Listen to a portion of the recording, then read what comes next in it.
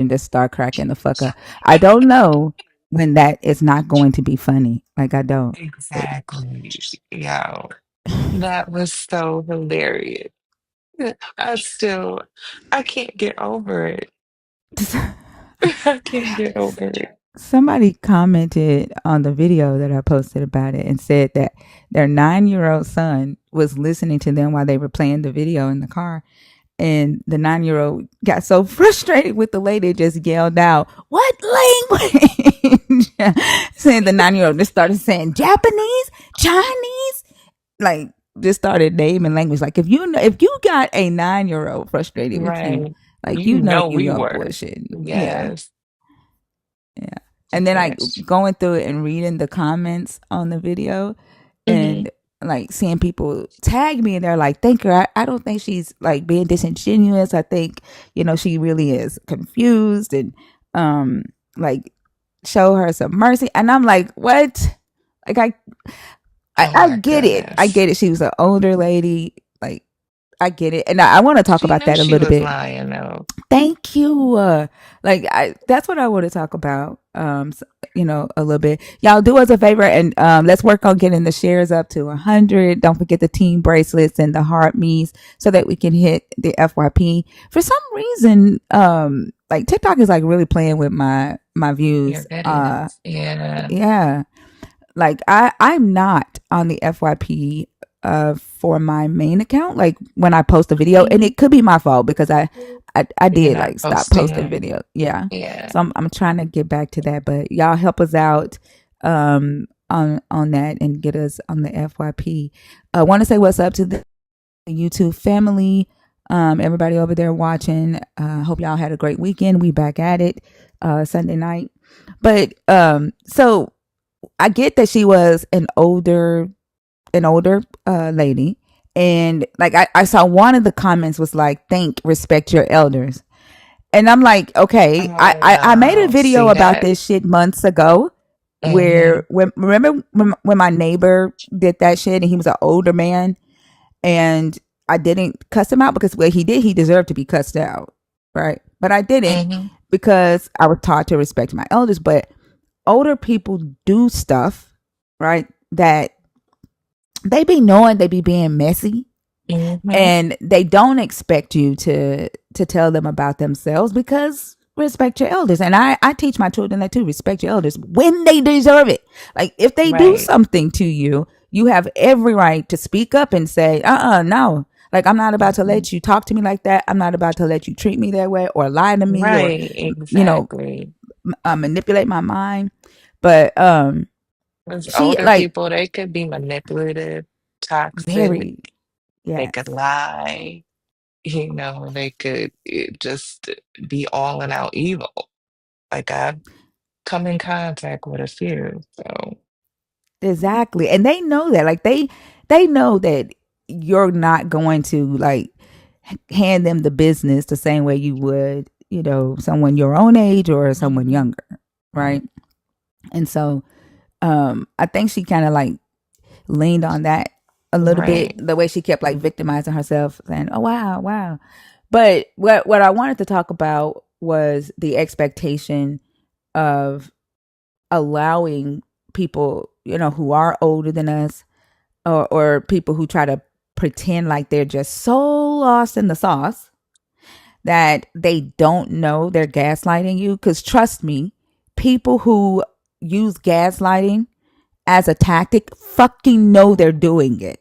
They Yep. may not know it's called gaslighting, but they freaking know They know that exactly they are what gaslighting you. they're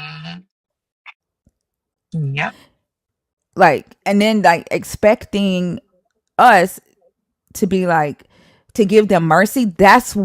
what the topic of gaslighting is designed to do. Yep. It's designed to make you think that you are crazy, right? You Hmm. start questioning your sanity Yep. and then victimizing you start feeling like you're Like the a one good who's victim. Yep. yeah. Yep. Do That's something what they wrong do. to someone and then they know they did wrong. They won't apologize for it and then walk around acting as if you're the one that did something wrong. Right. and they treat you as such. Yeah. Yeah. And then like crossing boundaries. Hmm. Like they act like that your either your boundaries are harming them, or they didn't hear it, or they don't understand the boundaries. Right. Yeah, it's like, Some don't understand boundaries. I mean, I'm talking about like they don't understand the words that you're saying. Like they don't they try to act like words don't mean words when it comes to boundaries. You know what I'm Hmm. saying? Like Right. they play dumb with it.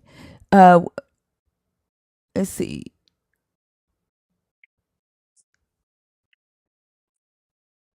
Oh, yeah.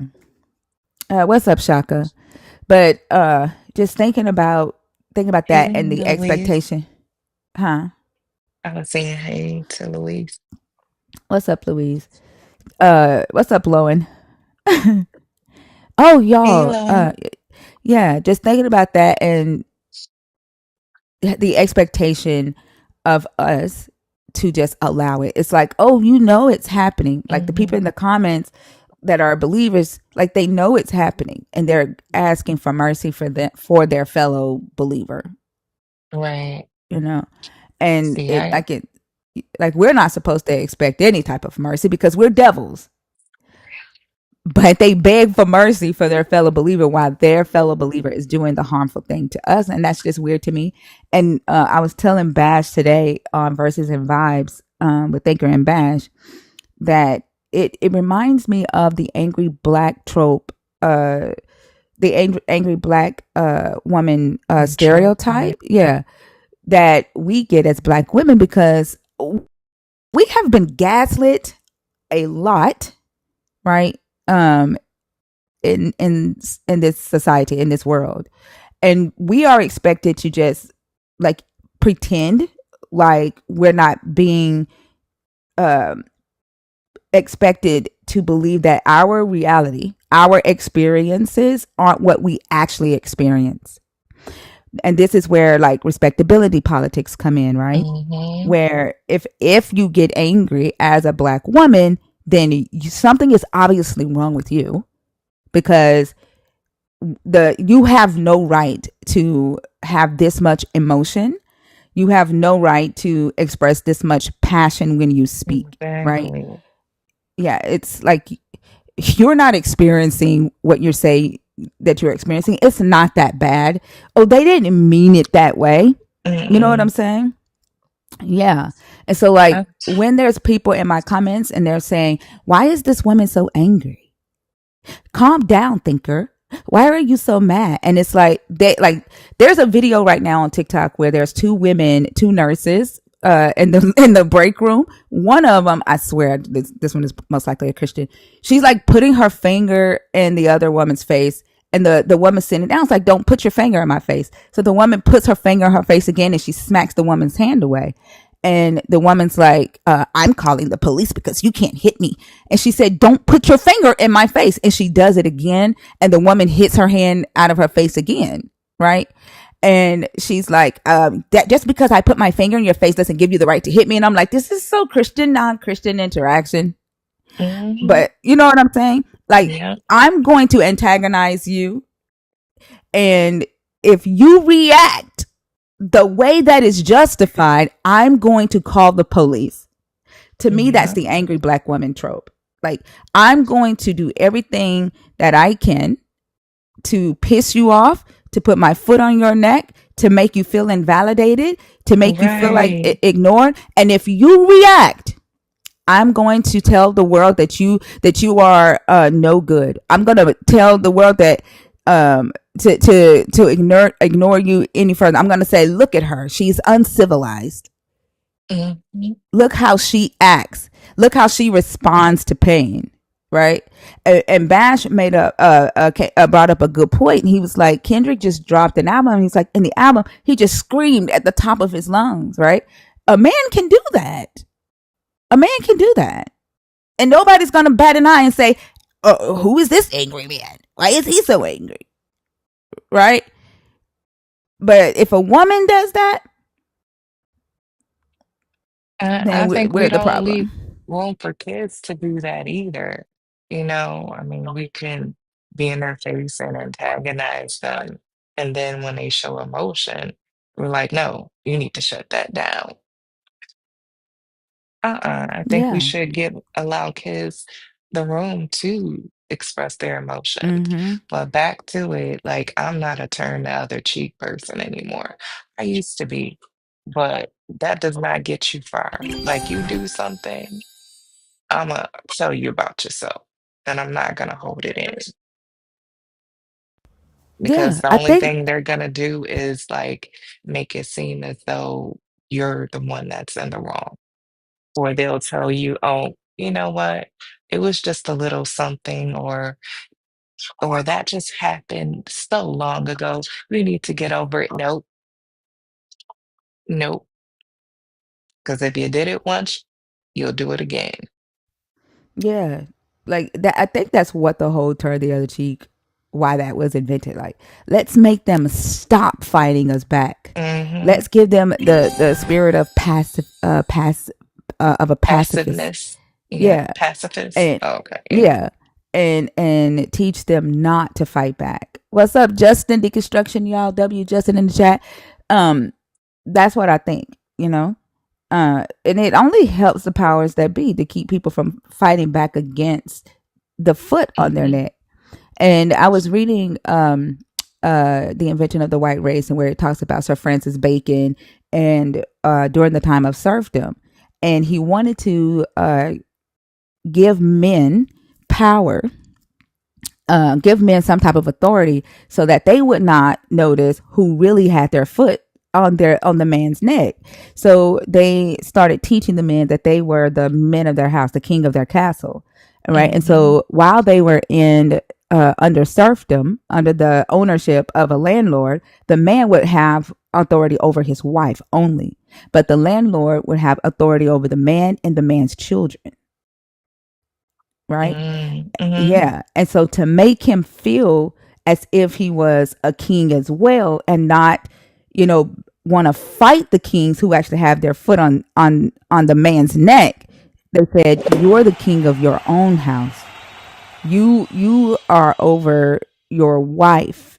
We'll give you authority over the wife, but we will keep authority over your kids." And so when the man had wanted to like marry off his daughter, he had to get permission from the landlord. And if the landlord said no, then the man couldn't give his daughter permission to get married. So he still, right, was under some other human man's authority, but he never paid attention to it because he had somebody else to be down.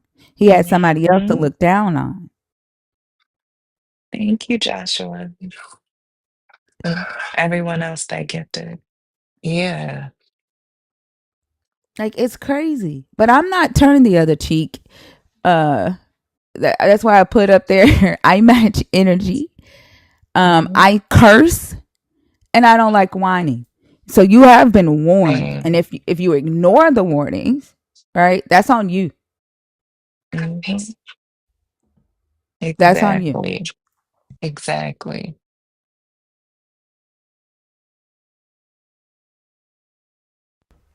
I agree. Huh? I said I agree. Yeah. I'm matching Like, energy as well. exactly. And then crying about it 365 days, 24/7, 7 days a week. I'm matching energy. all day, every day.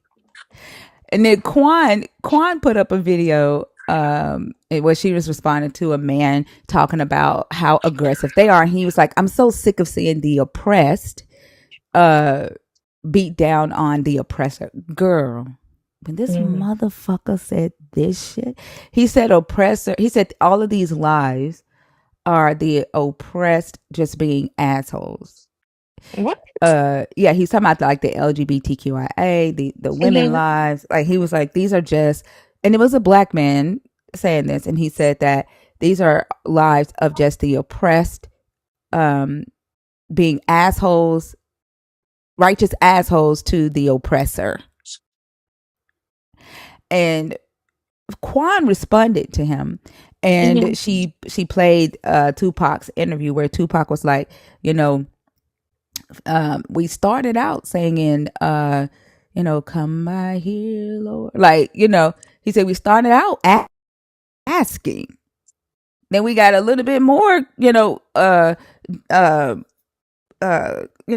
demanding. Mhm. He said, then it's like y'all. He's like, then y'all still not hearing us. Like we asked. He said, for 10 years Right. we asked, right? Then we got a little bit more demanding. He said, y'all still didn't hear it. He said, now we coming through the door. You want to call me rude? Busting through. Okay, for Mm. 10 years I was a pacifist. For 10 years, Mhm. I was gracious. I offered peace, but you Exactly. took advantage of that. And I think Yeah. when you see the women and LGBTQIA, when you see immigrants, when you see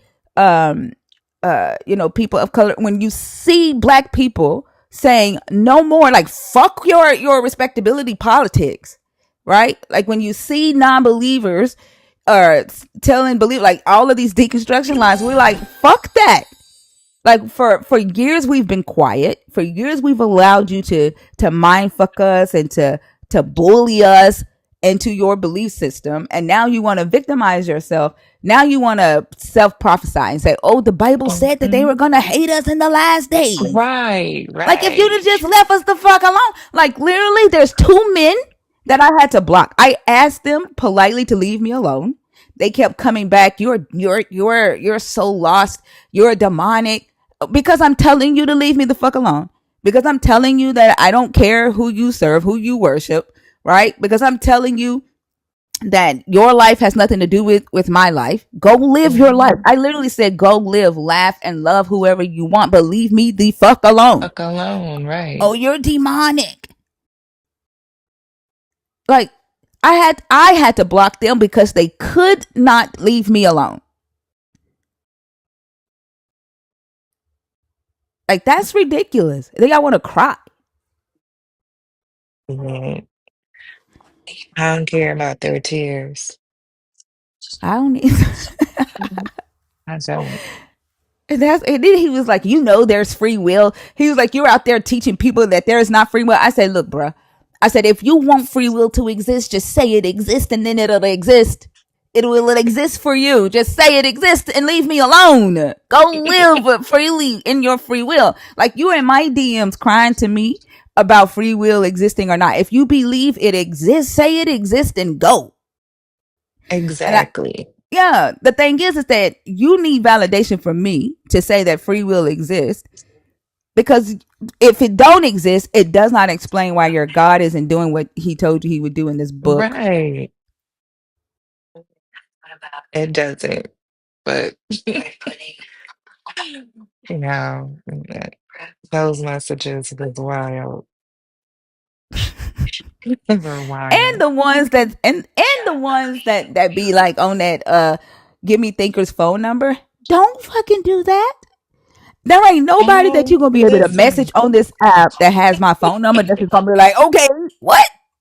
Don't do that. That's not gonna happen. Listen, not at all. So, I mean, don't even get into my DMs and ask me for shit. I'm gonna leave you on red. Like that's crazy. Don't do that. I was like, whoa. You can't like this person didn't even come to me and ask me for my phone Right. number. You gonna go to somebody else and be like, hey, what's think a phone number? Phone What? number, right? And I'm just supposed to give it to you. Like you really just thought I was just gonna give it to you. And if I find out that you got my phone number from some other means or from somebody else, what makes you think I'm gonna be like, oh cool, what's up, dog? Mm-mm. No, I'm not. I'm gonna report you as spam and block you. Exactly. That is straight crossing boundaries. And then today, like my daughter, like y'all, she cooked turnip greens today. Today, I told y'all like it's her first boyfriend. Like they had a friendsgiving It's her first time Oh, like going around the people. She cooked turnip greens fresh, like from scratch today. Did a good mhm, job. But she was at the grocery store and mhm.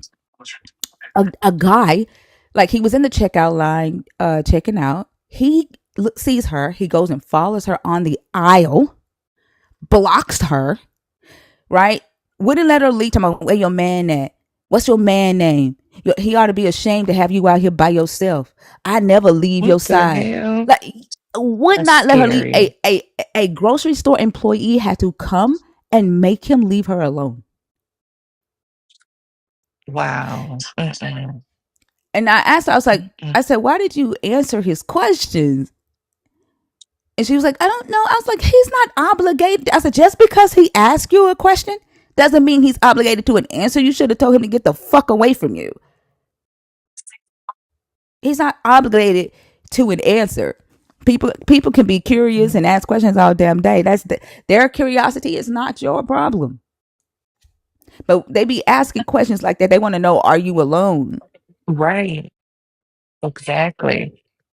That's why you never give them, like you say, you never answer questions because you don't know. They could have ulterior motives other than just asking you out. Exactly. If anything, I told her, I said, if anything, I would have said, my man is sitting in the car waiting on me to come out. Hmm. That's what I would have said. But anything else, he didn't deserve an answer for shit. And then, like, not respecting her boundary, like getting up in her face, he Oh, grabbed her hell no. arm. What?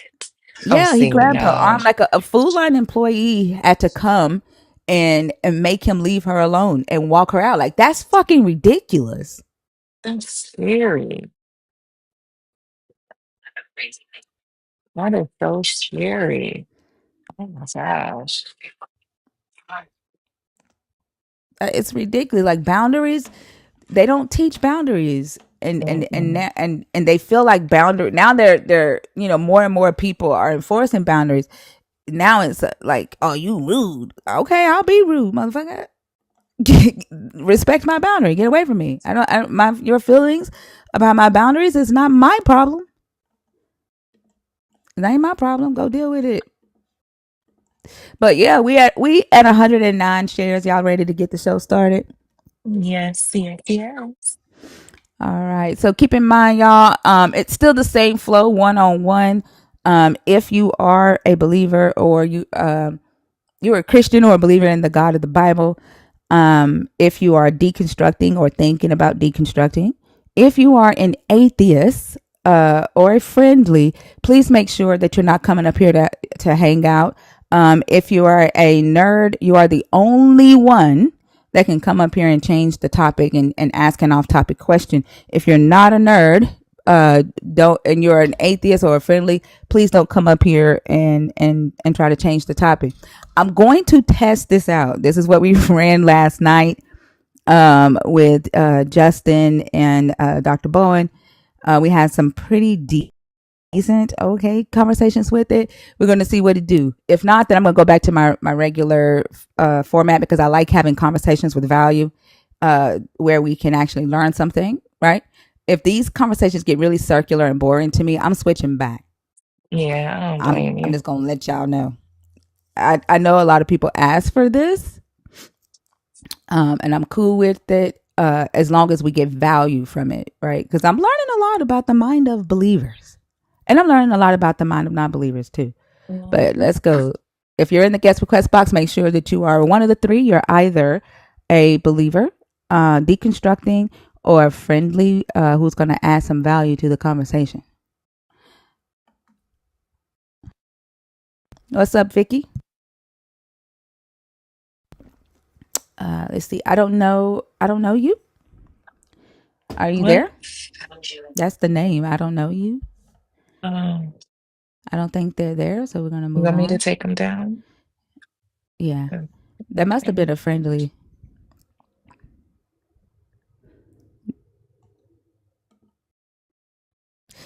See, there were several people in the box. They probably all got out once I once I gave the instructions for tonight. I see three on my end. How many do you see right now? Let me check. I see three as well. Jesse Marino. Something. I don't know what Quiet that Storm? was. Quiet Storm? I don't know. This is the second one that's not connected. Are they connecting on your end? Oh, there you go. There Quiet you go. Storm?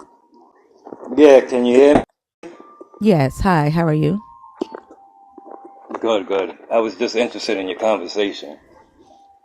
I'm not That's an actual believer, but I do believe in the higher power, though. okay. What higher power do you believe in? Is it the God of the Bible? No, there is a higher being there, because we're actually here. But explain in the Bible, it just doesn't make sense to me, especially when a person that doesn't believe does more good than an actual person that does. That's kind of confusing for me. You Okay, so are you deconstructing from understand? Christianity right now? I've never been constructed with Christianity, to be quite honest. I mean, I tried it for a couple of years actually, but I never Okay, felt what people were feeling in there. okay. Give me just. Did you hear Um, the? Did you hear the rules before you hit request?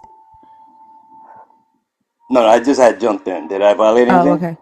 No, no, no. It's okay. So, the conversations are for Christians, or believers in the God of the Bible, for people who are deconstructing away from Christianity, or non-believers or atheists who have deconstructed away from Christianity that wants to add value to one of the topics on the board. I get it. I'll listen. Okay, so I'm gonna move you back down to the comments. Okay. That's fine. All right. Thank you for coming up. Have a good night. All right, guys, if you're in the guest request box, please make sure that you fit one of the three categories when you come on stage. This isn't one of those lives where you can just hang out on stage and then just add your perspective when you find something, you know, to add. So I don't want anybody to feel like we're just trying to kick you off stage, but that is the rule. That's how this live is ran. Jesse Moreno, how are you? I'm great. It's a beautiful night. How are you doing? I'm good. Are you a Christian or a believer in the God of the Bible, deconstructing, or an atheist? Yes, I am a believer in in the God of the Bible, but for me, it's the Torah. Um, So you're Jewish. yes. Okay. Which topic did you want to discuss?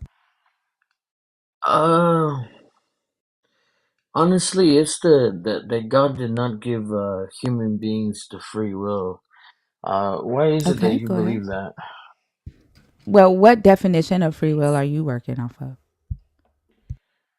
So, to us is the freedom of choice, right? So, one of the things that my rabbi tells us, and also other, big rabbis talk about, they say that the only free choice you have the only thing that you have of free will is your choice, right? Because there is certain things, so you don't have absolute free will, but you do have free will. So that's why I wanted to ask, what did you mean by free will? So, free will, right? The actual definition of free will is the ability to act without the constraint of necessity or fate. Like you're not making your choices based on a necessity or an expected fate, right? That would be free will. Other than that, like there's no like if free will is choice, then choice shouldn't be in the definition of free will, right? Does that Uh, make sense? Not really. Try to So try like to if give I me a say if better I say example. what is the definition of door, right? Okay. I wouldn't say a door is a door that closes and opens space to a room, right? The word door wouldn't be in the definition of door. And so like choice is actually in the definition of free will. So it can't Okay. actually be free will can't be choice, but I know like believers when they say free will, I think you all just really mean choice. Okay.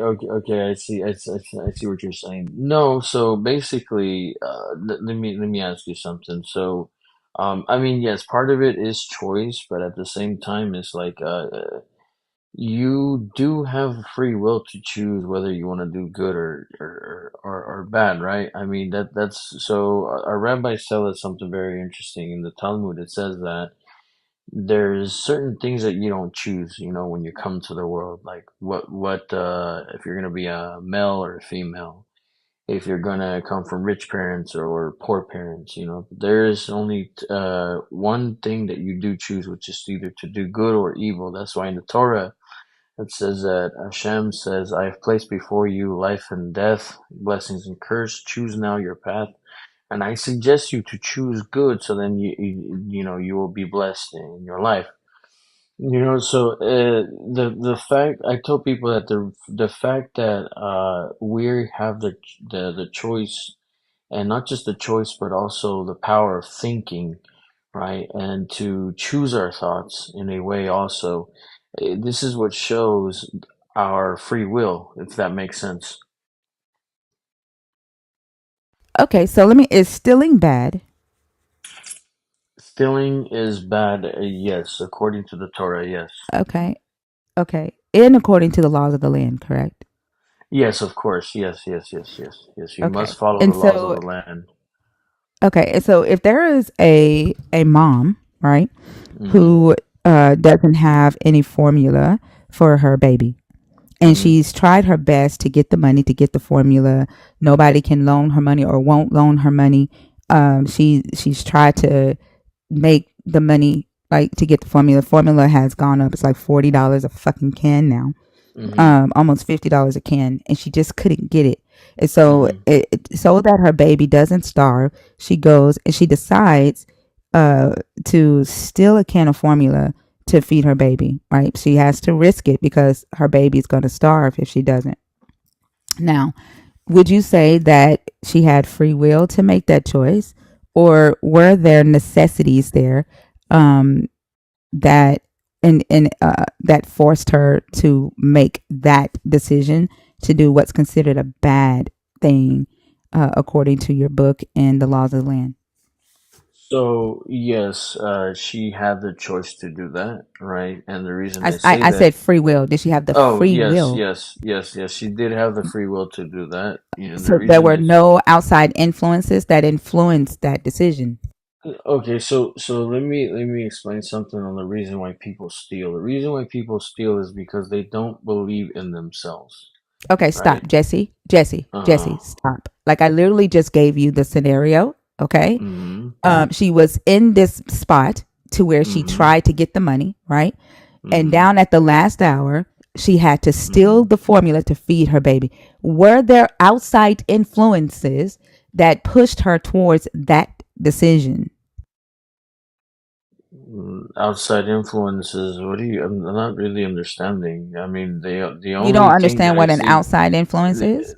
Well, I mean, are you saying the government, like, because you I'm gonna can't? I'm gonna give you the I'm gonna give you the scenario again, and if you can Okay, like listen really carefully, right? okay. So there is a mother, right, with Mm-hmm. a newborn baby. Mm-hmm. She has tried to get the money to buy a can of formula, right, for her baby. The formula is $40.99. She's asked to borrow. No one can or will loan her the money. Okay. She's tried to make the money, but she was unable to do so. And down at the last minute, she was forced, right, to steal a can of milk so that her baby doesn't continue to go hungry. Okay, Were there so outside influences that influenced that decision, that choice to do the bad thing that your book and the laws of the land say is bad? I guess the reason why I don't really understand the question is because I don't see your point of view. In Judaism, we believe in something called emunah, which means, having faith in God. That one way or another, God is going to provide. Okay, And stop. Okay, so Jesse, like Jesse, what I don't want, I don't like to be gaslit. Okay, I don't. Um I'm not because gaslighting. literally in this book, there's a lot of Mm-hmm. stealing going on. Mm-hmm. Okay. So, like, we can get into that if you want to, or we can You can have go a ahead. very honest, nope, we can have a very honest conversation. You are lying when you say you don't understand where I'm coming from. And then if you sit there and try to say that because you're Jewish, your God answers all of your prayers and you're never in a moment of need, you would be lying. Because one of my great friends is a rabbi, right? Mm-hmm. Who literally says that she had to be a dancer, right? Um, you know, to feed her kids. She had to work in the strip clubs to feed her kids. So if you literally sit there and try to tell me that your God just drops cans of milk and into a woman's lap when she needs to feed her baby because she doesn't have the money, you would be lying and you would be being dishonest for no No, reason at all. how am I lying? If the Torah even says God gives you the power to create wealth. So, I mean, why do you think we have wealth? Who has wealth? Mostly all the Jews have wealth. Are you? I don't think you're Jewish because a Jewish person wouldn't get up here and say that shit because they would No, say we that Exactly. that is no we Right. anti-Semitic. Your no, ass It ain't it's not is. Jewish. Get anti-Semitic. the How is fuck it off my stage. anti-Semitic? You're not Jewish. No, he You're being isn't. How am I not And I'm anti-Semitic. about Get the to how am fuck I block off being my his stage. ass. Your anti-Semitic ass. I was very anti. Mm-mm. I blocked his ass.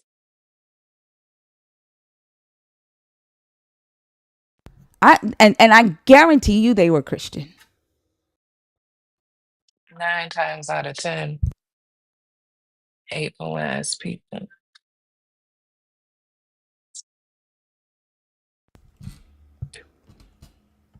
That shit's crazy. Why it's got to be the first caller tonight? Why it's got to be the first? Y'all not gonna let me just chill? I think y'all like me. Y'all like me cursing. I just be wanting to chill and have conversations. God Like, damn it. what the It's too fucking hell? early. It's too early. Okay. Uh-uh. Uh, I can't. Like, what? Okay. All right. Hey, what's up, Nelly now? Hey, Hey, Nelly now. hey, ladies. How you How you doing? doing? I'm good. I'm good. I'm good.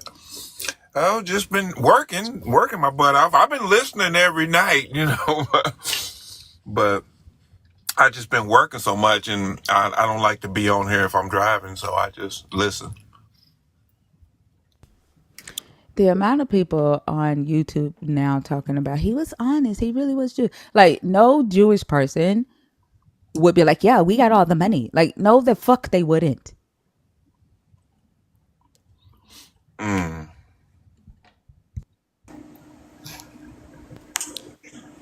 Hello, Christopher. How are you? I'm doing well. How are you? I'm good. Are you a Christian or a believer in the God of the Bible? Are you deconstructing or are you an atheist? I am a believer of the Bible. All right, thank you. And which topic did you want to discuss? Um, let's continue with free will. All right, give me just a second. If you're trying to understand my point, the best thing to do is to sit there and listen, right? Hmm. That's why you're here, Listen to understand. right? Yeah. Uh,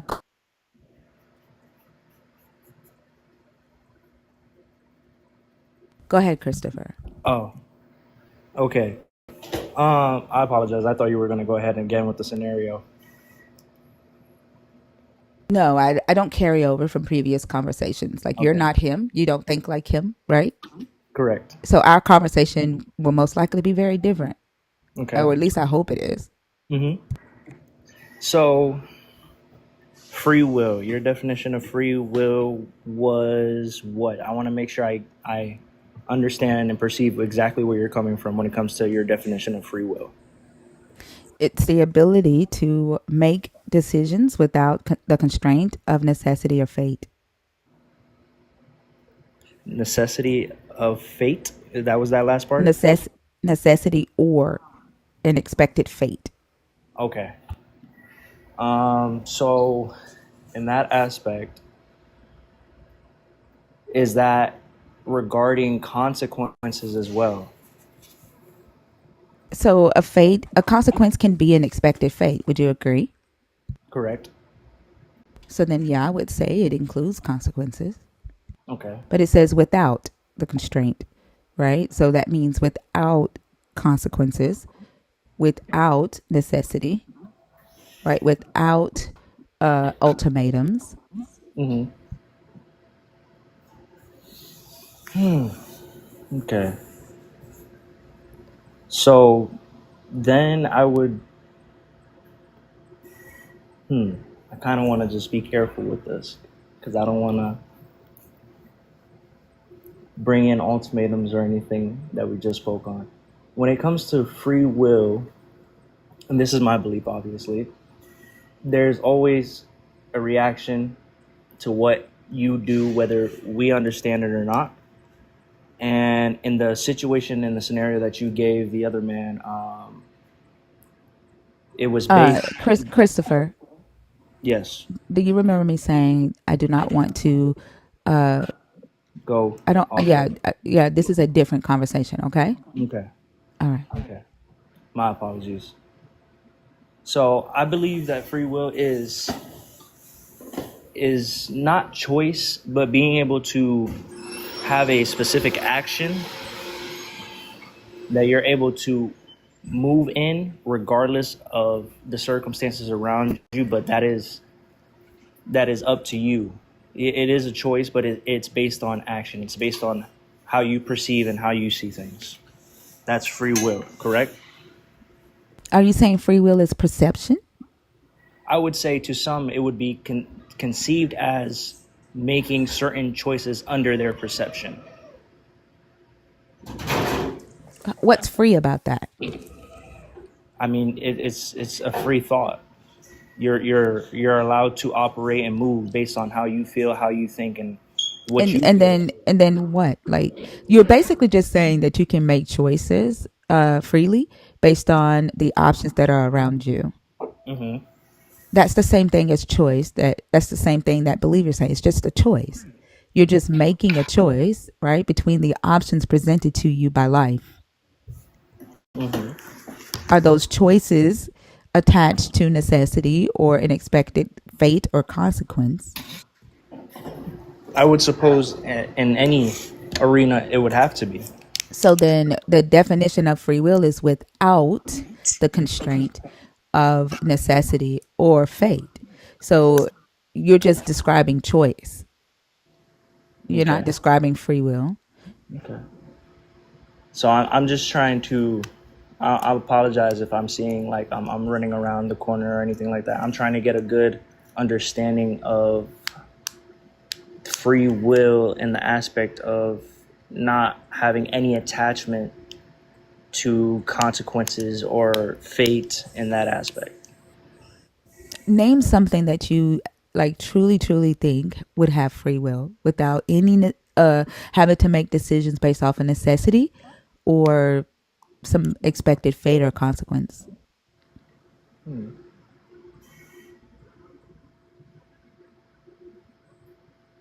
That's a very good question. Well, you know what? At the moment, I am caught up for time. I do appreciate you allowing me to be up here, but I would have to have more time in order to keep this engaged. So I apologize if I did waste a little bit of your time as well. It's okay, Christopher. I hope you have a At good least night. he's honest.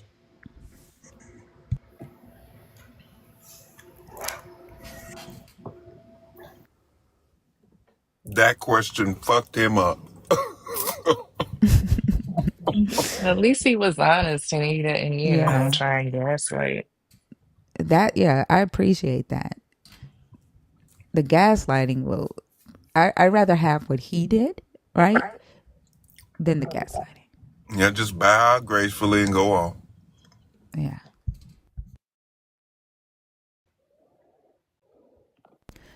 Meg. Hello, Meg. All right, they're not there.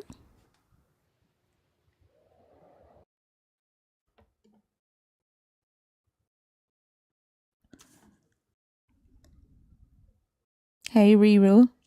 Your name is such a tongue twister for me. Like, uh, I'm not a tongue twister, but like my lips won't say it right. Riru. I have to say it slowly. What's up, Riru? Hey, librarian. How are you? Hi, how are you? I'm doing good. How are you guys?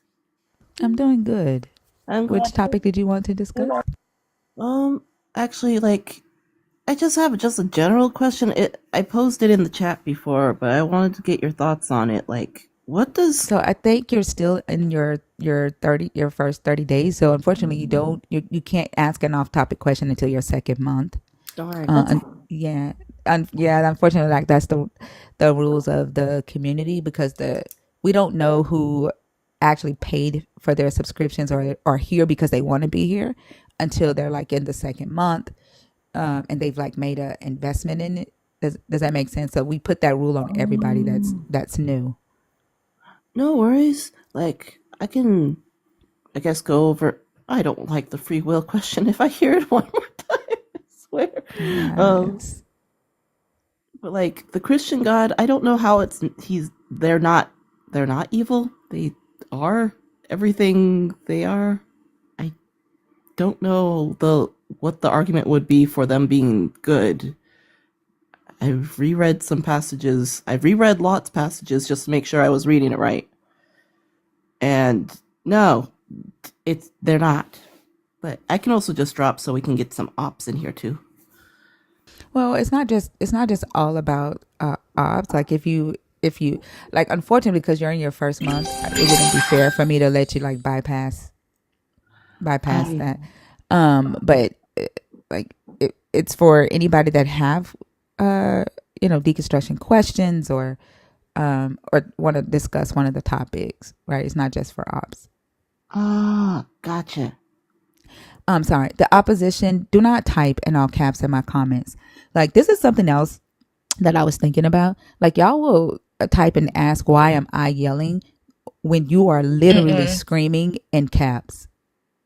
Look, you see, This is okay, the ho. person that had made that listen, they had made that video about What us video? not too long ago. Oh, this is the I'll get it demon, for you. the dominatrix demon person. No, What? somebody Who made a else. video about us? Hold on. Let me see if I can get it. Wait, somebody else made a video about us? What? Oh my! You have way more patience than I do. Thank you for Oh, it's this. okay. I know that I know why they're mad. They don't bother me like that. Like literally their anger lets me know that I'm doing something right. Like them Yeah. coming like this person named herself the opposition. That's about me, right? She came in here typing in all caps. That's about me too. And then she called me a hoe. That's about her. Like all of this is because I'm in her head. Like the fact that she created a TikTok account and named it, like it's influenced by me, tells me that I have influence. Like she just screaming from the rooftops that she thinks about Thinker 24/7. Yeah, she's a fan. Definitely big fan. Like, oh, but yeah, before I drop, I just want to say thank you again. This space helps me a lot as I'm still deconstructing, and it's got me thinking about a lot of stuff. But also, why are they so obsessed with the free will question? Sorry. I don't know. I don't know. I think it's because they need like they need the free will to exist because it explains the absence of their God, right? All this power that their God is supposed to have, right? It if they didn't have free will, then it just would mean that the God isn't real to them. So free will is the scapegoat for their God not doing the things that he did in this book, right? For the failures of the God, the failed prophecies, the evil things in this book. It's a way to separate the God from what they themselves would call immoral, from a human perspective, so they can put the blame on the human and not on their concept of the God, and they can keep the God holy and good. That's what free will does for them, and that's why they need it to exist. And you better So not that try to take it away. So that's why they also go to the free will when you were asking that question about like why with that poor child and their hamster, like why would you put that's also religious trauma. They know that's going to like last for that child's whole life, right? Maybe they, I don't think the mom does know that. Like, right? Like, honestly, if I was still a Christian, I probably would have thought that was cute and, oh, they're learning, right? I wouldn't have thought that that was creating any type of disbelief, you know, in the child, or could possibly be a reason they choose to deconstruct, you know, at a later age when they become adults. So the mom in that situation, she probably doesn't know that because she isn't thinking on that wavelength. Yeah. Oh, there's so Which much like. Oh, sorry. I was gonna say, which is something that I think if you're going to be a believer of the God, I think that there is a responsibility to teach children about what happens. Like if they pray and something doesn't happen, they need to teach the children. Or, you know, I figure like what they're going to say to these kids because they're literally Santa Clausing them, right? Mm-hmm. And that they don't think they are. But I think it's their responsibility to have these conversations with these children who take this stuff very, very, very seriously at their age. And we hear a lot of non-believers who are deconstructing who have stories like the young man with the hamster and Mm-hmm. say that they were up in the middle of the night begging God, right, and nothing happened. And these parents laugh and think that it's funny that these children are begging God, and they think it's cute because the child is doing something that an adult would do. I think it's also a signifier that a lot of parents don't, or a lot of adults don't realize that children suffer or have the ability to suffer just like an adult from the Yeah. day that they're born. And it physiologically changes their minds as like specific traumas do that, and like they'll have down the line years down the line they'll like look back and go like, oh, that's the root of why this causes me so much anxiety, or why this like triggers me so much. Like I get annoyed with the word trigger because like the first time I encountered it was with a therapist to help me understand like why certain things like set me off, or like why I can't handle certain smells even. And like it gets down that deep into your physiology. And I guess like when parents see kids, like when they put them through situations within this religion, like I remember being told so often that you're born of sin, you're born of sin, you're worthless from the time you're born, and that the only way like you could ever have any worth is if you do X, Y, and Z. And so I did X, Y, and Z, but it never made me feel worthy of anything. I just still felt like crud. And they said that's because that's the devil in you. And I'm like, how did the devil get in me then? And it's just like then you realize that all that stuff was made up, and you went through that for like what 22 years, and that's messed up. Yeah, that whole the devil's in you, the Satan will rebuke you, you're a demon. That's it's mental abuse, and honestly, I think parents should be held responsible for the mental abuse they cause their kids. Give me just a second. Like, Lala, Yes. hey, if I read this to you, can you tell me if this is coherent? Like, if this makes sense? Okay. Okay. Y'all don't know shit, then you think you do. Do I need to say it again? Want me to say it again? No, it, it doesn't make Y'all, sense. y'all don't know Don't know. shit, then you think you do. Thank you, dude. Y'all It don't know doesn't. shit, then you think you do. Writing Y'all and don't know shit, then you think you do. What? You have to say it 5 times real fast to get it. Let's see. Y'all don't know shit, then you think you do. Y'all don't know shit, then you think you do. Nope. Still, it's still no, no. Why? Who said that? Somebody named Compose Traders. What in the shit? Yeah. Like he also came in here and said that we are disrespecting our ancestors because we don't believe what our ancestors believe. Like for a belief Oh to be wow. passed down ancestrally, it's like saying that you and your ancestors have one brain and that you should be able to see things the same way that your ancestors see it. Or like you should be able to see things or perceive things the way that your mother sees it or the way that your father sees it. And there should never be any point of disagreement, right? Um, or varying opinions in the family. Like you should all be on one accord and everybody see, say, and do the same exact thing all the damn time. Yeah, no unique Robots. perspectives. Yeah.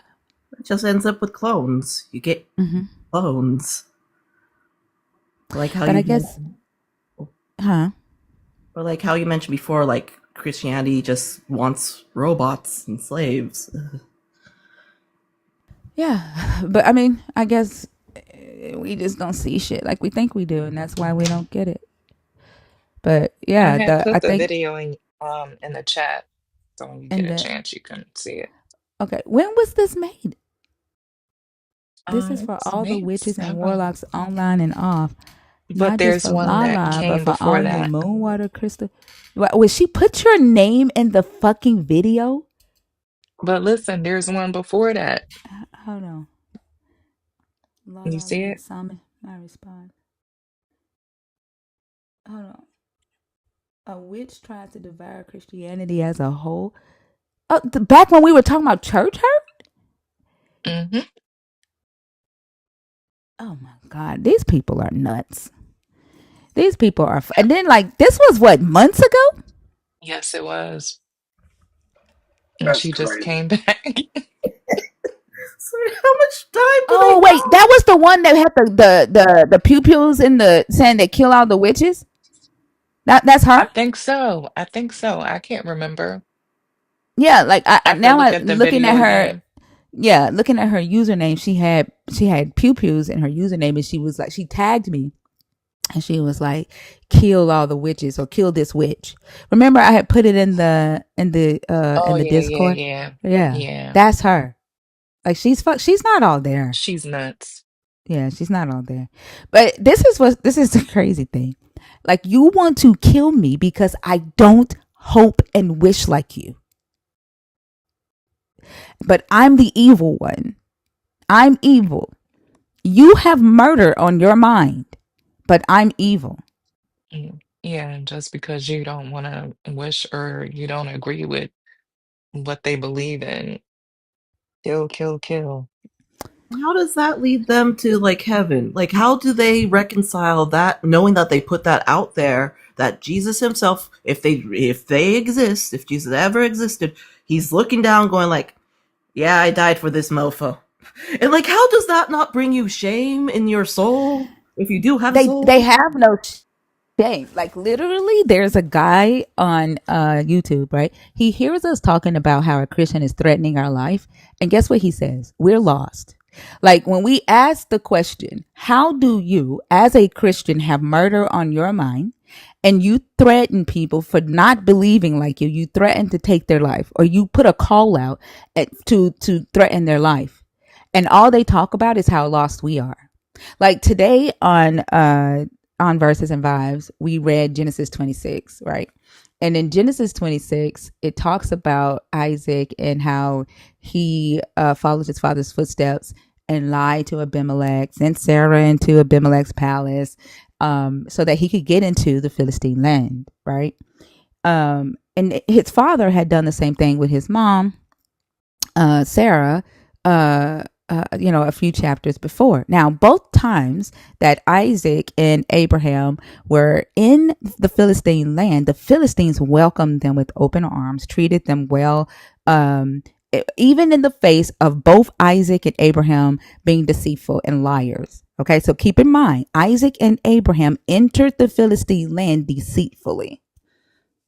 Put Abimelech and the Philistines in a bad position. right?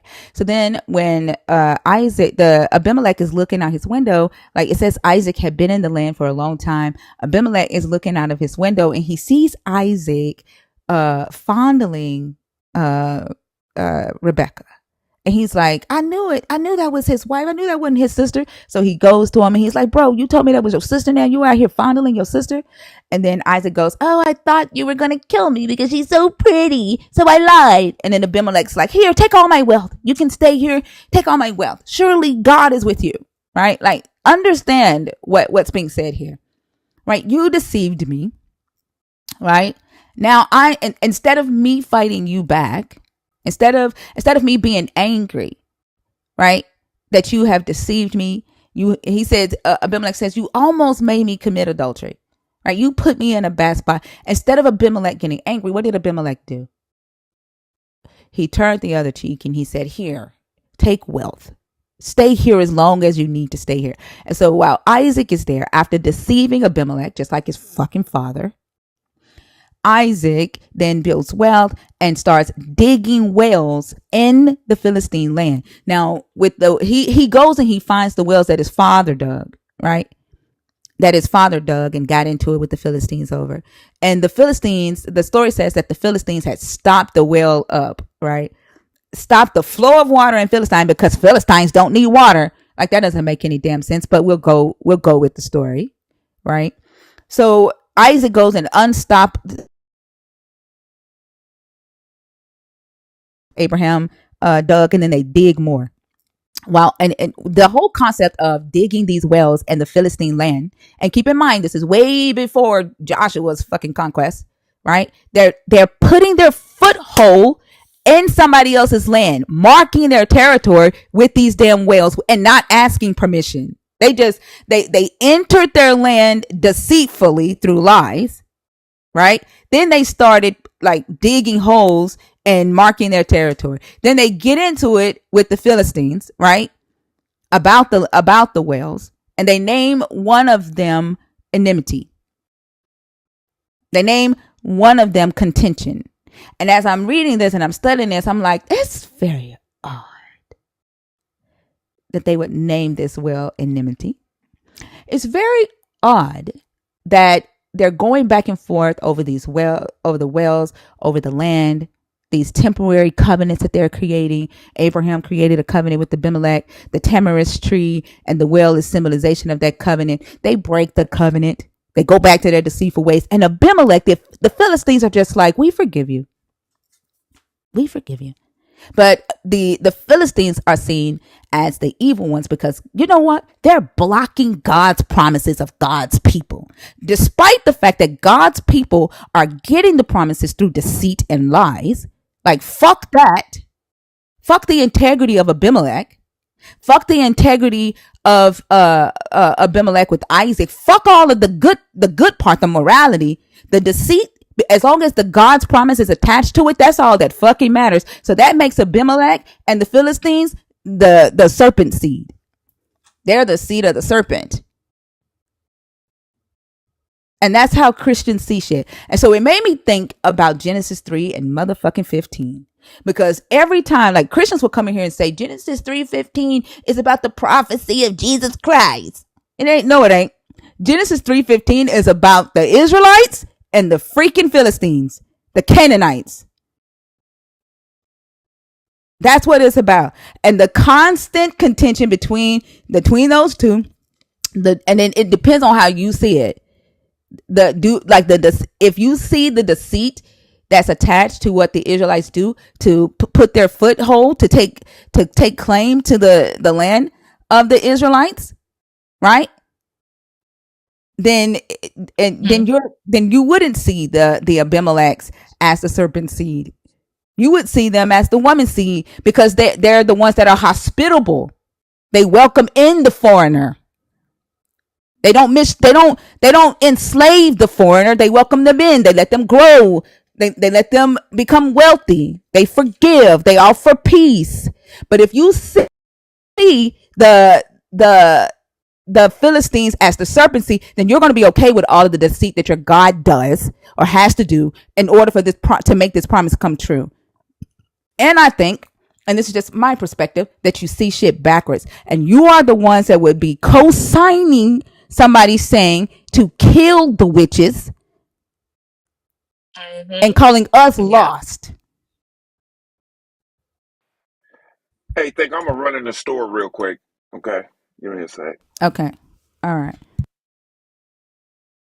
This is why I say the God is evil. Like you can't even see it. And then when that guy was like, "Oh, he winked at the incest of Abraham and Sarah," but he was pissed about the incest between Lot and their kids. Like, it's okay for Abraham and Sarah to do it. It's okay for Moses, for Amram and Jacob to do it, whatever his wife's name is. But anybody else better not do it. They're the devil. Even when you're nice, even when you're respectful, you are the devil if you don't worship this God. But you can be evil, you can be murderers, you can be rapists, essayers, thieves, greedy. But as long as you believe and worship this God, then you are holy. The definition, that's why y'all get up here and say, well, what do you call evil? How do you define evil? Because your God doesn't have a true definition of evil. Your God's definition of righteous is doing whatever he says, no matter if it's good or bad. And y'all can't see that.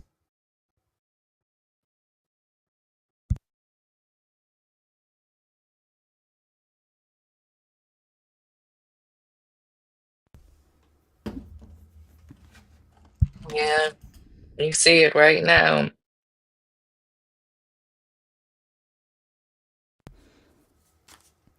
Did I just give the definition of holy, Pretend Lala? they haven't even read anything. No, they don't fucking listen. Somebody on YouTube said, that's not the definition of holy. Where the fuck did I say holy means? Did I say anything like that?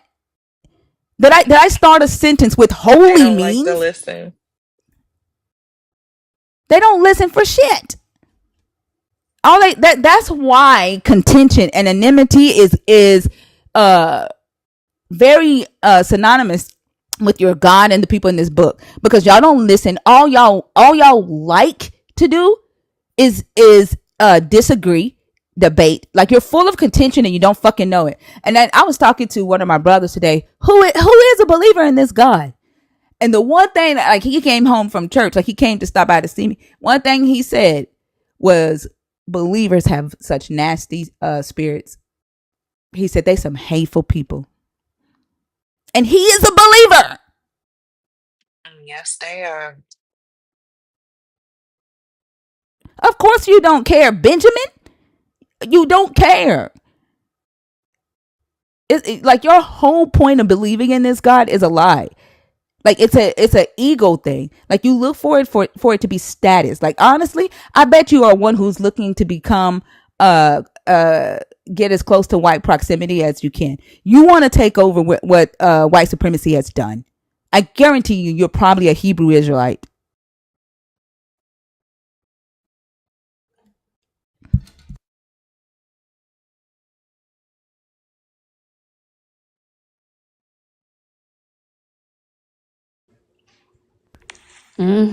Oh, let me mute. No, it's okay. What's your name? How do I say your name? You can say Des. I did not know y'all invited me up. I was like, Look, the first thing she said was, mm-hmm. Hey, how are you? I'm good. I was picking at my fingernails, just agreeing, man. I've been Hat Thinker. I've been following you for a while, but it's so hard to get on your panels. I'm actually shocked I'm on here. Wow, I feel honored. Well, thank you. I'm happy to have you here. Thank you. I just got done arguing with Christians, and I just don't understand. My whole argument was I was raised in the Kojic church. They Ooh, still girl, don't me believe. too.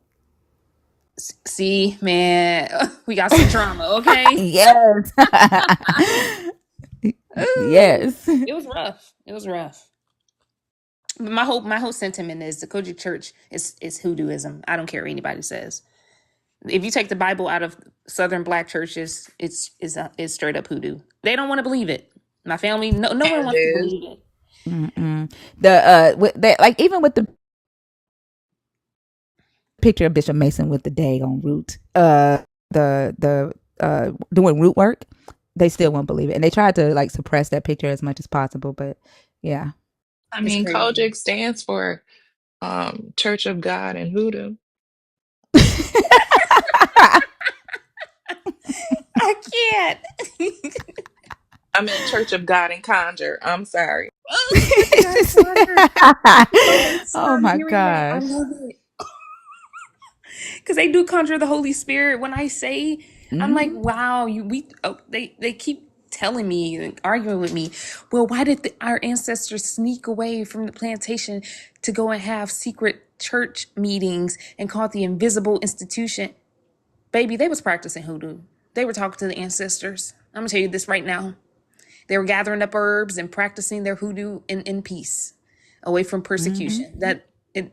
If you take the Bible out of, I'm telling you, Kojic is like the number one. That's where hoodooism is like.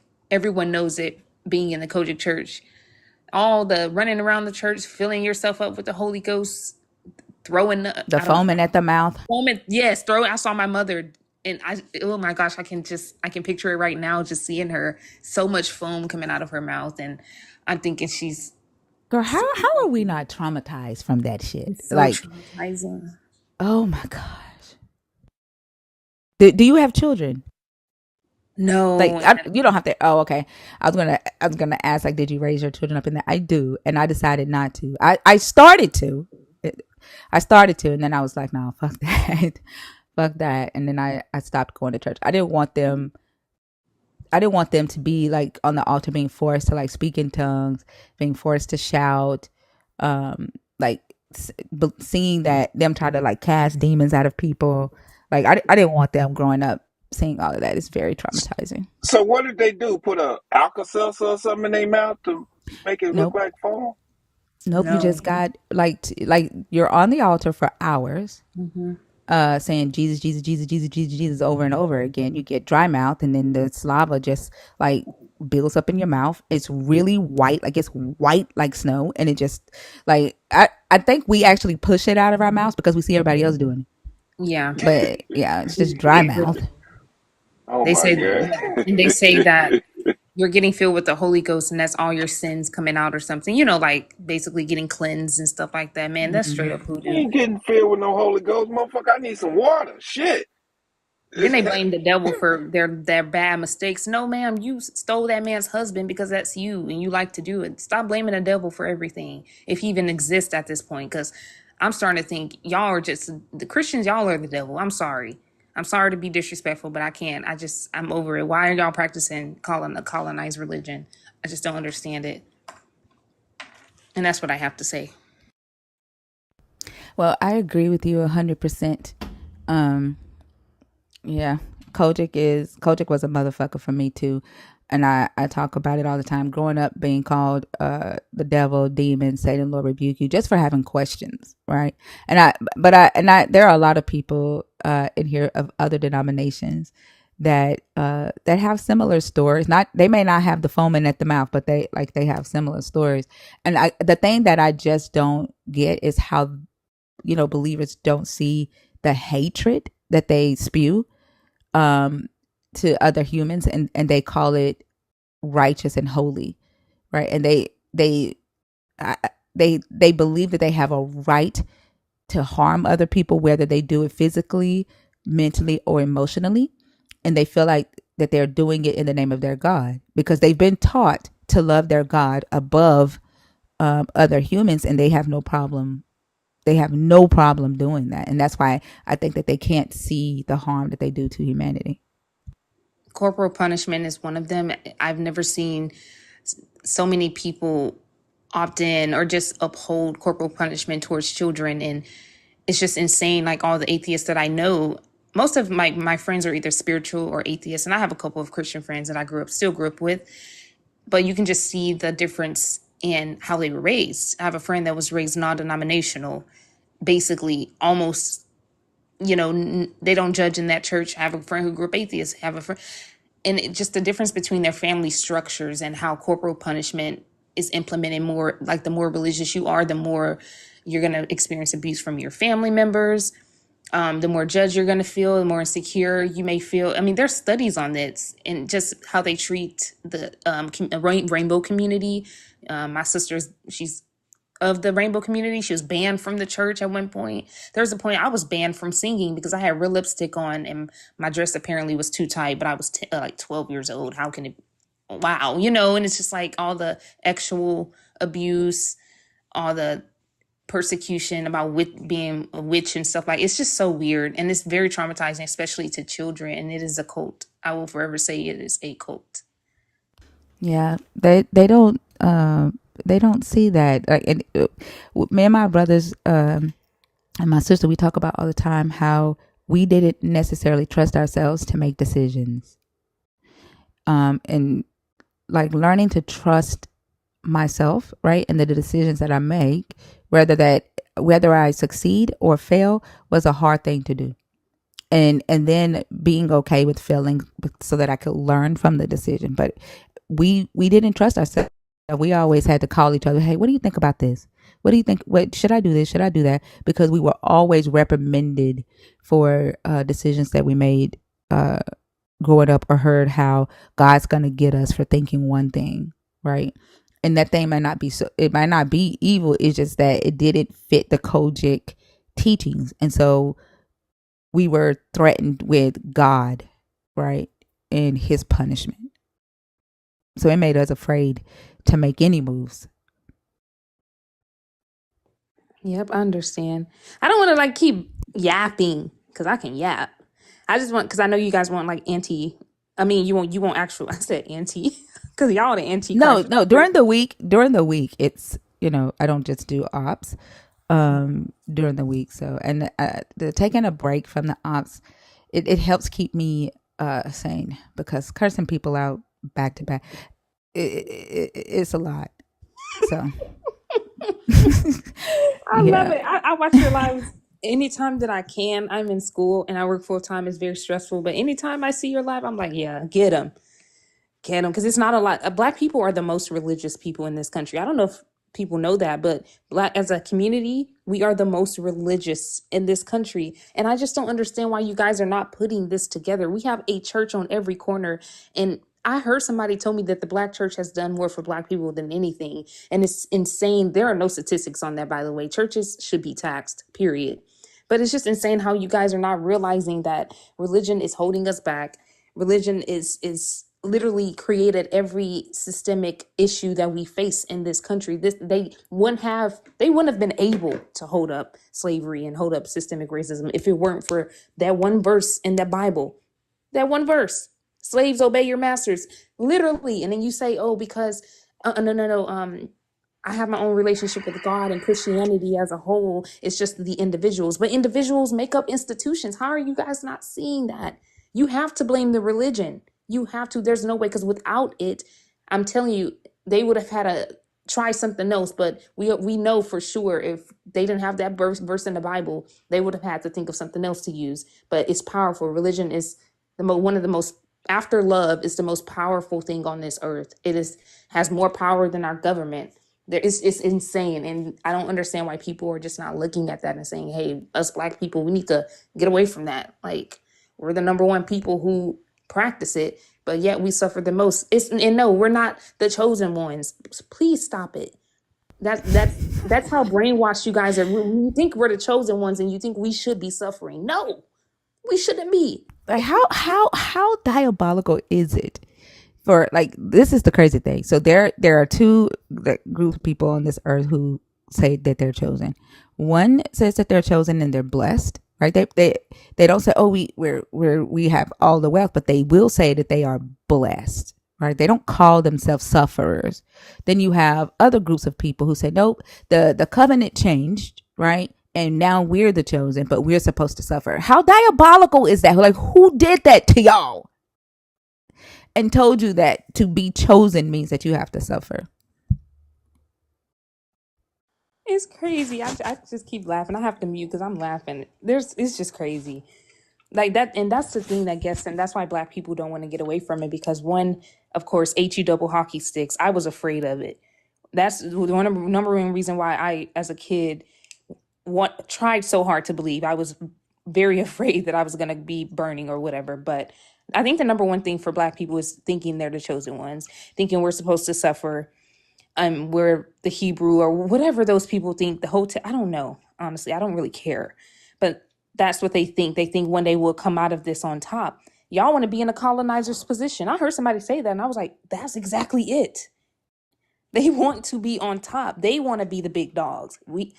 And it's just a And they repetitive. think they're going to do it with the same God that put them on the bottom. How are they going to, how are they going to get on top with the same God that put them on the bottom? Like that shit don't make no sense. They said the head Uno would be the reverse. tail. They said the head would be the tail in the Bible. That's crazy, man. I'm done talking though. I'm just gonna listen because I can go on and on. The head's not gonna Well, be the tail. well, I definitely thank you for coming up. I only allow one person on stage at a time. I enjoyed the conversation. I'm gonna move you back down to the comments so I can bring up another guest. Okay. Okay, thank you. Thank you. Have a good night. You're so welcome. Thank you. You too. It's refreshing to see more and more people in our community come out and be like, "Yep, I've been thinking about this for a long time." Mm-hmm. The more Yeah, I see it, I get that just makes my heart happy. Yeah.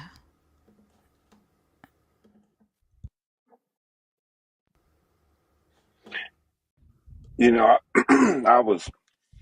I had been having few conversations with different believers here in the last couple of weeks, and I think I've came really to the conclusion that um, I think the main driver for this religion is the fear of death. I just because it just seems like to me this afterlife that I was told about at a young age. I think to me it's coming to me as the fear of death. I think we fear death. So the afterlife is a promise that that we're the same life that we know today, or the same feeling that we know today. Seeing your mom, your dad, and everybody again, and people that you lost. This afterlife is going to fix all of that. So it takes away a lot of the fear of death. Now, I'm almost to the conclusion that I believe that's the reason why they came up with this story. I think man feared death more than anything, and created this as a comfort. I would say the Mesopotamian mythologies where a lot of them do talk about why humans have to die, and they have that quest for eternal life aspect of their mythologies, and then the Hebrews just kind of mimic that when they wrote their stories. So I will definitely say that the question of why do we die as humans is a part of it. I don't know necessarily like the fear of it if it was widespread, but definitely why. And Right. the hurt that we feel when loved ones leave us, right? The Epic of Gilgamesh, when Enkidu dies, uh, his main question is, why do I have to hurt like this and bury a friend, right? Like, why did you make me feel this hurt? And then he starts out on the mission to find the tree, the plant that would give eternal life, because he didn't want to have to bury anybody else or lose anybody else. So the Epic of Gilgamesh is focused more so on the hurt that you feel when a loved one leaves. Right. Yeah, I get that a lot. I mean, I've even had them, tell me that, they believe exactly what I'm telling them, and they verified a lot of the stuff I've told them. But they, what about my soul? What about my soul? What's going to happen when I die? Where will I go? It's like,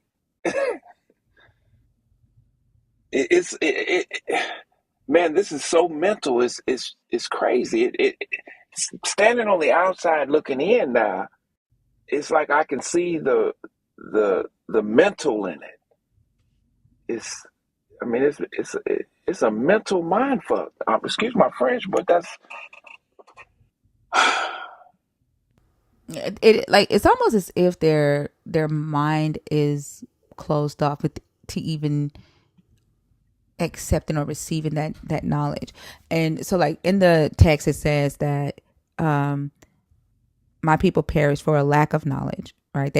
And then it says that people reject knowledge, right? And then um they see good as bad and bad as good. There is a rabbinic argument in the Talmud, in the Midrash, where it literally talks about what the power of the logos does and how it moves back and forth, up and down, and every which way, right? And it says that by the time the logos moves around, right, in all of these different ways, that it will have the human saying good is bad, right is wrong, up is down, right?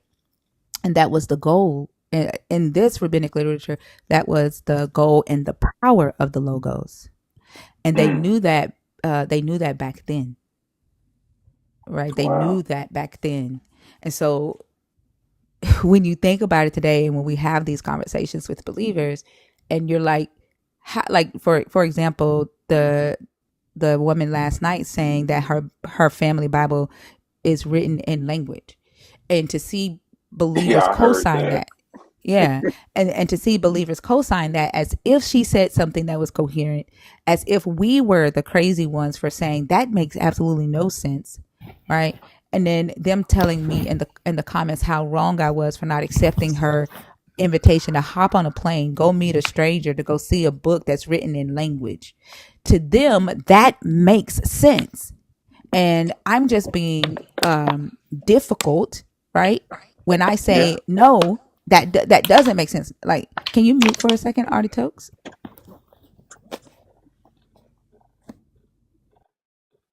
Hello, Artie Tokes, are you there? Oh, thank you. Um, like to them, like, and I don't think that they would do it for themselves, right? They just want to disagree. But for them, like, it's, oh, she's being difficult, I'll go. That's a once in a lifetime opportunity. Like, don't catch the pearls before swine. Like, right is wrong to them, and wrong is right to them, because their loyalty to the God takes precedent over any critical thought, over any honesty, over uh, any morality. The God comes first. Well, yeah, I mean that's the same thing I be saying too. You know, I use a scenario: the lie becomes the truth, and the truth becomes the lie, and it all started in the garden. You know, but have you seen that video of my African brothers and sisters crying and begging and pleading over this statue of this so-called Jesus? Uh-uh. It's a video circulating on TikTok, and they're just crying over it. Oh, and I'm just looking at them like, oh, we are, man. I mean, this is a mental thing. I mean, this is really, man. I think we could get a check for this. I mean, I really think, because I mean, if you look up the definition of that, I mean, we could probably get a check for that, because it's really mental. I mean, they were literally just crying, literally just holding their hands and touching it and crying. Oh, it's not crazy. Bless me, da, da, da, da. And it was a YT Jesus too. I mean, a lot of us were, and that a lot of us did that, like when we were believers. You know what I'm saying? Like, we cried out to the same Jesus until we were like, I'm tired of faking this, right? Like, I'm tired of not having the answers to the questions that I have. It that would kind of like irritate me to see, and probably make me sad to see, but I can understand, because that's what they were told. That's what they were Well, indoctrinated yeah, into. I understand it perfectly well. That's why I started it off saying from the outside looking in now. I mean, was I like that? I mean, was my mind totally gone like that? You know, and I had people ask me, why do you do this? Why do people threaten you? People do this, people do that. Why do you continue to do this? Why do you continue? And I think about all the people when I was believing this. I think about all the people that I fucked up, that I'm responsible for bringing them in there. Yeah. And I I can't don't even think get I them ever brought out. anybody. I think the only person I brought into it was my sister in law, who ended up marrying my husband. But she ain't in it no more. She got out of it before I did. So uh I'm happy about that. I only preached to the people that were already in it. I wasn't a witness. That's why I said I don't get it. I wasn't a go getter for this God. I'm a go getter in life generally. I Mm-hmm. never was a go getter for this God. That's the one thing I can say. Like Same here. yeah, if I preached, right? I always preached to people who were already believers, at the church. But I didn't go knock on doors. We were supposed to, right? But and then I would go with my mom, but I would sit there quiet. Like I wasn't a go getter for the God. I was. What type of I church thought were you a part something was of? wrong with me. Hold on, Nathan. I'm going to introduce you here just a second, okay? Oh, okay, okay. Thank you. Yeah, What you I say, mean, Lala? I thought something was wrong with me because I just really never felt that. Like people would run around the church, speak in tongue, and now I just never be did that. all and out for God. And I just felt like I don't feel anything. What am I? I I said thought she something was married my really wrong. brother. She married my brother, not my husband. She became my sister-in-law when she was my best friend. She became my sister-in-law when she married my brother. Did I say husband? Yeah, you You said did. husband. You I said mean, husband. she That's why married my at brother. first I was like, wait a minute. No, she was I my didn't want to best say nothing friend. because I thought maybe I heard wrong. No, I But okay. No, she was my best friend. She married my brother and became my sister-in-law. Yeah. Okay, well, that sounds better. Yeah, I, I was beginning to wonder. I said, "Damn, boy, that's some trauma for your ass right there." what y'all got going on? But yeah, I mean, but I'm with you, Lala. I felt the same way. I was a puller for this God. I was a puller for this Jesus, but I come up. I was raised in a 7 Day Adventist church, and then when I got older, and married and stuff at that time, then I went to a Pentecostal church, and that was the first time that I ever seen somebody running around the church screaming and falling out and all of this. Because 7 Day Adventist churches don't do this. They don't do the falling out, the touching of the hands and passing out. They don't do that. That's all Baptist and Pentecostal that do that. And so the first time I seen it, I'm not gonna lie, it scared the shit out of me.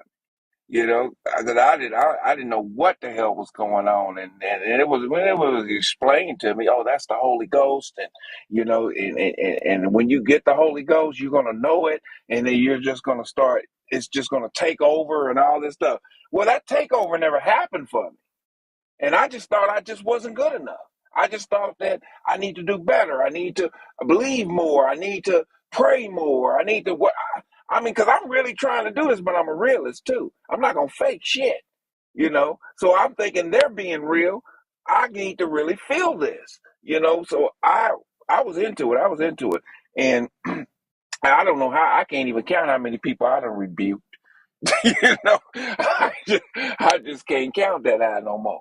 Uh, but now, you know, through my journey and being on the outside looking in, I see it and it breaks my heart.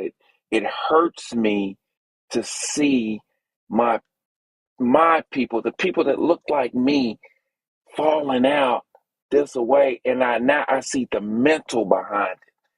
I mean, it's a disease, and it's a disease that some of us will never be cured from it, never, because it's got the mind. Unfortunately, somebody had commented earlier. in the comments was like, we were talking about how believers see the good, like the peaceful hospitality of the Philistines as evil just because they're Philistines, and see the deception of the Israelites just as good because they're Israelites. Somebody in the comments was like, and you can't change it either. And some people just are not, like, they're not willing to question and say, why do I think what Abraham and Isaac did was moral? Like, why? And like, why do I see the integrity of Abimelech as evil and see the dishonesty of Abraham as Wait a moral? minute. Does Misha, Huh? does Maisha, she got Mm. reported. For what? What she get I don't reported know. for? In the I don't know. comments? I don't know It if it had to have was been for a before she. comment. No, because remember I took Mm, her down when she said that she was done, and I was like, I'm gonna move you back to the comments. So okay. it couldn't have been. Yeah, it had to have been in the comments. But one time when I got down, after I left out of the box, I think it was a minute later, I received a notification that I was violated. That's crazy. Probably because she was talking about Kojic. Kojic be some of the meanest, hateful people, and I'm just gonna go and say that they can be very hateful. I told y'all it was a Kojic missionary who nudged me at my daddy's funeral and told me I didn't have a right to cry and that I needed to be strong for my mama. Like Yeah, they be that's mean. messed up. Yeah, they be mean. Yeah, that's But wrong. yeah. Nathan, hi, how are you? I'm doing well. How about yourself? I'm doing good. Are you a Christian? Are you deconstructing, or are you an atheist? No, I'm a Christian. Yeah. Okay. And which topic on the board did you want to discuss? God did not give humans free will. I really don't get that statement.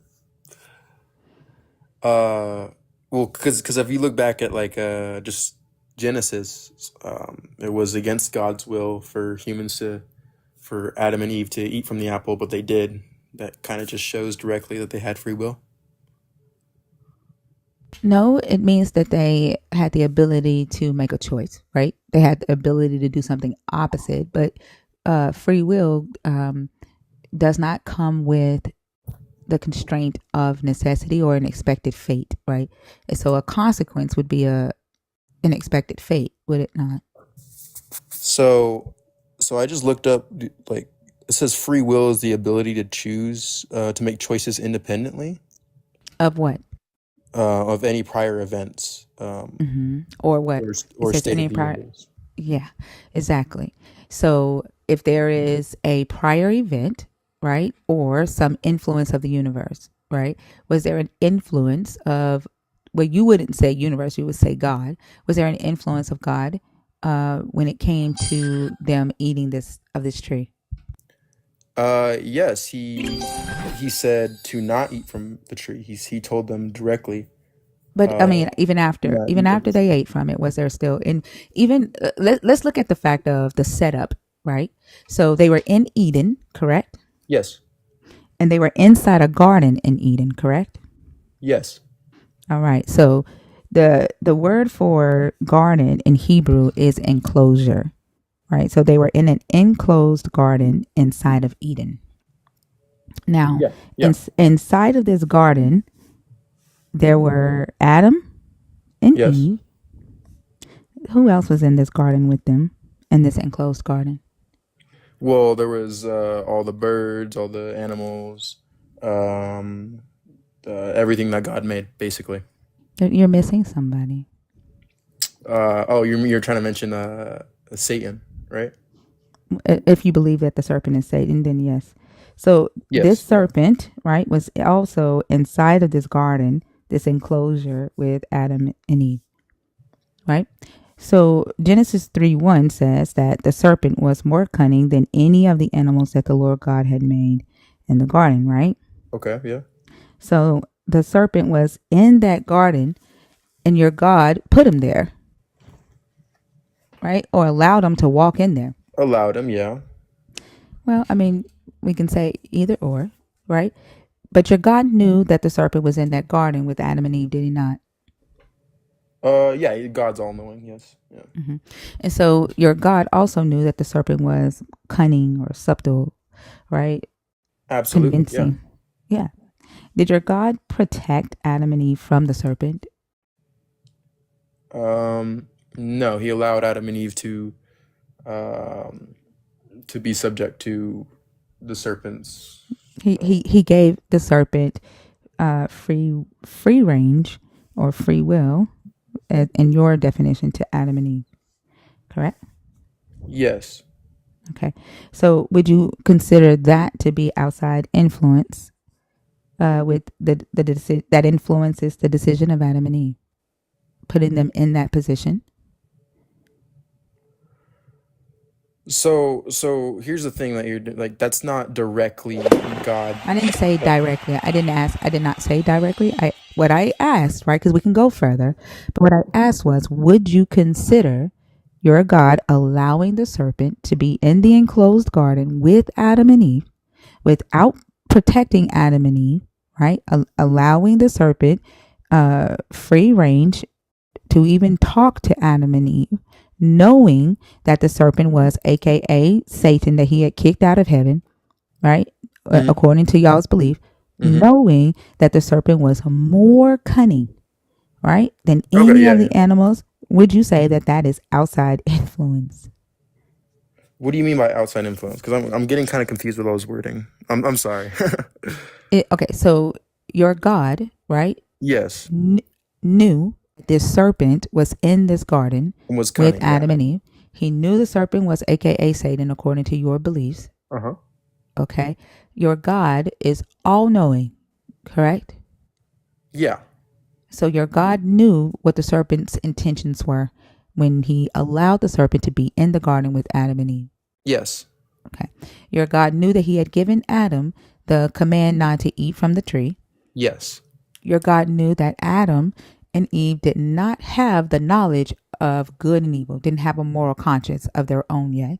Yeah. Yeah. Your God knew that they were to depend, that they were programmed and taught to depend on his moral conscience of good and evil. Yes. Yes. Okay. Yet your God sat back, watched it all, and did nothing. So your God, right, Yeah. has some outside influence on allowing this situation to happen or setting that situation up.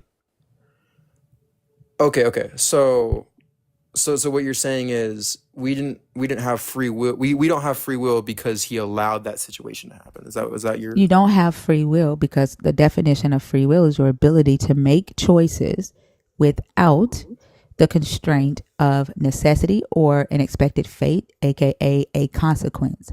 That's the definition of free will. Except if you want to use Adam and Eve, right? Here's the thing. Though. Yeah. Hold on, let me finish talking. Yeah. Okay. When it comes to Adam and Eve, there was a expected fate from the beginning. When he told him, don't eat from the tree, Yes. or what, or you will. Or you'll surely die. Yeah. All right. Would you consider that an expected fate? Yeah. Yeah. It's Okay, so let's look at the definition of free will again. The ability to make a choice without the constraint of necessity, right? Without the choice is not attached to a need, and the choice is not attached to an expected fate. Is that present here?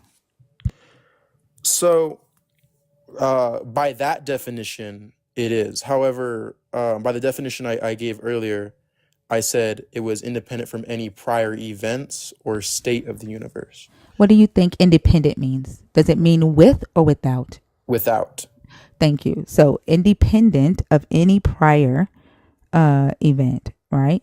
Mm-hmm. So if we say like a prior event would be the command not to eat or die.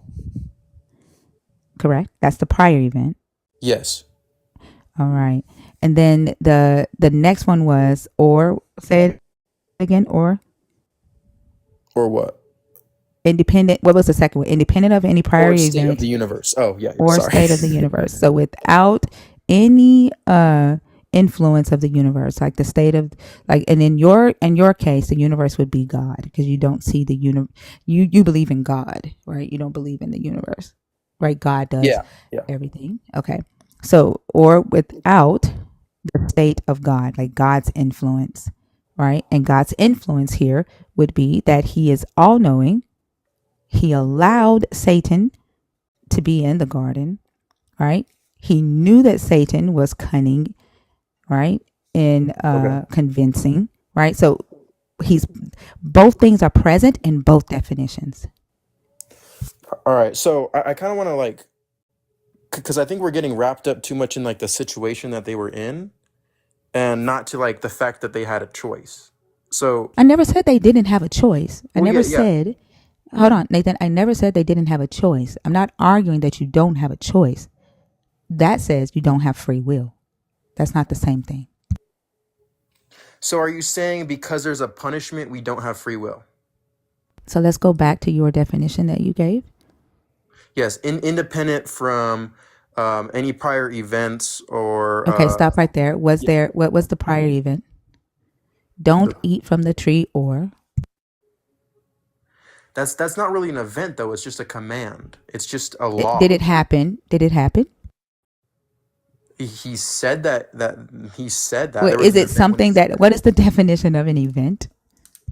What is something that did, like, the conversation is an event that happened, is it not?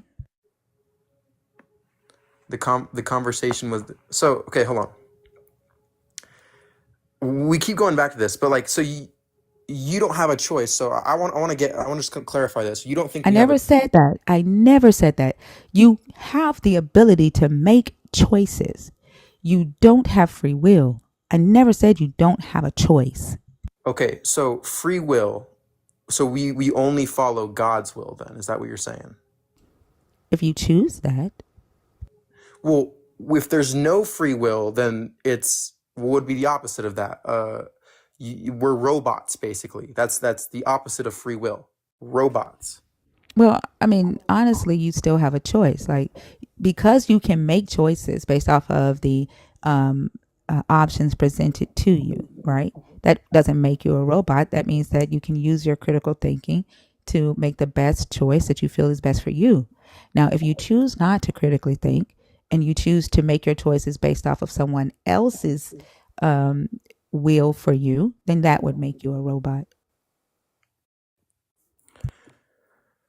So I think free will and freedom of choice really do are intertwined, because the entire Bible, it is the reason why we are in such a corrupt world, and the reason why it says that we need a savior is because we have gone against God's will. God has a will for what we should do and how we should follow it, but we have gone against it. If we didn't have free will, then we would have always followed God's will, and we wouldn't be where we're at right now. Okay. So how does that still not equal to choice? Like, just because your God has a will doesn't mean that you have the same will as your God, right? To not follow, like, just because you don't follow his will doesn't mean that you are enacting your own will So freely. so the Hold on, reason hold on, why, hold on, yes. Nathan, let me finish.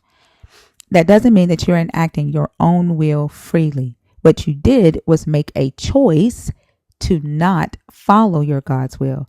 The issue is that your God, being an all omniscient, all powerful being, says, if you don't follow my will, then you will either live or die.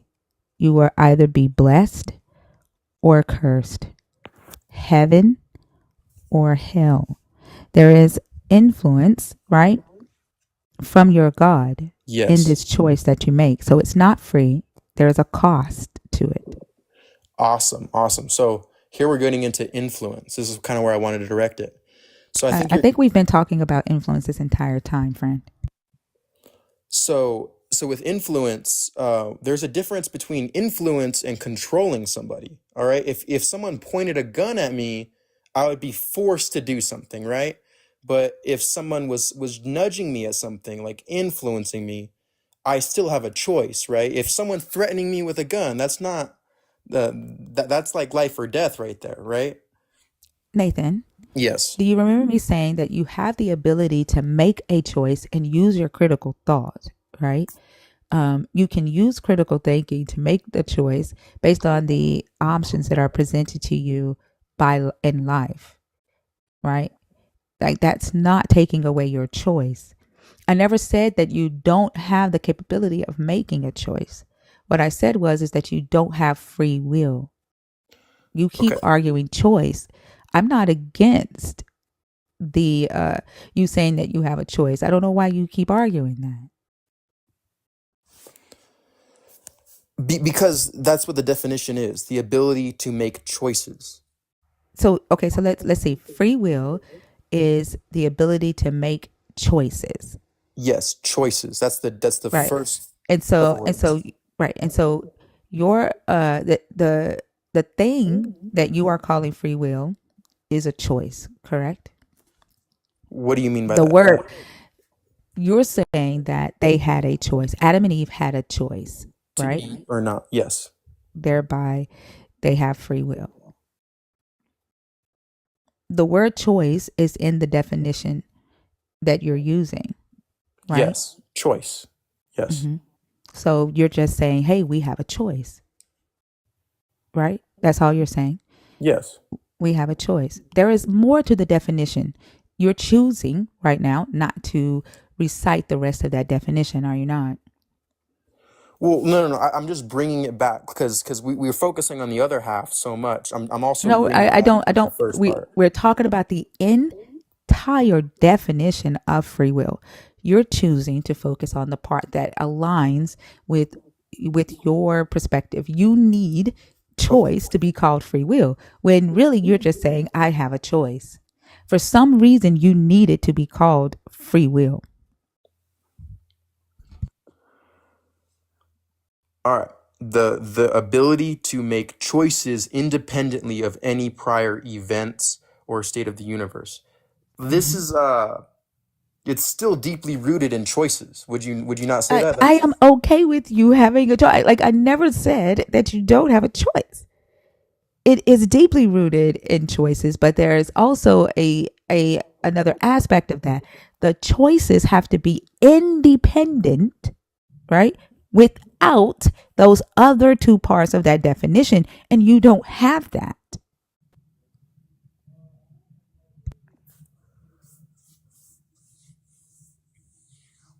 Okay, so you're just saying so you're arguing that free will doesn't have you can have choices and still not have free will.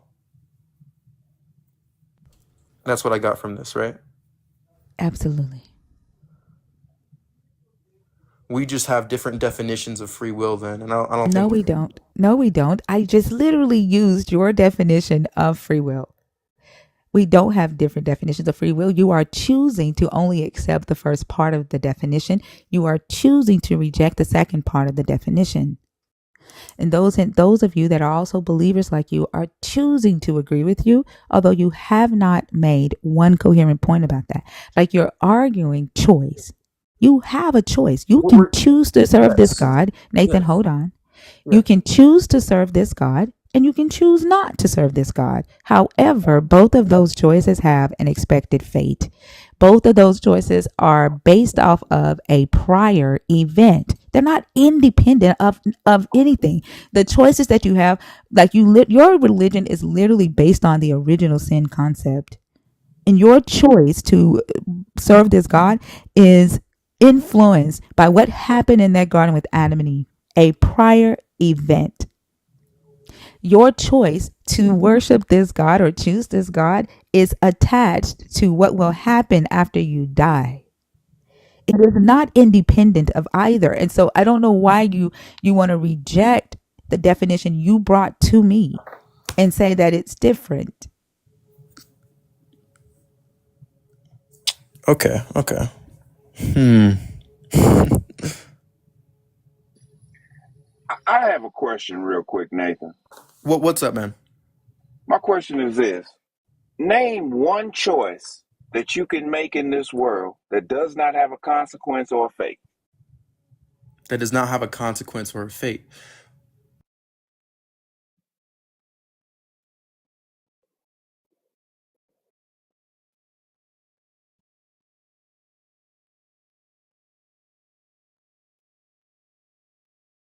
I guess he must have got a phone call.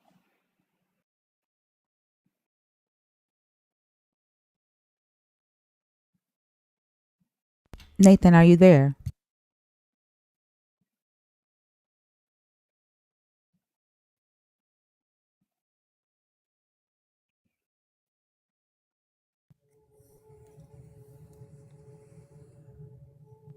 Nathan?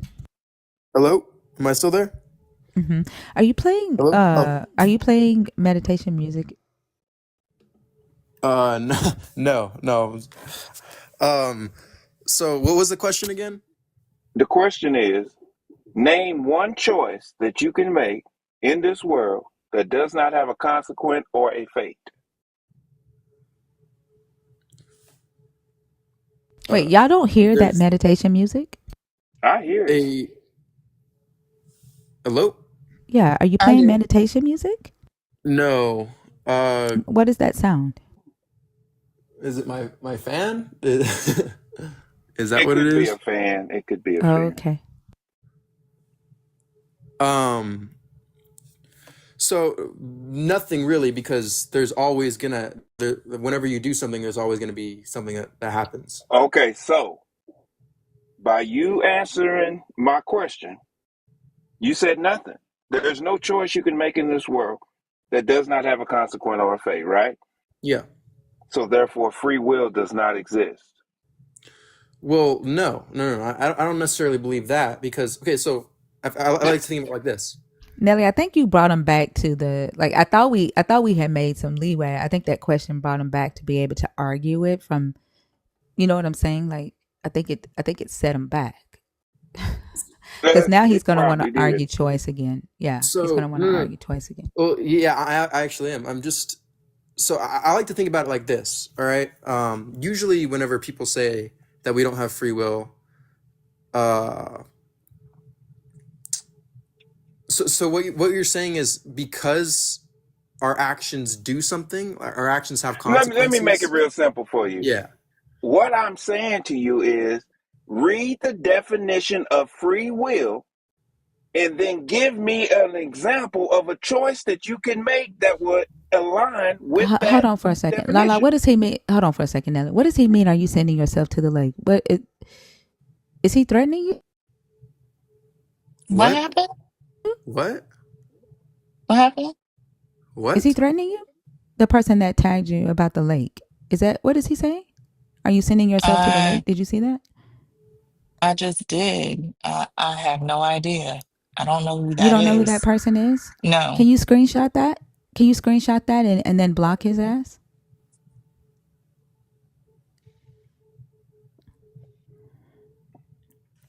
Go ahead, Nelly. Okay. So, like I said, off the definition of free will, I'm can Yes. wondering you if he's give hold on. I'm wondering if he's talking about the Lake of Fire or something. Yeah. Ellis, I was just thinking that. I don't know. Dudette said he said it to her too. But for him to tag you and do that, I don't think that's what he's talking about. But I don't know. I'm not making excuses for threats. His ass is gone. I'm over it. Go ahead. ain't that it? So basically what I'm saying to you, Nathan, is this. I'm asking you to read the definition of free will and then give me an example of a choice that you can make that will align with the definition. And you just said you couldn't do it, but I'll give you another chance. Well, like I can take off my shoes right now, and that'd be independent of everything else. So I okay, have no purpose for doing that. No? so you take your shoes off The Yes. consequence for you taking your shoes off is what? Nothing. You're barefooted. Brother, I'm not getting punished for I didn't being say the barefoot. consequence doesn't necessarily mean that it's a punishment uh, or it's going to hurt you or anything. Consequences can be, hey, it feel good. A I fate mean, also doesn't have to be a consequence. Like you think that you're making the choice, right, to take your shoes off, but you're taking your shoes off for many reasons. One, you're inside and you don't want the dirt on the bottom of your shoes to get on your carpet. Two, you may be someone who likes being barefoot in the house. That's just your preference, there you go. right? And the fate of that is that you feel comfortable, you're relaxed. There could be a consequence that now, because you're barefoot and there could be a piece of glass on the floor and now your feet are exposed. So what you're saying is like free will is being able to do something and nothing happens then. Oh, okay, I'm gonna make it easy for you. No, Let's no, just no. Because that's that. what you're saying. No, I'll If be I were to back. I take have to my go to the shoes off bathroom. and I wouldn't okay, be barefoot. okay. Let me make it real easy for you, Nathan. Who told you you had free will? Nobody. I just make choices on my own. I have No, no, no, independent no, no. actions. Why do Christians use the word free will? Who said that you have free will? Who directly? I couldn't give you a direct verse from the Bible that said free will, Yeah. but So where did it come from then? If it does not say it in your book, nowhere in this Bible it tells you you have free will. the concept of it is in there from No, the fact that no, we're going there's no against God's concept will. of free will. Look, there's If you God's will and then there's human will. okay, you know what? Here's what I'm gonna do. I'm gonna make it real easy for you. I got to make it easy. I'm gonna give you free will. I'm gonna say that you do have free will. Okay, we'll All just right. run with that. All You right. got free will. Okay, now you do know the minute you starts believing and serving this God, you no longer have free will. Why is that? Our Father, who art in heaven, hallowed be thy name. Thy kingdom come. Thy will be done on Yes. earth as it is in heaven. Now, Yes. okay, so whose will are you doing? If I'm following God, I'm doing God's will. If I'm Okay, if so I'm going on my own, I'm doing my own will, which is my free stop, will. stop, stop, stop, Nathan. You're running. You're running. I What? just said, I just said, the minute you start following this God and believing in this God and following this God, you no longer are doing your will. You're doing God's will. So therefore, your free will is gone. Yeah, I'm serving God. Yes, yes. Okay, then. So now it's God's will, not your will. So therefore, your free will is gone if you had it, right? Yes, I'm submitting to God. That's what Christians. That's what the It Christian has nothing to do with, ideology. we're not talking about submitting to God, none of that. We talking about free will. When Yeah, you start serving this God, do you still have free will or do you do God's will? I still have free will. I'm just choosing to do God's will.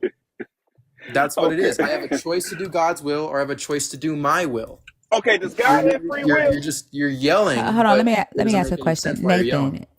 Nathan, What? do you have the free will to never empty your bladder? That's a biological process. How So would I have the free will to do do you that? have the free will to not empty your bladder? No, you know why? Because there's a previous event. All right, the previous event is that my body is running right now, and I drank water, and I have to pee. And therefore you don't have free will. What? Do you think Because I can't stop you're myself from God? Do you peeing? think I you're don't have God? free will. Exactly. If you're God, Oh my gosh. if your God did not want to empty his bladder if he had one, do you think he had the power to do that? To Does your God have the power to not empty his bladder? Okay, wait. So look, earlier I said I could take off my shoe and nothing will happen. Nathan, does your God have the power to not empty his bladder if he has one or had one? I What? Does your God have the power to not empty his bladder if he had one? He doesn't have one. If he had a bladder, does he have the power to not have to empty it?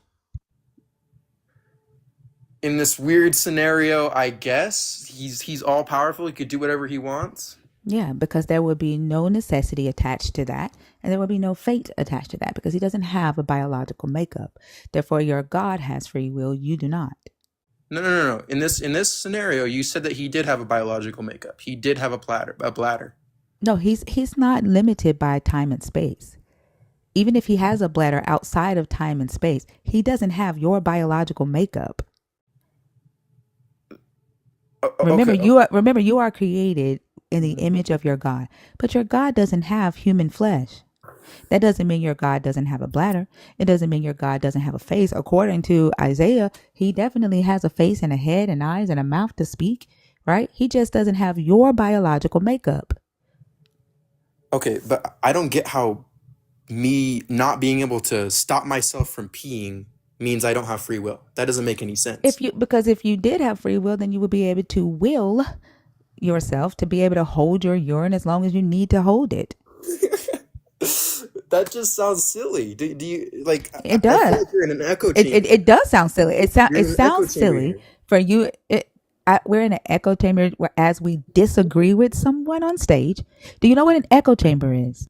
Yes. You just keep you keep hearing you're not getting any disagreement here.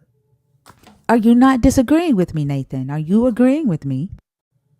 Well, is everybody else here? Does everybody else in coherence like? Do you agree? Since we cannot stop ourselves from peeing, you don't have free will. Is that? Does everybody here agree with that? Do you think that is the consensus of everybody in this room? How many people are in this room, Nathan? I see three others besides me. That's all you see. You don't see 676 people in the room. Oh, yes. Mm-hmm. Sorry about that.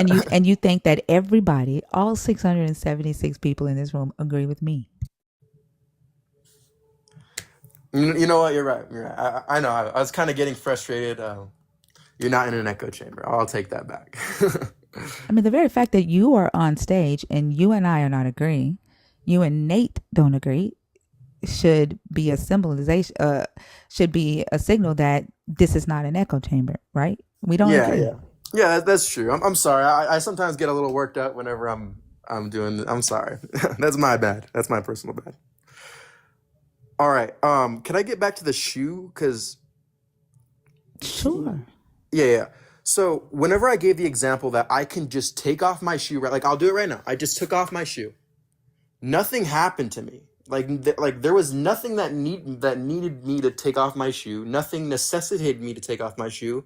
I just had the choice to take off my shoe, and like nothing is happening by me taking off this shoe. That's free will. No? So, Nathan, are you saying that you just took off your shoe just now? Yes, and there's nothing. No. Nathan, what made you take off your shoe just now? To prove a point? Yeah, to prove a point, sure, but I could Because have of this not. conversation, Nathan, a prior event. Okay. This prior event of this conversation about free will influenced you to take off your shoe to prove, right, that you have the free will to take off your shoe, but you think that you made that choice freely, except the conversation made you do that, Nathan.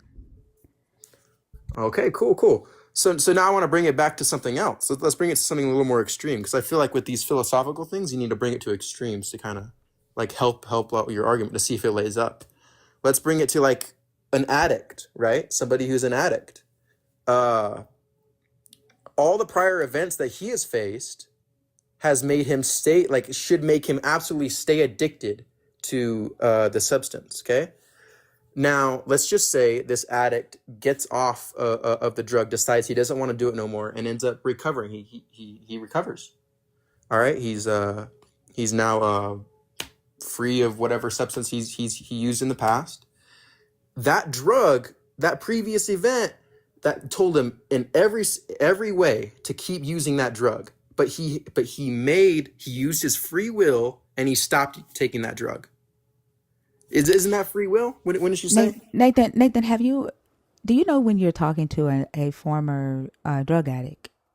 Can you tell when you are talking to a former drug addict? No, honestly, Okay. everybody's different. I can't, I wouldn't be able to tell that just from talking. You're talking to one now. All right. Would you say that you had a free will in that situation Do to you want me to stop tell using it? you? Do you want me to tell you what made me make the decision or the choice to stop doing the drugs that I was doing? Yes, go ahead. So my father called me. I was high out of my mind, and the stuff that I would do was the white stuff. Please don't say it because I don't want to get a strike. Heard. But my father called me, and I could hear the disappointment in his voice. Now, my relationship with my father, because he was the only one that didn't switch up on me while I was out doing my thing, right? Okay. My Yeah. mom did, but my father did not. And because I could hear the disappointment in his voice, I decided at that moment that I no longer wanted to disappoint my father. Okay. So I decided, right, that my father's trust in me, my father's love in me, his support in me was stronger and more important than my need for that drug. And so I took the drugs, right, and flushed them down the toilet and told myself that I would never, ever do it again. And now I'm going on 23 years sober. And it was because of my father. Awesome. That's amazing. That's really amazing for you, man. That's wow. That's an amazing story. Uh, hold on. Okay.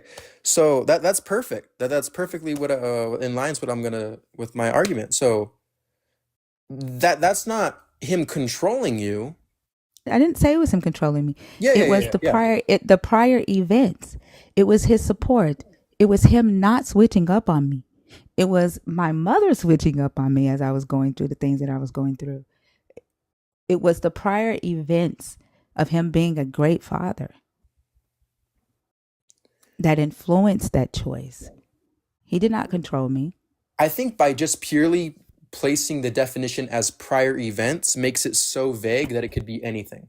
So, for example, that same situation has happened to probably many other people, but it had an entirely different outcome. They kept using. They kept being addicted, right? So, let's just say that it was your father's influence, not his control, right? There's a difference between influence and control. All right, because that situation I already know has probably happened many times before. Like parents will call their children because they love them, they want them to stop, but their child will not stop because they're so addicted. But you saw the influence, and you were able to make your No, own I decision. cared. I cared about his influence. Yeah, He yeah. mattered. He mattered to me. What he had been for me mattered to me. Right? That was the influence. The fact that he mattered to me. Me disappointing him mattered. That's what influenced my choice to quit. Absolutely. And would you say that there's other people who have been in that exact situation who have made a difference? But they're not me, and I can't speak on their situations, right? I don't know what life presented them. I don't know what influences the universe, i.e., God, right, has presented to them. So I can't speak on what influenced their choice to quit or what influenced their choice not to quit. I can't speak on them. And neither can you, Nathan. Well, it's an example. We got to use examples whenever we do this I because just gave you an example, a real one, but you want to create, right, a false dichotomy. You want me to say that, this yeah, isn't no this is false dichotomy. it is. You want me to say that this is the reason why a person quit, but I don't know. No. I'm not saying that. No, you are saying that. You're like, there are many people who have been in your situation, Listen, right? listen. Hold on, Nathan. You want to say that there have been many people who have been in my exact situation, right? Yes. Except I don't know the relationship they had with their father or their mother. I don't know what type of household they grew up in, whether they had essay in their life or were bullied in school, right? Yes, Or yes. yeah, I don't know what else, that influenced their decisions on whether to quit or not to quit, right? You want me to assume those things. Except again, free will is independent of any of that. And No, you're it's not. refusing. You literally read the definition to us. This is your definition, Nathan. No, no, no, look, look. Let me ask you a question, Look, Nathan. Let me look, ask look, you a look. question. You're Nathan, let me ask you. circling around to prove Nathan, your point. Nathan, No, you're Nathan. Sure, circling you around to can. prove your point. Nathan, you can say Listen, whatever you want to say. Nathan, stop. Like, this is getting ridiculous. But let me ask you a question, okay? Why do you need free will to exist so bad?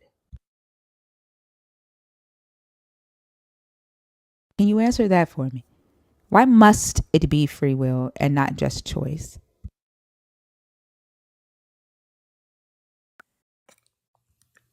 why must it be free will and not free choice? Well, free will and choice go hand in hand. It's common sense. If that's the case, then guess what? This conversation would have been over. Why does it need to be called free will? Is my question.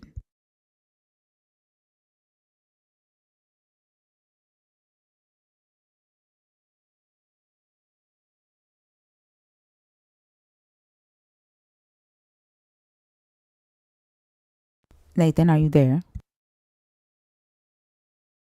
Sorry, I keep getting muted by somebody. Somebody keeps muting me. Uh, can we get back to what we were talking No, about earlier? no. Can We you were having answer a the good. question? No, I'm done going in circles with you. What I want to know now is why is it so important for it to be called free will when you really just mean choice? It doesn't. We have free choice. Then why not just say, oh yeah, we have free choice, we don't have free will? Like, why is it important for you to argue free will? Well, free will also comes with the responsibility of your choices. Okay, so it's the Yeah. responsibility. Who's okay? And who are you taking responsibility off of?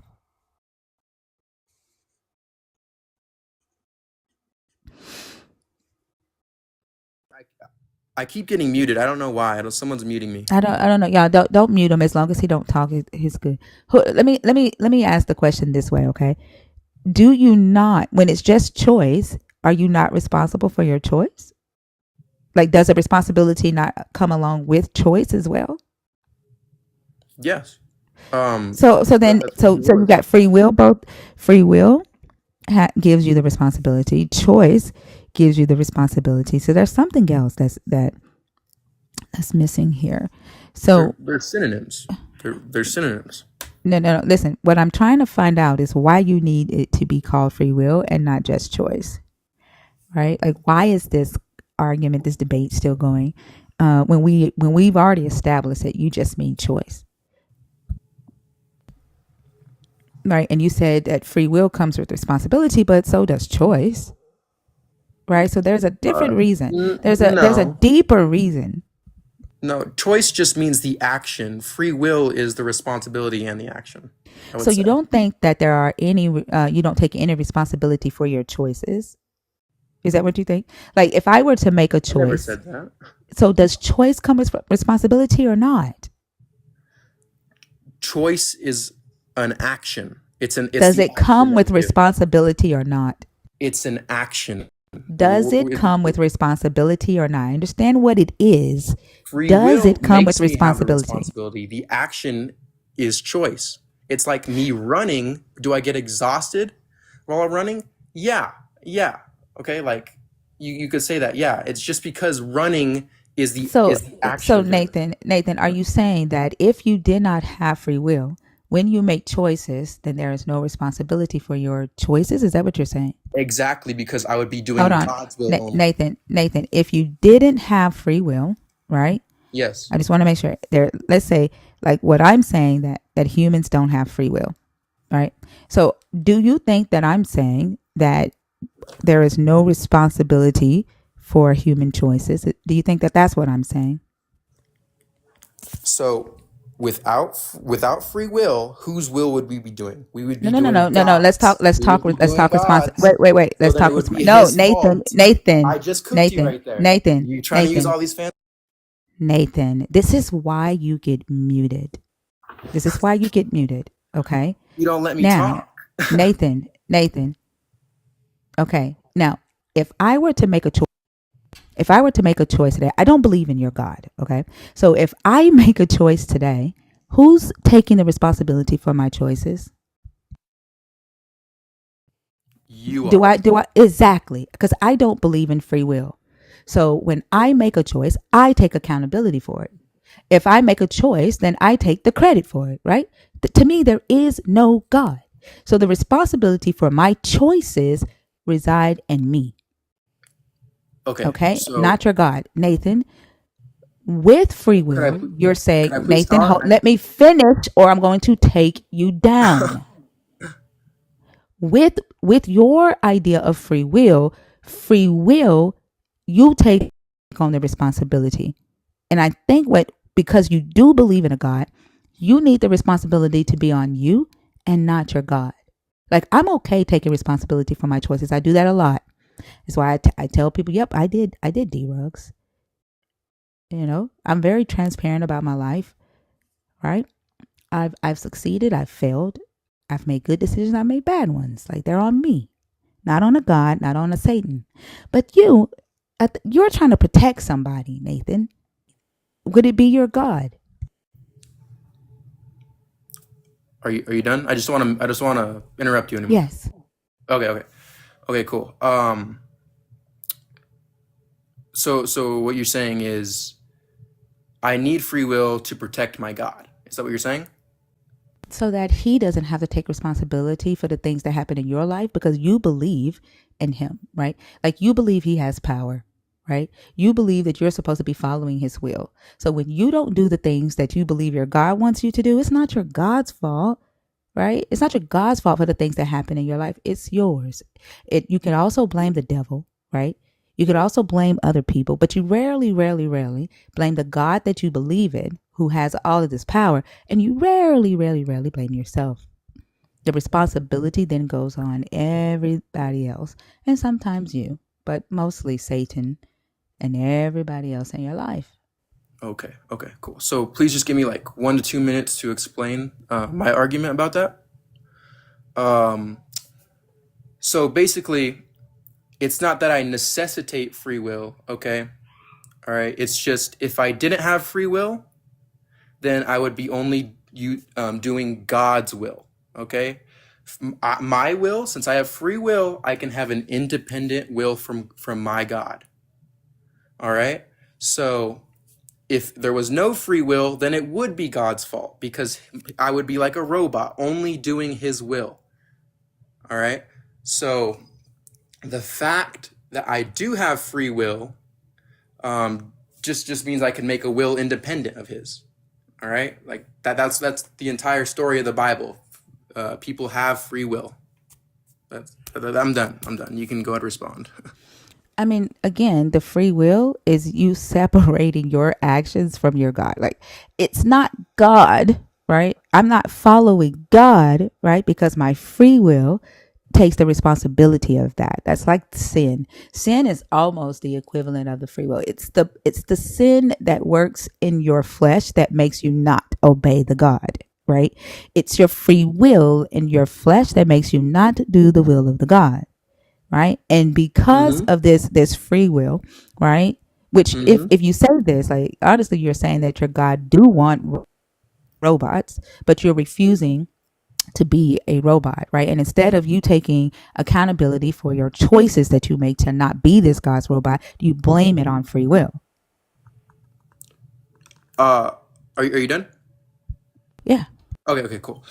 Um, no. It's so you said that it's not, instead of taking accountability for it myself, I'm blaming it on free will For the because choices that I you make. have, yeah, and the choices, because I have free will, I can make those choices because of Mm-hmm. free. So you kind of got it flipped around, my No, argument. not really. Like you're literally still, even though you're saying I can disobey God, right? I can choose to disobey God Mm-hmm. because I have free will. Yes. You're putting the onus on free will instead of just saying I made the choice to not obey this God because I wanted to, Okay. right? I'll restate what you just said. You said, "Oh, shoot, man. I'm not a robot, so I can't like repeat word for word verbatim.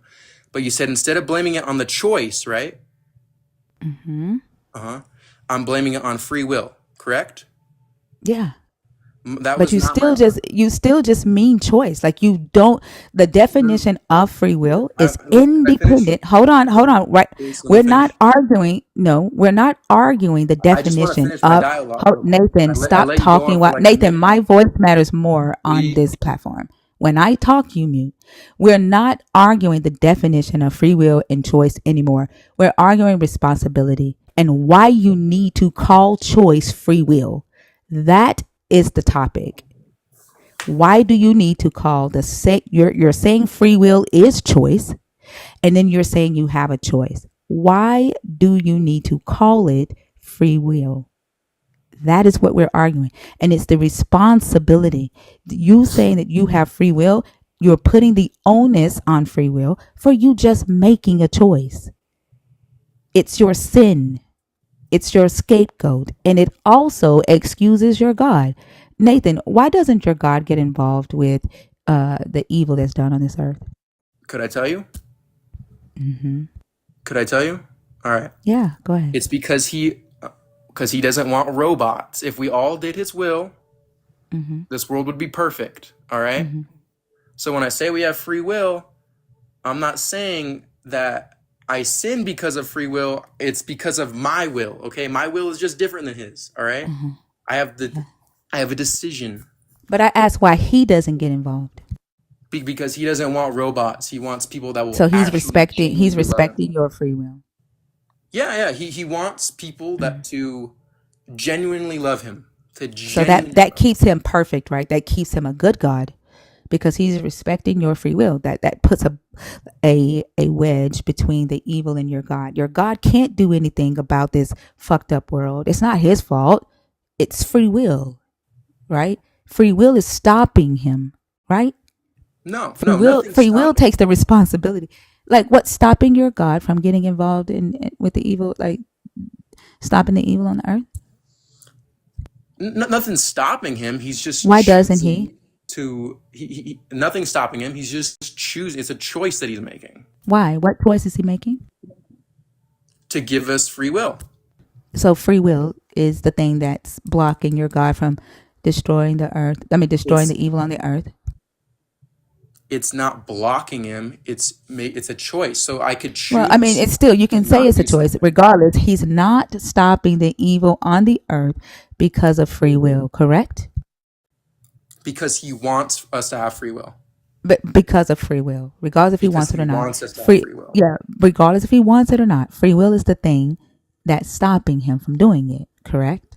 It's not this barrier. He's just choosing. Okay, but it's That's what the stopping. Bible I don't care says. if you call it a barrier or not. It's stopping him. That's the thing that's stopping him from getting rid of the evil on the earth. Correct? You're trying to make me change my argument here. I'm not. I'm not. Why doesn't your God stop the evil on the earth? Because he's choosing to not make us robots and Mm-hmm. allowing us to have free will. So free will is the thing that's stopping him.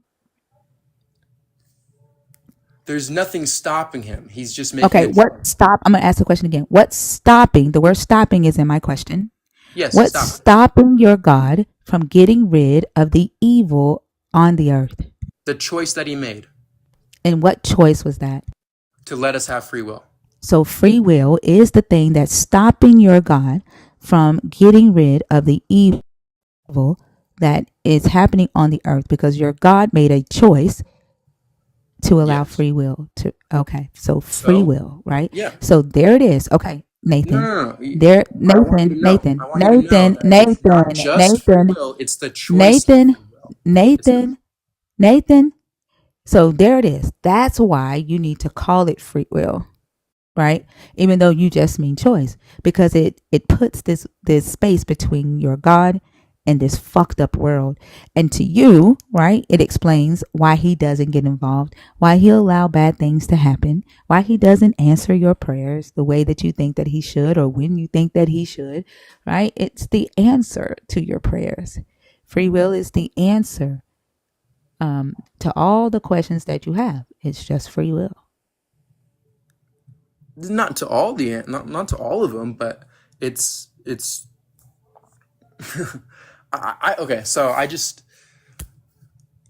never met somebody. I'm unprepared for this argument because I've just never met somebody who's argued that free will is you can make a choice and still not have free will. So it's just a very interesting argument. It's a very interesting point of view. You have a very interesting point of view. Are you telling me that you don't see all of these TikTok lives that says Christians don't have free will? Like, I hate arguing free will. It's one of the conversations that I think is a waste of time because I know that Christians just mean they have a choice. Yeah. Right. Yeah. This is from a live that we had on Saturday. And I asked the nerds if they wanted to continue it, and they said yes. But there are a lot of lives that argue free will. I just think that it's a waste of time because y'all really just mean you have a choice. And then in listening to y'all's conversations, I realized that you need it to be called free will because it explains a lot for you. Like, it explains why the God doesn't do. Right? It explains why the God allows the Catholic Church to continue to essay children over and over again and just pay billions of dollars and get away with it. It doesn't do anything, right? Like, it explains why the God allows people who believe in him to be homeless and hungry, right? And it puts the onus on humans to do the thing that humans are praying to this God to do, right? It just explains things for y'all. See, So y'all need it. I get that. See, I think where we're diverging at is you're saying like, see, this is why God, like you see, you're saying God, and you're not pointing at ourselves, at humans. No, I literally just said, I already know it's humans. I don't believe in your God, Nathan. It is humans hurting humans. It is also humans. It is also humans blessing humans. But you believe in a God, Nathan. Yes. You believe in a God. You believe in praying to a God. Yeah. Right? Yeah. So the free will answers everything for you. Why does God allow this to happen? Free will. Instead of you just accepting that it's just humans here. Humans are doing bad things to each other. Humans are doing good things for each other. It's just humans. Okay. But to keep your belief in your God alive, y'all have created free will. So, could we switch to? I feel like this is diverging towards the topic of evil, of good and evil. Could we? Nope. You only get to do one topic, but I think Bash came up to say something to you. Man. I literally just came to ask, what's the difference between a will and free will? A what? What's the difference between a will and free will? And free will. Free will is basically a choice of your own will, whatever you want to do. And a will is just like just one way. That's it. No, what's the difference between you having a will and you having free will? A will is my will. Free will is my ability to choose between them, like choose between whichever will I want. Yeah. Between what will? Wait, huh? Give me again. Say that one more time. I got confused. Okay. So when you say what's the difference between my will and then free will?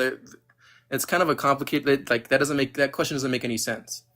Like I can describe it in a better way as like God's will, the God I believe in, and then my will. So because God has a will for me, right?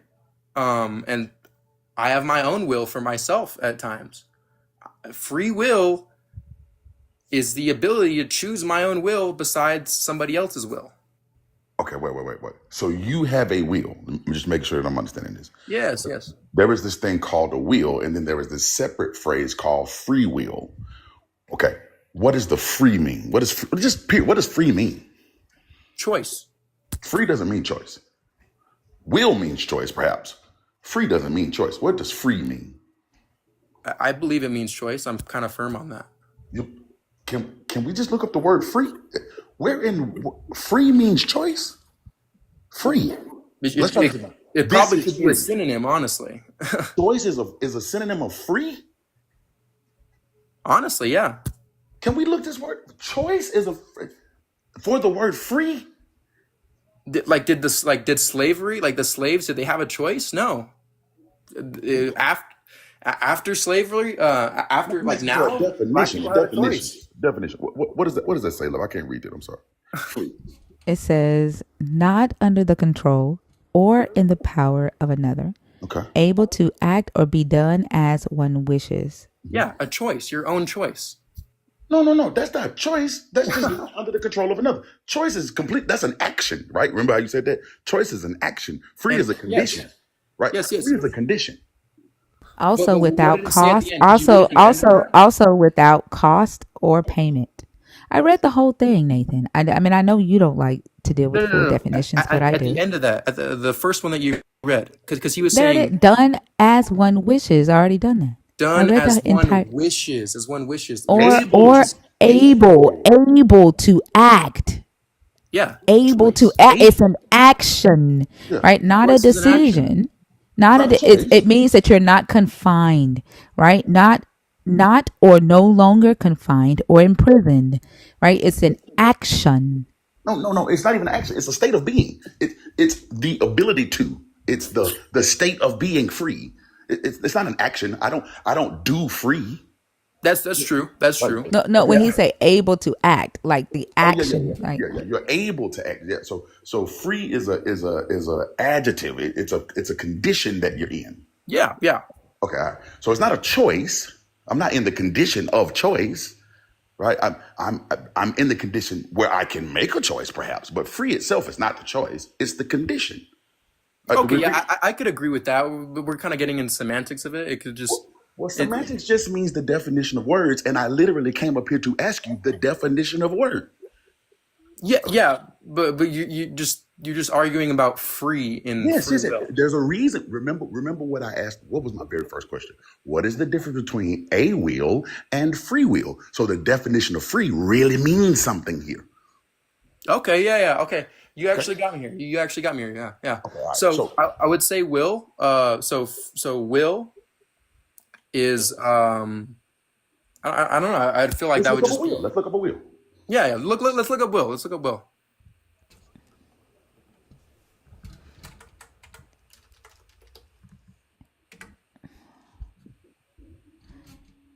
expressing the future, expressing inevitable events. There's more to that. It's also like a Yeah. plan, It's different. expressing a request, expressing facts, ability, or capacity, expressing habitual behavior, expressing probability or expectation about something in the present. All right. I don't So really So think it's it fits with basically a any of plan, those. a desire, intentions, right? A want. right. A Okay. want. Yeah. A want. A I could agree want. with that. Yeah. Okay. All right. So a want, a desire. Okay. All right. Yes. Okay. So there is a will that exists, a want and a desire, and then there's one that comes without a cost. Right. There's a free one, and then there's just one. Right. A will, a want, a desire, and then there's one that's free that comes without a cost. Right. That comes not under anyone else's control, not with any cost. Right. It is the ability to do as one wills without cost. Yeah, it could just change whenever, it's just Change whenever you like. no Right. boundary. It could just change. Yeah. Right. No boundary. Okay. All right. All right. The reason that I go through that is because, and this I really think is like, I don't know if we really catch this part. I can do whatever I'd like. Well, Yes. I can do everything in my ability. Right. I can't do whatever I like. I Yeah, mean, you can't fly. Yeah. right, but anything in my ability I can do. Right. I Yeah. can make the choice to do. But every one of those choices is going to come at a cost. Anything I will come at a cost. How so? How so? Could you give an example? If I drink water, that's going to cost me energy to metabolize it. If I run, it's going to cost me exhaustion. You brought that up. If This I is the shoe conversation that we already had. yeah, everything's going to come at a cost. If I do the will of God, I'll go to heaven. If I choose to not do the will of God, I won't. I'll go to hell. It's going to cost me something. Yeah. All right, which means I have a will. I have wants, wishes, and desires, but they are not free. They are going to cost me something. Well, wait. Okay. So I think you're mistaking free. So like it's kind of like freedom in America. We have freedom here, right? No one denies that. We have freedom here. But we also have laws. So if you break those laws, you have consequence. No, no, Okay. no. Wait. You have the freedom to do what's not in the law. So for example, Yeah. you are not free to murder here, schmurder here. You're not free to do that. You can make that as a choice, right? But that comes at a cost. It's not free. Now, there are a lot of things that we don't have laws about. Freedom is where there is no law, right? There are a lot of things that we don't have laws about. And in that, you are free to do whatever you like. Anything within your, this is like I said, like a will, right? There are no, if I decided that I wanted to run from California to Georgia, I could totally do that. Nobody's going to stop me from doing it unless I ran 75 miles an hour in a 50. Hey, bro, why you moving so fast? I'm not physically capable of doing that, right? But if by chance I could run 75 miles an hour at 50, right? They would go, hey, buddy, come here. Now I know you got freedom, right? You can do all the things that cost you nothing. It would cost me $0, and no, I wouldn't have to buy a plane ticket or nothing. I just get up, whatever I got, I can just take off running, right? Right. But there is a restraint there, right? Okay, if I went 75 and a 50, hey, you're not free to do that. That's going to cost you. Okay, all right. So, and the things that don't cost me anything are free.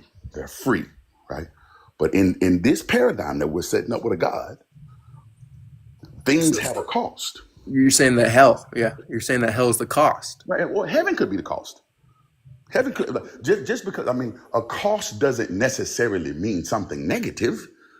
Right. A cost. It's generally attributed to like. Yeah, it's distributed negatively. But what I'm saying is, I'm sorry. Let me ask a quick question, right quick. Nathan, are you saying that we didn't just have this same conversation about cost and about consequences or cost not necessarily being a bad thing with your shoe analogy?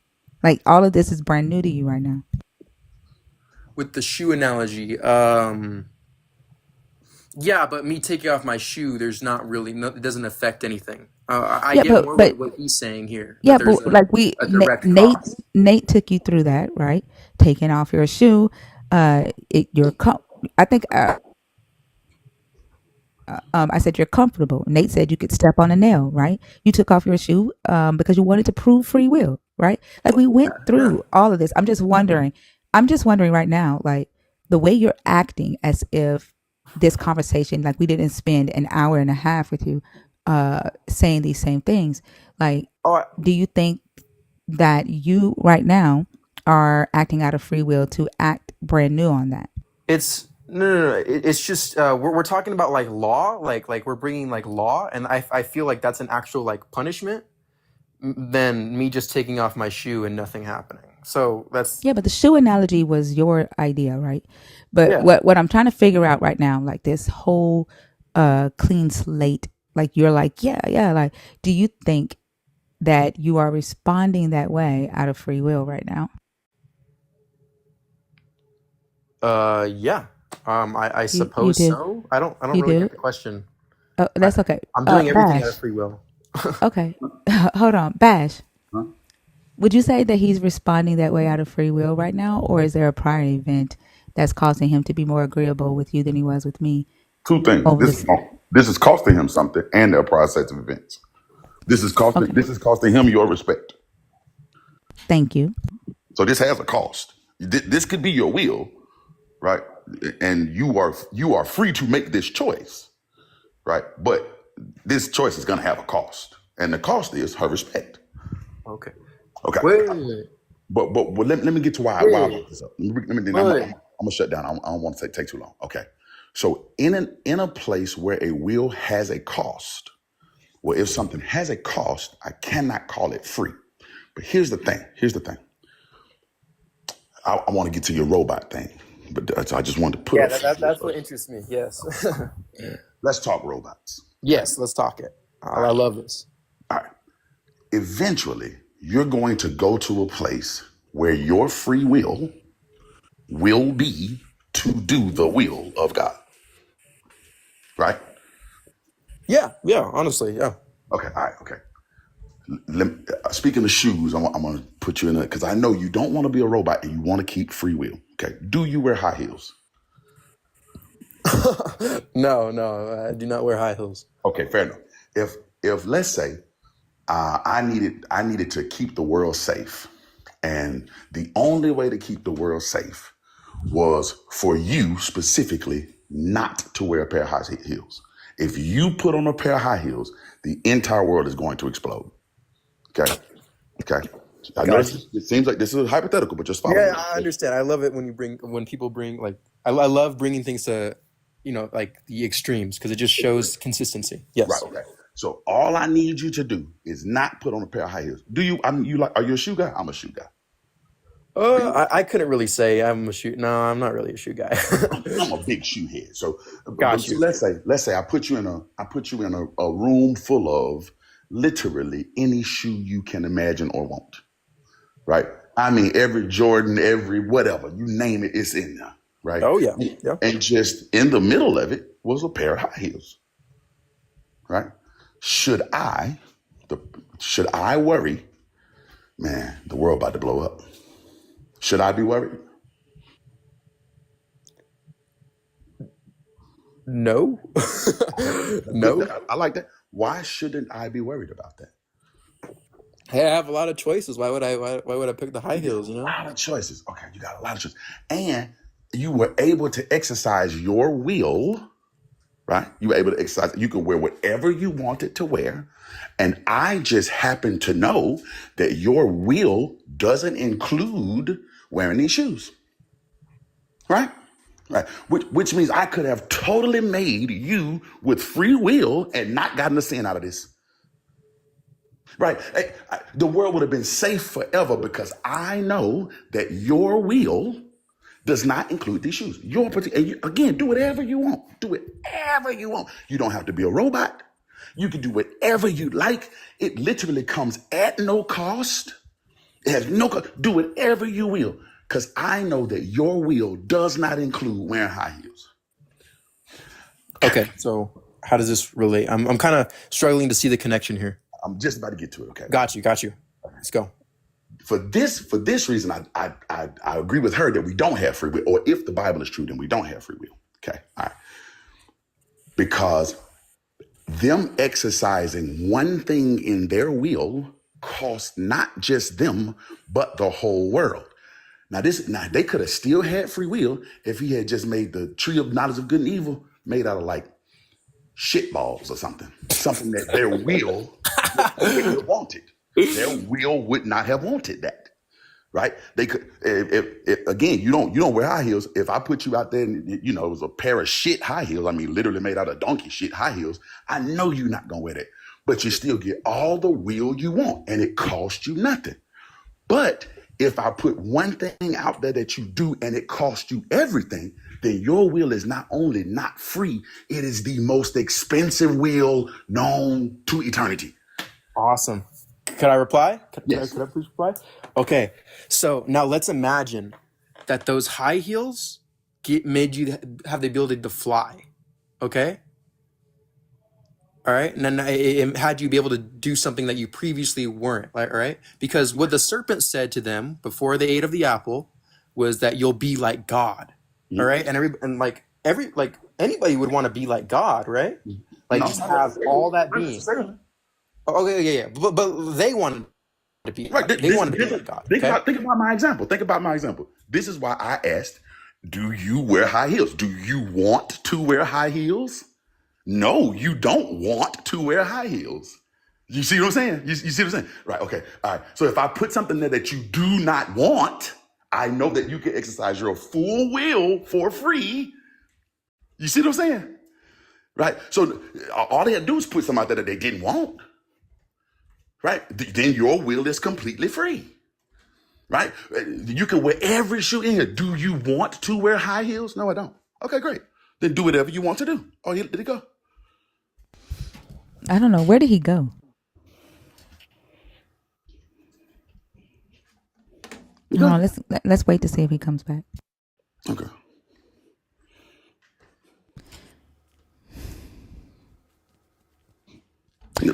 I wonder if that was his free will. Did his phone die, or did TikTok kick him off, or did he get a phone call? Did he have free will for that to not happen? Anyway, maybe I was just talking too long. I said, but you get the point that I was making, where you can still exercise all the will you want at no cost, which would literally be free will, Hmm. right? But the moment you attach a cost to the will, it can't be free. That's what I said to him. Like we were literally been talking to him for an hour and a half. Like it irritates me when they get all giddy when you come up here and say the same thing that I've literally said to them for an hour and a half. I think they just like Like my voice. It's kind of sad.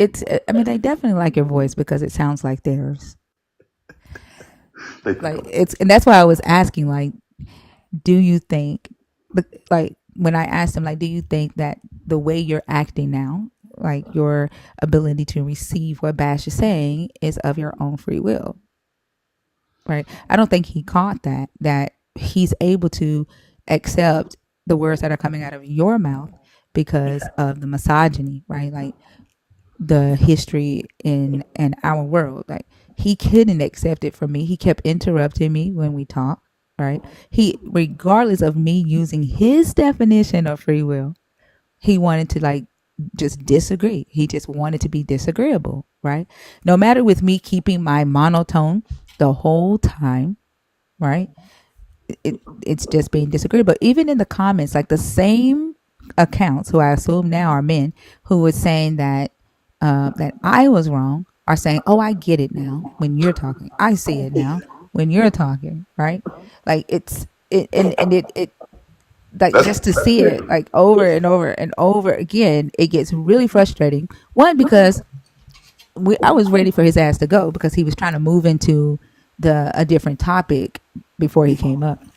He was trying to move into the Christian God is evil because he knew that I had already, proven the point, right? Like his whole thing is like he's saying they have a choice, but they need to call it free will because it takes away the responsibility of their God and puts it on them. And they can say this is why God isn't doing this because free will. and you And still have to give another plausible deniability because he couldn't just say that. What he has to say is his choice to give you free will. It's not the free mm-hmm. will, right? It's his choice to give you free will. You get what I'm saying? You can't even. He not even responsible for that. He's not responsible for giving you free will. Yep. Right? He just chose to give you free will. Right? You can't hold him. You can't hold him accountable for his choices. He has to be perfect. Right. Yep.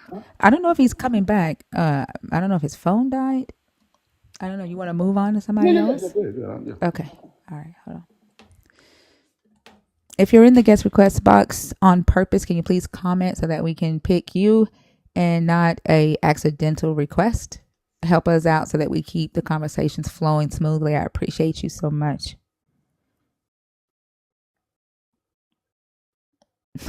Ellis said his mama snatched him up for bedtime.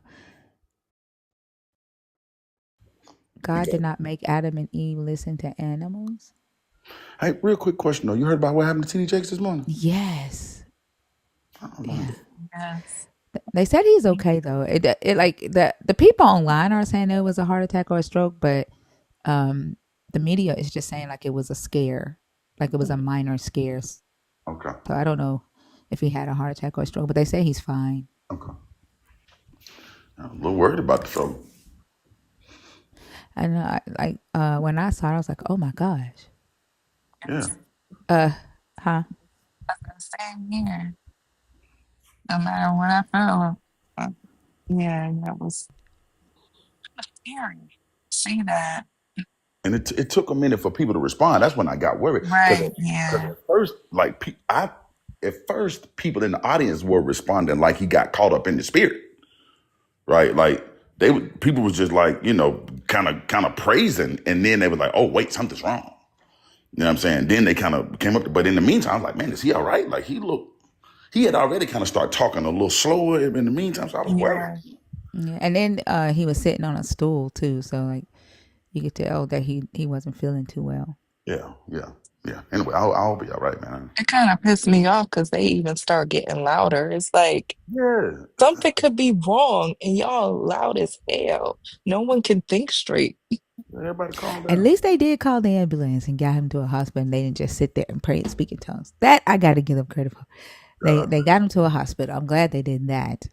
But It's a yeah. joke in there somewhere. I ain't gonna tell it, but it's a joke in there somewhere. Just know. Oh my Oh gosh. gosh. Now, like We'll be we'll hearing it wait. soon. All right, I'm gonna wait. Yeah, I'm gonna we'll wait. Too wait. soon. Too soon. Too soon. But Yeah, there is a too soon. joke in there. Oh my gosh. If you're in the guest request box, there's 16 of you in there. If you're in the guest request box, please comment if you are in there on purpose and you are trying to come on stage. We've been waiting for somebody to say, "Hey, I'm in the request." I don't want to go through accidental requests, y'all. Melanie got the joke. I didn't have to tell it. Good. I feel better. I don't know if I want to get the joke. No, it's okay. Don't get it. It's okay. But just know there's a joke in there. I won't tell it. I'm gonna let it go. Oh my gosh. Why did I think this man's name was Donkey King?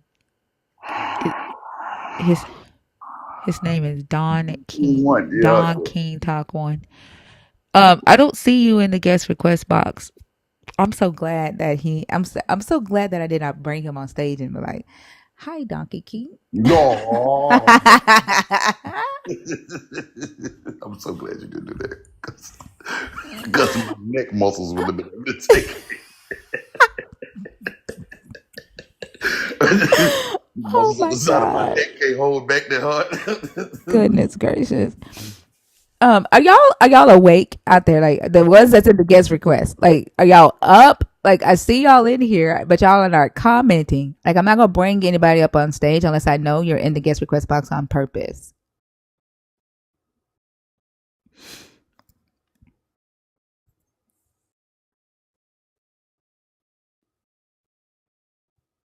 Just comment in the comments and say I'm here.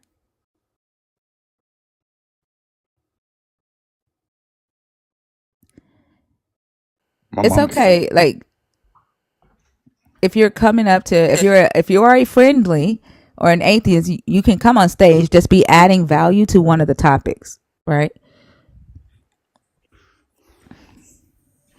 Hazel's here. Ripper's here.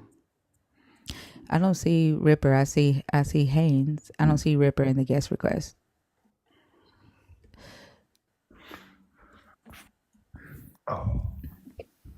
Hey Haynes, how are you? I'm doing fine. I know I'm here to add value, but with this platform. I've been having some strange things happen. I want to know if you have any answers for it. And I'll try to say it discreetly. I went on the TikTok shop because I purchased an item to for specifically for you and Bash. It's it helps me create more hearts rapidly. Do you understand what I'm saying? I don't know if Those are not good to use. I heard. Oh wow. Okay. well, here's the thing. I've been using it, and it gets difficult to try to put it on, but it was adding rapidly. But now, when I come to the site, it moves me away without me touching it.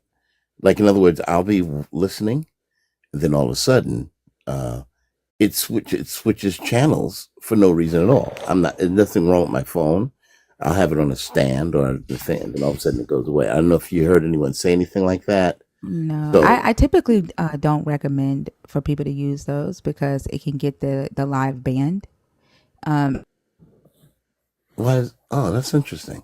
If they learn that you're using that. And so when people tell me that they're using it, I tend to like ask them not to use it on the live. But a lot of the likes they don't count, and then they have a script to recognize those automatic tappers.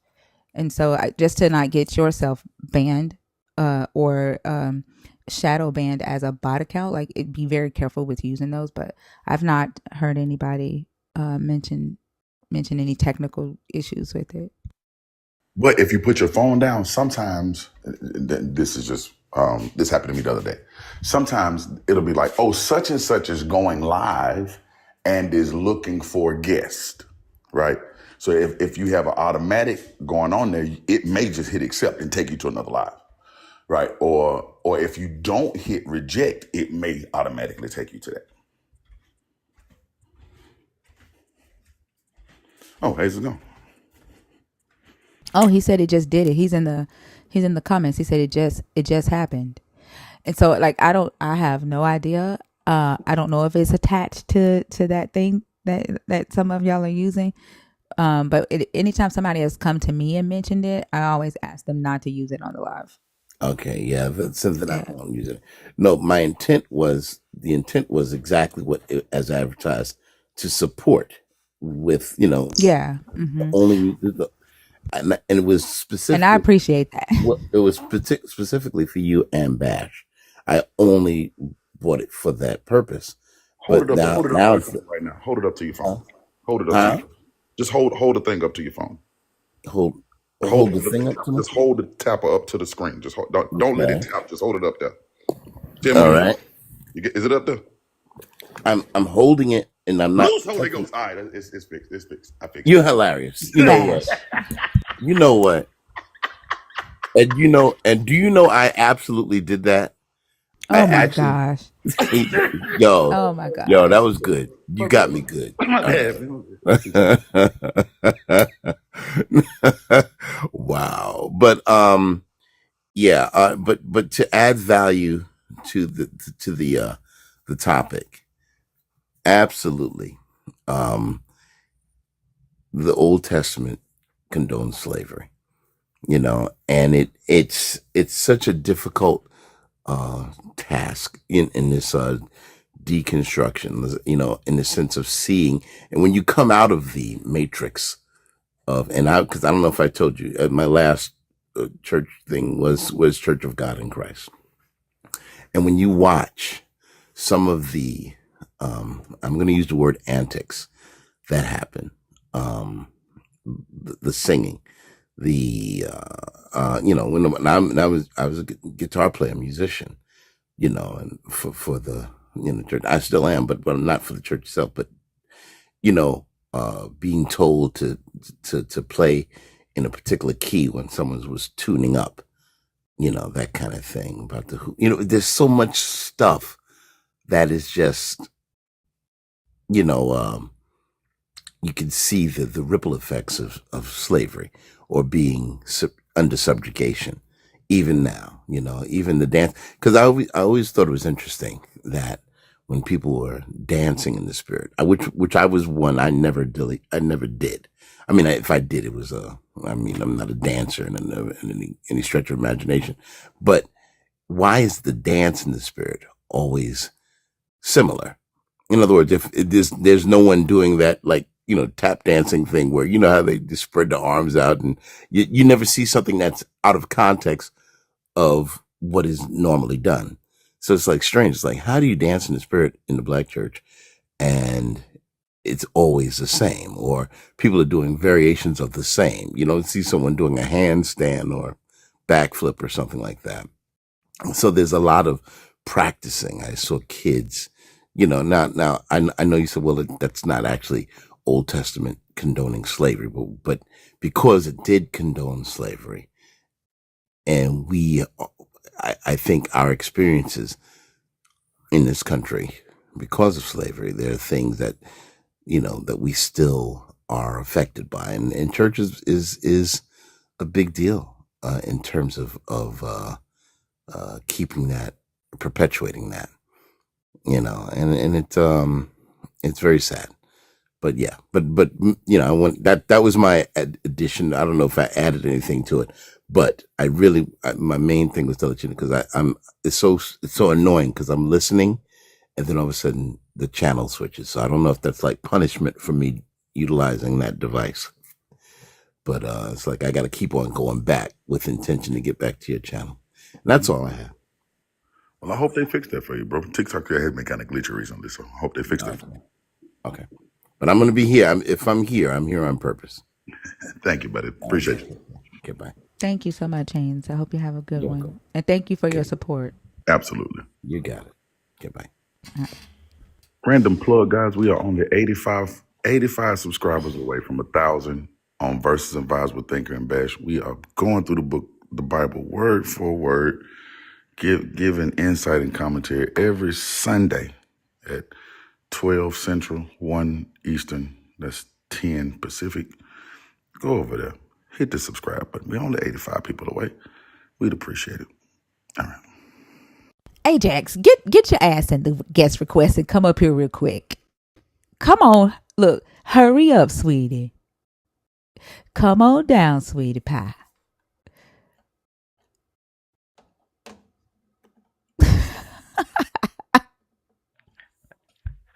I don't know what to do with how you talking to me right now. I really don't. I don't know what to do. I'm like, and part of me is like, oh, it's like having an auntie talk to me like that. But part of me is like, I feel like a child. Like I'm a grown ass man. Who you talking to? No, Oh I'm joking. Lord. How you doing, love? I'm tired. I've had a rough couple days, but it's getting better. Oh, I'm glad it's getting better. Hopefully, you and Bash can have a one-on-one power hour right quick. Nah, because I've been every single time that I hop on either this live or a different live, either Oso, whoever the case may be, the man decides to hop up right after I get off, and I'm like, you mother, like, bro. He's a busy man. I will say that. Like we're lucky to have him here as long as we can. I'm But he glad. will bash and dash and a motherfucking Oh, like the you. bash dash is You'll real. look and he will be gone. The bash dash is real. I do that in real life too, by the way. So just don't think it's just online. He did. Like listen, we were at dinner. He ain't lying. He is not lying. Like we at dinner, and then right before like everybody's getting ready to say bye, he like, "Hey, I'm about to go find some rock and roll. I'll see y'all later." And he I'm out. dashed. I was like, "What the fuck?" Always got something to do. Always got, hey guys, I gotta, see you later. Yeah, I gotta go, man. Gotta go. What are you gonna do? I don't know. Something. I just I'm gonna figure it out. It's yeah. gonna come to me later. It'll probably come to me while I'm walking out. It Hmm. might not. No, I've genuinely. I think it was one time when you were on Thinker Stage, and I was like, dude, one of these days I'm gonna hop on stage with you. And then you was like, can't wait for it. And I'm like, motherfucker, if you don't keep hopping on after I leave, if you don't keep hopping on after I damn leave, Well, here I it's go, bro. What's on your mind, man? not. Honestly, you made a point that stuck with me recently, and I tried to give adoration to what you were saying because I was trying to relate it to the free will, and you did it just now in the live towards Nathan, and I think you put it beautifully, but it was the example that you gave when it came to if the tree was anything else, when it came to Adam and Eve, if it was anything else, if it was a shit tree, if it was a, if it was a tree that they just simply did not like, if it was a fruit that they just simply did not like, and the in the specifics when you brought it up originally, it wasn't towards free will, it was towards oh my god, if I can remember it correctly. Gosh, I can't remember it now. So it was last week. I can't remember it. But the way you tied it into free will, I tried to do it myself the other day. I was trying to give adoration to what you were saying. I was trying to be like, okay, if I can put myself in the mind of Bash real quickly, and if I just deepen my voice real bad, you know what I mean? Yeah, yeah, that help out. That help out.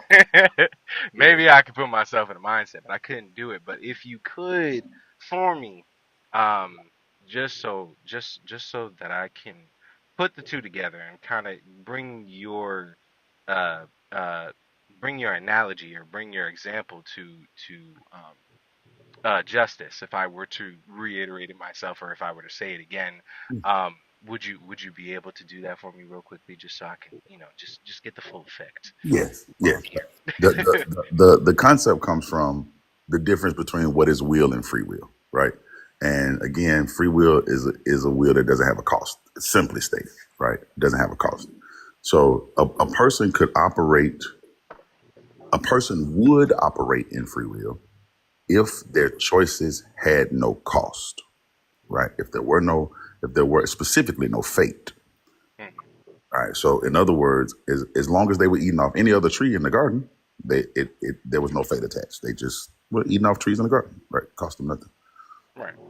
So the thing about, and because God knows people's wills, right, which means that God knows what is within my will, right? Mhm. He knows what's within my will. So and it would be they could have exercised a completely free will or a will without a cause if that tree had just been something that they did not want. And the weird part about that, I think it was saying something that I think that's really really important right there. I think how did she say? How did you say it? It was oh my God, how did you say it? Oh man, I can't think of how you said it. But basically what it is okay, God, he had to have, God himself had to have some want, right? He wanted them not to eat it. He designed it, right? But clearly, so he knew if he had put something there that they didn't want, they wouldn't have eaten it, right? I'm gonna make this something that they don't want. But attached to a fruit that he knew that they would want, he attached the fuck everything up button, Hmm. right? Yeah. Right. So, and I had this, keep in mind, he could have attached anything to that tree. He could have attached to that tree, surprise, shorty, angels coming down to do a tap dance for you, right? Or anything that he attached to that tree, Right. right? But he happened to attach the fuck everything up button to it, right? Okay. What this does in the theology is it says, okay, you made a choice, right? And so everything that's about to happen to you, you earned it. This isn't my fault. You wanted this. This is what you wanted, right? I'm just you have entered the find out phase, right? We just took a left on Fuck Around Avenue. We on Find Out Street now, right? So you want all this, and so this gives a plausible deniability to the deity here, right? But we still, and I'm okay with it. It's okay to say, but you got to pick a side. In other words, you either have to say we chose this, right? So our will does have a cost, or God set it up. But you can't have it both ways, right? If this is our free will, if this is human being, we chose this willingly, right? Freely and willingly, right? Okay, cool. Well, if we chose this, then our will isn't free. In other words, so we made a choice; it had a cost. Okay, you can't have free will if we made a choice, it had a cost, or God set us up. But you can't have them both because had he just put a different tree out there that nobody would want, and he knows that nobody wants it, well, we'd have been just fine. Right? They would have been able to exercise all the will that they wanted, right, with no cost, and then we would be free. Do you think that the Christians that are in the comments talking about hell, Babylon, America being Babylon, they're focused on our decision to not follow this God and saying that we chose Satan and blah, blah. Like, do you think that hell, Satan, fire, and death is their free will to focus on those things, or do you think that they were influenced? Definitely influenced. Definitely influenced. So that to me would be a cost. Like they can't think of anything else, right?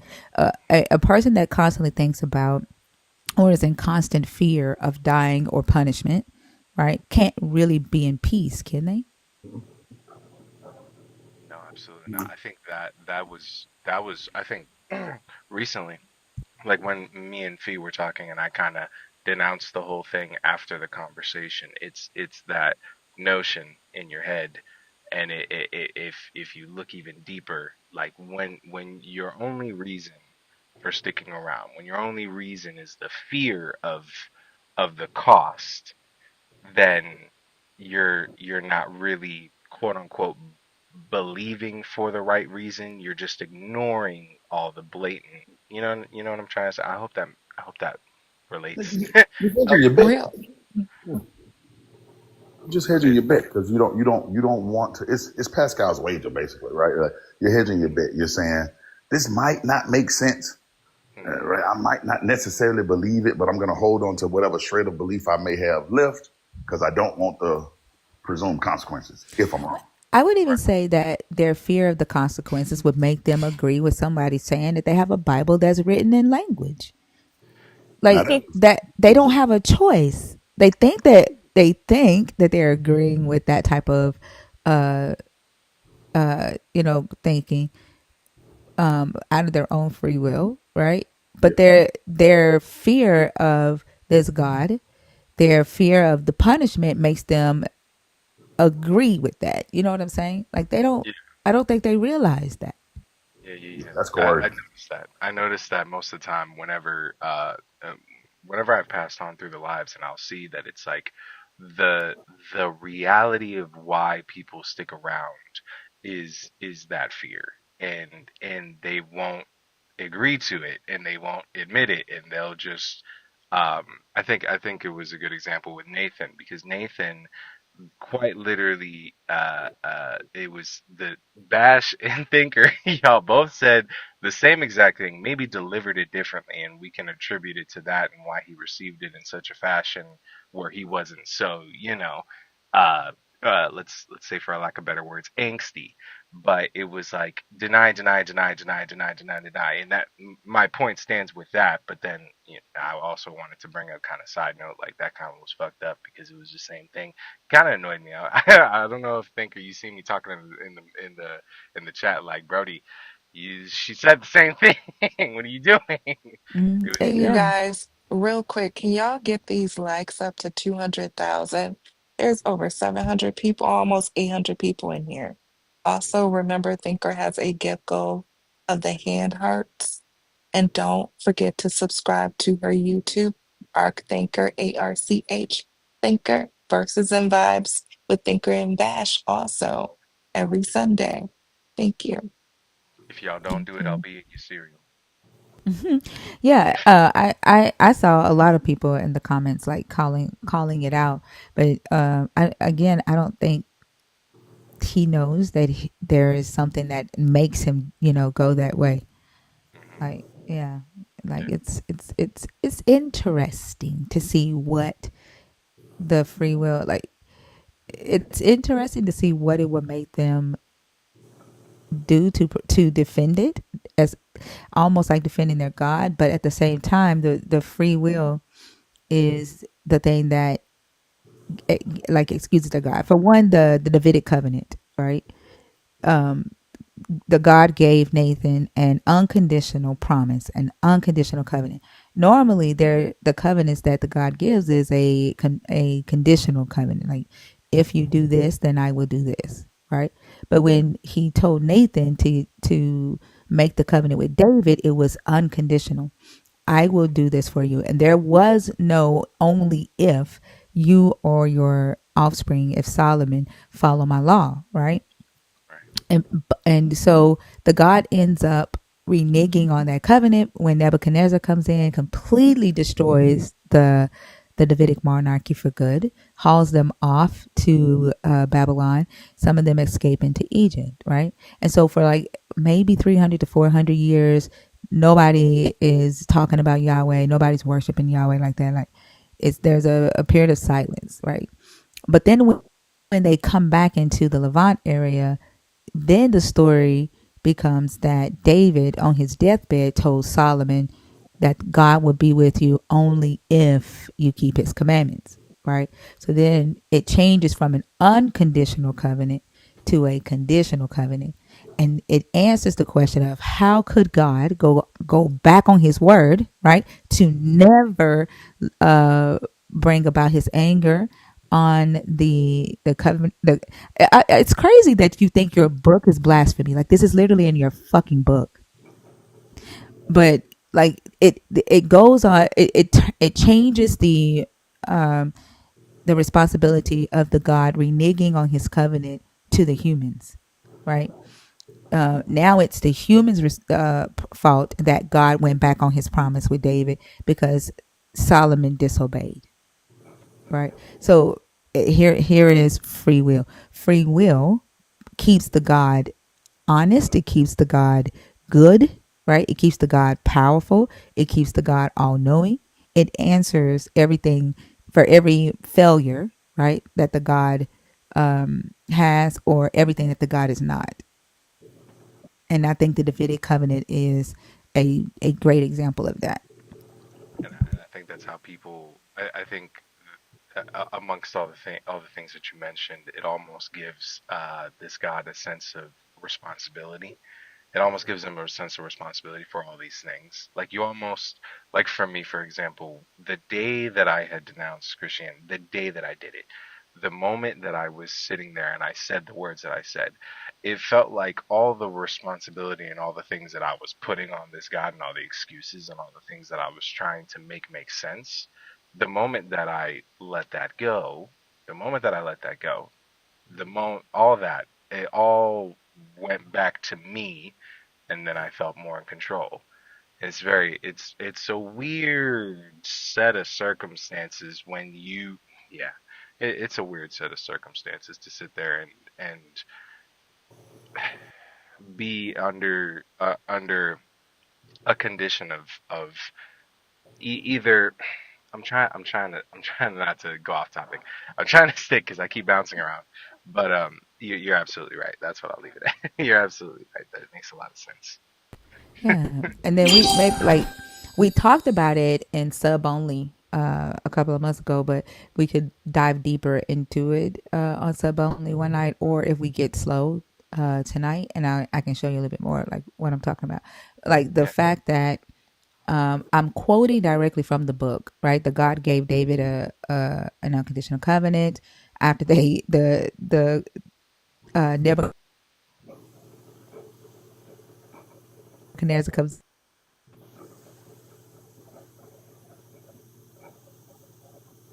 And because I'm saying the things that's in this book, and because believers don't read their book, they call it blasphemy. But their loyalty to the God, right, influences them to behave. Did I cut out? Did I A cut little out? Yeah, signal. I A thought it little was signal. just me. Yeah. I thought you stopped mid track Um, and you started looking around like what's around me. no, it's starting to buffer on my end, y'all. But their loyalty to the God and their fear of retribution, their fear of like from the God, like consequences, hearing this stuff, even though it's in the Bible, it scares them and it causes them to act out.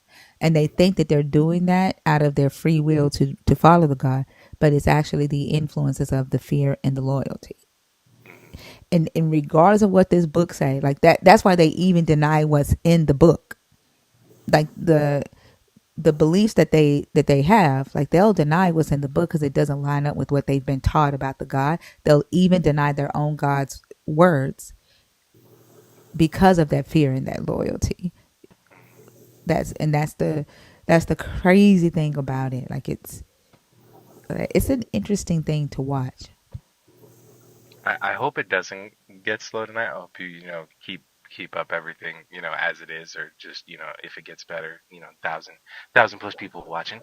But if it does get slower, if there's a night where we can dive deeper into that, that would be dope. I would definitely love to get into that.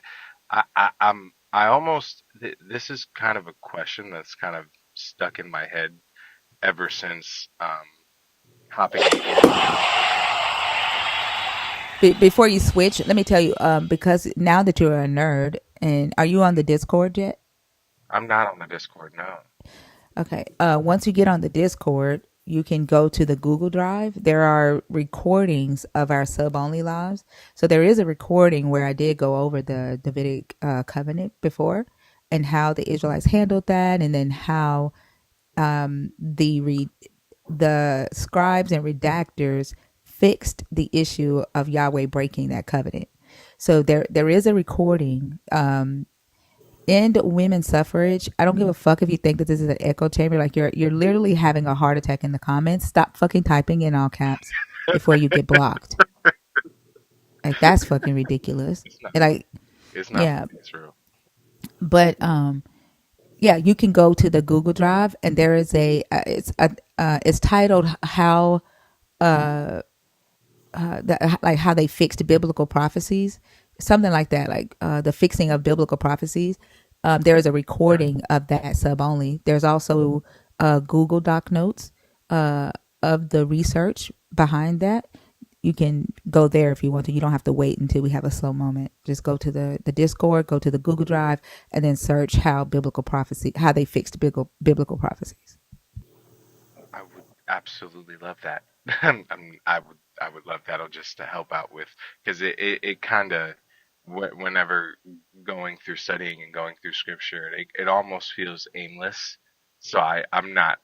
It's not that I'm looking for contradictions, but it'll also be like a situation where I I get lost in the text and then I'm kind of somewhat dumbfounded, if that makes sense. I'm a bit slow when No, I'm don't say reading through that. Don't say that. And then that's ableist, right? To say that you're slow.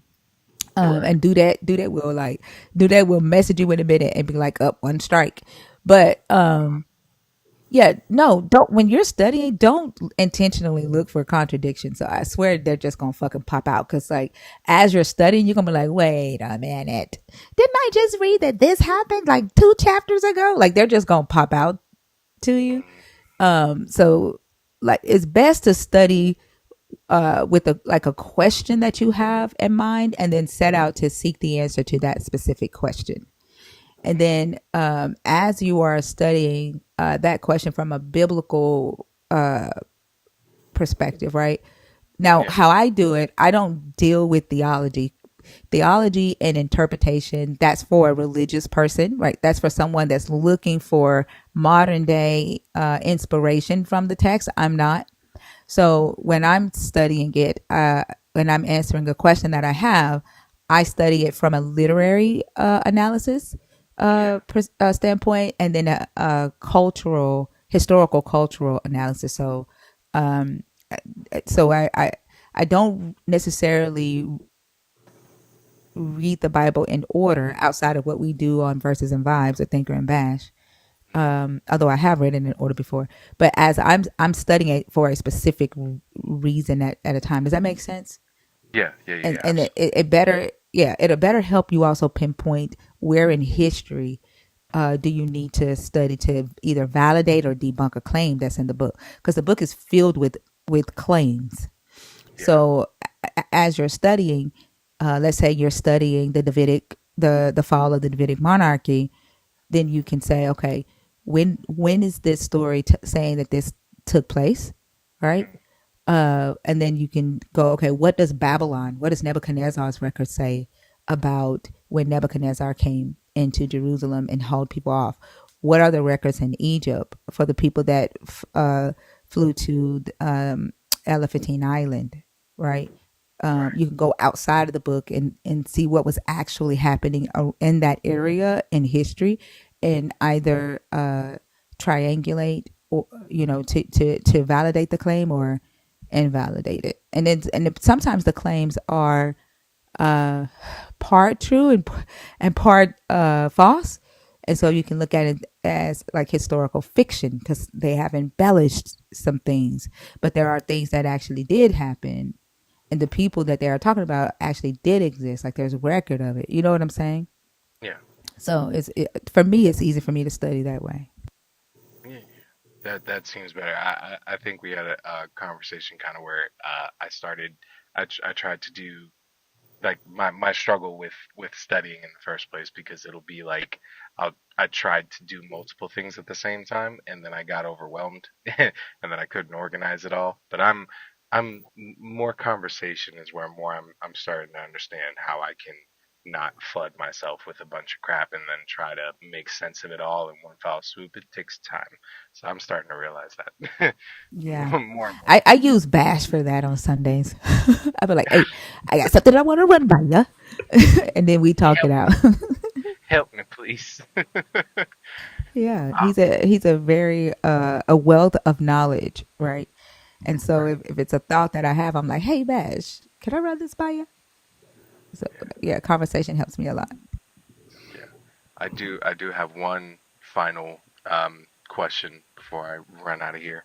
Um I'm wondering because it when I had and it's a tad bit personal, but it just kind of goes into like when I first got here versus where I'm at now. And I'm somewhat wondering because I was never deconstructing before, and then I kind of strangely enough, I kind of got to the point where I started deconstructing, and then it was like, okay, I'm done, I'm over it. Um, I wonder in the grand scheme of believers that come here and kind of the way that, things go about and kind of this unending amount of excuses and or apologetics and or trying to make sense of things that just don't make sense. Where the heck did I where the heck was I in that placement? Like how did I, like, because when I first got here I couldn't even argue a single thing with you guys because I don't know if I really even wanted to. It was just more so when I got here I just took information and just kind of kept it pushing, and then as I kept going I just kept taking information and asking questions and went from there. I just wonder where that placed me as a believer. Like, am I not? Was I never really a believer, or was I just a guy that was like, I'm gonna believe in this under this condition and call it a day and leave it I at think only you can answer that though, right? Like, uh, if I were to say to you that you are not a true believer, that would be like you giving me the power to decide your thoughts, your fate. Like, you know what I'm saying? Which goes against everything that I stand for, right? Like only you know your heart and whether you actually believed this in this God or not. that. Yeah. I'm gonna throw this at you, and I agree with everything she just said. But think of beliefs. The thing about beliefs is it's just what you're convinced of, right? You believe whatever you're convinced of, and the crazy part about being convinced is you don't choose what you're convinced of, right? So throughout my life specifically, I had points where I believed pieces of this more than I believed other pieces, and yada yada yada. And the for most people that I've come across, my mom said this earlier today on my live. My mom was quite the believer, and my mom got to a point where she was, we were in the faith healing and all prophecy and all kinds of stuff. And my mom said, God, I'm going to stop lying on you. If, if I'm going to call you a healer, you're going to have to heal. If I'm going to call you a deliverer, you're going to have to deliver. If I'm going to, whatever I'm going to say about you, I need to see you do it. Right. And so, an honest theist, is what I would call you, right? Because at the point where you're willing to be honest with yourself, and to be honest, then you can really make right. That means you believe. That doesn't mean you didn't believe it. But when you come, if you believe it honestly, right, then when you hear something else that's honest, then it becomes. We have to just put that information into our bags, right? Like if I found out today, I use this example a lot. If I got a phone call right now that said, "Hey, Mr. Pinkbeard, we just found out something that happened at the hospital when you were born. We switched babies, and we gave you to the wrong lady. That's not your mom, but we found your mother, right?" Well, the truth is that would mean Bernadine is not my mother, right? But that wouldn't change, if I'm being honest, that wouldn't change the way I feel about her. Right. Right. Right. But if I'm being honest, I gotta take that new information, I gotta apply it to what I'm living through. Right. It is what it is. I may find my birth mother and forge a relationship with her too, but that wouldn't change a thing about the way I feel about my mother. Right. And that comes from just being honest. Right. Like honesty, you take in that new information and then you process, okay, what do I do with this now? Right. I don't put up a block and go, oh, they lying. Right. No, the information is what it is. And if it's true, then I got to accept it as true. I got to work that into my real life. That makes sense. Yeah, yeah, yeah, absolutely, absolutely. And Thinker, what you said also makes a lot of sense too. I truly appreciate it. I just was curious because I was like, I've been here for like a couple weeks, maybe almost like a month now, and a lot has transpired. I've been here almost like every day, so I was just curious from a third party perspective. But I truly respect your stance, Thinker, and I truly appreciate Bash what you're saying. I truly appreciate it. I'm gonna run away. I'm gonna stick in the comments. I love you guys truly. It's always a pleasure, and I can't wait to hop on tomorrow. Good to chat with you, bro. Love you too. Have a good night. You too. Another thing that like I don't understand, like when people like feel the need to be like a pink beard is crazy, right? And I Yeah. get, yeah, like I get like it doesn't fit you. Like it's not something that you would do.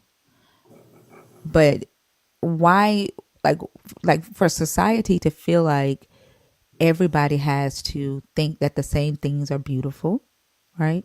Or think that the same things are ugly or unpleasant or okay. Like it's just like for you, like, and then you'll fight for your free will, like you'll fight like crazy to say you have free will, while at the same damn time will trample on somebody else's so-called free will because you think that the decisions that they make in life should match yours, and how you think that you have the right to do what you will fight and say your God has made a choice not to do to you. It's hypocritical. It's wild. Crazy part about it is though, I get so many compliments on this beard that like the one or two people who say they don't like it, like that's okay. Can't be for everybody, right? But I get compliments like people stop me in the streets and go, "Man, I fucking love your beard. It's awesome." Grown men. He's like, "Oh man, thank you." You know what I'm saying? But when you do something out of the ordinary, you expect people to voice their opinions, positive or negative. So I if you think it's crazy, thank you, because that means you're looking at it. And that Yeah, was and I'm sure that if everybody in the world came up to you and said, "A crazy, that's crazy, that's crazy, that's crazy," you would still rock your pink beard, would you right, not? right, Exactly. yeah, Exactly. And I'm sure that the person who typed that has something that, some part about him that somebody in the world does not like. I don't think that, is pleasing. And that person does it anyway, regardless of, what that person thinks about them. Like, it's yeah, like I have the right to do what I want to do freely, but you better not. yeah, yeah. Worshiping a God that condones slavery, okay. Pink beard, taking it too far. That's where I Is draw that, the line. yeah. That's where Right? we draw the line. Yeah, That, like, it's crazy to me. And then the thing of the non-belief versus the belief, like, leave us alone about our choice to believe, but give us free will to constantly fuck with you about your choice not to. You better not say nothing about our choice to worship this God, but we reserve the right to say whatever we want about your choice not to worship the God.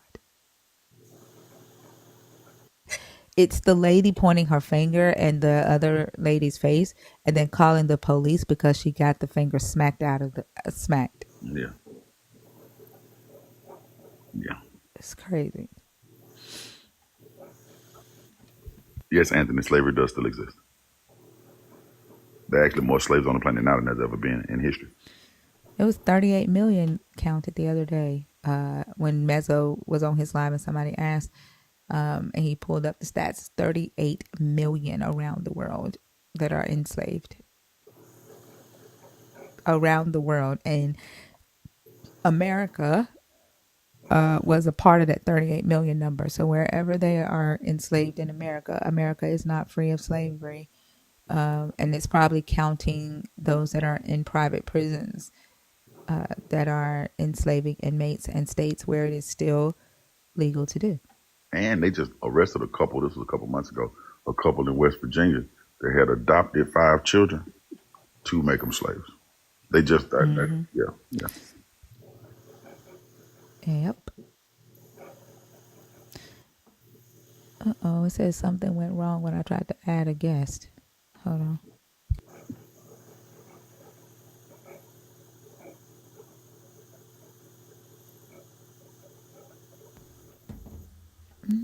What is happening? I saw a video of an older lady she was sharing her story. She had just found out that her husband, who she had divorced 26 years ago, but they decided to stay friends, right? And they're both in church. She looks like she might be like a mother of the church. Um, and she was in her video. She was like, "Yeah, but I was married a long time ago. I've been divorced now for 26 years. And me and my husband, we decided to stay friends. But I'ma tell ya, I was married to an op." She said, I was married, yeah, to an opera. And she said, but God, he kept me. He kept me. And he didn't let me stay married to the op. But I'm going to tell you the whole story. But you could tell she wanted to cry because you could tell that, like, she had tears in her eyes. And she had just found out the things that this man was doing. And she said, she was like, karma's gonna come around, like, and then like you could tell she was hurting. The people in the comments was like, well, I'm glad that you're giving God praise, but why you have to come on here and sing it? Like, they That's were ain't more sin. exactly, they were more so focused on how she chose to tell her story. And no, she came to the internet, she was hurt. They were more so focused on how she chose to tell it instead of focused on what she was saying, right? Like, she was saying that she just found out that the man that she married was an op. I don't know. She didn't say what he did, but she called his ass an op. And she's saying that she hoped God gets him. And it's crazy because the search results is what's an op. Y'all don't know what an op is? I was wondering, I was like, why is the search Are you results what's an serious? op? Yes. They don't know what an op is. Wow. Opposition. She was saying she said, but God said, like they come, they are dressed as sheep in wolf's clothing. And she said, but God didn't let me get ate up by the wolf. And I'm like, yes, he did. You got that ass ate up by the wolf. Yeah, he What? did. And like she's like, he protected me. And I'm watching. I'm like, baby, no, he didn't. And then, but I commented and I told her like I could see your hurt, and I understand it. And I was like, because she was like, karma's coming and vengeance. Like she's praying for vengeance. I was like, baby, the best vengeance. First off, you're older. Like she's older than me. But the best vengeance is to go and heal in peace, live your life, and just let him scramble and wonder how you are able to smile in spite of. Like just go live your life. Don't be over there hoping and wishing bad happened to him because all you're gonna do is bring yourself negative energy. All right. You're gonna be over there mad and then wondering why he happy and you ain't. Then you're gonna be like, God, when you gonna get him? God, like your next video gonna be like, God, I'm waiting. When you gonna get him? Like, go live, go live. Right. I know what it's like to be married to an op. I was married to an op. Being married to the op is crazy. Yeah. Uh, Whatever your name is, Lazarus Andrews. Where the fuck do you see me being mad? Like y'all just be saying anything. Like I'm literally talking about encouraging her, and your response is because I'm mad. This is why I could never be a believer because y'all are delusional as fuck. And yes, it makes me so mad that y'all have allowed yourself to be that damn delusional. That does make me mad. William, how are you? Good. How about you? I'm doing good. Are you a Christian? Are you deconstructing? Or are you an atheist? Nah, I don't do religion. I do believe in God though, but I don't do religion though. Oh, okay. Do you believe in the God of the Bible? Yeah, yeah, I would say. Okay. And so you would be what we call a Sadakmak, unless you are a Hebrew Israelite, which I don't platform. Well, I mean, I don't know too much about the donations and all that, but Do you believe that you are a descendant of Abraham, Isaac, and Jacob? Well, I mean, I do believe I'm a descendant of this earth. You feel me? I don't know. Well, not the earth. Well, Do I you don't know because believe that you are? I'm not religious, but my I mean, I didn't ask if you were religious. Do you believe that black people are the real people in this book? yeah. Okay. So you would be a Hebrew Israelite. Okay. Okay. Yeah. So I don't platform that doctrine. Okay. I'm going to go ahead and take you down. I hope you have a good night, though. Okay. All right. You too. Thank you. Barry from YouTube. Why don't you hop on over to TikTok and tell me what I'm angry about with God? Since you over there making judgments, right? You are the expert. I would like for you to come over to TikTok, and actually, I think Joel showed me how to do the link, uh, so that they can call in from YouTube. I would like for you to tell me exactly what it is that I'm mad with God about, and then I want you to explain to me how I will be mad at an immaterial substance that I don't believe can even engage with people in the material world. Oh, I told you that I'm angry. I don't like the way believers act or think. I think y'all are hateful individuals. So, I mean, you clock the anger correctly, but it ain't towards your God. It's towards humans. But if you can, you can ask the Holy Ghost to show you the way. You can close YouTube, come over to TikTok, hit request, and hop on my stage and come and tell me all about me.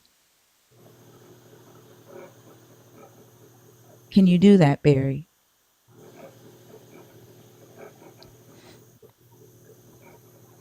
Can you, Barry? I have not insulted you. Can you come to YouTube? I mean, can you come to TikTok? Okay, come on over. What's your TikTok name?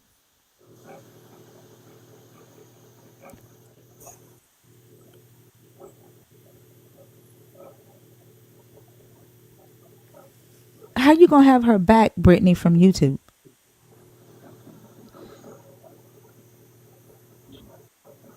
Don't make promises that you can't keep. Like then you would be like Yahweh.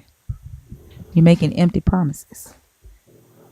What's your TikTok name, Barry? So I can know to pull you up on stage when you get in the request.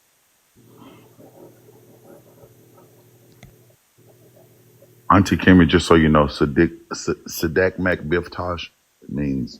So I don't actually consider myself a Christian, but I follow the teachings of Jesus. Right. So Sadak Mac Biftosh. And then saying not all believers is like saying not all men.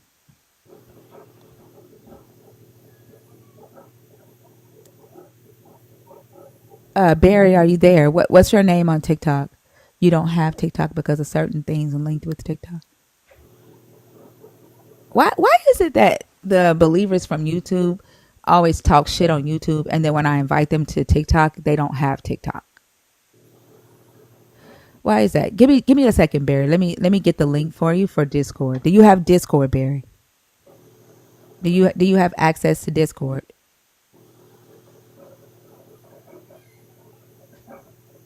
Do you have a tinfoil hat, Barry? Do you have access to Discord, Barry? If I give you a link to call in, are you able? Can you click on that link and call in?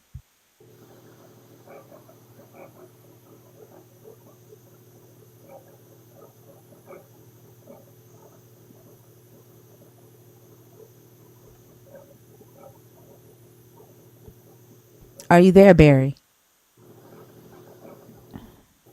Are you in a bunker, Barry? Lala, can you do me a favor? I'm going to send you the link. Can you test it out for me real quickly and see if it works before I give it to Barry? Okay. Okay, I'm going to put it in the group chat. Hold on. See if we can get some of these loudmouths from YouTube over here.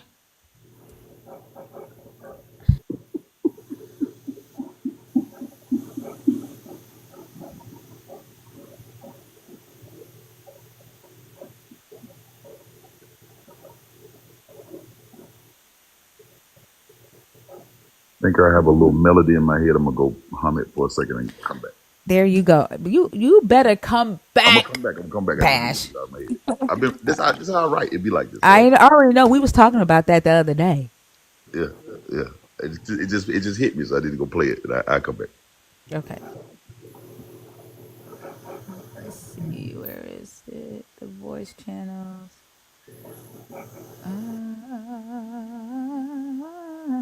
Okay, there it is. Oh, that's why it didn't work. I need this to be a voice channel. Edit. How do I make? Hold on. I might do that at sleep or something because she usually have her microphone on. She's usually muted. I mean, um,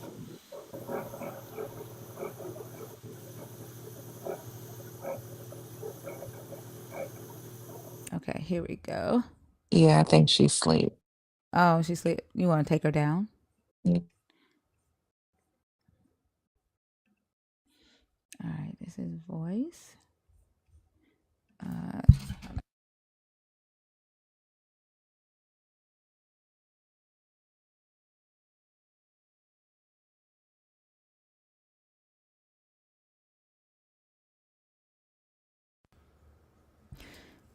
all right, now let's see. How do I get this link to you?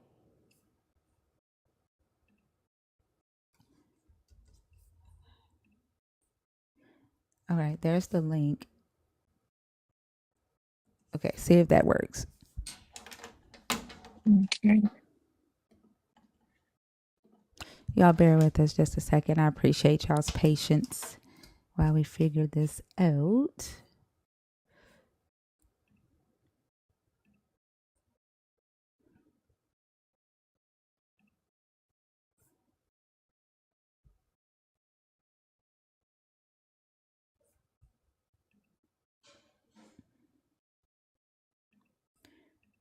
Hold on, let me do it this way, Lala. Try this link. I think it just sent Yeah, a I'm different. about to Try the say it try just sent me. Okay. try that one.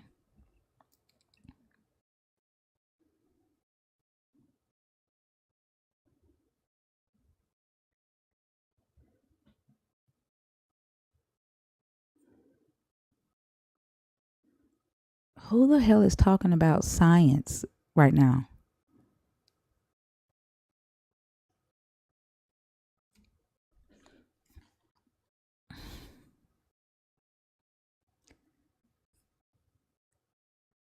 Is it working for you? It has me filling out. Oh, there you go. Can you speak?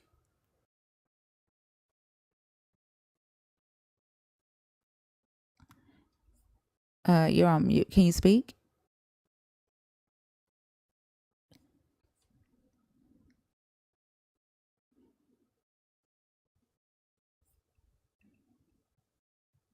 Lala? Yeah, I'm trying to speak on this. You I can't don't hear me? uh-uh. Hold on.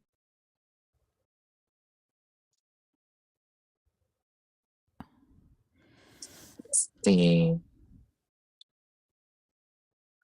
Uh, it should be working. Hold on.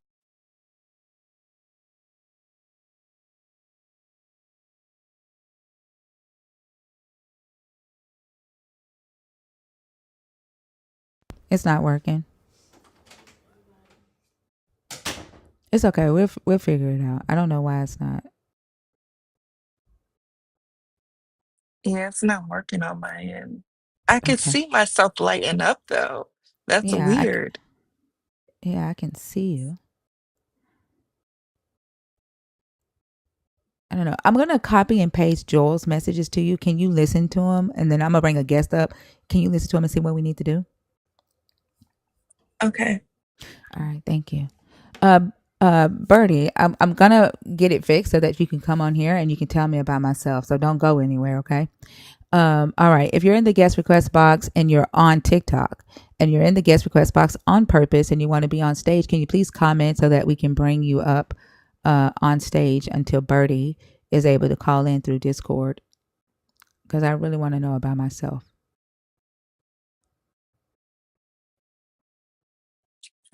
No, we have a subway going, guys. So right now, we just need 3 more people to subscribe. Auntie Kimmy? Hiya, hi Lala, hi Tinker, how are you guys? I'm Hello. I'm good. How are you? I'm alright, good morning from here. Good morning. Are you Um, a Christian? Are you uh, deconstructing? Or are you an atheist? I was on here on Pop Something Rather Friday, and we've been Yes, she was. deconstructing on the at the same time. 2019, we started deconstructing. Tinker, yourself and Oh, I. okay. Okay. Yeah. And yeah, so I was here. I came in at that painful, very, very painful time. You were talking to that young, very, very indoctrinated young man, the Christian boy who has attended more youth group than than school. And Hmm. if he's attended school, it's definitely Constitution and Bible verses, and he's in Florida. But bless his heart. So I've been sitting there and just being like, "Wow, misogynoir is real," because Hmm. you were talking, and the blue in your face. I said, I discovered a new power. I was like, thinkers going blue in the face, and I can feel it. I can feel my sis going blue in the face. And a man comes on, says the same thing you said straight away. You know what? Yeah, get it. Completely. So that was something to witness. That was something. It happens all the time in here. Like we call it man speak, and sometimes I have to like revert to Bash. I'll be like, Bash, can you take over and do the man speak for me? And he'll come in. He's so good with explaining it his way, that they just automatically accept it coming from him. But a lot of times, like if you notice Bash's approach, he almost has to like baby them. Like he has to Yeah, like walk them to the point, and I don't do that. Like I'm just like straight as a matter of fact. So yeah, yeah. Uh, he yeah. knows what they need. We don't defeat the patriarchy by babying them. Yeah, yeah, unfortunately. That's not how we defeat the patriarchy. You have to, Yeah. yeah, someone said men love powerful men, but they hate powerful women, and it's very evident. But I'm very interested because when I was looking in the comments, I was seeing some Christians who were like, "This is blasphemy." I'm signing off. I was like, "Oh, you're new here." Oh, you're very new. I'm new here because I just learned what a Sadak is, but I found newer than me. I don't feel like the new kid on the block anymore, you know. But That's good. That means that we are a welcoming community. oh, you very much are. You very much are. No, there's a warmth. And I really enjoyed us just to our 420 chat the first on Friday. I was laughing afterwards just talking about our 420 experiences. So you guys are very welcoming, and it's a reason-based community, and I like people that actually use their brains, you know. Yeah, and I like that's the thing, right? Is just being around people who like to think, who question things and like to like go deeper into those thoughts, even if the belief is, yeah, I still believe in this God. Uh, it's why do I believe in this God, right? And how are my beliefs affecting me? How are they affecting other people? How am I showing up in society? Do the things that I believe um, affect how I show up in society and interact with humans, right? But I think the most irritating thing is to see people so afraid to think and afraid to use their minds, even to the point to where they're willing to cause harm on other people. That's the thing that irritates me the most, because I just don't get the desire or feeling the need to want to hurt people that you don't know. I don't get that. And where does that come from? Like, how does a person get to that point? I don't know. Because I was a believer and I never wanted to harm another person for not thinking like me or believing like me. That's why I don't get it. There's a reason that deconstructors end up being deconstructors, because we're not wired a certain way in the first place, and things don't feel right. And, you're more likely to actually crack away. Mormons talk about the shelf that finally breaks, and like people put books on that shelf bit by bit by bit, and small weights, and the shelf cracks. Well, for most people that are destined to be deconstructors, the shelf already was prone to cracking, because it's not built like other people with reinforcements that are like, this is it, this is it. I knew that, like, I don't know, there's a certain way, legalistic way, that I don't like people being about being very militant and very legalistic. And now, being this atheist, spiritualist, I realized that I wasn't meant to be this way. No one is meant to be this way. This is a tool for subjugation and control, and we just internalized it so much. And that's why you're seeing that the people that are struggling the most to get rid of religion and running to religion in droves are straight white males, because it's a power thing. They find the most power in it, because it was supposed to be a tool for power, and in a time where they're being told as a means to be controlled, are being told your power is getting taken away, they're running towards that thing that controls them even further. You know what I mean? Like, they're Yeah. wired that way, and for them it's pathological, it's within. They're wired to be like that. Like, someone was talking about, no, I don't, the Hebrew Israelite guy that was like, well, no, actually, they, and we were like, who is they? No, no, no, no, tell me, who is actually they? And he couldn't say who they are, Mm-hmm. you know. Yeah, yeah, and I would say that even not just white men, but men in general are running to this religion in droves, because even for black men and men of color, it's it still solidifies their status in society, that they are over the woman, right? They Yes. know that the government or other powerful people uh, have their foots on their neck, right? But this God gave them a role to play, and taking away that religion, or saying that it's not true, like it's just a fantasy, takes away their belief that they have in themselves, that they are dominant in society over women. And like, so I think I see, because we have more men on this stage defending this belief in this God than we do women. Yeah. And when we do have women come on here, they're usually spouting misogynistic tropes.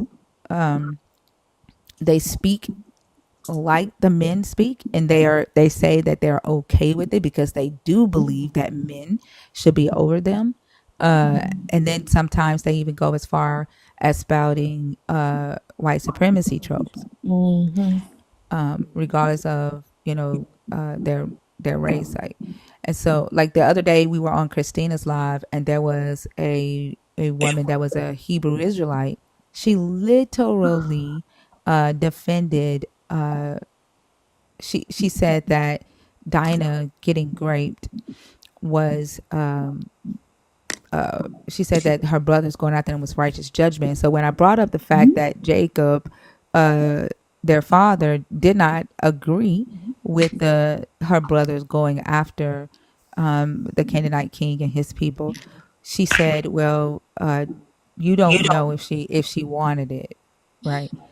And it's that pissed everybody off on the panel, because you're literally saying the same thing that we hear people say today when a woman says that she's been sexually violated, uh, well, she wanted it. She wanted it because she dressed a certain way, or she wanted it because she didn't fight hard enough. And to hear this woman using the same uh, words to defend her God, to defend the people that she thinks she is in this book, like it's I don't know. It's a interesting thing to see. Like, how do you argue against yourself as a woman and call that a good thing, and not see that you're literally are a part of the problem? It's losing yourself. It's doing things that are against your best interest. It's because if she was walking in a dark alley, no bandit will say, well, no, she's a respectable Hebrew Israelite, let me not like, brutalize her. She doesn't want it, let me not do anything to her. And it's forgetting who you are, and it's that lie that's loud. And honestly, my strongest belief is that religion was made, that's why they call it an opioid to the for the masses.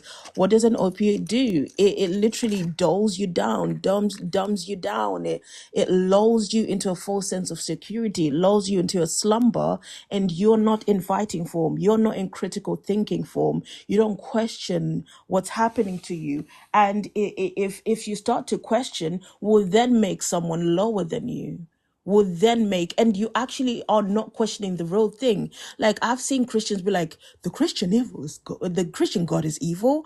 Oh, how dare you? That's why they're saying it's blasphemy. But if you are not willing to look in the mirror and say, wait, the God that I believe in, and literally every Sunday, arch my back and go, hey, every Sunday, every Sunday, isn't he a common denominator? If someone tells people, had to tell you that Diddy did things, like, how many times you're like, nah, he's the common denominator, I've heard it from enough people, he's a bad guy.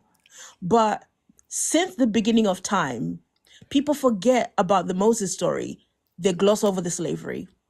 About the Jesus story, the gloss of the genocide. The Noah story, the gloss over the mass genocide that their God did. They gloss over the way that in today's time, the Bible in Christianity has been used as a tool for subjugation, for slavery, for colonialism, for all of those things. And today, Christian fundamentalism is the underbelly, is the spine, is the legs, is the feet of white supremacy. So who's the common denominator? An evil God. Yeah, but they can't see it, and they're not going to let themselves see it. They would rather agree with white supremacy and agree with patriarchal, harmful beliefs than to say that their God is evil. They would Yeah. rather say that slavery is okay and moral than to admit that their God is evil. Yeah. Yeah. Which is like, that's why I said, like, the whole, like, demoralization of self, right? Um, they bring themselves down in order to justify the actions of the God, and say, oh, it must be okay because God knows all and God is good. Although everything in my body is saying that this is wrong, if God okayed it, somewhere it has to be good. I just don't understand where. So I'm just gonna say it's good because it came from God. And I'm gonna defend it, even if what I'm saying doesn't make sense. Even if I have to say that I agree with it when I don't, I'm gonna defend it because somewhere in there is goodness. I might not know it yet, but it's in there. Like, somebody just commented and said, reading the Bible without understanding is the issue. And here's the crazy thing. You see what I'm saying? Like, how the fuck It's Holy Harry Potter. do you read, right? And just automatic, like, that's the crazy thing. right? And they don't allow themselves to think before they say the shit that they say, and they really believe that they have this spirit that's like whispering in their ear or dropping knowledge in their minds that just says, "Oh, you have the capability now to read this book and understand what it's saying." Even if you don't study, right? Even if you don't ask questions, even if you don't allow yourself to critically think about the things that you're reading, they believe that a ghost just automatically magically gives them the the spiritual goggles to know what the book is saying. Like to watch them up here debating Bash and Justin and Dr. B, who all have degrees in this field, right? Have spent years studying this field. To watch them arrogantly tell them that they don't know what they're talking about. Like all three of them speak Hebrew, and then there'll be somebody up here who does not speak Hebrew will tell them that they don't know what they're talking about. Like that because they believe that the Holy Spirit has given them the answer. And no amount of scholarship will outweigh that. I don't understand it. By the way, y'all, while we are on the Hebrew, Dr. B has 9 spots because I'm taking one. 9 spots. This is for the nerds. If you want to take Hebrew and learn Hebrew, we're about to start that class. I think we're going to start after the holidays. So we have 9 spots available. If you can hit me up on Discord and let me know if you want to. There is a cost, just to let you know, so it's not free. It's not too expensive. I got you. I'm sorry, Maven. I did tell him you. So there's only 8 spots left. So if you want to learn how to read and speak Hebrew, there are 8 spots available. So hit me up on Discord and let me know if you want to take one of those spots. I have a But yeah, question. Kimmy, I agree. Go ahead. Oh, Um, do you think he'll be teaching language in the near future as well? I will ask if he will add language to his. We'll ask him if when he pops in here tonight if we can add language to that curriculum. But y'all don't tell me in here in the chat because I promise you I won't remember if you put it in the chat. Please message me on Discord. And that's the only way that I will have a record that you want to take these classes with us. Okay. But Auntie Kimmy, did you have anything else before we bring up another guest? It's always a pleasure speaking with you. Thank you. No, I was saying that when you were talking, I remembered the scripture that says, isn't it trust in the Lord in your all your ways and lean not on your own understanding or something like that? Inherently, you're Mm-hmm. supposed to suppress your intuition, suppress your own thoughts, suppress any forethought that you have for yourself, right? This is why when they talk about free will, you don't even have autonomy. And especially if you're living in America, like your bodily autonomy is even getting taken away. Like you don't have that. Stop telling yourself that, because even your precious little book, your precious like fantasy book, Fantastic Beasts, like part 1, right? It says, lean not on your own understanding. And every understanding of your own that you're gonna have, you're going to be taught. Imagine something that tells you your thinking, your thought is evil, it's wrong. And this God doesn't actually give you, it's cryptic. The way they talk is cryptic. And it's, oh, you have to fill in the dots. And then it's up to interpretation to everyone. And then there's many denominations. This sounds, even when you take away the denominations, the interpretations, everything, it sounds like an abusive relationship, because when it says I'm nothing without God. I can't think for myself. I can't do anything for myself. I'm literally nothing. I remember someone saying, I'm so angry with God and I'm scared that I even said that because God is going to take away my breath of life. I was like, you're in an abusive relationship. And Mm-hmm. they took offense to that. And until Christians realize that you are in a coercive control dynamic with something that you think knows more for you, based on ancient rules made by people whose remains don't even exist anymore, and you're trying to make it make sense in a modern world, and then you're judging people that are thriving and adapting to a modern world, and a modern way of thinking and way of living, and you think they're the weirdos. You think they're the no. We're not of this world. We're not. We know you're from this world, but we're not of this world. We're different. We're different. You are setting yourself apart in the worst way possible. And you're making yourself so easy to control because inherently you're being controlled with your own consent. The moment you say, "Come into my heart, take over my life," all of that, that little prayer that you lot, that little prayer that you talk, that little sinner's prayer, once you say, "I'm a sinner," once you say, "My intrusive thoughts are evil," once you say my inherent actions are evil, once you say my humanity is evil, right? And yeah, someone said every religion does that. Yeah, Abrahamic religions, all of that. Yeah, we're talking about Christianity. Once you say that, you've given away your power and any ability to self-actualize as a mentally healthy human being in this world,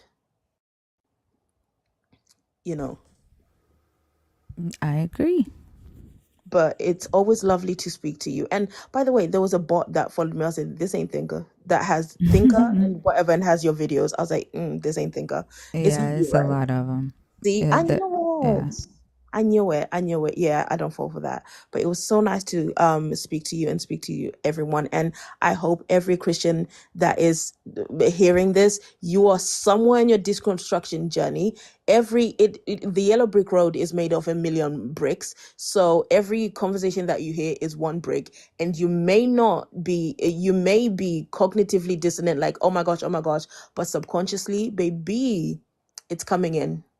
The truth will, do you know what I mean? But thank you. You're so very welcome. Thank you for coming up, and I hope you have a good night. Okay. You too. How do I come off? I can take you down. Thank you. Lala, were you able to figure out? No, I wasn't. Like, I'm trying to listen to it over and over again. Okay, it's okay. I'll try to figure it out after this live, and hopefully have it set up by tomorrow. There's somebody over there as well named Brittany. The crazy thing, she says, "Thinker, your name shouldn't be Thinker," and that's all I read. Um, like when people do stuff like that, like again, you let me know that I'm getting under your skin. But to focus on like, oh, your name shouldn't be Thinker. Like I could literally just say your name shouldn't be Brit because a Brit is a fish. And you're not that, are you?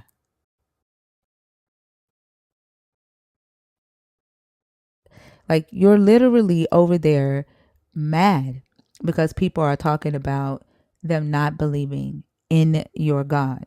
And you are allowing yourself to sit here and listen. And you keep adding my name for fucking what? Mhm.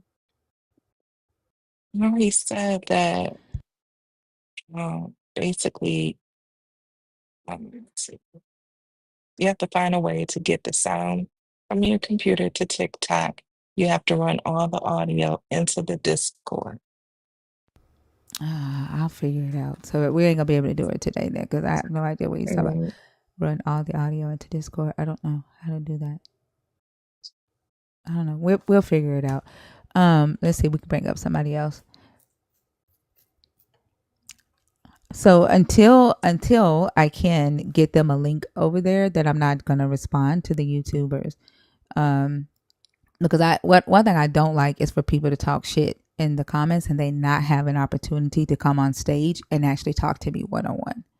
So until yeah, I that figure part. out, yeah, until I figure out how to get them a link to come in and talk to me on TikTok, I'm not respond to the YouTube comments unless Brian or Maven or Dudette messages me and there's a super chat. Then I'll read a super chat. But other than that, we're just gonna have to wait. Kira Lee, how are you? Okay, I don't think she's there. Kira Lee. Okay, we'll move on.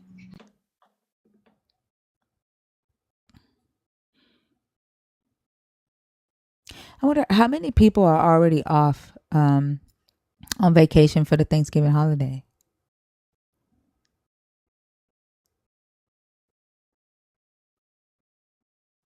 Mm, good question. Hmm.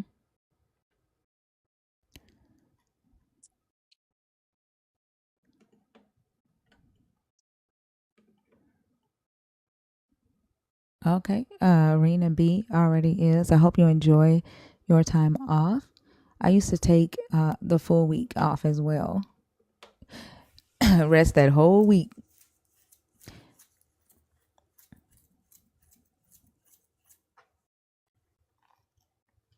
No one is attacking your Christianity. Goodness gracious. Stop persecuting yourself.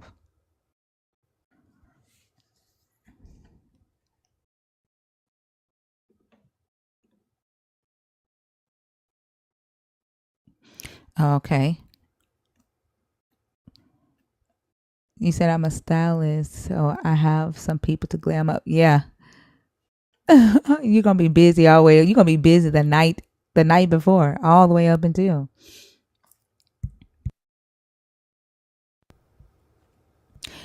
Okay, so this is the third accidental account that I bring up. Oh, Gigi?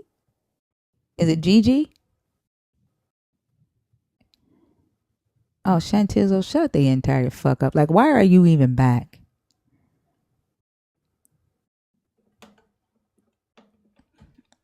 Like, literally, you just be typing shit in the comments because you want us to say your name over the stage. You gotta work on Thanksgiving, Mary? Damn. That's crazy.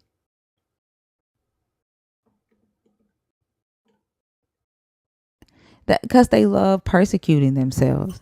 She ain't got nothing else better to do at 3 o'clock in the morning than to come in here and whine. Uh, Dumati, is that your name? Burnt Berry. Until you bring your ass to TikTok, leave me the fuck alone. Stop adding my name before I shut the YouTube comments all the way off. Uh, is it Dumati? Okay, they're not there.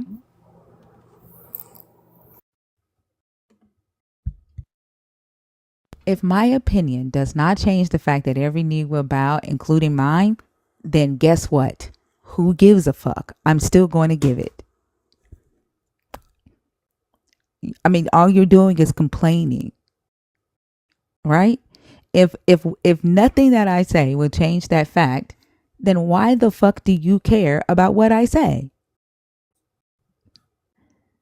Like, honestly, if I had an all-powerful God and I saw somebody talking about that all-powerful God, I would just roll the fuck on and know that that all-powerful God would just take care of that person, or that my all-powerful God don't give a fuck what a mortal is saying about it.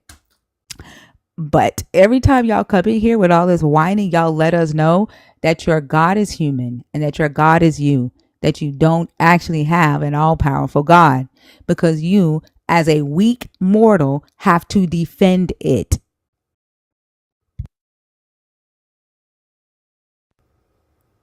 Ask yourself, why do you get so upset when somebody says they don't believe in your God or they don't believe your God exists? Why does that make you mad? Why do you need us to be humble, Shantizzle?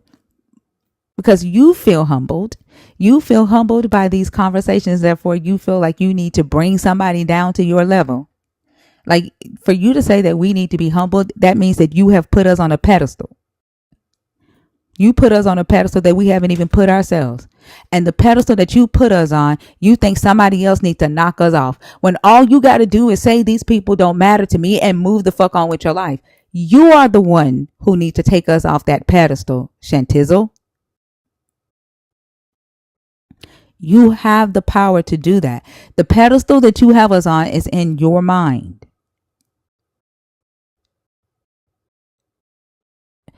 Send another request, Dumati. I don't know. I don't know why I couldn't hear you. Send another request.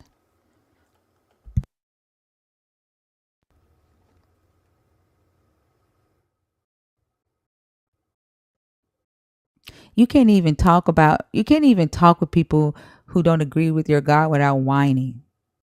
Like, that's the crazy part.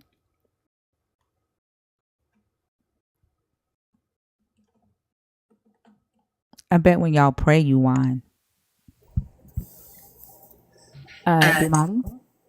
Hello. Hi, how are you? I'm fine. How are you? I'm doing good. I'm sorry. It just feels like that, right? Like, God, why? Please let them stop talking about you. Please let them like shut down the lives.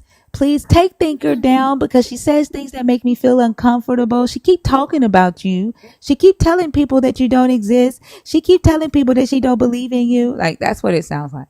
Like when y'all go back to your God, you're like, why you haven't taken her down yet? Like that's what I imagine. Damani, are you a Christian deconstructing or are you an atheist?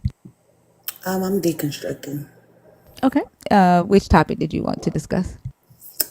God did not give humans free will. Okay, go ahead. Basically, this. One second, Damani. I don't fucking need the attention. I didn't ask for this. I don't fucking need the attention, Dumani. Like you're mad. You're mad that I got the attention that you wish you had. I guarantee you, Shantizzle, that you have prayed to your God and asked your God to get your followers above 197, and you're still sitting there wondering why He have not dropped 100,000 followers in your lap, despite how much you post every day. Like I rarely post on my account, right? Like I rarely have to say a lot, right? But you're praying and asking your God to give you the attention that you're pissed we get in this room. That's why you keep coming in here because you're trying to figure out why your God has not answered your prayer. And you see people with the shit that you want. You see people with the things that you want. Like you're the type that would have somebody in your family, right, that don't believe in the God, and that person is living nice. Like they don't have to borrow money to pay their electric bill. They drive a nice car. They have a nice house. And you're the type that would be talking to God saying, but I'm the one that's serving you. Like she was at the club last week and she just got a brand new car. Like you would be that person. I mean, obviously I am important, Chentizzle, because you're here, right? Like I've never been in your space, right? I don't even know your fucking address, but you know mine, Shantizzle, and you've come back for a second round. I am important to you. I would rather not be. I would rather not be important to you. And I've asked the mods not to block you because I want you to get the self control and the courage to block yourself because I am something you don't like. I don't get or understand why you keep coming back to the thing you don't like, Shantizzle, and you need to learn how to put boundaries up, right? You need to learn how to protect your own peace, and that means blocking me. So nobody will be blocking you. You're going to block yourself. You're going to block yourself. I'm sorry. I'm gonna block the comments right here. I'm gonna hide the comments so I can show you respect. Go ahead. Okay. Yeah, I wanted to do. God did not give humans free will. First off, I want to say that I admire you so much. Thank you. I appreciate that. You're welcome. Uh, But yeah, basically, this topic really like itches my ass. I should say because it's like every time it comes up, like they would try to argue you down about having free will, and it's like, do they know the definition? I'd be like, do y'all know what the definition of free will is? Because clearly y'all don't. Like it's like we all have will, we all have choice, but free will is not. There's no constraints to free will, and the constraint would be being condemned to hell if you don't live right or by the Christian God. So yeah, it kind of frustrates me. It frustrates me a lot because I just don't understand why people believe that they really have free will. I get why Christians need it to be free will, um, because like think about it. Hey, Shecky Decky, think about it. If you were taught that there was this big God living in the sky, watching your every move, protecting you, right, and blessing you, and then you're praying, right, and you're asking God to do certain things in your life, and those things aren't happening, that they're either not happening at all, or they're not happening the way you want them to happen, right? And so there has to be a reason why God isn't doing what you're asking this God to do. It can't be that the God doesn't exist, right? Right. So so it has to be something else that's stopping the God from answering these prayers, or stopping the God from doing anything about all of the harm, the evil, the corruption, the war, the famine, the greed, that we see on the earth. Like the earth is in such a bad So state when much it comes to turmoil. that. Yeah. And so for a God, right? A good God, a powerful God, to exist and the world be in this state, there has to be a reason for his absence here, right? Right. And free will like answers that for them. So I understand why they fight hard for it. I Yeah. Like I'm completely reading the get it. comment now, and Slick Soldier's like, "Oh, we have free will, but most people don't use it or think that they have it or think they already have it." And the definition of free will is being able to have actions or do without having any constraints or, any consequences behind it. And the consequence is if you sin and you don't live right and you don't do by what the God tells you or the book tells you, then you will be condemned to hell.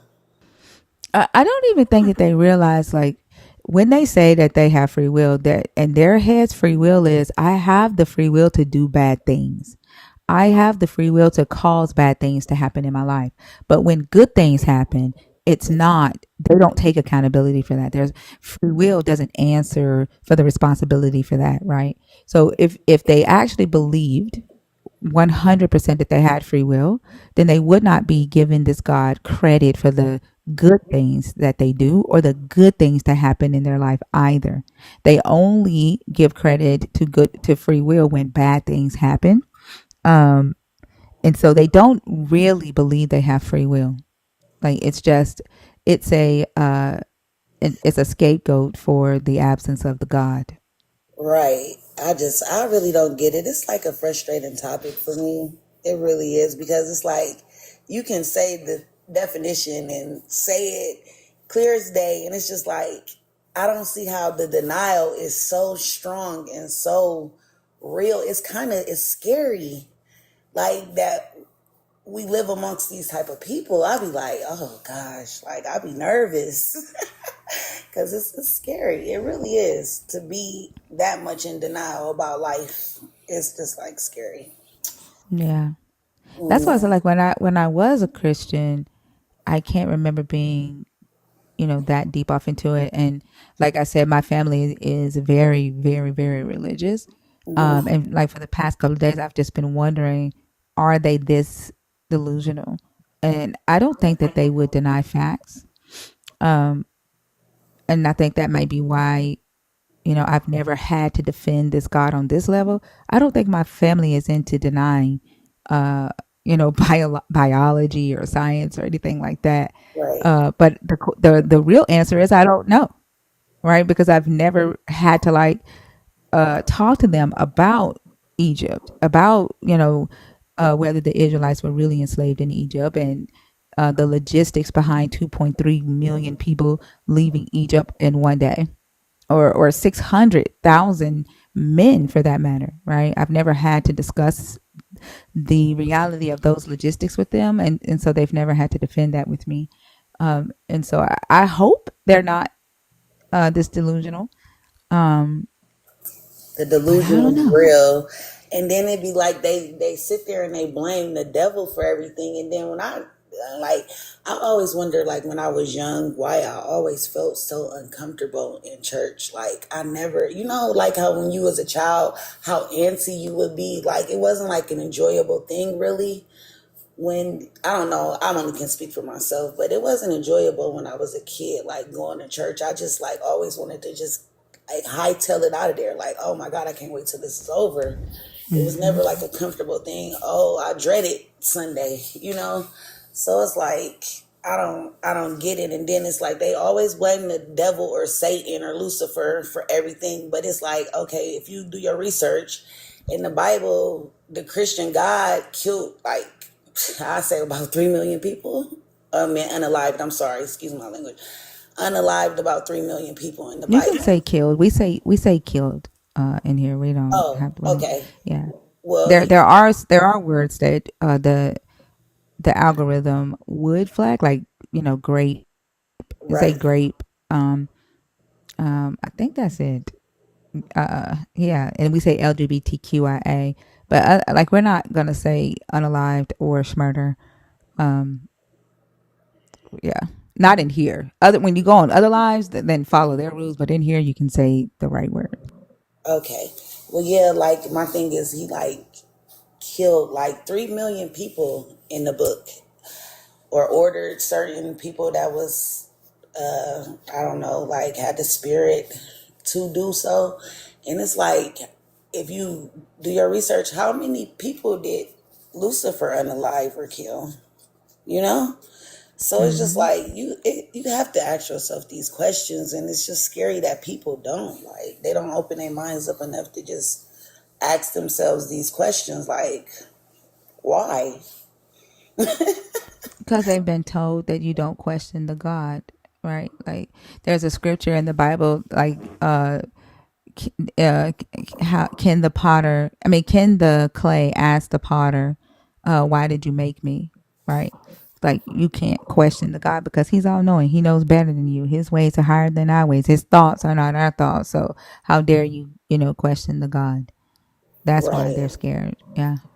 Yeah, well, I've always been a person to think outside of the box. I have to ask myself these questions because it's like if I don't, I would consider myself kind of cuckoo for Cocoa Puffs. Like, so yeah, that's all I wanted to say. I just wanted to really stick on that, say something about that topic about free will, and tell you how much I admire you and admire your page. I'm on here a lot. Keep doing what you're doing. Keep up the good work.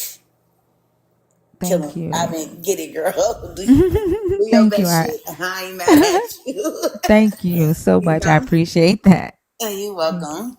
And you have a good night. Thank you. You too. All right. Bye. I was thinking about, how Christians will argue the existence of the God, and they'll try to explain that the God exists. To me, Right. like, they have to ask themselves questions, right, to get these philosophical arguments about creation and the first mover argument and the uncaused cause. Wouldn't that be them asking the clay asking the potter, "How did you make me?" Wouldn't that be them asking their God how he came about? If they think that they could answer how this God came about, wouldn't they have to have asked the question? They're questioning their God's existence. Right. Hmm. Mm. In order for them to research it and to defend it, they had to ask the question, Yep. how did God come about?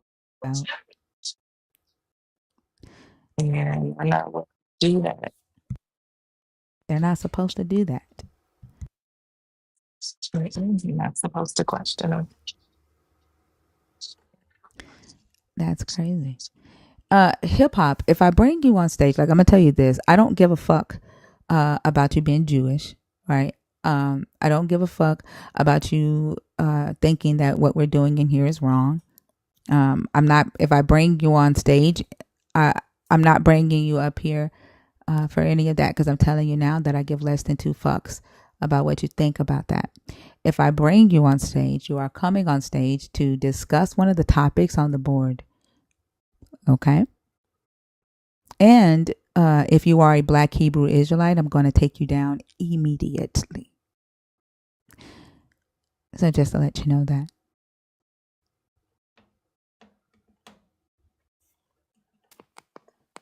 Hello. Hi, how are you? Good. How are you? I'm doing good. Which topic did you want to discuss? So the Old Testament condones slavery. Okay, Uh, go ahead.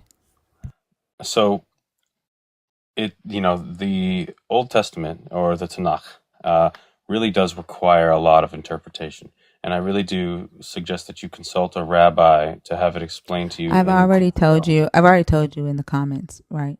I don't care what your opinion is about that, right? Lala has already told you that we have several rabbis that come in here that are our friends.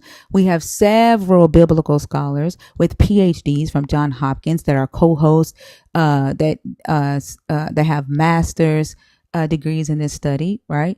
I don't care what your opinion is. There's no interpretation regarding whether the Old Testament condones slavery or not, because it does condone What did the slavery. rabbis say, if you don't mind me asking? What do you mean? What did they say? How did they? What was their opinion on it? That it does condone slavery, and it condones 3 different types of slavery. And they were okay with Jewish people believing this? Why do I care what Jewish people believe? I just don't believe that a rabbi came up here and said that the I Old don't care Testament what you condones believe. I slavery. don't care. I don't give one fuck about what you believe. So, I think it is important to make a distinction about the Old Testament being a book of as an allegorical of the times. Well, I mean, regardless of the fact if it's allegorical or not, and I've talked about how these laws were never even in effect. Nobody followed these laws in those days. Like, I know that, and I will tell you what Rabbi Hanna told us, that Jewish people know that there is no historical evidence for 99% of the stuff in these books, right? But we are talking to Christians who do take these books literal. What I would say to that is that Christians, as Galatians says, that they're not bound by the laws of the Old Testament. It doesn't matter. Like, you came in here to talk about whether the Old Testament condones slavery or not. Like, I don't care about you thinking that we need your permission to talk about these books, because I don't. You're Right? aware that the Jewish God and the Christian God are the same, right? Duh. But Christians don't think so. Christians do. They just believe No, that they Jesus don't. is the incarnation of that God. They do not think that they're, like, literally, Jewish people do not believe that their God is all knowing and can't make mistakes. Christians believe their God is all knowing, perfect, and cannot make mistakes. They are not the same. And Many listen, Christians do believe that. I'm not here to go back and forth with you on the Jewish God versus the Christian God. Okay, you're either going to talk about the Old Testament condoning slavery, right?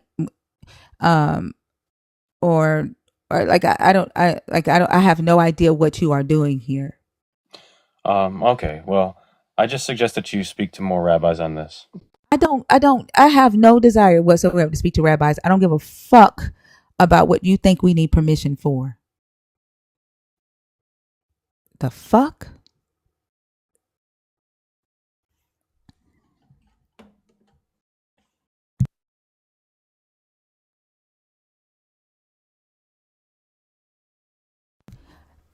Those of you that are Christians in the comments, you have no idea what he just came in here and said. Like, basically, they know that half the stuff in this book did not happen. And y'all are defending him. This is how I know y'all don't know. Like, you don't even study your own book. You don't even know. Like, well, 99%. Like, the Jewish people know that 99% of the stuff in this book did not happen. And that's what y'all don't fucking tell me not to curse. This is my space. I do what the fuck I want to do. But y'all will defend anything. Like, y'all are like, I don't know, y'all eat anything, you defend anything, you don't fucking think, and you don't listen. Duh, Shantizzle. The fuck? Thank you for letting me know that I choose to read and study it. Thank you, Shantizzle, for letting me know that I did not know that I pick up this book every day and read and study it.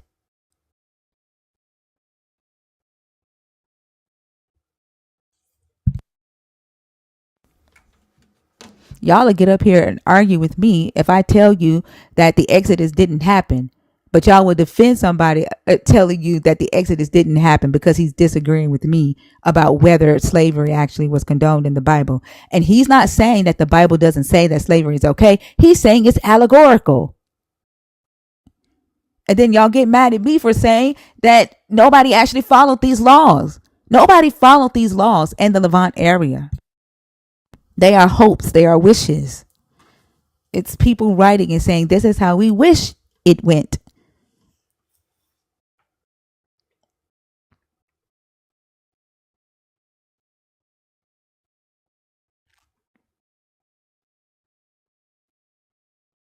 That makes no sense, Pocket Swan. And don't type in all caps in my comments.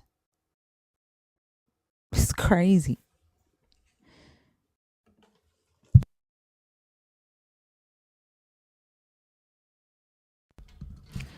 Are the Ten Commandments allegory?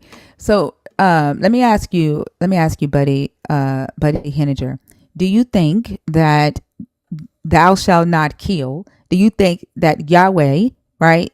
That Moses was the first person to have the revelation for any nation in the Levant area to have a law that says murder is bad, and if you murder someone, there is a consequence. Do you actually think that it wasn't until the year 1207 or the year 1200 that anybody in the Levant area had a law against murder?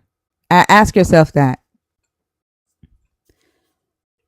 Do you think that the Israelites were the first to have a law that says don't steal?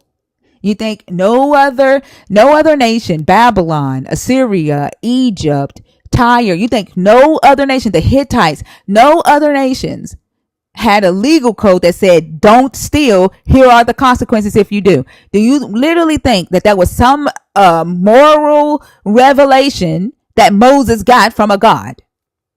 Ask yourself that.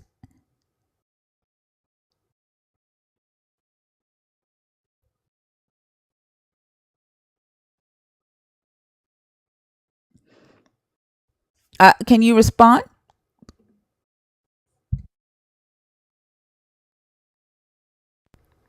Have you ever, like with the question that you have, are the Ten Commandments allegorical? Have you ever looked at the other nations in this book and looked up their legal codes? Have you ever thought to yourself, what is the oldest legal code in the ancient Near East? Do yourself and research that. Do yourself and ask yourself, did the Hittites have their own law? And ask, how old is the oldest Hittite law? Then read those Hittite laws and ask yourself, am I seeing duplicates? Am I seeing something similar? Does this look familiar? Do yourself that favor, and then you will find the answer to your question if the Ten Commandments are allegorical.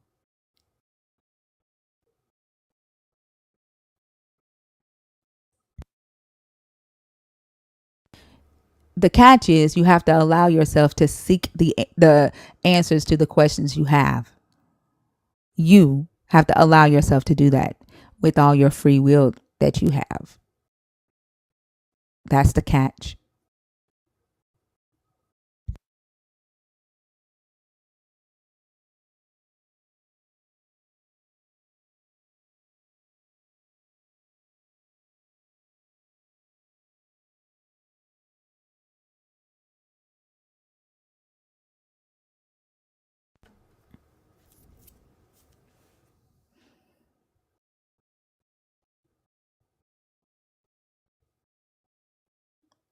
You are not the first to rebuke this live, Joel. This live has been rebuked since December 2023. Guess what? It's almost a year now. I've been doing these lives for almost a year, and you, like every day, multiple times a day, I'm on 11 hours. You are not the first to rebuke this live, and the live has only grown. I started with 35 viewers. The live has only grown, so just keep rebuking it so it can keep growing.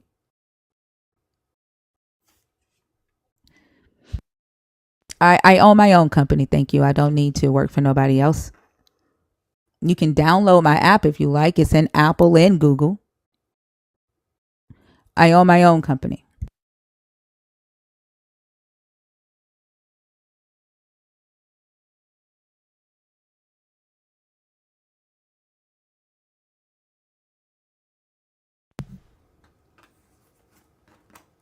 What else you got?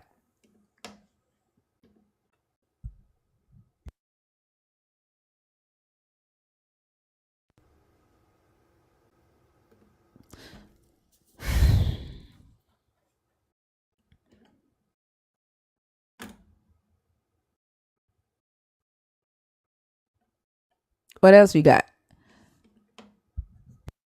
I love y'all too. I know who support me, and I know who's here hate watching.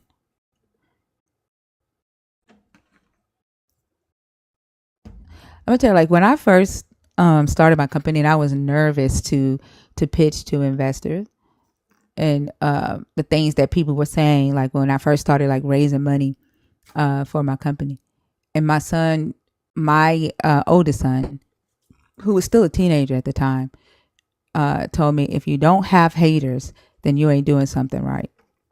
So I mean, I welcome all of y'all, because that means that I'm doing something right, because y'all will stay up despite your God needing to wake you up in about 4 hours. Like you are like literally keeping your God from doing his job.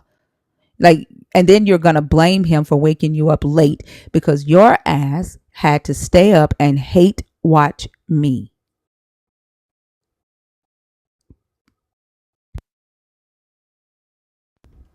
Only you can explain why you made that choice, because you have free will. Only you can explain why you made that choice.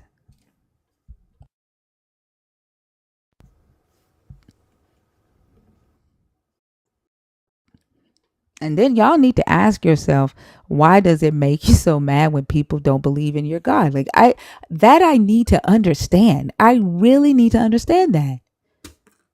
Why does it make you so mad? If your God is real, it shouldn't make you mad. It shouldn't make you mad.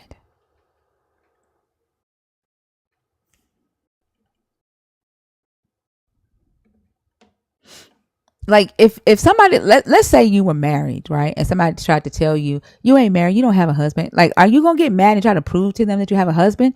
You're just gonna be like, oh, shut the fuck up, because you know you have a husband.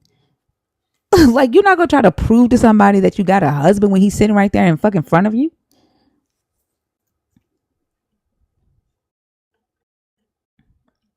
That's like my son messing with my younger son, telling him he's adopted, and he coming and asking me for his birth certificate. Like, you know damn well you look just like your daddy. Ain't no fucking way you adopted. Like you don't gotta prove to him that you ain't adopted. I'm not giving you your birth certificate for that. The fuck? He always messing with him. He always, like, I used to play with my second daughter like that, because after I had the cesarean with her, she had jaundice and they took her, and I didn't get to see her right away, and I kept saying, "Where's my baby?" So I used to play with her and be like, "I think they switched babies at the hospital."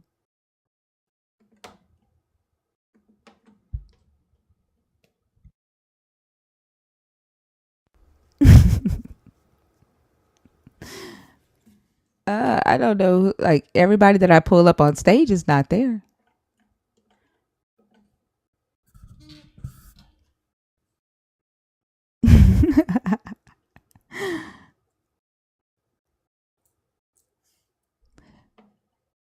My cup is already full. I have everything that I need. I'm not in want of anything.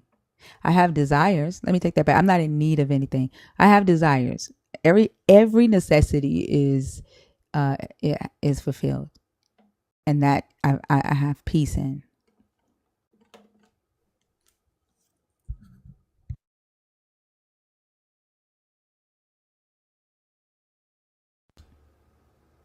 If you are in the request, can you comment so that we can bring you up? I've brought up 5 people, and none of them were actually there. So can you comment so that we can bring you up, please? Jay. Okay. I didn't see. I didn't. I saw you in the guest request, but I didn't see you comment. So I figured you joined on accident. I don't care if your God is real. I don't argue whether your God is real or not. Like, you were in the wrong line for that shit.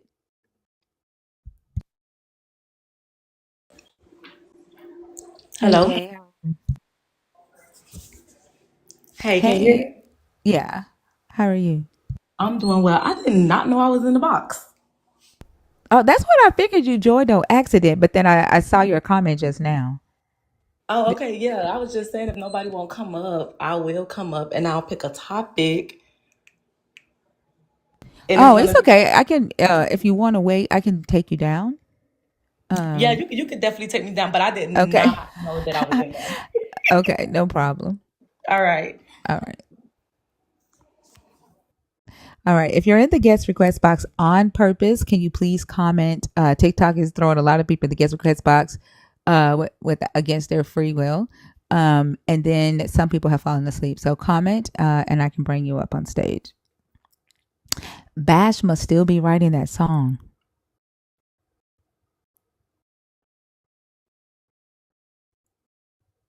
I told you he wasn't gonna come back. He did the bash dash. Well, who are you having a conversation with, Tavio Garcia? Like, who the fuck mentioned the flood in here? Like, yeah, this is what I mean. Like, y'all be delusional as fuck. Like, who are you conversating with?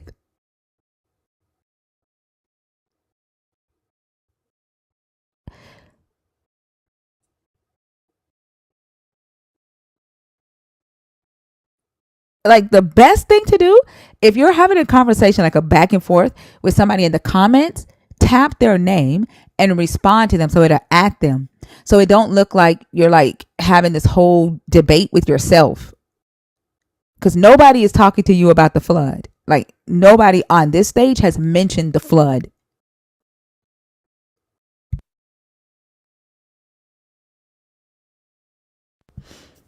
Actually, Zach, my life has been dedicated to my children. It's been dedicated to building my company. It's been dedicated to helping Black and Brown entrepreneurs. Um, it's been dedicated to deconstructing Christianity for myself. That's what my life has been dedicated to. There's a lot of things, a lot of other things. I have nieces and nephews that I love. Um, let's see. Oh, I love to read books. I like Netflix and chilling on days that I need to clear my mind. So my life is also dedicated to mental health. I spend a lot of time making sure that my kids' minds are healthy. So yeah, and now I have three beautiful grandchildren. So my life is dedicated to them. So there's a balance. They really are sky candy. It's just weird. What I would like to understand why it bothers them when someone doesn't believe in their God, though. Like, does it somehow diminish the God in their life when another person don't believe? Like, is it like a domino effect or something? That I need to understand. Like, I can understand why non-believers talk about it, right? Because believers have this uh supremacy ideology that their beliefs trumps everybody else's. So they try to change laws. They try to change um, social structures to where it fits their life, and they have this right to comfort. And their right to comfort and their belief tramples on everybody else's right to comfort. And people are just fucking sick of it and tired of Christians. Comfortability coming first. So I can understand that. What I don't understand is why Christians get upset when non believers don't believe in their God. That I don't get. Because if you have an all powerful God, you should just be like, oh, I'm cool. Well, if your God is real, then Zach, shouldn't that be your God's responsibility to lead them back to truth if I'm leading them away? Do you not trust in your God, Zach? Do you not trust in your God to protect those that are His so that they do not get led away? Like, I mean, the fact that you're here complaining about that tells me that you lack trust in your God. Either that or you really don't believe your God is real. You think that it is your responsibility to protect those that your God is supposed to be protecting. So there's that.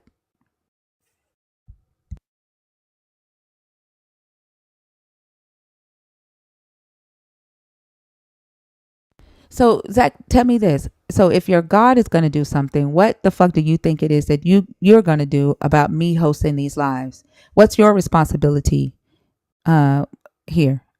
Explain that for me. What's your responsibility, Zach? And how do you plan on carrying that out?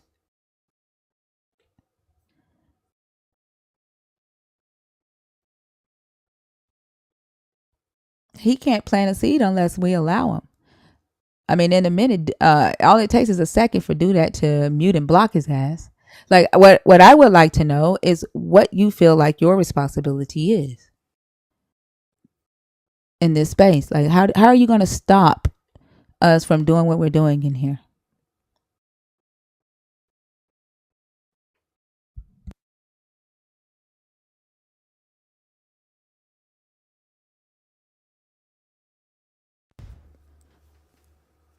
Where are you at, Zachy?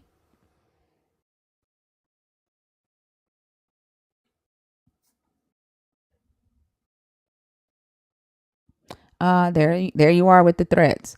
We are meant to spread the gospel, dear. That part of it. Okay, go spread the gospel. I'm not stopping you. Why are you in here though? Ain't no gospel being spread in here. Go spread the gospel. Why? Like, here's the thing. If I was a believer, right? Not you. I was talking to the person who commented before you. But if I was a believer, right, and I saw people talking about their disbelief in God, and I didn't agree with what they were teaching, I would then go and start my own life, right? And then I would say, here is the truth about this, right? I would I would create my own space and debunk what the person was saying. I don't know how powerful you think you are in here complaining. What gospel are you spreading? Because I mean, you just look like a whiner to me. Like, you realize that there are Christians in here who are thinking about deconstructing. Like, they're on the edge of deconstructing, and when they come in here, they not only come in here for the conversations, they not only come in here for the Bible study, but they also come in here to watch y'all.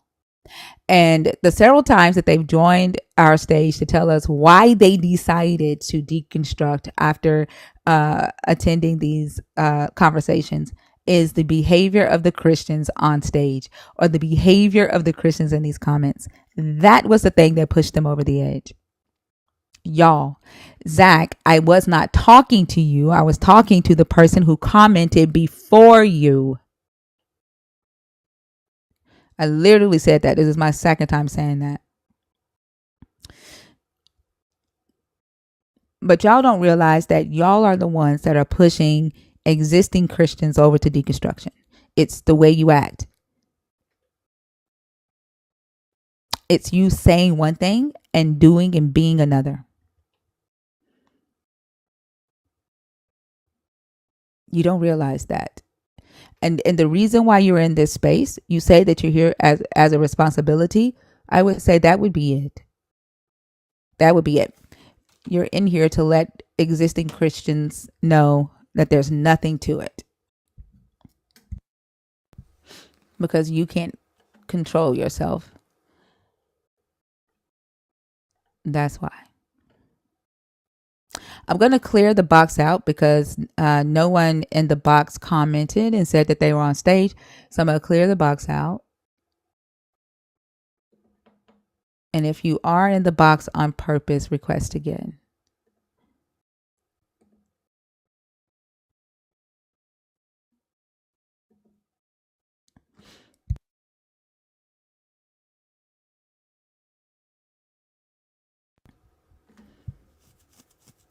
Caveman QP and Vandal Media.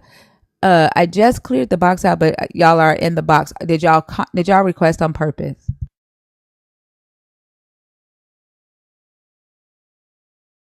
No. Kilo CRs. No.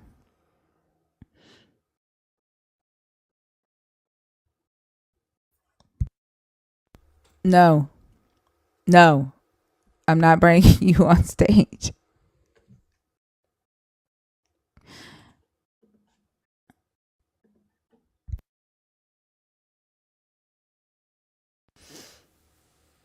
Hi, how are you? I'm good. How are you guys doing? I'm doing good. Have we talked to you before? It might be a long time ago. Okay. Are you Christian? Are you deconstructing, or are you an atheist? No, I'm not a Christian. I've been raised up as a Catholic, but no, and I've deconstructed a long time ago. Okay. Your profile picture looks very familiar to me. Yeah, can be. Annika said we've talked to you before. Yes, can be. Okay. Which one of these topics did you want to discuss? No, that the Christian God is is evil. I do Okay. believe that. Actually, I have the little always had the belief that how they talk about the Antichrist, Christians are the Antichrist. Literally, always believe that. And also, I have the belief that extremely religious people are pretty dangerous. They are like dangerous because like I said, it is evil because they have this belief that without the Bible or without a God, we so called don't know how to be good people. That freaks me out because that means that by nature Yeah, and they're then good. the definition of good and what's evil is very subjective to them, It's very and it's defined. yeah. It is like I'm sorry, my computer was buffering. it's like But it's defined by somebody else other than themselves. They've given the control over, being able to determine whether an action is good or evil. They've given that to to a higher power, and that higher power has delegated that authority to somebody here on earth who typically has influence over them. And so that's what makes it really, really dangerous too. yes, and I find it also scary that like yeah, but how do you know that you how we would not have morals, people would not have morals if we did not have the Bible? So it means that it is not in your nature not to steal, it is not in your nature not to honor life, it is not in your nature to just not be an evil person. That freaks me out, and I believe it is because it is not in their nature. They are so desperate clinging to it, and it is also really selfish mindset because they are being good people because they are afraid of the hell, and they get rewarded with heaven. Again, not in their nature being good people. So that freaks me out, you know. Yeah. Oh, excuse me. And for people that have a God that preaches so much love, the nanosecond you don't agree with them, they send you to hell for eternity. Like what the hell? Like how how is that even? How is, And I think the damage of doing that to me is more impactful, right? It's the mental damage of creating that anxiety, that self-loathing, right? The self-hatred that it imposes on the person that they're throwing in hell, right? And so like they're essentially willing to kill the mind of another person or wound the mind of another person enough to try to get them to believe in this God. And I think to me, that's the most impactful, evil part about it all. Yeah. I believe it is really really scary when a person says to me that they are Christian, and so I automatically am suspicious of them and scared of them. It is I cannot help it. You know, even if I want to believe that most people that wanted to follow a belief is because they want to do good or whatever. But if they say that, I'm directly scared of them because I believe they are not thinkers; they are followers, and it is extremely dangerous being a follower and not being a thinker. That's also their motto. If you have questions, just believe, just have faith. You don't get answers. So you literally are a blind follower. And that is so scary. Yeah, because you Yeah. will do crazy stuff without having a reason. Just because. I'm not even talking about how narcissistic this God is. how narcissistic. The Bible are full of creepy stories that we romanticize so much. Like with Abraham, when he was like, yeah, go unalive your son to prove your loyalty to me. And last second is like, nah, kidding. Just kidding. You passed the test. We are like romanticizing stories like that.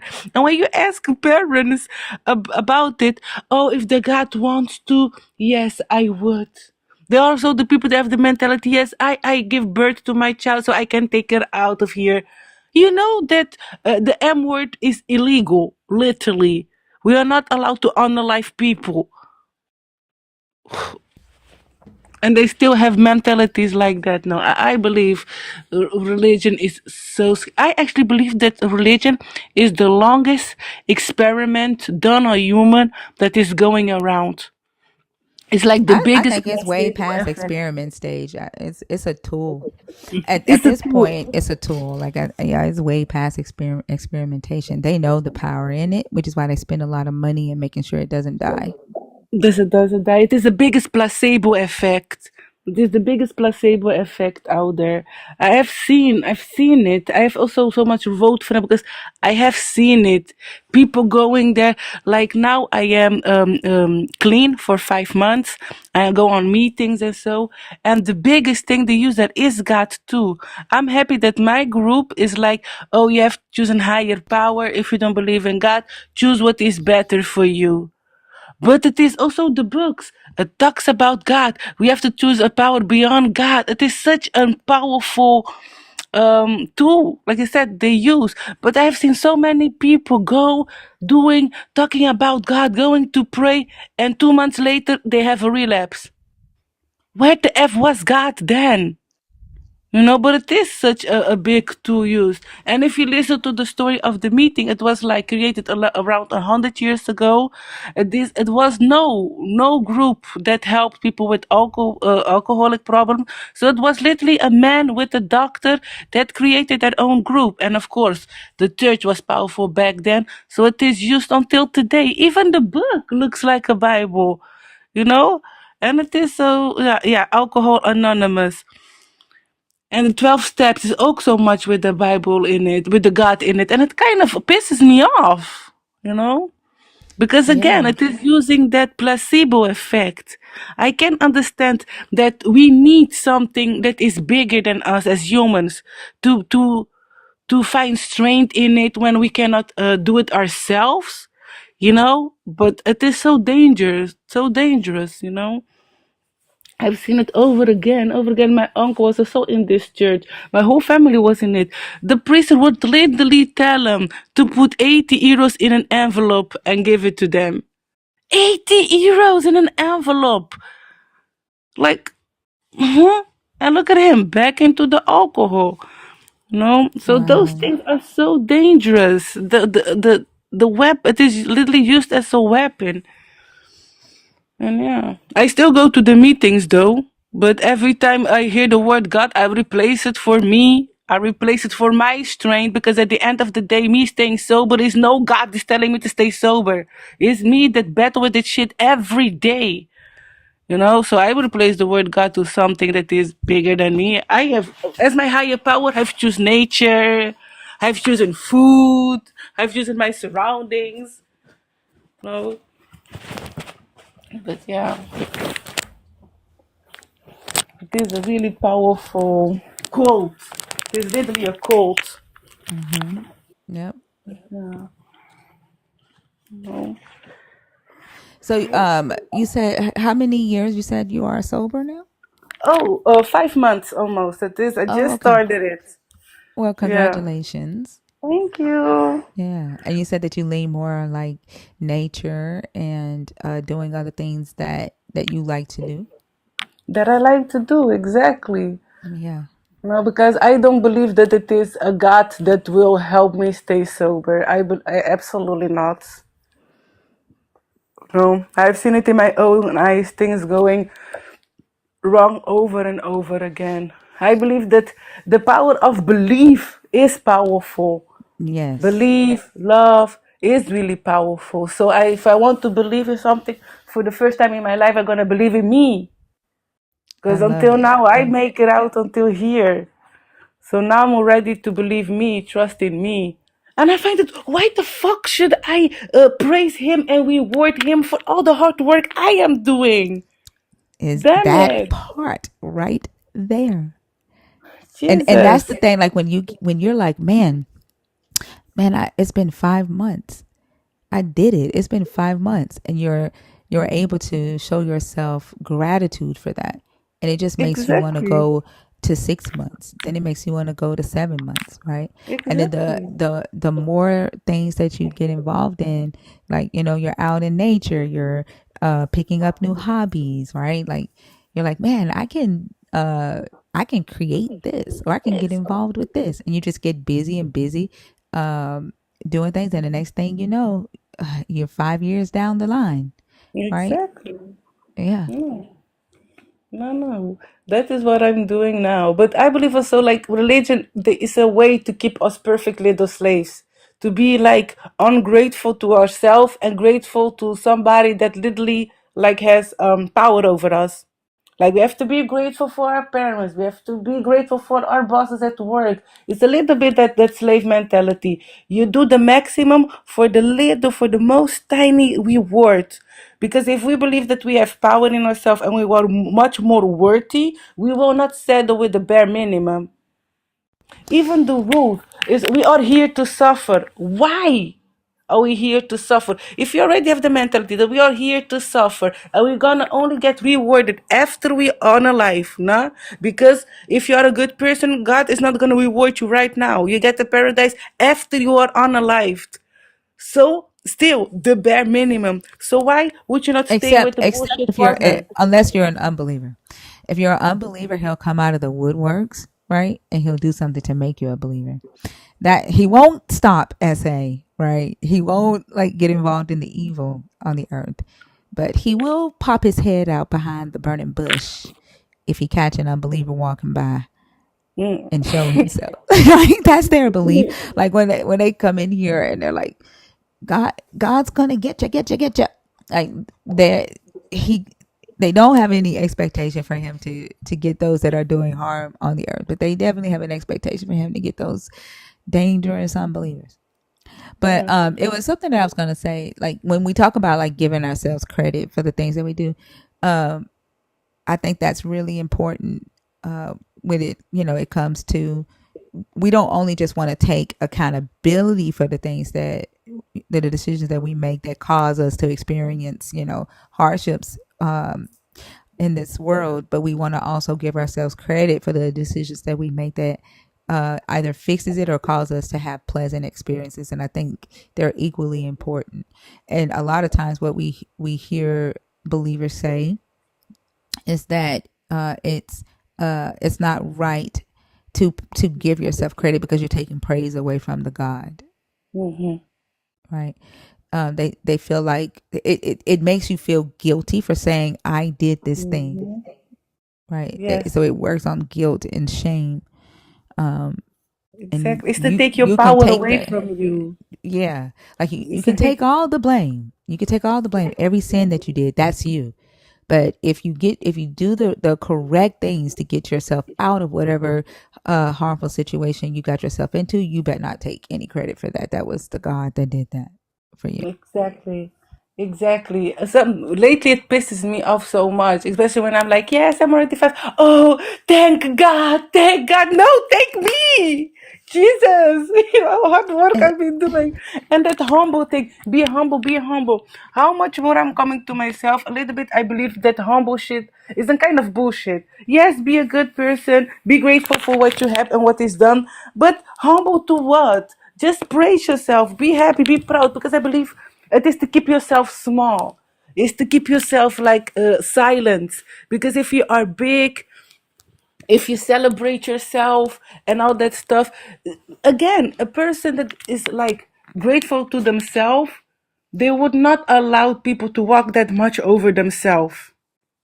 Yeah, well, can you help me that keep up? whole be humble thing is because the person feels like that person wishes that they could do what you do. right? Or have what you have. Whenever they come to you and they're like, you need to be humbled or be humbled, like it's almost like saying your success or your happiness or your peace is too Yeah, loud. Turn that shit down. exactly. That's what they're saying. Exactly.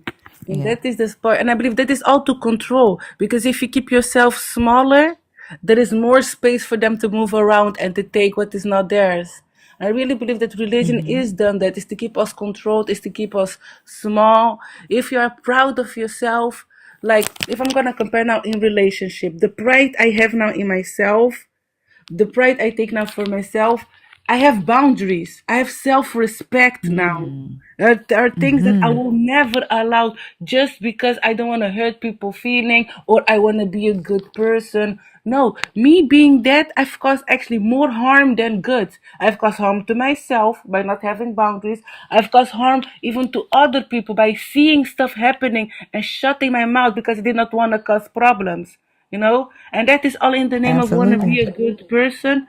No, no, I'm so done with that. Also, one of the reasons why I was addicted, because you cannot live with shit, so you're gonna numb, you're gonna drink, you're gonna use to be able to cope. And if I want to stay sober, if I want to stay clean, I have to be the more authentic myself, meaning that I've put myself in uncomfortable places, meaning that I have to take responsibility for the things I do. Nothing is good, thanks God. No, if I done something wrong, it was not the devil, it was I. If I did something good, it was not the God, it was I. No, and I believe as humans we have a lot of demanding to go like, oh, that was thanks to God. You did something, oh, that was the devil. Last time I checked, I've never seen a God doing me good or bad. I've never seen a devil doing me good or bad. But Mm-hmm. humans, every day I Humans. see humans do good and I see humans do bad. So Yep. let's take accountability for that. And when you Yeah, say it was I who did the fuck up, that means that it is I who can fix it. Like exactly. just that's a powerful statement, and that's a powerful thing to be able to do. And a lot of times believers can't take accountability. Um, Not at all. yeah, Because it is not that fault. It was the yeah. devil that did it, and the good, it was the God that made him do it. Oh my God. Not even thinking about all the crazy shit that God allows to happen. Last time I had also the conversation about that all these hurricanes and all this rain is because of gay people. So What? wait a second. Yes, I had this conversation with the religious man. So you want to tell me that you have fathers as ailing their daughters? No hurricane. No? We have mothers getting pregnant of their son. No hurricane. God is totally fine with that shit. No? God said we should not honor life. We Jenna, we holler. God is fine with that. No, we should not steal. We steal people, we steal country. God is fine with that. No hurricanes. But two adults, this God of love, two adults loving each other, He's gonna make rain hellfire on us? And we are praying to this God? Like, it is the blatantly, it is the reversed psychology done straight in your face. And we eat it up like chop, chop, chop. Y'all been trying to get this live banned for a year. LG, you're not gonna get it banned because I'm not gonna do anything for it to get banned. I'm not that type of person. So, but anyway, and if it does, if it ever did get banned, I gotta back up. So what was I getting ready to say about that whole LGBTQ the storm thing? That's the again, the God does not come out and stop the things that he needs them to stop for them, but he will all of a sudden pop his damn head from behind the burning bush for shit like that. Like they'll say that they have free will, right? Oh, Exactly. that like they have free will, and the reason why the God doesn't stop the evil, right? The hunger, the things that He promised to provide, right? The protection, the things that He promised. The reason why He doesn't fulfill His promises is because of them, right? Because they're not following His will, free will. But He will violate the so-called free will that He gave to humans when they're not doing his will that matches the Christian's will. That should be so fucking funny to me. You know what I'm saying? And it's like, oh, you're LGBTQ, so what happened to you today happened because God doesn't like LGBTQ. Well, then Yeah. why? You can ask them in the same question. Why doesn't God feed the hungry? Well, that's not God's responsibility. That's because of humans' free will. Like Yes. this God's will and the God's tendency to be willing to cause harm tend to match the Christian that is a human tends to match their will to cause harm. That only that makes me have repulsions for religion. It is the cherry Mm-hmm. picking. It is the cherry picking. It is this one he punished, but things horrible, 10 million times more horrible. He looks away. No, no, he doesn't look away. He's watching because he's always watching us. So he's sitting, kicking back, watching like a creepy peepee Jones. He's watching things happening to children, things happening to innocent people, things happen, wars, unalivings. He's watching it, and he's doing I'm not a nothing. preacher. I'm not a But the preacher, Robin Crusoe. I don't preach. I don't preach. I'm not a fucking preacher. And if your God told you to come in here and say that to me, then that your God just made you a false preacher, a false prophet. Go ahead. no, no, no. That is what I was saying. It's just creepy, and that creeps me out. And they say it with jest. That is the point. That is the delusion. That is the delusion. They say it with jest. They say it like it They're is mad. reality. They're mad.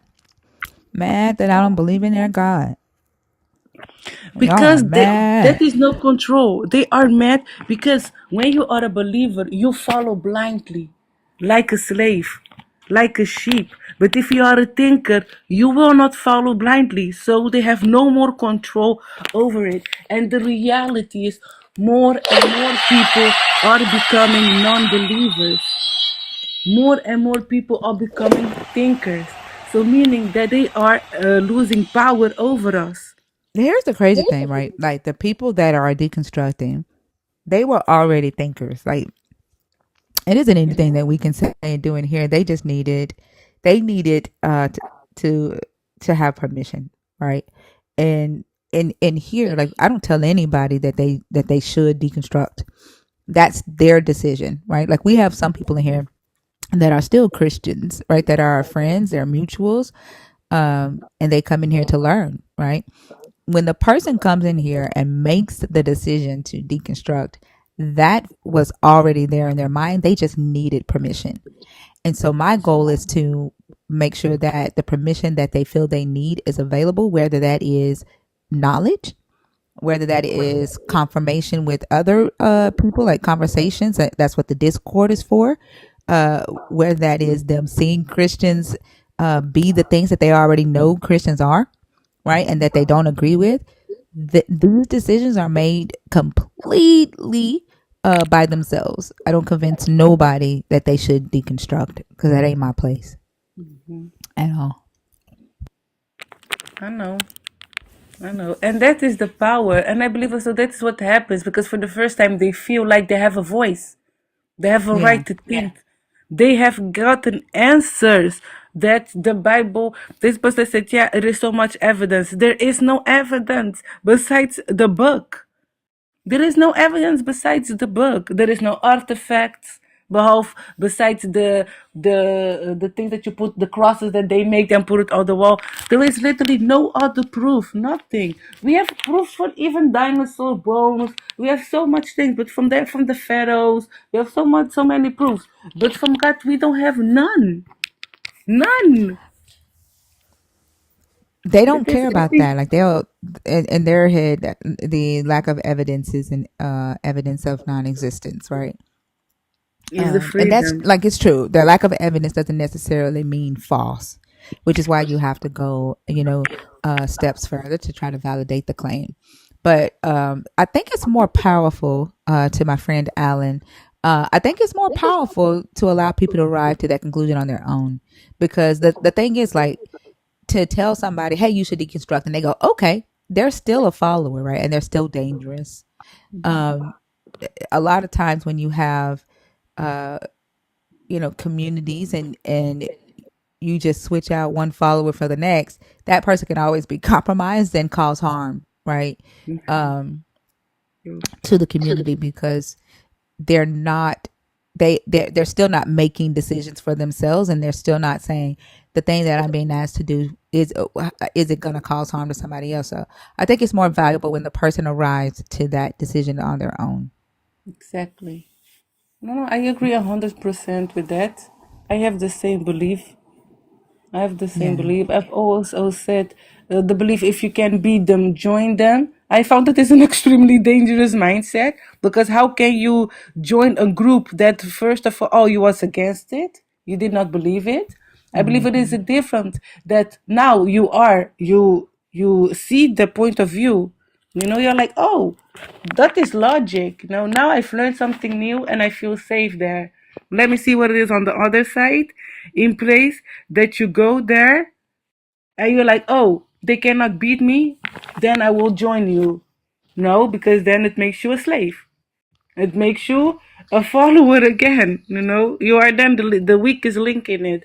So I do believe that if you join something, you have to be 100% for it and say believe in it or now seen the light for it. Yeah, No. it's kind of like you know um uh sobriety, right? Like unless you make the decision for yourself that you are done, right? It Done. has to Yeah. come from you.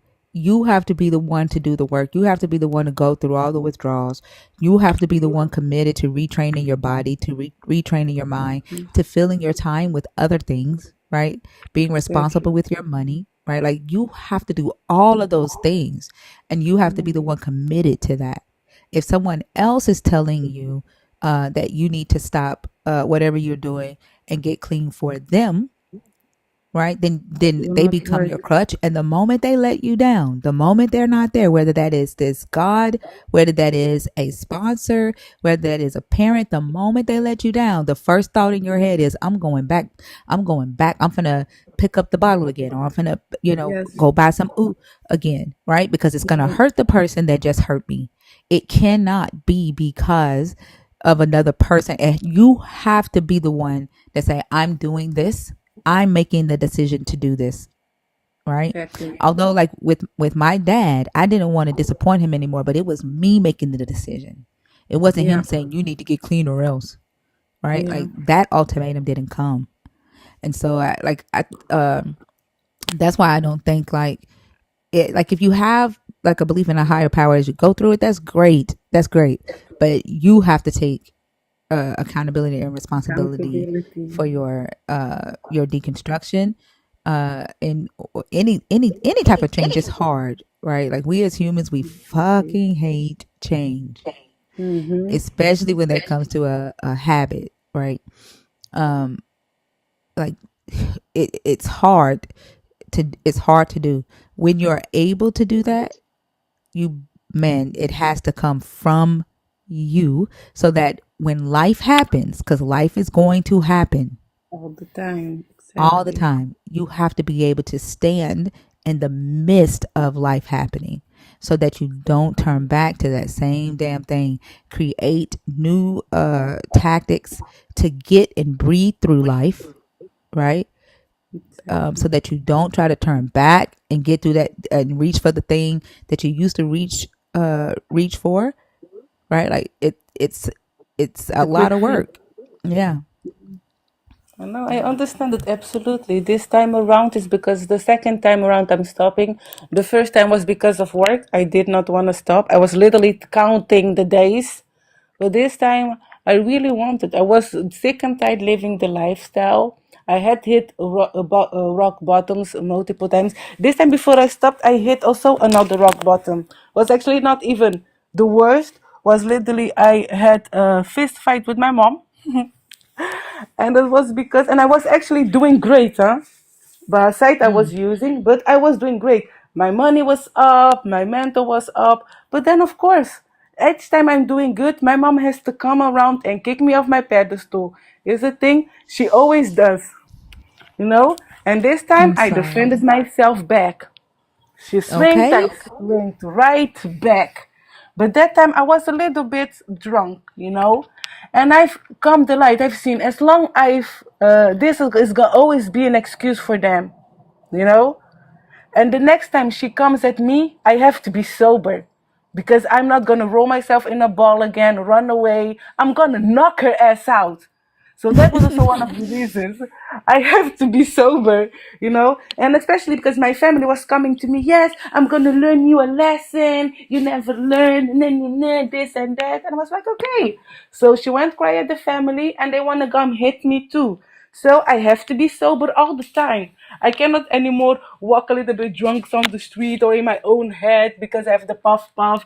No, I have to be sober all the time. So that was also one of the reasons. I wanted for a long time to sober up, but that was the last click that I was like, nah, I've seen that this family is never gonna accept me for who I am. And any excuse they're gonna have to put their hands on me, they're gonna use it. I'm 35 years old. I'm not in the age to get beaten because now I'm using my voice. Because before I would not say nothing. I would shut my mouth, laugh, people please not say. But now I say it, especially when I had the liquor in me. Then there's no filter, you know? And it's becoming more and more. So I've decided that nah, I have to be sober because I'm not gonna let it anymore happen. But it is Yeah, and absolutely who knows? Like okay. even in your sobriety, you may figure out a way to set up boundaries to where you don't even have to fucking deal with them. Especially like if you know that they're already going to try to put their hands on you,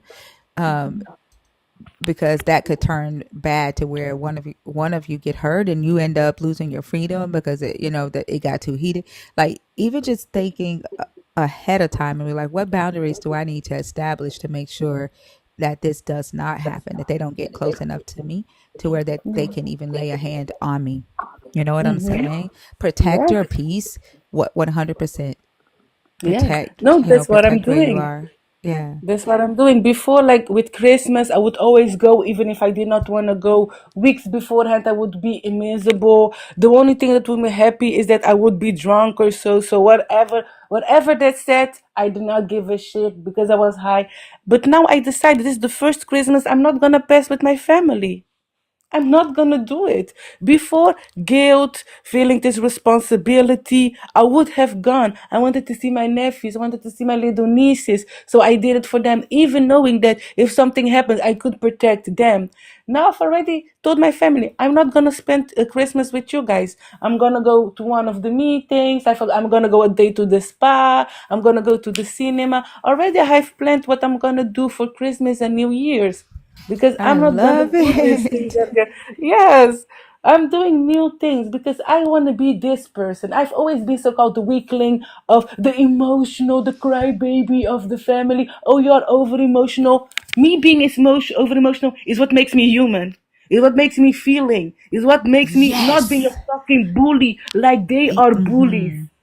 And I don't Yes. want to lose that part of me. And by drinking, I lose that part of me because then I start Mm-hmm. to become aggressive like them. I don't want to be like them. Man, I love being a freaking crybaby. I love it. I love it. I don't care if it is being weak. I don't care. I believe that is my superpower. That I'm an emotional roller coaster makes that I recognize people's emotion too sweet. People look at me, I know you are fake mad, you are real mad, you are sad. That silence because this and that is happening. My nieces, when I was using, my niece have told me multiple times to me that her father is hurting her. Oh Under my man. abuse, under my influence, I would be so scared because it would trigger my past things too. I would be so scared to go up to her mother and say something. Since I started sobriety, one of the first things I want to do is go and protect my little niece. You know what her mother did? Put me directly aside. Meaning that my niece knew it all along. She had so many excuses ready. Her little brother that is 5 calls what her father is doing to her wrestling. Why Oh the my fuck is a god. grown man wrestling with a child? Those are the things that I don't want to do anymore. And by drinking and using, you keep numbing it and being like, oh, maybe I was too drunk. I've been not seeing things right. I've not been seeing things clearly. Yes, you have. Yes, I have. And now that I collected the balls to go and confront it, the reaction says everything I need to know. You know, I and agree. that is the life I want to live now. Well, I'm so proud of you, Vandal, and Thank you. I hope your niece is able to uh, get out of that situation as well, and you be uh, a refuge for her safely, both of you, right? Mm, But I'm sending you so much love. I'm so proud of you. thank you. It takes, Thank like I you. said, it takes a strong person, right, to make that decision and say, like, even just you say, I love being me. I gotta be me, and you Yeah, recognizing that exactly. that's the thing that kept you, not in peace. Um, I'm proud of you. Thank you. Thank you. You're Yeah, no, welcome. no. It has to be. It has to be because it is like you're living in a movie. Everything is so fake around just because you want to survive. Just because, and then at the end of the day, things goes wrong again.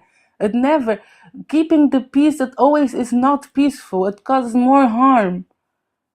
And I'm so tired of it, and then seeing it happening again because my family comes from trauma. And when are we gonna break that curse? When are we gonna start healing ourselves?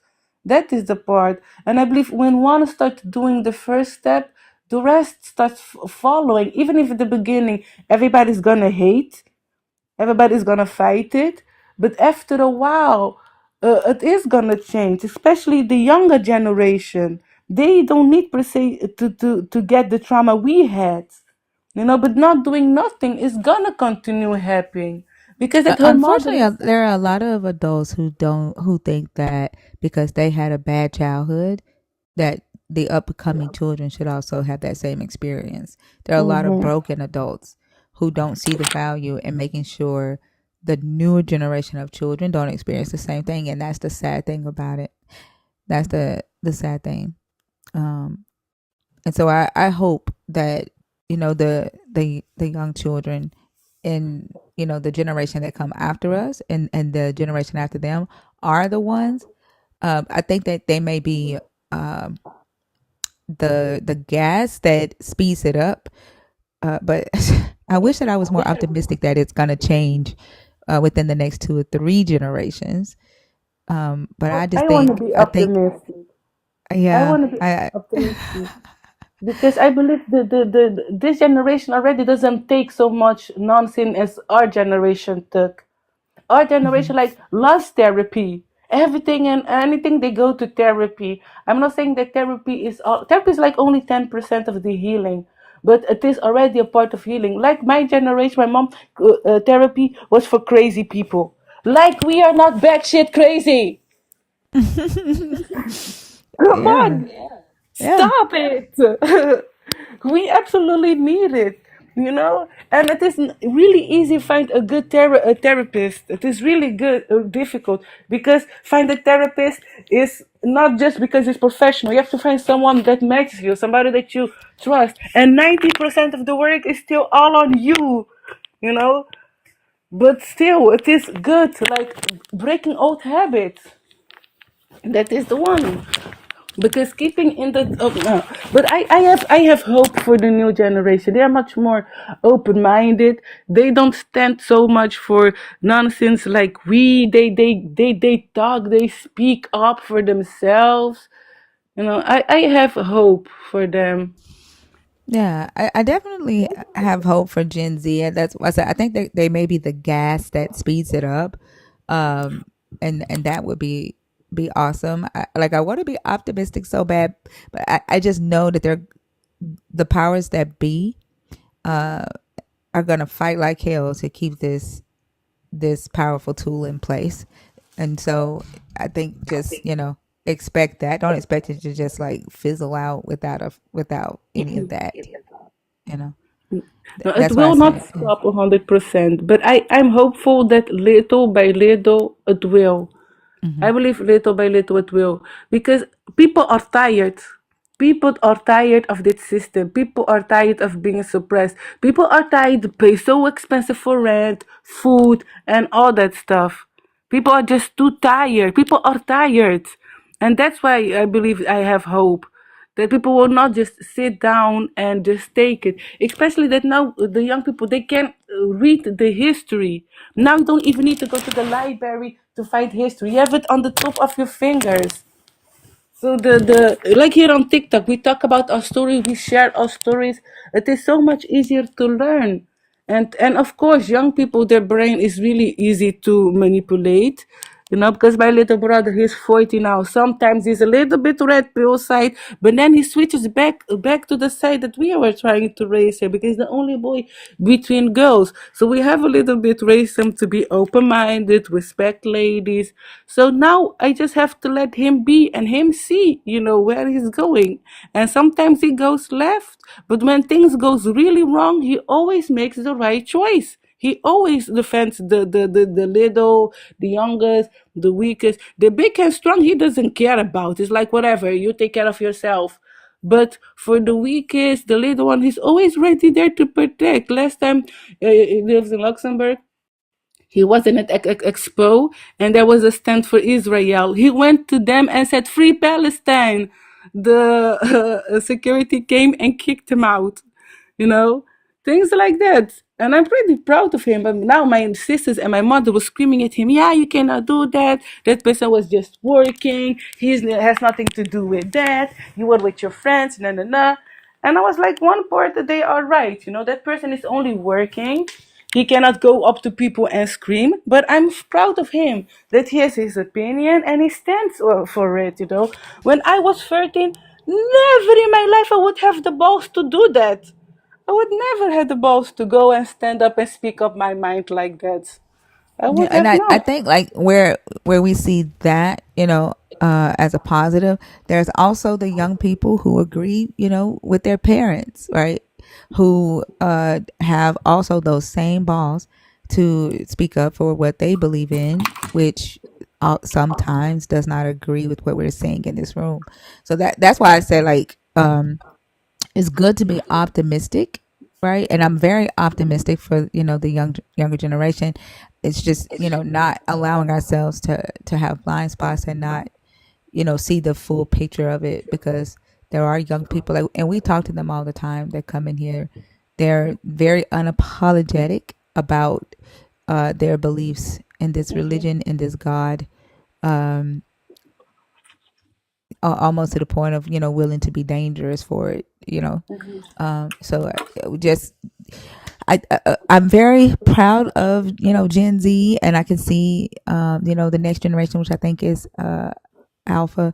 Um, they are more open minded, which is why you see them rushing really hard to try to reindoctrinate them or indoctrinate them into this religion by trying to get the Bible in the school and get it on the part of their curriculum and all of that. Um, just remain vigilant, I would say, grounded in logic and reality, and just keep Exactly. on doing what you're doing. Like I'm like I said, I'm proud of you. Thank you, And thank you. No, I'm proud of myself too. For the first time in my life, I can say it out loud that I'm proud of myself. It is a little bit lonely sometimes because when you are honest and truthful, it is a little bit lonely. No, it is more less lonely when you just joined the group you cannot beat. But that is not true because I've been in groups and have been loneliness. Now sometimes I'm lonely, but I've never known loneliness anymore since I stand up for myself. You know, because when when you're with you groups, take they are yourselves on those known. dates, like when you take yourself on those dates at Christmas time and spend time with yourself, you're not going to know loneliness anymore, because No, you're like you know yourself, and you'll be able to feel that time with you. And then you'll be exactly. able you'll know when you feel like having company, right? Like, and how to engage with people. I think a sense of loneliness comes from the idea that you have to have somebody filling space next to you. Exactly. And the reality is that you don't. Like No, when you realize how much space you take up in this world already, how much your personality, your character brings to it, and you start to engage with that yourself, you're gonna be like, lonely? Who lonely? Like, I know how to Exactly. entertain myself. Exactly. And you also figure out that you like yourself. It is also that you don't Yeah. really like yourself. And when you start liking yourself, you start enjoying your own company. That is also the part. You know, before I did not like myself. I did not like at all the thoughts that was going inside my head. You know, and now I have to work on it back also, but it helps, you know, it helps becoming more stable. It helps also, you know, giving more rest, you know, because also now I'm on the waiting list to start like intensive therapy. 4 months is the waiting list until a year. That's also the other part. I'm happy that this generation we have more mental help, but it is still really difficult. You know, the waiting list is so long. Oh my God. You know, I literally moved back to Holland because in Luxembourg the mental health was really, really bad. Here in Holland, I find the mental health industry is better, it's pretty good, but the waiting lists are crazy, man, are insane. But yeah, let's Do go. they have like a shortage on therapists, or do they have like universal health care there? Is that why? Yes, we have universal health care, Oh, but it okay. is a shortage. It is a shortage of it. Okay. No, we have Yeah, that universal makes health sense. care. If you have insurance, the most more than the half is like paid for. You know, for me for this year, I paid only 400 euros. You know, Wow, yeah, that's good. 400. That is good because if I was not, I would have paid 1,500. Yeah. 50,000 euros I would have paid. But because I have insurance, it is now 400 euros for the whole year. The year is almost finished, so next year I have to pay it again. But like this therapist, she was like, I'm gonna write yourself in, I'm gonna put you on the waiting list for of this year, because if I put you for January, you have to pay all over again. So that already helps a lot with my mental health. Because already the 400 euros was expensive to pay. You know? Yeah. Count it all. Count every win. Every Yes, win. Yeah, I love exactly. it. Yeah. So yeah, that's why Well, we I'm have. glad that you came up and gave us an update. Thank you. Thank you for sharing that with us. It was something else that I wanted to say to you before you hopped down. Oh my God, it slipped my mind. Damn. It had to do with your doing the dates by yourself. Oh yeah, traveling. Have you traveled by yourself yet? Like, have you taken a Not trip? yet, but I'm planning for this summer because now I'm a Okay, little bit too good. poor. I'm a little bit too poor to travel, but I'm planning for this summer to get my money back up, you know, and then I'm gonna absolutely start traveling alone. Something I wanted to do for years, but always been a little bit too scared to do. Okay. Okay. So I'm planning I, it. I'm planning a it's lot of it's things. it's fun. I can tell you. I've traveled by myself a lot. Um, it's fun, and then not having to like worry about other people agreeing about. Oh, I want to go here. I want to go there. You get to do the things Yes. that you want to do, right? And I love traveling with my friends. I've traveled with my friends a lot as well. But when I travel by myself, it's about me and me getting to do and see the things that What you I want want. to do. And so, yeah, and so I highly suggest that too. Before you start back traveling with people, I highly suggest that you take a trip by yourself. Yes, no, I'm doing it because for the last years I've been really alone and really isolating. So I don't have new friends, new nothing because I've burnt also a lot of bridges. But I'm little by little, I'm ready to go out there, making new friends. I'm going for the first time, I'm going to the spa alone. I'm going to the beach alone. I'm going to the museums, things that I love to do before I've never done. I have a card that calls Rotterdam Pass.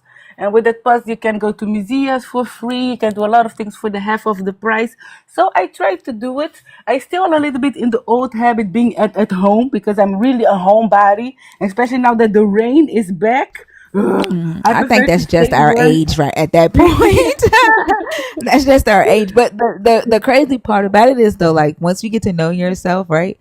Like spending time, like being at home is not, it's not that big of a deal. Like people be like, hey, you want to go do such and such? And you're thinking to yourself, do I really feel like going out Or, Yes. would I rather like be in the house with a cup of coffee with a book, or do I want to Netflix and chill by myself, right? Exactly. Um the excessive need to constantly be out ripping and running, Yes. that goes away. Yes, exactly. But I have never been like really from outside. I've always been a homebody, and like for me to be outside, it has to be outside. Like I like to party, but I have to party. To me, it's just a Saturday night fever. Nah, I prefer to stay inside. But if it is like a good DJ and like multiple singers are gonna come, like I love Halloween, I love like Carnival. It really has to be something to get me outside the house, or I prefer to stay in the house, sleep all day, Hold on, Vidala, give me just a second. Yeah. Depart from me, you worker of iniquity. I know you not. And now, Fred Heron, you are blocked. There you go. Go ahead. Yeah, yeah, party. So yeah, now I just have to learn how to party more healthy. Yes, but yeah, little by little I'm I doing. know that was so funny. But yeah. So But yeah, thank you so much. I'm gonna bring somebody else up. I hope you have a lot of fun. Hope you have a thank you. lot I of fun. will. And You're thank you so for having me. welcome. Let me do my words. You're welcome. Have a good one. Thank you. Bye bye. And thank you for the Bye roses. bye. Bye. Bye. Bye. She's amazing. She reminded me of Cookie Monster when she said, "I love to party." That was funny. Oh, Fred Heron is gone. Like he asked to be departed from the workers of iniquity, and I blocked his ass. I gave him his what he asked for with his free will. Like y'all don't gotta ask me twice. Just comment, and your wish is my command. Unless I want you to block yourself. Good morning, Fee.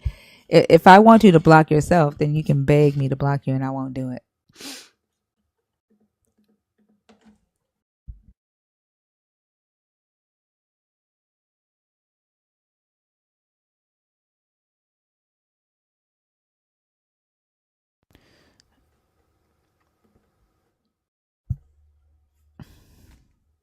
I don't know. Go ask Yahweh. Why are you asking me, Quincy? That's a Yahweh question. And if Yahweh doesn't answer you, you can message TikTok support.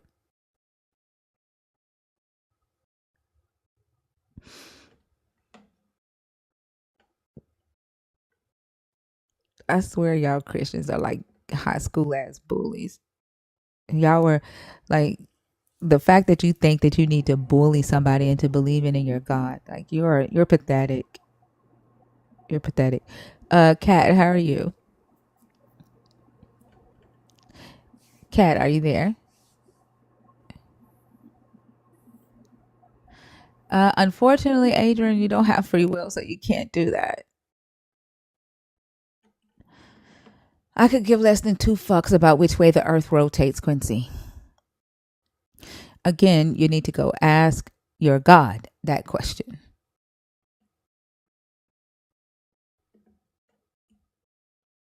Calvo, I know you follow me from live to live. I know how obsessed you are with me, love. Slyvet, hi, how are you?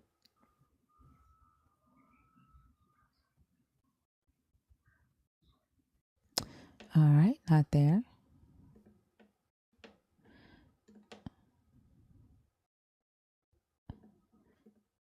Y'all be asking some of the dumbest questions. Like, who the fuck gives a fuck about the earth rotating? What the fuck is that going to do for my life, Quincy? Explain that. What is that going to do for my life? Huh? Explain that to me. What can I do with that information, Quincy?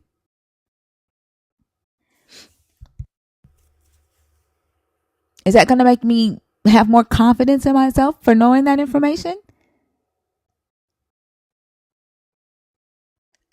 It tells you that you lost cautiousness of your cautiousness of your reality. What?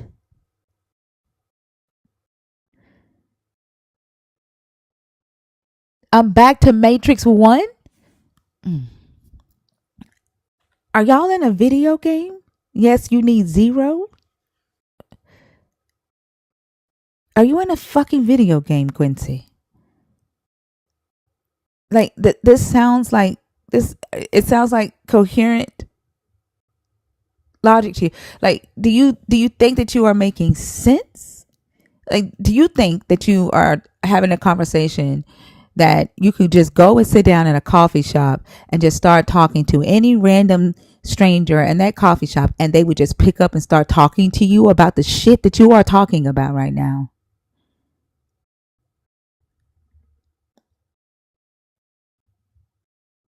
Why the fuck do I need to know that, Quincy? How is it going to change my life? Like, why do I need to have a conversation about how asteroids, the sun, and the moon were created? What is that going to change, Quincy? Please tell me the impact it's going to have on my life.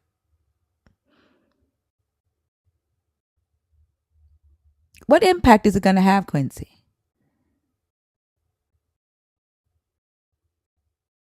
Ain't shit happened to me, Tavio. Shit's happening to you.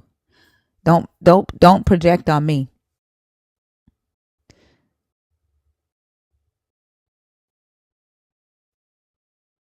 To be aware is not aware of what, Quincy? What do I need to be aware of? Is there an asteroid coming? Is there an asteroid coming?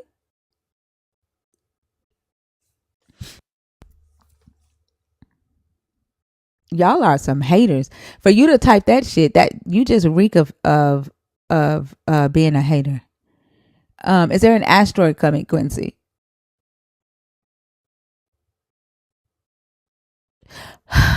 Was that God's breath, Quincy? Is that God's breath? Oh, now you love me, Quincy. Now you love me.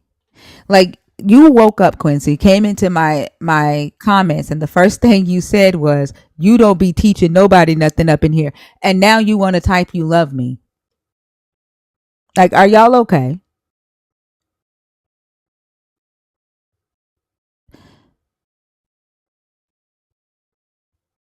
Oh, you need me to be a soldier for Christ? Why? Why do you need me to be a soldier for Christ? Are you not enough of a soldier for your Christ, Quincy? Are you not enough? What is it that you think that I will do for your Christ that you and the rest of the hate watching Christians in here ain't already doing? Oh, I'm too smart to be without God's breath. Thank you for acknowledging my intelligence, Quincy. Thank you. And that evidently your God needs that intelligence. I wonder why that is, Quincy. Do you feel like there's intelligence lacking in your army? Is there intelligence lacking in your army? Did your God send you here to recruit me?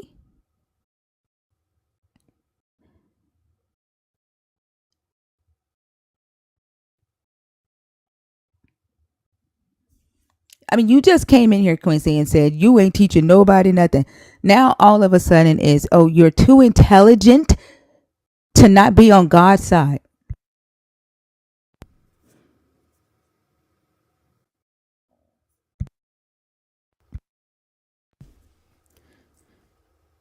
I swear y'all need help.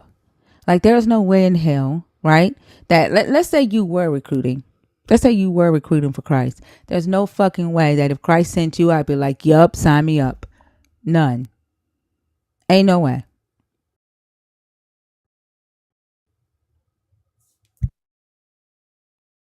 I will covert in the end. Covert? Quincy, go to bed. Go to bed. I think Yahweh woke you up a little bit too early. Go back to sleep. Go back to sleep and wait until the sun comes up, Quincy. And then come back in here. We'll still be here until 10 a.m. Central. And then you can come back when your mind is all the way there. Go back to bed. I think Valadea woke you up when she said party.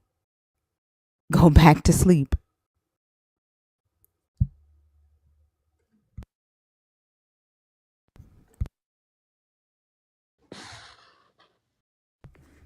Shadow Games. Yep, Hi, how are you? I'm great. What's going on here? Are you a Christian? Are you deconstructing or are you an atheist? Oh, I'm trying to find God. You're trying I to find God? misread this. You said you're trying to find God? Yep, So you are a believer? yes. And you thought that you were in a room with believers? Well, to be fair, I didn't see the last part of it. I just saw the top lines. Which one? The Old Testament condones slavery. Oh, you I was trying didn't to see figure out more those. about that. Oh, okay. Yeah, no, I'm not a I believer saw in the this red. God. Yeah, okay. Yeah, I'm not a believer in this God. So I'm gonna take you down because I don't want you to be anywhere that's uncomfortable. Okay.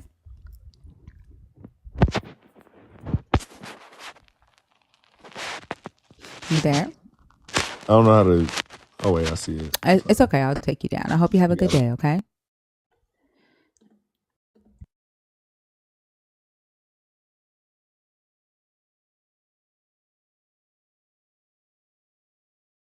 Those of you that are believers that are in the comments trying to convince him to stay on stage, shame on you.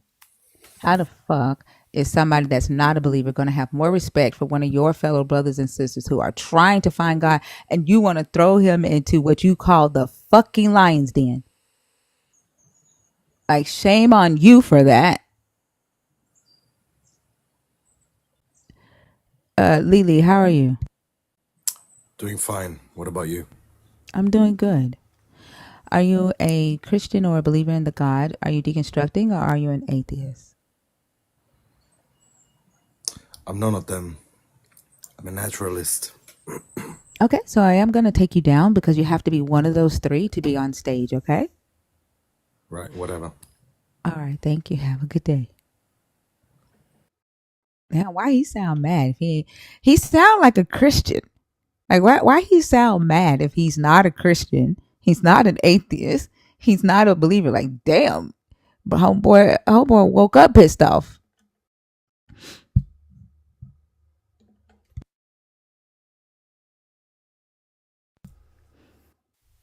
Yeah, what fight about what?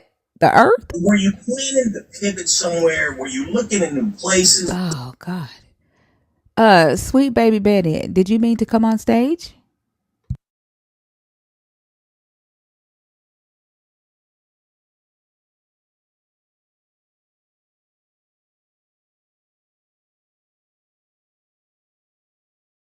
Sweet baby Betty, are you there?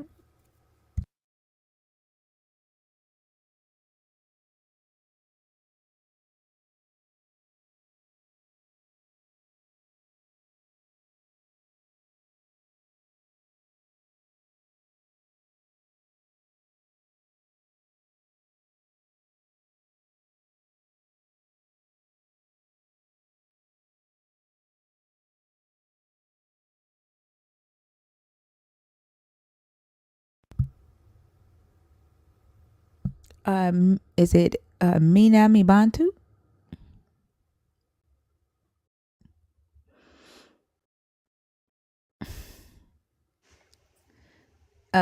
Me Nami Bantu, is that your name?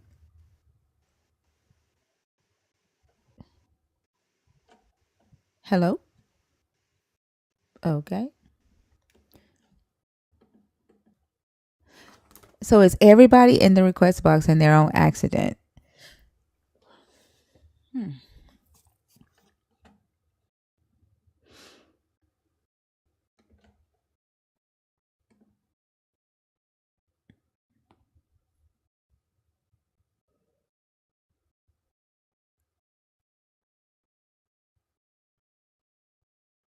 All right, that person isn't there either.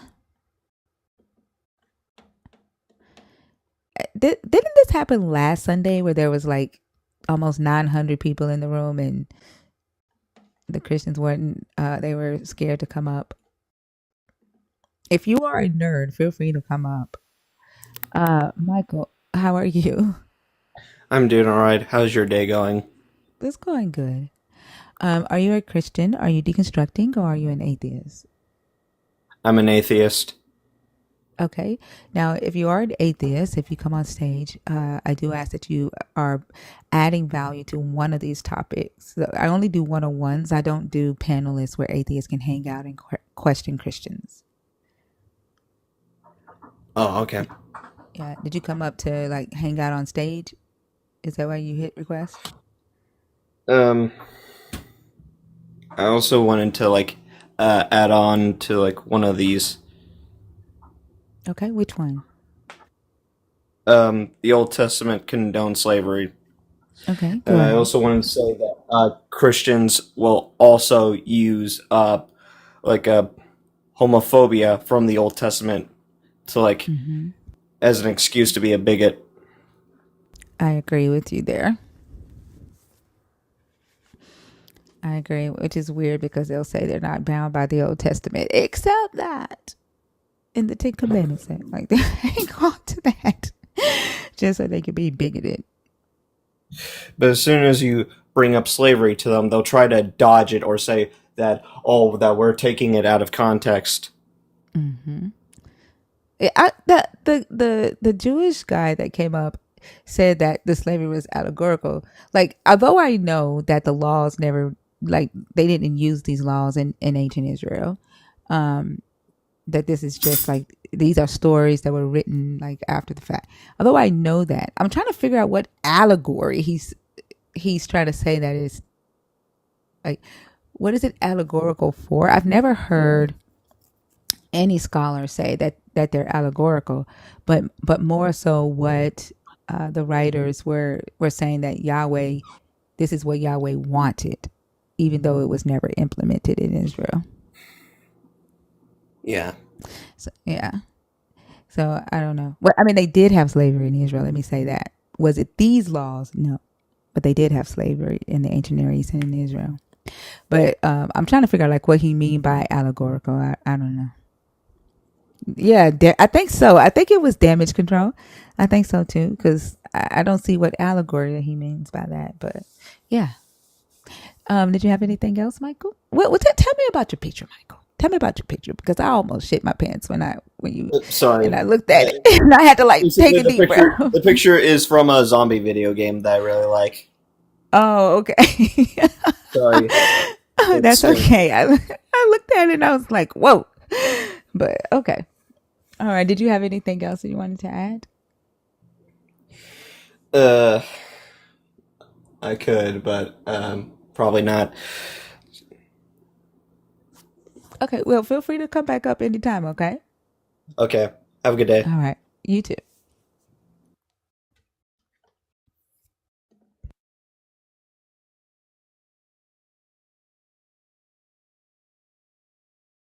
Yeah, that picture, I was like, whoa. Goodness gracious.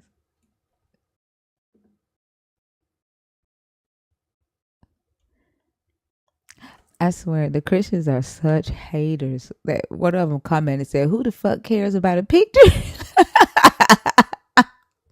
When you just gotta disagree just to disagree. Like, that's some old childish shit.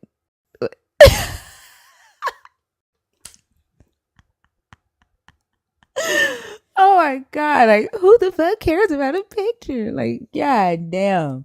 I swear, like, if y'all was in a war, like, y'all would give y'all shit away. Like, y'all don't know how to hide shit. That's crazy. Y'all was in a poker game. Like, none of y'all asses got poker faces for shit.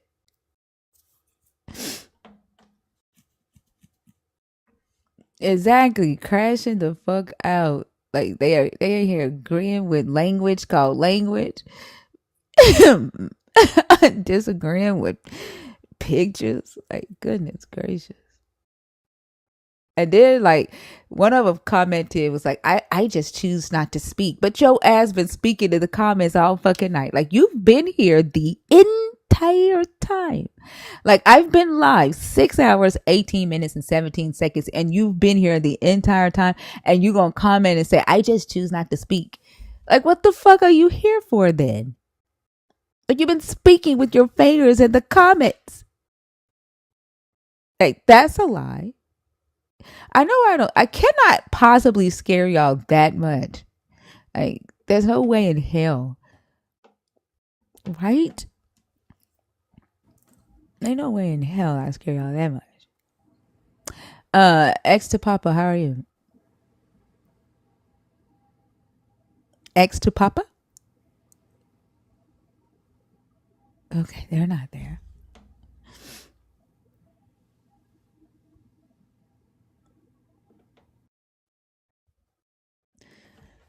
Oh, goodness. Hey, Danny.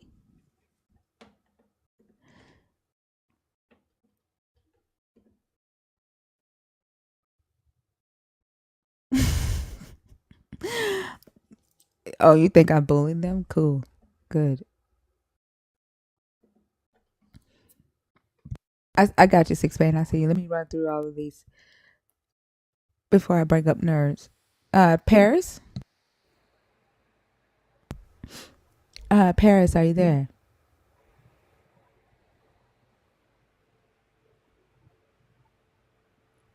Okay. Well, I definitely heard ya. Jay Thomas, hi. Are you there? All right. Hi, how are you? Yeah, not bad. That's good. I'm gonna let you talk to Fee because I gotta go to the bathroom. Fee, do you feel like taking this one so I can go to the bathroom? Yeah, sure. Okay, go ahead. Thank you so much. You're welcome. Good morning. Hey, Jay. Good morning. How are you? Not bad. Yourself? I'm doing all right. Are you a Christian? Are you deconstructing? Or are you an atheist? I'm a pre-Constantine Christian. Okay. You want to go ahead and you're over 21? Yeah, definitely. You go ahead and pick a topic and discussion. I just wanted to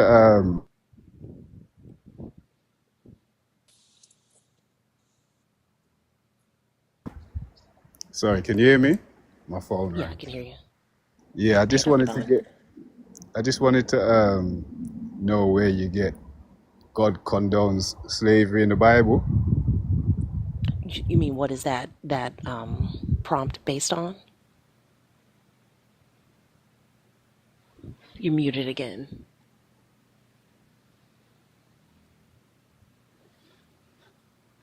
You muted again, Jay. Are you here? Is that what you're saying? Yeah. So if you look at Leviticus 25, that's just one example. And Dr. Bowen, I kind of feel like you would be the best person to to address this. Yeah, I feel like it's quite fortuitous. Absolutely. So Yeah.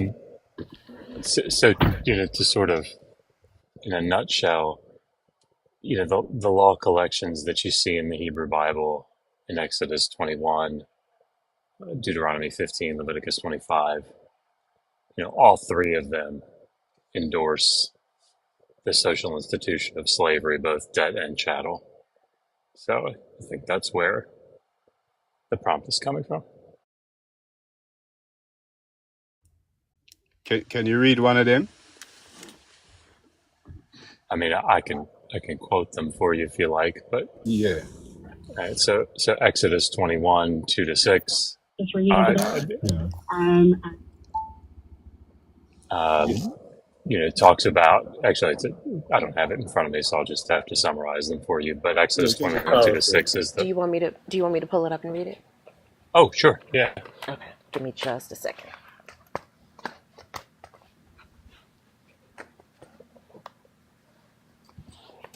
And you want me to start with the one Well, in Exodus?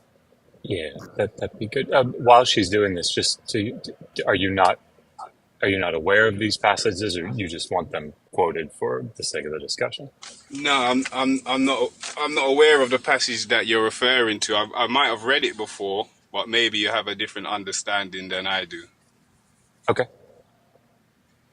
And that's Exodus 21. Yeah, but we can do 2-6, or if you wanted to do the Leviticus 25, I mean, that one's obviously much clearer. But Which Either one of way, y'all? Which one of y'all want me to pull up? whichever you. I think we're going to start with Exodus 21 2 to 6. Thinker, I don't know if you've read that one before. I'll put it Thinker, do up. you want me I to don't read it or are you know. going to do Let's it? see.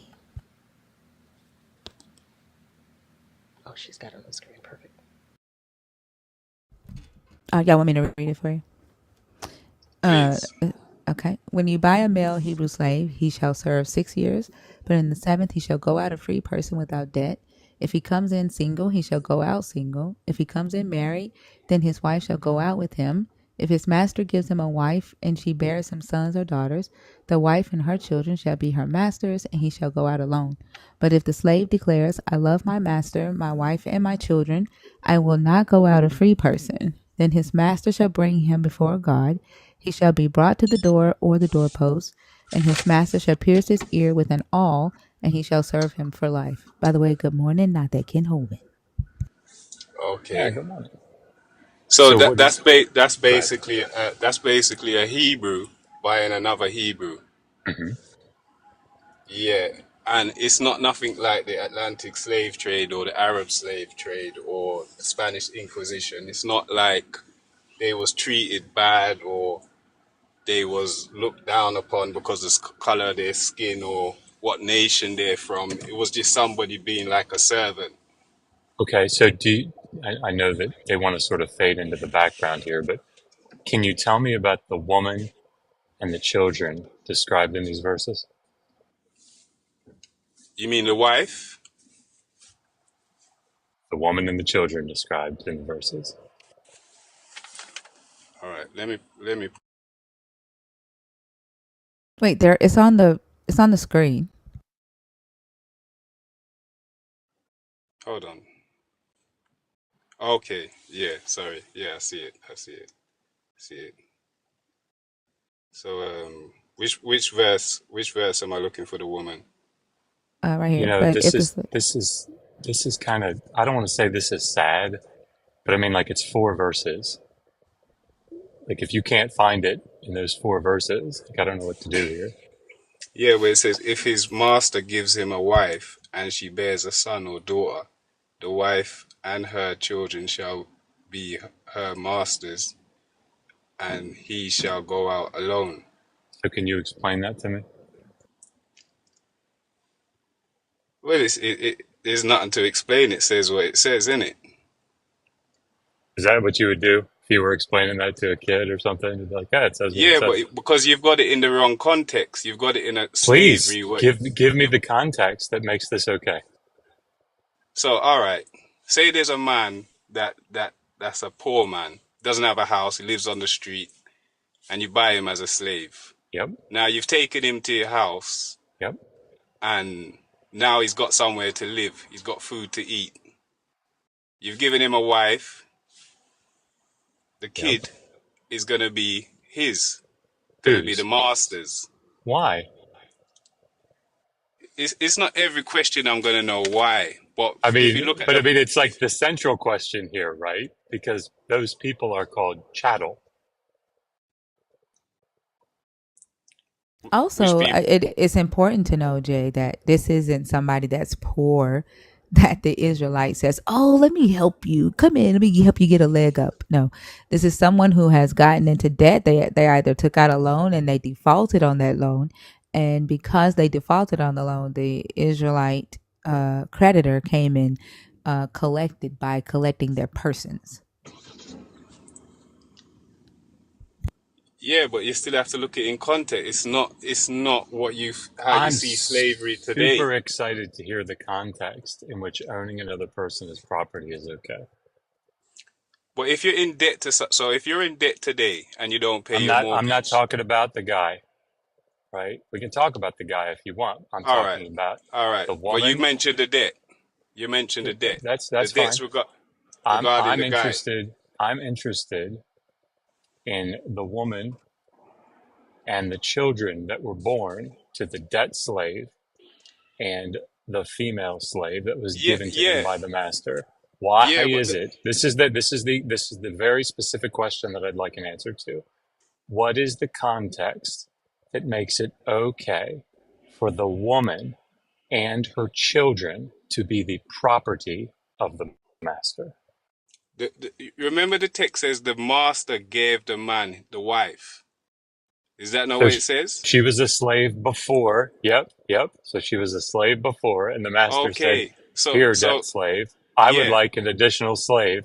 So here, you two are going to have sex and produce another slave for me. Give Uh, me the context that makes that all good." but in the Atlantic slave trade, the same thing was happening. They wouldn't You even they just wouldn't even told give. me. You just told me it's nothing like that. It's Yeah, nothing but like it. I'm just saying if you're asking me to explain it like you don't understand it, and I'm saying to you, you No, must I'm understand it. asking you. No, no, no, no, no. Don't. Let's not change what All right, happened here. all right, No, all no. right. Forget. Focus up, because you didn't Yeah, I'm gonna understand me. get So back I'm to going the to ask point. it. No, no, I'm you're gonna get. not, because you haven't gotten No, to the point I'm yet. gonna get back to the You point. just said. I don't understand. Josh doesn't understand the context here. So what I'm asking you for is the context that makes it okay for this woman who was a slave to be given to this man who is a debt slave who will be freed eventually, and have her and the children that she produces come and remain the chattel, the property of the master. I'm waiting for that context where you're like, yep, that's okay. It's the master slave, so it is okay. It's the master slave. It's up to him I mean, what he like, wants to do with the I just slave, want you isn't to it? like, now I want you to listen to yourself, right? It's the master slave, so it's okay. So tell me how this thing that you said, no, it's not the antebellum South. No, it's not that. It's not transatlantic slave trade. It's not that. It's not that. What No, but what I slave? I was mean, would you saying, be okay with the master? Hey, would you be okay with a slave master in Georgia saying, hey, I don't have to set her and her kids free. She was my slave when I gave her, right? So I mean, it's okay that she and her kids are mine. You'd be like, oh, cool, yeah, that makes sense, right? no, I wouldn't. No, I wouldn't be okay. Thank God. So let's But go but you're back. still you're still defeating the whole purpose when it says that if once the slave is free, he can go free with his family. So they're No, it not doesn't bound. say that. Okay, so you reading comprehension is going to be an issue here. So I want you to read the verse again. He can go free, but what? Because the text is pretty explicit. Go on. He can I go mean, free. he can go free. I mean, it's on the screen. Are you incapable of like reading it, or how does this work? No, I'm not incapable of reading it. All right, man. Come on, don't put all your work But off on me. you have to put it on the screen onto the right part. I mean, are you unable to like open a Bible? Like, do we have to do everything for you here? It's Come on, my literally guy. on. It's literally on the right part. I'm just not gonna read it for you because I already read it for you once. And Katie, chill. You're in the box. You'll get your turn to argue this as well. Go ahead. I'm gonna have to pull it up because it's not showing the whole thing. You can't Some of see it's it. Do I cut need to out. make it bigger, Jay? Do You I need need to to make it lower bigger? it. It's right here. But if the slave declare, it's right here, verse 5. No, the woman part. But if the slave declares, "I love my wife," you're not showing me the woman part. Did you the question was what happens, right? Like if he decides to stay with his wife, Yeah, right? yeah. What happens if he says, I love my wife and my master? What happens? Verse 5 and 6. The master shall bring him before God. He shall be brought to the door of the doorstep, and his master shall pierce his ear with an awl, and he shall serve him for life. So, do the woman and the children go free with him? No, the woman and the children don't go free with him. Right. How does he But stay he, with but them? but he, but he's saying that he doesn't want to go free. That's what it says. I will not go out a free person. So Why? he doesn't Because want. why? Why? No, you can't ask why. That's what he wants. No, it He doesn't. says it in the text. This isn't like a hypothetical thing. I'm not because like he loves straining it. because he loves his wife. He loves his wife and his children and his master. He says, I could go out free if I wanted to, but I don't get to have my family with me. So I love them. So I'm going to sign up for chattel slavery myself. To avoid similar shocks in the future. LBC weather, a blustery day for most places with some showers in the Hello? Hey man, we can hear you. Okay. Oh, it cut out. Yeah, he. Sorry, I did not want to hear your phone call. Come off mute. I thought you were answering hello on your phone. Sorry. I don't know why it went on mute. Sorry. Go ahead. Yeah. So, the wife is not his property, is it? Whose property? It's not. It's not the slave's property. It's not the debt slave's property. That's correct. It's the Yeah. master's property. Yeah. So now the slave wants to go. The slave, according to you, the slave wants to go free, but he doesn't want to leave his wife. That's correct. Yeah. But that's not the deal. The deal here is, if he wants to go free, he's got to leave his wife. That's right. Yeah. Also, is the woman in it? No, I'm not. Do Look, you I've got realize a that you're mother. using? Wait, but do you realize? I'm Hold not on, doing Jay. things. Do you I'm not realize that against you're? it. Wait, I'm talking. Do you realize that you're using the word "it" when you talk about the woman? I apologize. I never mean to use the word it. And then Jay, even if you don't go so far as to, which I agree with Thinker, she's not a it. She's also not a PlayStation, right? Like this is a person. It's not like the master was like, "Hey, just use this while you're here, and then just leave it when you go." This is a human being. So if you were the person who owed some money and somebody offered you debt slavery to settle it, like how would you feel? We're talking about human beings, and I find it very odd that you started this conversation by No, saying, but like, where did you get it from in the Bible that they say that slavery is okay? Now you're arguing for it.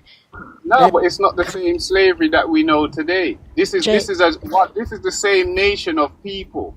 This is hey the Jay, same. hey This is Jay, not different nations. Jay, This does it? Hang on just a second, because you're making a point that's about to be refuted by another scripture in Leviticus that you clearly haven't read. But the point is this: is there a good type of slavery? yes, depending on how you treat your servant. So it's good to be able You're to just looking at own. it as a bad, like slavery is just bad. So slavery is, can you give me an example of a good type of slavery? And I'm not talking about how you treat them. I'm talking about the institution or the idea of one human being owning another human being like a 94 Chevy. We're talking about property, viewing a human being as your property. Yeah, well, we're talking about in this context, it's the same.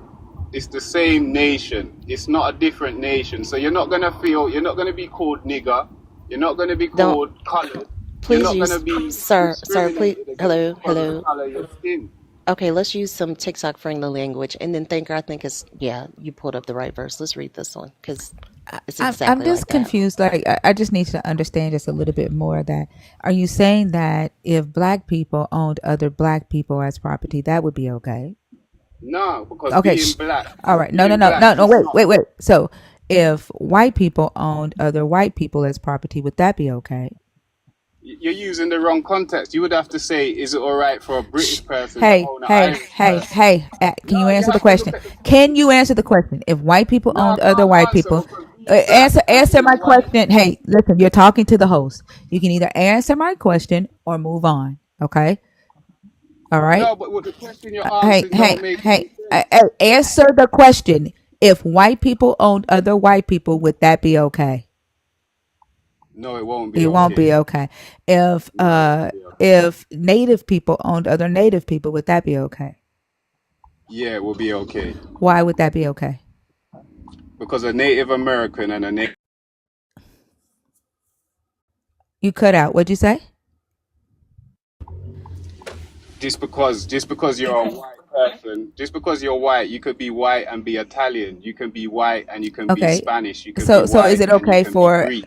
Okay. So They're not the regardless if you same could be thing. white and be all those nations, Could a white person own another white person and it be okay? And why would it be Yes, it will okay? be okay.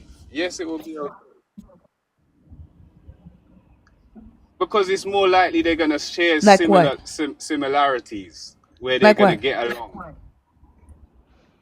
Just the whole culture, eating food, how they live, maybe the weather that they adjust to. They're Okay, gonna so have a lot so of the things in weather. common. Okay, who determines who would own who? How would they determine who gets to be the owners and who have to be the slaves?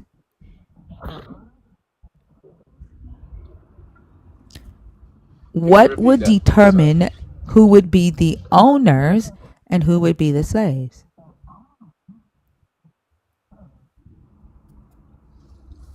It determines on And what who's would in power. determine that?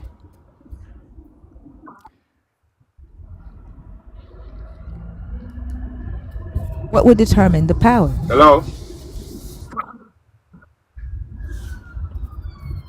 Who's ruling in So it? Who has money. the money? So Who, money who, who has determines the who gets to riches? be the owners and then who gets to be the slaves. So you agree that Yeah. people who have more money, right, deserve to own less fortunate people as property. You think that people who are not wealthy deserve to be slaves. No, see, you're putting words into my mouth. You We're said, gonna did you, stick to the I'm sorry, did contents you of the not say Bible, that or it you're would gonna be argue. okay for wealthy white people to own poor white people? All right, Yeah, I did so say you that think because that I didn't poor want you to people throw me off deserve to there. be I didn't slaves want you. of wealthy people? No, that's not what I'm So saying. are That's you not what wealthy, I'm saying. Jay? You're Jay, putting are that you into my wealthy? mouth.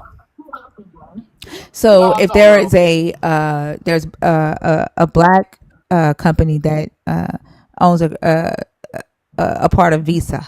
Do you own a Visa card? You have a debit card with a Visa logo on it. Okay, so there's black Yeah, people who yeah, own stock in Visa. Okay, should those black people come and get yeah. your ass and make you enslave for them to pay the debt that you owe them for their shares that they have in Visa because they're wealthier than you? If those black people are gonna offer me a better lifestyle than I'm living now, and all I have to do is work for them, then yeah, I'm proud to What be so their what better slave, if lifestyle? that's the What better word you want to lifestyle are you call it. expecting them to give you as their slave? I'm, I'm just saying, if I didn't have somewhere to stay or a house, and they could offer that to me, of course, So why not? it doesn't matter the quality of where they would have you to stay. It doesn't matter the quality of the food that you would eat. It doesn't matter the quality of the clothes that they would provide for you to wear. You just want to have something. I said a Why do better you lifestyle think than what I'm living. what makes you think that somebody who you owe money to is gonna come get you and say, "Let me upgrade you"? No, No, no, no, that's no, what I you didn't. asked No, me. I I didn't. never What I said. asked you was, if you owe money to Visa and a black shareholder of Visa comes and gets you, right, as a creditor and makes you work that debt off, what makes you think that that shareholder is going to upgrade your lifestyle and you owe them money? So how would it How else work do then? you like? How would they be able to Has a pay me? How creditor would they ever be able came to to you pay and me? took you to Tiffany's? Has a creditor ever come to you and take you out to No. eat? But Take you out to how lunch? is a Like credit? what is it that you think creditors do when you owe them debt? Yeah, they make you And pay if it. you don't pay it, then So they what? would. Are they buying you a new house? Are they Yeah, coming and thanking you? but our credit is giving you wives. Our credit are giving you wives. Are So you in not the able to like scripture, it's logically telling you that think? the first Like you wife. are the one who are saying No, you no, are the one who's in saying the that this context. is a good thing, right? So answer my question. Yeah, Answer my yeah, question. because I'm saying that. When you owe money to a creditor and you don't pay, what does that creditor do? he puts a court order out for you to pay. And then what does that do to your life, Jay, if you don't have the money? Yeah, it does a bad thing because they will come for your Yeah, they ain't house, for upgrading you, example, are you? if you They ain't don't pay giving you your a better mortgage quality of on life, your are house. they? Exactly. They're snatching shit No, from but you, what the scripture is right? saying, yeah, Yeah, but what the exactly. scripture is saying Exactly. is better than what you're No, it's saying not, Jay, because the because they person take is you the giving credit. them a house So to live when in in. Second Kings, when a woman comes to Elisha and says, "My husband died, and now the creditor has come to take Yeah. my sons." Do you think that the creditor was taking those kids from that woman to give them a better life, or because the sons had to repay their dad's debt now that he was dead? They Were had they to pay giving the them a debt. better life by taking them from the mother? Thank you. This is the No, no, same they thing, wouldn't have Jay. been. They wouldn't have Same been. exact thing. Yeah, but what happened in that? You're not explaining what I just happened told in you what Second happened. She Kings. came to him. No, no, no. What was the No, outcome? because Did they take her Elijah helped her pay children back? it. He did some supernatural miracle. But listen, no, you're Okay, missing the okay. point. So You're no, no, stop, stop, a man of stop. God, You're a man missing of the God, fucking a man point. of You're missing the point. The creditors were going to come and take her sons so that they could pay their dad's debt now that he was dead. That's the same thing as debt slavery. And you're saying that that's a good type of slavery? Yeah, Jay, shouldn't the woman be going, man, I thank God for this creditor. Thank Yahweh above, right? Elisha, we're good, right? We don't need any help because the creditor's coming to take my two kids away. Give them a better life.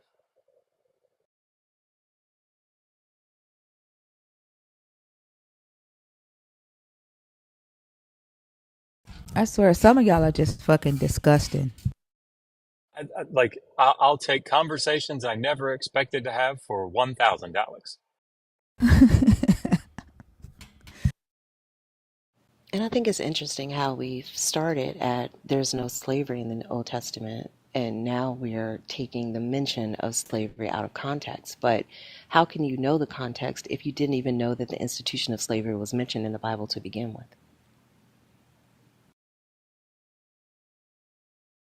Jay, are you there?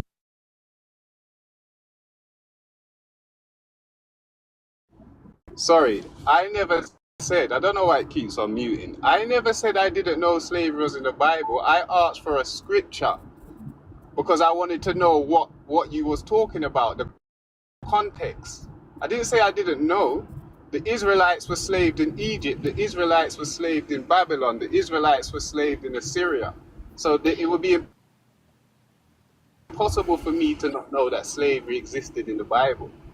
But what I'm Well, saying is, well, let why me did let the me man first. of God stop the woman from losing her children? If you're saying God agrees, but God stopped it, so which one is it? Yeah, Did your God stop it or did Elijah stop it? Is Elijah your God? Is Elijah is Elijah who? your A man God? of God. He's Like a y'all get confused about like who's your God. Like I know y'all haven't seen him. I know y'all haven't seen him, but y'all hold think on. every So damn now thing in what? this book is your God.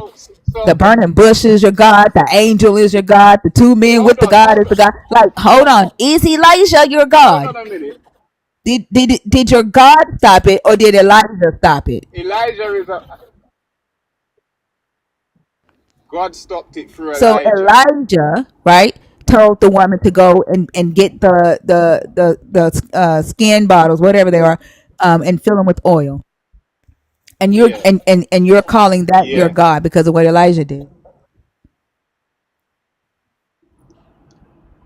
When Elijah called down fire from heaven, whose name did he So call on? you're taking credit for that. Your God was the one that mauled all those kids for calling Elijah bald.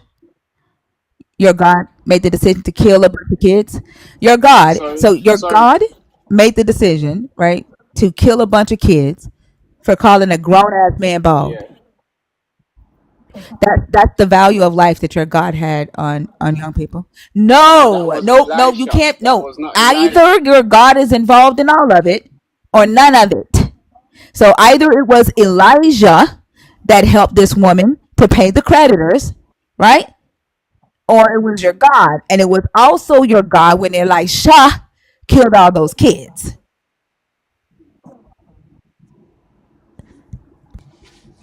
He's a So man which of is it? God. So when men of Yeah, God, it's so a when bit men of rough. God I do things, understand. It's is a it your bit rough. God doing them when men of God do them? All right. Yes, it's a bit rough. Yeah, it's a bit rough. I'm not gonna say, oh, that's totally. That was great. What happened? I'm not saying it was great. It was rough. I don't care When what I your read it, opinion I is was on a that. bit like, Is it when men of boy, God you do know, it's a things, bit. is it your God doing those things through men of God, or is it the man of God doing those things? No, when a prophet No, no, no. Only when performs a it's good miracle, is it is through through God. God. When it's a miracle, is God. No, it's no. So, Prophets don't do bad things. It's the lion that killed the children, so isn't it? when men who call themselves prophets or men of God, like the Levite, right? The Levite was a man of God. Would you agree? So when the Levite Yeah. sent his concubine out to be raped all night, and in his place, that was not the man of God. That was God through the Levite. Hold on. When the Levites did the Levites Yes, he send did. his concubine out, or the concubine went out on her own The will? Levite sent his concubine out and told the men to take her and told them to grape her and abuse her all night, and they did. So when the Levite made But that but decision, was the but but, Levite but are making you that are decision you on behalf of your God? no, but you're not forgetting that the concubine was actually unfaithful to the Levite. It didn't say Oh that. my God in heaven. Even Yeah, if it if did, you it read it, did. if you read that. Hold on, Joe Thomas. It did not say that. But even if it did say that, are you saying? Hold on, No, it does. Thomas. I don't. Thomas, I we don't. already know that you're okay with slavery. Now, what I need to know is if you're okay with a woman being killed for infidelity. Now, even if it did say that, are you saying that him sending her out to be raped and abused all night by a pack of men is justifiable if she had cheated on him? You see, when you say things, you don't have context. Hey, So we I can. can't. Hey, I I don't have can't a talk problem on reading the behalf. context to you. I need to understand how you think. When you bring up that she was unfaithful, are you saying that when he sent her out in his place to be raped and abused all night, that she deserved it because she was unfaithful? To be fair with you, I don't remember So the why full the fuck did you story, and just say I don't that? want to talk on something Yeah, I mean, because like, I what. gotta be honest. Like, while that little bit of a pause there, 15 minutes ago, I would have thought, no, no, no. Like, no, nobody would possibly answer yes to that question. But Jay, like, I legit thought he might answer yes to that. This isn't a good look for you, guy.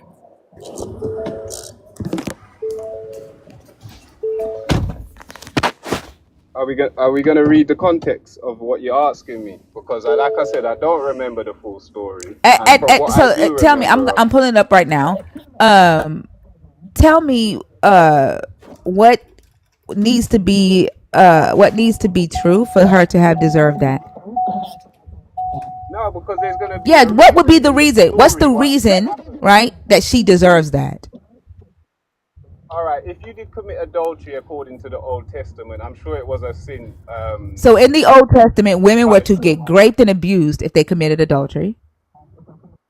No, they were Okay, to be hey, killed, wasn't it? what needs to be true for a woman to be raped and abused all night for her to deserve it? I don't think she deserves that So treatment, then no why matter did you what bring that happened. up? Why did you say didn't she wasn't she unfaithful to him? The reason I said it is because according to when I read the story, you said I'm wrong, but to when I read the story, it said that she done evil. Okay, in those Yeah. days when there was no king in Israel, a certain Levite residing in the remote parts of the hill country of Ephraim took to himself a concubine from Bethlehem in Judah. But his concubine became angry with him, and she went away from him to her father's house at Bethlehem in Judah, and was there for some months. Then her husband set out after her to speak tenderly to her and bring her back. You know what this says to me? It says she got mad at him. Ain't no telling what the fuck he was doing to her. He set out to be narcissistic as fuck and speak sweet nothings in her ear to try to convince her to come back. That's what that says, right? But no infidelity yet. He had with him his servant and a couple of donkeys. When he reached her father's house, the young woman's father saw him and came with joy to meet him. His father in law, the young woman's father, made him stay, and he remained with him 3 days. So they ate and drank, and he stayed there. On the fourth day, they got up early in the morning, and he prepared to go. But the young woman's father said to his son in law, "Fortify yourself with a bit of food, and after that you may go."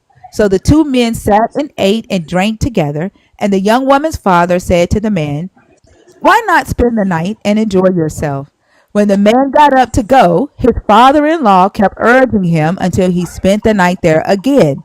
On the fifth day, he got up early in the morning to leave, and the young woman's father said, "Fortify yourself and linger until the day declines." So the two of them ate. When the man with his concubine and his servant got up to leave, his father in law, the young woman's father, said, "Look, the day has worn on until it is almost evening. Spend the night. See, the day has drawn to a close. Spend the night here and enjoy yourself. Tomorrow you can get up early in the morning for your journey and go home." But the man would not spend the night. You know what this is telling me. And Inward, when we had dinner with Inward, which is a fellow nerd, he was talking to me about it. He said, "You know what?" He said, "It sounded like the daddy knew what was going on, like his daughter was in an abusive relationship, and he was trying to keep his daughter with him as long as he could." That's what I was Like thinking when he, you were reading it. yeah, he didn't want the daughter to go back with this abusive ass Levite. That's what it sounded like. Okay, okay. I understand what you're saying. It wasn't what I Yeah. thought it was. It wasn't what I thought it was. But I'm sure God didn't. This wasn't something that was accepted. This wasn't something that didn't go unpunished. How did your God punish the death of the Levite? How did your God punish the Levite for sending her out to be raped? I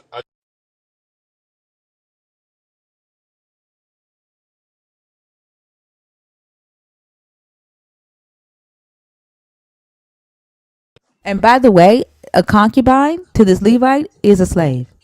How did your God well, punish a a concubine is concubine? Is a somebody. slave. A concubine is a woman who was sold into slavery. She Okay, is can a can you slave. can you just give me the scripture so I can read it? Read what is on the screen. No, but it's only a part of it. I just want to have it in front of me when I'm speaking to you, so I have the context. I don't want to keep looking on the You screen don't and know not what it see is, it. but you keep trying to repeat it to me. Can I have the scripture, please? It's Second Kings. It's Judges 19. I'm not gonna wait for you while you are on teacup to read the story.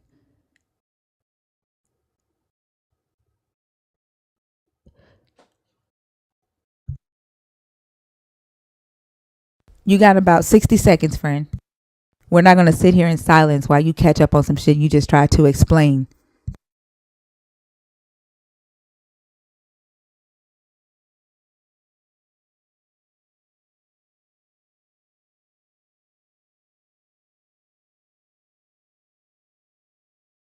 I, I swear, like I've done so many interviews with people, and I've said, they always ask me what's the most surprising thing about the counter-apologetic stuff that you do, and I say, I mean, that I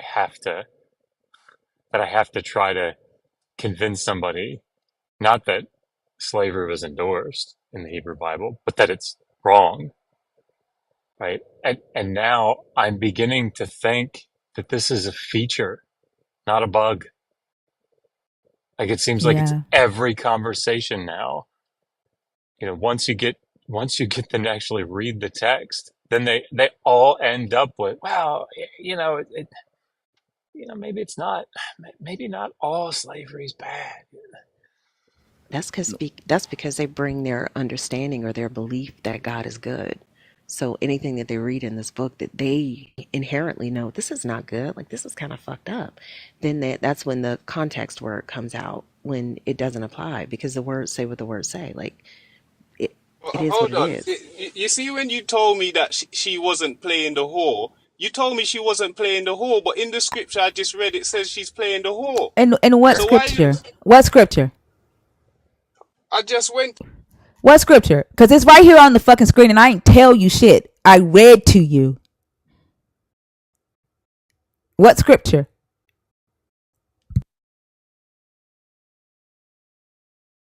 And then he says, "Oh, it wouldn't matter if she was playing the whore. She didn't deserve that. Why are you so fucking mad if you think that I lied to you about her playing the whore? Because if she was playing the whore, you would think that it's okay for her to get raped and abused all night. You would think that it's justifiable."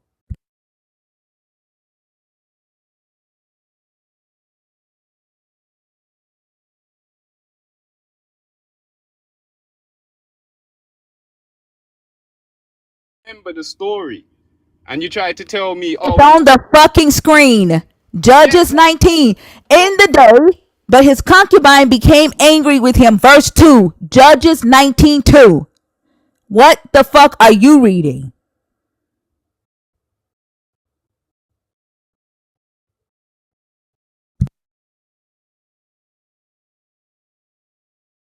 No, thank you. I don't want a husband. I'm good. They might get mad that I play the whore.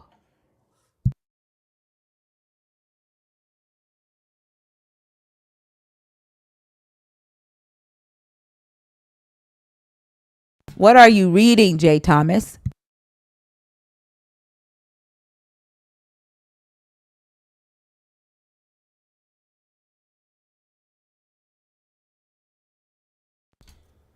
J. Thomas. He's reading it in the King James version, I'm assuming, Thinker, because in the King James 19:2 it says, "And his concubine played the whore against him and went away from him unto her father's house to Bethlehem," something with a whole lot of letters, "and was there 4 whole months."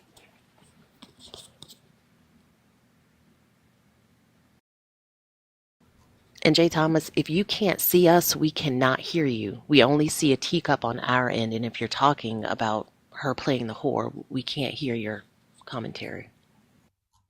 sorry, I don't understand what you mean by that. It means that if you're not where you are right now, we cannot hear anything you say. Your screen goes to a teacup and your microphone is muted. We can't hear you if you're on the Bible Gateway or whatever app you're using. Okay. I'm sorry. So no, that's why I just wanted to get context on the story. Yeah, and and Well, and, Thinkers, hold and on a second. Hold on a second before you keep going, because Thinker, if you look at Thinker's screen right now, she's going to bring up the actual word that was used in Hebrew, the word where King James has translated it. She was playing the whore, which I think is an interesting aside because you just admitted about 5 minutes ago that even if she had been unfaithful, that wouldn't have warranted the treatment that she received. But just yeah, look at it's the about. words that Thinker bringing up here. Yeah, hold on. We're gonna see what context there. What Dr. Bowen, Yes, ma'am. do you know what this Hebrew word is and why it means prostituted itself but not harlot? Sorry, let me look at the screen. Yeah, so a zonah. Yeah, let me can you is it So the word this that's used there in Judges 19? yeah. Yeah, that's what But it would the mean then. Yeah. It would be to so let's see, but his concubine became angry with him. why does the Can you scroll NRSV over that? So can you scroll over that A? I'm this right wondering if here? there's a Prostituted yeah, herself against what? Like I don't I, think it's using it as like a harlot because the NRSVUE says she was angry with him. yeah, I'm wondering if there's a textual variant that they're going with cuz zonah that's what it means. Is to Can I just say be a something quickly? prostitute. No, I don't wait. use. Let wait. We're getting context. Okay. Yeah. I'm glad you're doing that. Hey, Go ahead, Dr. Jay, B. Jay, I would tread Okay, incredibly Robinson lightly Crusoe. here. Cool. Go No, ahead. I'm not gonna tread. I'm not gonna tread Yeah, carefully. yeah, I'm I would. confident. I'm Yeah, I confident in my would. I God. would, and here's why I would tread incredibly lightly here. About 6 times here, you've cried out context, and you've been cooked on each one of them, right? According to you, Well, I mean, according to logic, right? no, according to you. But go Yeah, you want me to Not continue. walk only you that, through you them, or you made yourself look like a wannabe slave owning wife beater. So I would be quiet if I were you. Say what you want. You're actually going into somebody else's culture. You're not even. It's not your culture. It's somebody else's you're not going culture. to Culture? believe this. Yeah, you're not going Yeah. to believe this, but What? anything in the ancient past, that's true for anyone. No, no, This I did don't he under. just fucking No. say culture? Yeah, it's their culture. These people have laws. Is it They your they have. culture? Jay, is it your culture? Yes, these This people is your have law. culture. You're Are you're you an an ancient Yes, Israelite? Israelite. Are you an Israelite? yes, I'm an No, the Israelite. fuck you're not. What do you mean I'm not? You're I not a fucking Israelite. Nah, yeah. let's not change. So hey, Let's why not don't change you? the topic. Hey, Jay Let's not Thomas. change. Jay No, you Thomas. did it. You the one who brought that up. Yeah, No, Jay no, I never Thomas. brought it up. I've got lots of questions that you can help me with. Then can you explain to me? Because we've been working on this for centuries. Okay. Can you walk me through the meaning of Exodus 21, 22 to 24 when it talks about if there is a son? Can you help me with that? If there is a what? Sorry. No. Oh, you don't know? This is your culture. Ason, can you help me with what No, but that I didn't means? hear the question. Yeah, okay, sorry. Yeah, A Ason, son. can you tell me what Ason means? Is that Because a we don't Hebrew know. word? Yeah, Ason, can you help me? We don't know what it means. I'm not too sure what it means But since either. this is your culture, like, and you understand it, you can help me. A word, I don't know. Are you talking English? Are you talking It's a Hebrew? Hebrew word, Ason, your culture. Okay. Well, the black Hebrews lost their culture. It was stolen by the Romans when they invaded on 70 AD. Wait, So so then when you don't the understand it? Hebrews today So don't wait, you know don't understand themselves. it? If you don't understand it, why is your position better? I'm not saying I don't understand it. If you tell me what the word is in Sure, English, Ason. Yeah, then I well, can we explain it. don't know how to render it correctly in English. That's the point. I'm asking you, can you help me render it correctly in English?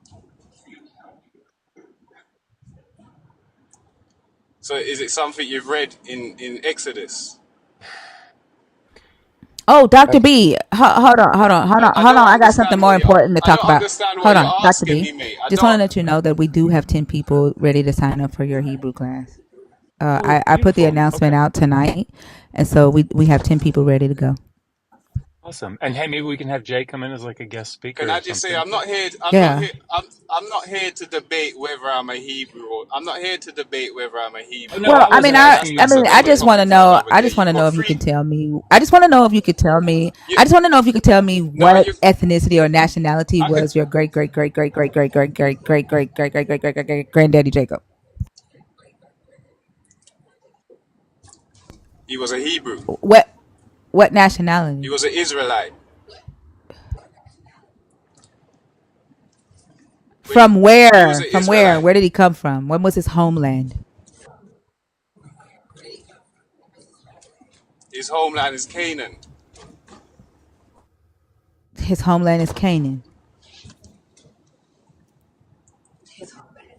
Yeah, his homeland So is why does Canaan. Deuteronomy 26:7 say that his homeland was Aram I, from Mesopotamia? Why does it say that he was a wandering Aramaean? that's where his grandfather Nope, it's Abraham. That's Jacob. where his. Jacob. Jacob. It says That's Jacob where his. was a wandering Aramaean from Mesopotamia. Why is your Okay, great great great great great great great great so great great big great deal. great What's the great great great difference? His son. granddaddy an Aramaean from Mesopotamia? Where are you from? So what's the Where problem is with your that? homeland? So what? My days. You Like know what? Are if we this gonna was stick to the really, if topic this was, of like what if you've I put on the really screen, or are you lost, gonna like take it if this somewhere was else? I really don't my mind going heritage, somewhere else. right? If this was really my culture, I would study the fuck out of it. Like I wouldn't just like pick up the book like a coloring book and be like, yeah, this us. Yeah, we haven't had our history for 400 years, but this is us, and then not fucking study it. Like, It's how the fuck wild. do you not know that this book says that the patriarch of the Israelites was an Aramaean?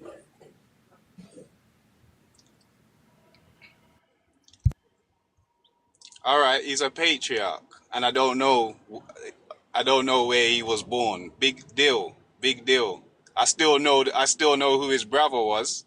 His brother was Esau. I know who his mom was. His mom was Rebecca. Yeah. So what? Just because I don't know where he's born, I'm not gonna know everything. The Bible is like an You're encyclopedia. I'm not gonna fucking be able. claiming this as your uncle, as your granddaddy, as Yes. your lineage. Like, you should be Yeah. ashamed of yourself. Like, it's embarrassing. Like, this is why I do not platform Black Hebrew Israelites. Y'all are fucking embarrassing.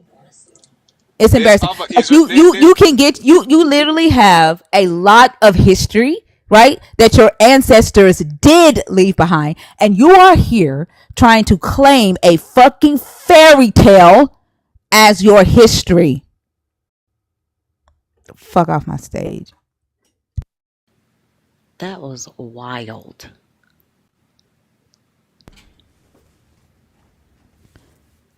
That's embarrassing.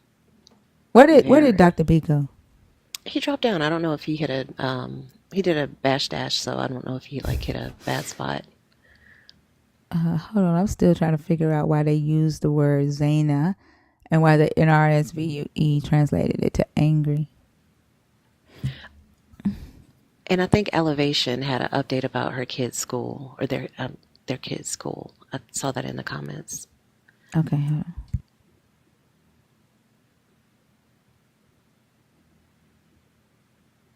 Jay, get the fuck out of my box. No means no. I do not platform men who think that it is okay to grape women. I do not platform men who think slavery is okay because one day you hope to be a slave master. Get the entire fuck out of my box. And anybody who thinks additional context would make grape like repeatedly by anybody okay of any sort is just not okay.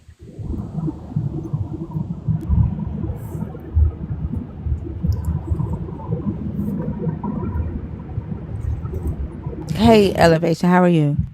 Hi, good day, you all. How you doing, fam? Hey, Elevation. So, I had to make sure you addressed me first because I know you was a little lit for a second, had me rolling. Y'all know I can't stand the Hebrew Israelites doctrine. Like, they fucking like they so filled with hate. Like, it's ridiculous. They are. Ever since that guy said that women of the LGBTQIA deserve to be great over and over and over again until they're not. Wow. Like, ever since that motherfucker said that Somebody shit. said that on stage? Yes. Wow. Oh, I missed Like, that. I That's have had disgusting. a disdain for their asses since. Like, get the fuck away from me with that shit. Yeah, I've had my bad bout about them as well. When I've seen them downtown, they'll be like on the street corners, like a gang type, and they'll be very aggressive in how they speak to people. And if I may share this just real quick, briefly, I found it to be ironic because I know one of them.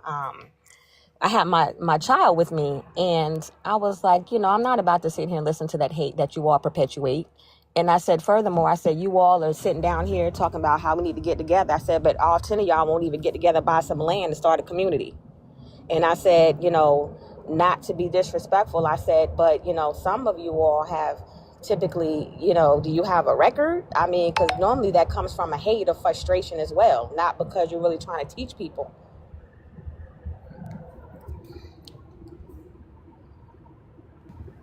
Yeah, Can you hear I'm. me? Yeah. Oh, They need to. I don't know. I can't. Fee, can you talk to Elevate? I'm trying to figure out why the NRSVUE uses angry instead of harlot, And so I'm doing some research right now, and I don't want to. I Yeah, want to make sure. Thank you. Give me just a absolutely. second. Yeah. Elevation, let us know what happened at your baby's school. Yeah, so I want to thank you all because that really helped me. Plus, I kind of wanted to listen to the talks a little bit more to help me draft my email, in which I did. So my child came home, of course, had another test, and I know in one of the tests it said something about religions have shaped the behavior of people, and so it invoked a bit of an emotion. But however, that evening he was feeling a little sick, so I started drafting email. I fell asleep, got up 4 o'clock that morning, even though there was a little bit of typo.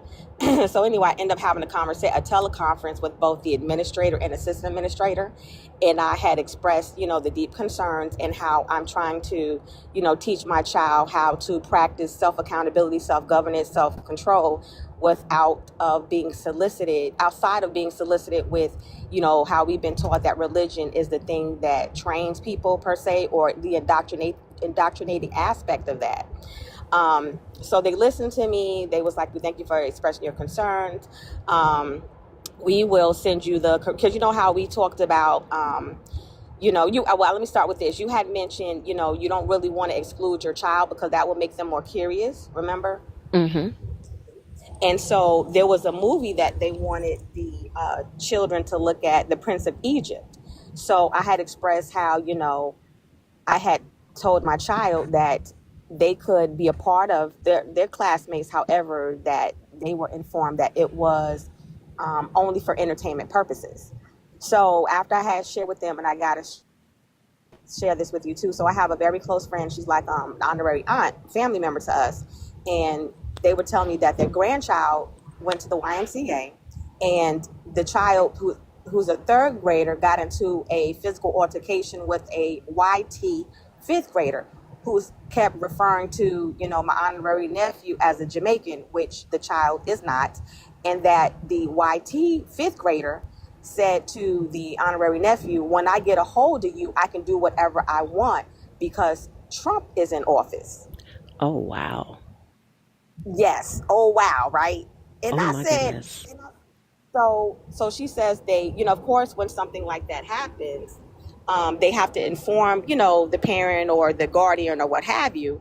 And so the question was, what are you all going to do about it? So they're like, well, we're just waiting to see how we're going to deal with it or discipline the child. And I said, well, I know it wouldn't ride with me. However, everybody's approach varies.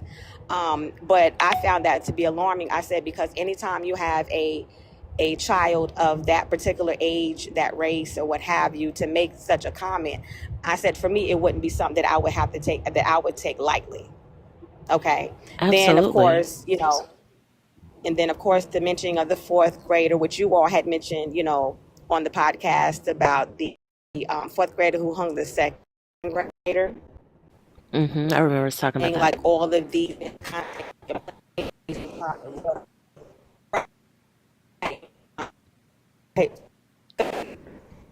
however, when I talked to them, I know when I went to the school celebration that day, I had talked to one of the parents who, also have a concern with the whole, religion. Because like I said, the school is a good school because they're non-sectarian. They're not supposed to, impose religion. So it caught us off guard. And because we're more philosophical teaching type, I know my friend was saying that her husband was expressing concerns. So I had basically filled her in that how I talked to them, sent the email. She was like, well, you must have been the one that caused them not to change their mind about the movie. I said, what? She was like, you didn't see that email? I was like, no, what email? The one that they said they're not going to let them look at the Prince of Egypt. They're going to let them look at Charlie Brown Loves Christmas. Okay. I was like, I was like, Like, okay, change. Exactly. Yeah, I mean, because it's not fair. Like, you can't simultaneously, if you're trying to give children another option from being, like, I guess, step number one into indoctrination, because to me, the cartoon forms are exactly the same thing. Like, because you're telling right. them or leading them to believe this is actual real history, and it's simply not. Well, most of it isn't, but at least. Right. And it's funny because I know when I was speaking to the administrator, it was like, well, we're not trying to indoctrinate or cause the children to believe a certain thing. she was like, but however, we're just based off of facts. I said, well, let me correct you. I said, with all due respect, it's not based off facts. I said, because, when you look at, whether religious teachers, anthropologists, which, based on my own personal study, racism was actually created or practiced because of anthropology. I said, but, furthermore, I said, a lot of so-called scholars or what have you, they always say believe or think. I said that is not factual basis at all. You know what I mean? And I said it doesn't correlate with any factual information or proof. So, they were like, well, we're going to go ahead and send you the core knowledge, syllabus, which is another thing that you all had mentioned. And they was like, typically you would have to pay for, but we're going to send it to you so you can have access to the link so you can get an idea of what, we teach the children at different grades and different levels. I said, okay, I appreciate that. Thank you. So I can basically become familiar, because I don't want to have to undo some stuff that they may slowly try to incorporate. However, I know that when I was listening to you all this morning, there was a mention about, I believe Thinker was sharing with someone who was excited about how they're trying to bring religion back into the school. I must have been I don't know if asleep. you remember that. Yeah, I didn't stay up last night. I probably missed that guest. I don't know if Fee heard it. I mean, not Fee. Lala. Heard that I think part. Lala might be taking a nap. Um, It doesn't surprise me, okay. though. It Yeah. doesn't So, surprise me that they'd but be it was, excited about that. yeah, right. So, it was just kind of funny, because I was like, well, I want my child. What was important for me is just my child knowing that, I want to raise him in the natural way possible. But it's funny, because even with some of these conversations I have with people as far as religion, and not even trying to, having open dialogue, it's this incessant need to have to believe that it's something out there. But I will say that I sent you something in your DM about a guy who made a good point, which is always what I said. He said, it was a video, and he had mentioned, he said, if you really think about it, do you really think that they would give us a religion that really would help elevate? Basically, I'm paraphrasing, would really give you a version of information or religion that would really help Black people? Think about it. And I was like, because, the mentioning of how the Vatican has like miles of, our historical information that, we don't have access to. And I thought that was a really good point. And even with sharing that with people, it still doesn't to trigger, a thought to think deeper in questioning, because people just have to have this need that it got to be something out there. You know what I'm saying? Yeah, absolutely. And I think it is definitely about power and control. Like you limit the information and the access to information for just common people. And of course, you're going to maintain control over them. So for sure, I think they have to control the narrative. And this is yet another way of dividing folks to ensure that they don't come together and realize that, yeah, I mean, an educated populace is not a controllable populace. And I think that's part of the reason why there's so much push to get religion back into the education system. So what's your thoughts on, have you ever looked into epigenetics? Yeah. Yeah, I have. So what's your thoughts on that, if you don't mind sharing? The little bit that I know about it actually makes sense. I'm not even remotely qualified or close to being qualified to discuss genetics or epigenetics at a deep level. But I mean, if we think about the way our cells work, if we think about our DNA and think about like different that we inherit from our parents, like I don't understand why it makes sense. The tests that have been done in lab rats, I believe it was one that was done in lab rats where there was a generation, because their lifespan is much, much shorter than humans, but it was a generation that was exposed to a Fairy painful blossoms. reaction in the presence of, I think, a specific sound. Oh, was the And sound they okay? did the experiment for a couple of generations, and I think it was maybe the third or fourth, I can't remember, but those rats had not been exposed to the actual pain the painful stimulant in response to the light, but they reacted to it in the same way the rats before them did without even having been exposed to it themselves. So it's Right. those types of tests. And it's still very, very early in the investigation or the scientific experiments, but those that kind of points to the fact that there are things that we inherit from our what's the word I'm looking for? It's too early for me to think. From our ancestors, there are aspects of our ancestors and pieces of information that are passed down from them that kind of support the theory that's being propped up by the study that's going on in epigenetics right now. That's Yeah. pretty much all I know about it, if that's what you were talking about. Yeah, well, I did the reading that I did was on the rats who they had exposed to the smell of cherry blossoms. And I don't know if there's a nexus, but I know the story that I read was they would have them smell cherry blossoms and they would shock them.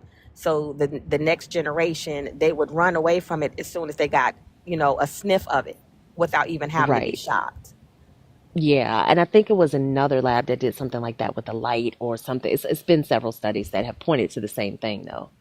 Right, right. And they also said that the movie with excuse me, with Jamie Foxx about Tyrone was That, actually synonymous with the rat maze experiment that a mm-hmm. scientist conducted, Yeah, about the, yeah. I guess the ghetto and all that other stuff. And I said, wow. I said, so if you really think about it, and some of the reading that I've done, there's been a lot of experiments done on people of color, even down to gynecology.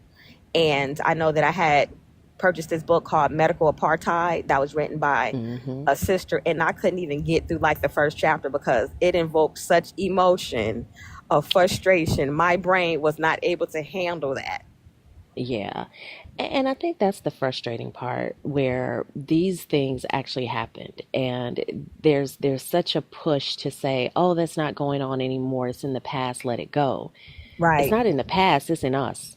Right? It's in right, us who are the descendants of the people that it happened to. So, in as much as people who feel as though they're the victors, they want to constantly hold on to their heritage. They want to show the badges of honor from their, general grandfathers. And, he actually held this, this musket or whatever the fuck that they have. They have all of that. And their power lives in their blood. I've got the blood of this person running through my veins. Well, we have the blood of our ancestors running through our veins as well. So if right, you are imbued with power from your ancestors, why are you trying to tell me that I no longer carry the trauma of mine? You right. can't have both. I was telling somebody, I said, if you think about it, I said, when it comes to religion and churches, I said, you notice that, a lot of times white churches teach, empowerment and independence and, wealth and success. I said, but black churches just pretty much teach you just got to hold on and suffer like Jesus because your day is coming. You know what I mean? Like the teachings from what I've seen are completely different. You know what I said? I was talking to a friend of mine the other day, and I was like, black people may no longer have the physical shackles of slavery, but we damn sure have the mental. And Right. the chain that is attached to the collective brains of African Americans and this religion is that bitch must be made out of vibranium because nobody is willing to even remotely try to sever that tie. And it's so strong. And I get why it Yes. is. I get why, and kind of like what you said a minute ago, I get why it is because it was the only hope that they had. It was the only thing that brought them any sort of comfort. It was the only place that they could congregate and get together. It was the only thing that was sanctioned by the people that were in charge. So I understand why it holds the position that it holds in our culture and in our community, but it no longer has efficacy. And it's also no longer needed. It's several things. It's like you utilize a thing until it's no longer needed, and this is no longer needed. And it's also just because it was effective then doesn't mean it was right. It wasn't right then, and it damn sure isn't right now. Right, right. I always I said, it's amazing how there's always an excuse. Well, they didn't know no better. And I was like, well, they still continue to pass that down. I said, however, some of us, what is it in some of us that have chose to break the cycle? You know what I mean? Because I know, like with me, just to share a little bit about background, I started investing in properties. Now, of course, when I got with my child's father at the time, you know, everybody has their own excuse. So, I had a plan like, we kind of got to, build an empire, so I like loaned money for him to get his own Ford dually truck. And, then I started to see the cockiness and the arrogance, and, there wasn't really no commitment in order to, manifest this plan that I had in motion. So, however, of course, they say sometimes if you're not careful, a person can leave you worse off than when you met them, which was the case. So now I have to kind of build back up, because my whole thing was trying to create a new legacy for any offspring that I had. You know what I'm saying? So even just the, trying to build a community with a partner is even difficult because of the mentality that they have, that narcissistic wanting to control, or because, they may not really be, where you are. It's kind of like when you raise the bar, and it's not even saying, you're criticizing them, but just naturally, just there not being a motivation to say, what, since this person has helped invest in me, let me go ahead and, what I'm saying? Like, step my game up. Like, these people are, you can't even build with a partner without it disrupting some type of an ego or something. You know what I mean? So I just said, you know what? If you're not on my Yeah. level, and you're not where I am, I cannot entertain you. Oh, absolutely. I mean, and that's a patriarchal mindset, in Right. that they don't look at it. Like that guest that was up that day, we were having a conversation about the patriarchy, and he was like, "No, I'm not patriarchal. I have daughters. I have a wife. I listen to her, blah, blah, blah."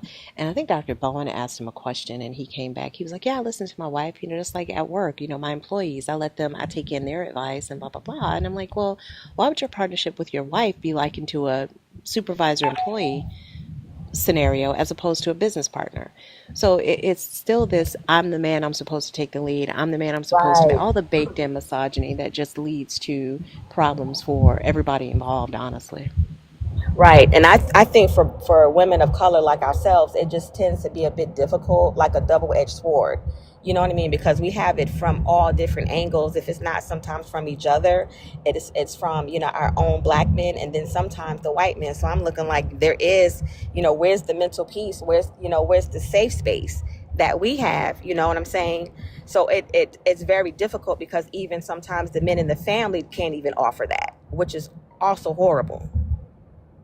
Oh yeah, definitely. I mean, it's a challenge just across the board, and I think the solution is not a singular solution, not in any regard. I think one of the things that helped me a lot is that I'm how people say, believe people when they show you who they are the first time. Right, right. I think that's one of my most golden rules. Like, I don't, and I'm very discriminatory about who I allow into my circle of peace, because my circle of peace is pretty wide, right? Right. I don't allow like that type of any type of negativity in. And I think if it does require a lot of work on the front end to make sure that you're, um, as their book says, ordering your steps in and ensuring that you're not setting yourself up for disappointment, because your goals are not going to be another person's goals, Right. and your vision is not going to be another person's vision, and it is hard oftentimes to marry those two. I know the challenge that I have is when you're trying to rebuild, what's like for me, when I try to rebuild what I once had, and trying to, and I'm not saying I'm seeking or trying to find a partner per se, but, to, meet someone who can hopefully have those similarities. But I realized that a person, in order to probably meet someone like that, to commit to a partnership, they have had to experience some of that blood, sweat, and tears themselves in the business world. Because a person who's never tapped into that, you can't really sell them that success story, as far as, what all goes into the commitment and the sacrifices. You know what I mean? In order to start to build community or an empire, that Oh, for requires, sure. some finances. You see what I'm saying? Because I know, like with me, I'm like, hell, if I just had like I don't know, like a grandmother who just was like, I just want to watch some kids, I might let her live with me. Just take care of the child, take them to school. I could work overtime, and, because I had purchased some land. And so I was like, well, eventually I want to build on it, before retirement. And then I could leave the house that I do have, I would just rent it out, so I can kind of get back to where I once was, but I still had a plan. But it's just a matter of, having someone who can kind of commit to your plan and understand where you're trying to go. You get what I'm Or saying? or it could be developing a plan that doesn't require a partner. right? Because you have no control over what that partner brings with them. You have no Right. control over what their mindset is and whether it aligns with you. So I think it's this completely up to you, of course. But I mean, I didn't necessarily have to rebuild. I did have to pivot, and in pivoting, I That's fair. realized that I can't. Yeah, there's no need for me to envision a future with a space for a person I don't know exists, right? So if I Right. know that I can rely on me, I'm going to build with that in mind. You know, it's kind of like mapping out a plan to complete a project, and you have one saw, but you're creating a plan that requires two to finish the job in the time frame that you've laid out. So you Right. have to, for me, it makes more sense to devise a plan utilizing the resources that you have, not the resources that you're envisioning. Right, right, right. Yeah, that's a good point. That's the term that I definitely would have to, utilize is the term pivot because, like you said, not everybody's vision is going to align with yours. You know what I mean? So, like I said, I guess for me, it's just like the sometimes with how when you have to work a little overtime, work a little harder, the child care sometimes is the biggest challenge. If like I might want to do 5 days of overtime in a week, but I can't because I got to make sure that my child is good, most importantly, you know what I mean? So Yeah, sometimes that that makes can be a sense. drawback. It can be my drawback in trying to maybe expedite things, financially faster because you don't have that grandparent community where I must say that sometimes when I'm out and about you almost see it appears as though sometimes you see more YT grandparents with the grandchildren, you know what I'm saying, with that kind of relationship than you do as many you know But black you know ones, what I think? melanated ones. You know what I think about when I hear people say that it appears that way. I think about the. Have you heard? You know, we've heard the term alpha male before, right? Okay. So that concept was created based on an observation made by an individual looking at, if I could be wrong, but I think they were looking at wolves. And they were looking at how some pack animal, I can't, it may not have been a wolf, but they were looking at how this pack of animals hunt. And they determined that, oh, this is the alpha male. This is the one that's leading the pack. This is the one that everybody is looking to for direction. But and this was decades ago. Well, come to find out that that's not how they hunt. Like it was definitely a collaborative thing. And I bring that up because I think oftentimes we look at things and we see what we've been fed unconsciously. We've been told that, black men are not present in their children's lives as much as white men, but the data doesn't show that. We've been told that the nuclear family, has just basically disappeared, when it comes to African American people. And the data just doesn't show that. So it could be that you're seeing what, and I don't know if this is the case, but I'm just saying keep this in mind while you're looking at things, because sometimes we see things through the lenses that were used to teach us that thing, and it's like the red car, what is it, the red car fallacy or whatever. Like you don't, until you buy a red car, you don't necessarily see how many red cars are out there. I'm not Right, a car right. Yeah, I'm not a car person or a vehicle person at all, but my son recently bought a motorcycle, and every single motorcycle that passes me, I notice now. Before, I would have never paid any attention to anything like that. So, it could be that in your effort to build what you think you need, you're seeing it, but you're seeing it through the lenses of through which it's been taught. And I'm not saying that it's not more prevalent. I mean, the data may very well show that you do see that in the Caucasian community more so than the African community, and that's just purely based on generational wealth and societal structure and hierarchy and all of that. But maybe it means instead of creating a 5 year plan, you create a 10-year plan to accommodate the situation that you do have or your current reality as opposed to the ideal reality that you would prefer to pivot through. Does that make sense? Yeah, absolutely, absolutely. I will say that I'm still fortunate because I do have a form of a support community. Now, of course, I still have to work around, other people's schedules, but I am very grateful for, the people that I do have that help me with my, child. But of course, like I had mentioned, I guess in my vision, what I create in my mind ideally is just not there right now. You see what I'm saying? So there might be, just having to be a restructuring of, how I move forward and how I do things. It might take me a little bit longer, right? Because I don't have what I would like to have, Yeah. as far as the timing, the time framing, and maybe wishing that I had, my biological parents who, understood, my role and what I was trying to do, because they're on a whole different mental state when it comes to that. You know what I'm saying? Yeah. And Elevation, where are you in your deconstruction process? How long have you been deconstructing? I would say for a very long time. I would actually, I guess, if I had to say, I would say more atheist. Just because I went through different levels of walking away from the religion and then looking at the whole God concept and just questioning, like, why would a God create different races of people that would have caused, all the atrocities throughout history, or even the gender roles, you know what I'm saying? So does it, so wow, may I ask, why did you ask? Oh, I was just curious because I couldn't remember. Oftentimes, I try to keep in mind because I know we have so many different people in the community that are in different places in their deconstruction process. And before I want to plug Mama Bash too, because when we were talking about Grandma, she was like, she's where she is right now is with her she's staying with her daughter to babysit for. Her grandbaby. So I know my mom came up here before I had my son. She was here for 3 months, like before my delivery date. So my husband at the time, his mother, whenever, there was that nuclear family that you're mentioning. It was definitely part of my reality, and many of the people that are close to me. I just wanted to point that out and shout out, hey, Mama Bash.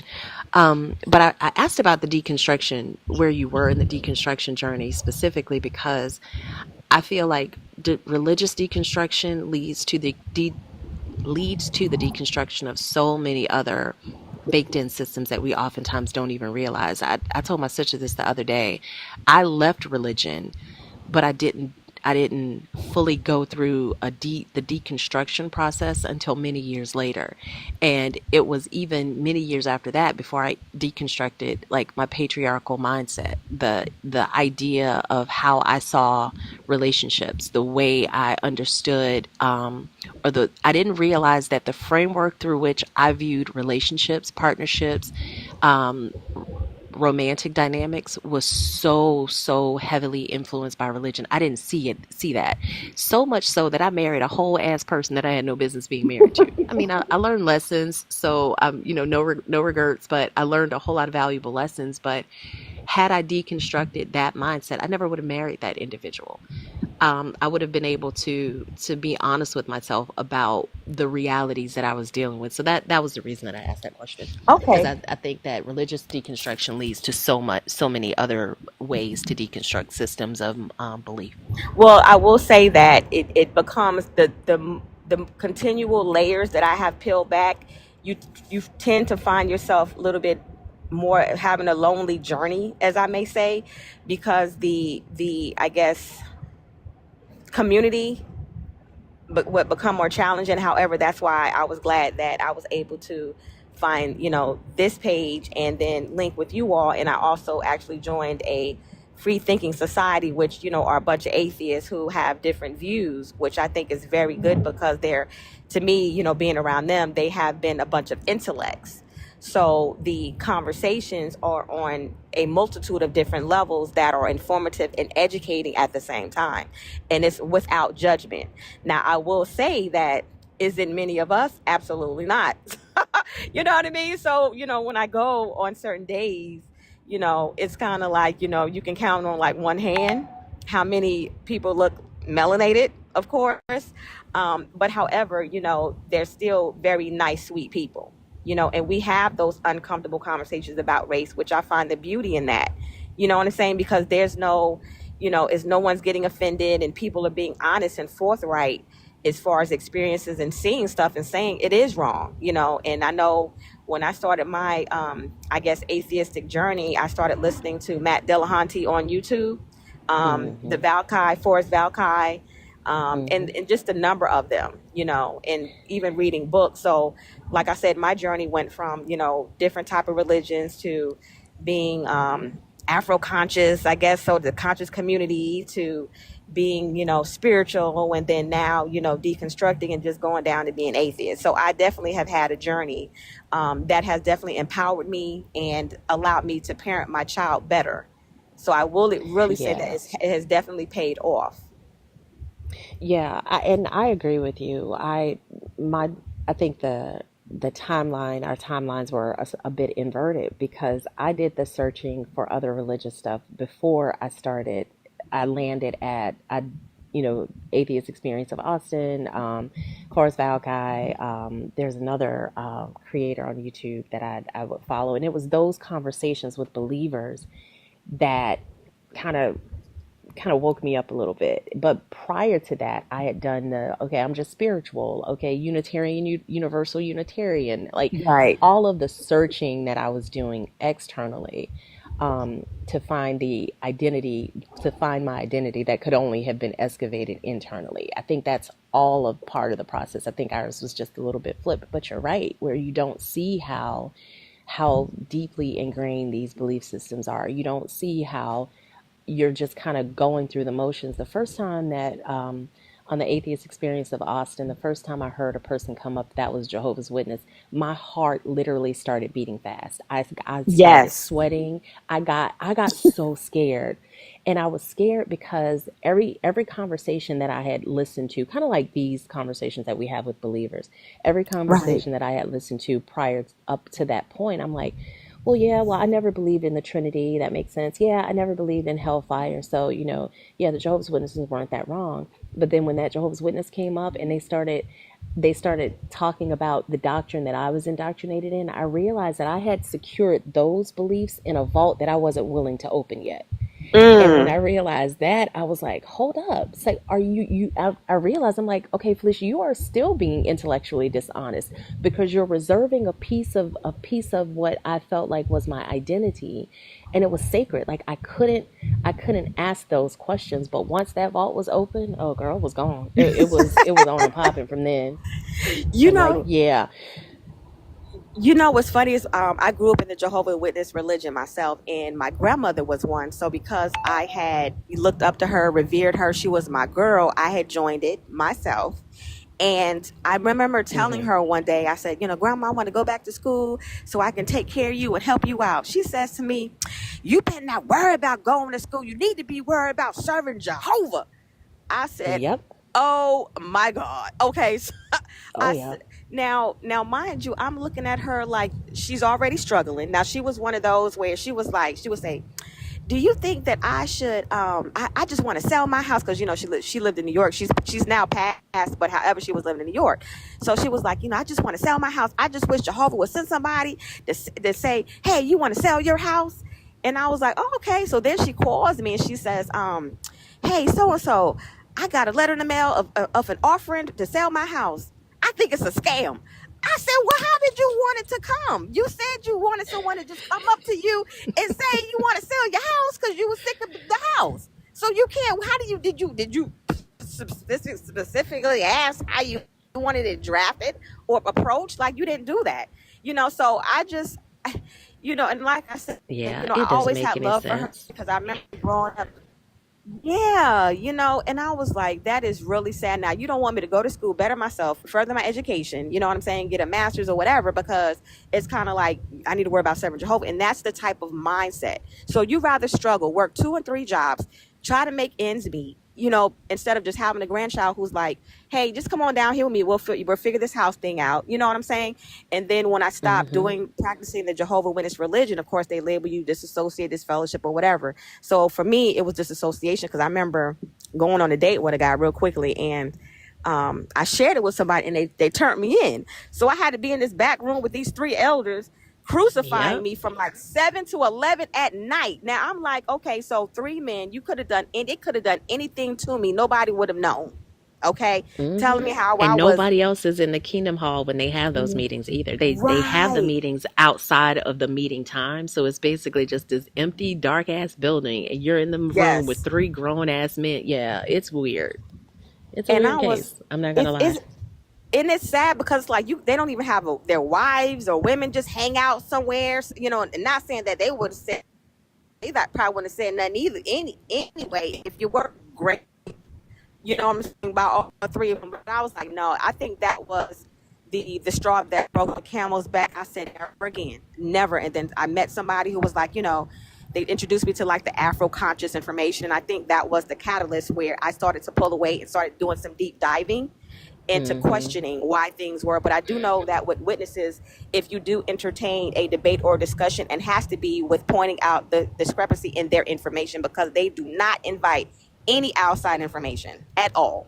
No, not at all. And I think that's why, you know, I was kind of mad with myself after I actually started the deconstruction process, because I was like, why the fuck did you not ask these questions the first 30 years of your life? Like, what Right. was wrong with you? I had to kind of give myself grace for that. But the fear that is instilled in you to even look into asking anything about this religion is absolutely diabolical. Like Yes. I was physically shaking when I tell the story all the time. Like the first time I actually allowed myself to Google the history of this organization outside of the organization, it was eye opening. I mean, Yes. this came up the other day about the offshoot from Seventh Day Adventists, the fact that there were segregated congregations, the fact that when integration happened in the South, specifically, there were people that left the religion because they were being told that black people were going to now come to their congregation. So you're telling me that this God is a God of love, but he allowed segregated churches, segregated kingdom halls? That doesn't make any sense. And you can't tell Right. me that it's kind of like when they apologize for slavery. Oh, well, that was at the time then. Well, would you say the same thing now? When churches were segregated, when the Southern Baptist Convention was created for the purpose of maintaining slavery, was it just, oh, that's just the time then, that's why God allowed it? You can't have it both ways. But they don't ask themselves those questions, just like I didn't ask myself those questions. So I think that's why these conversations are so important, because it was the conversations that Matt Dillahunty and all the people on the ACA had with believers calling in that made me realize, okay, yeah, this there's something going on here. You've not been using your brain in the way that you think you've been using it. And it was kind of like Pandora's box was open, and it changed the game in every regard. Yeah, I tell you, I'm at a place in my life where just the liberation of it has been so enlightening and freeing for me, to basically make decisions that will not hurt me opposed to hindering me. You know what I'm saying? So I just kind of Hmm. hate that it takes a while to get there. You know, it's kind of like, you know, if I would have started off early in my life, you know, the decisions, some of the things I question what I would have done and would not have done. You know, would it have made a significant difference? You know, and I know I will never know that. However, you know, I'm glad I'm here now.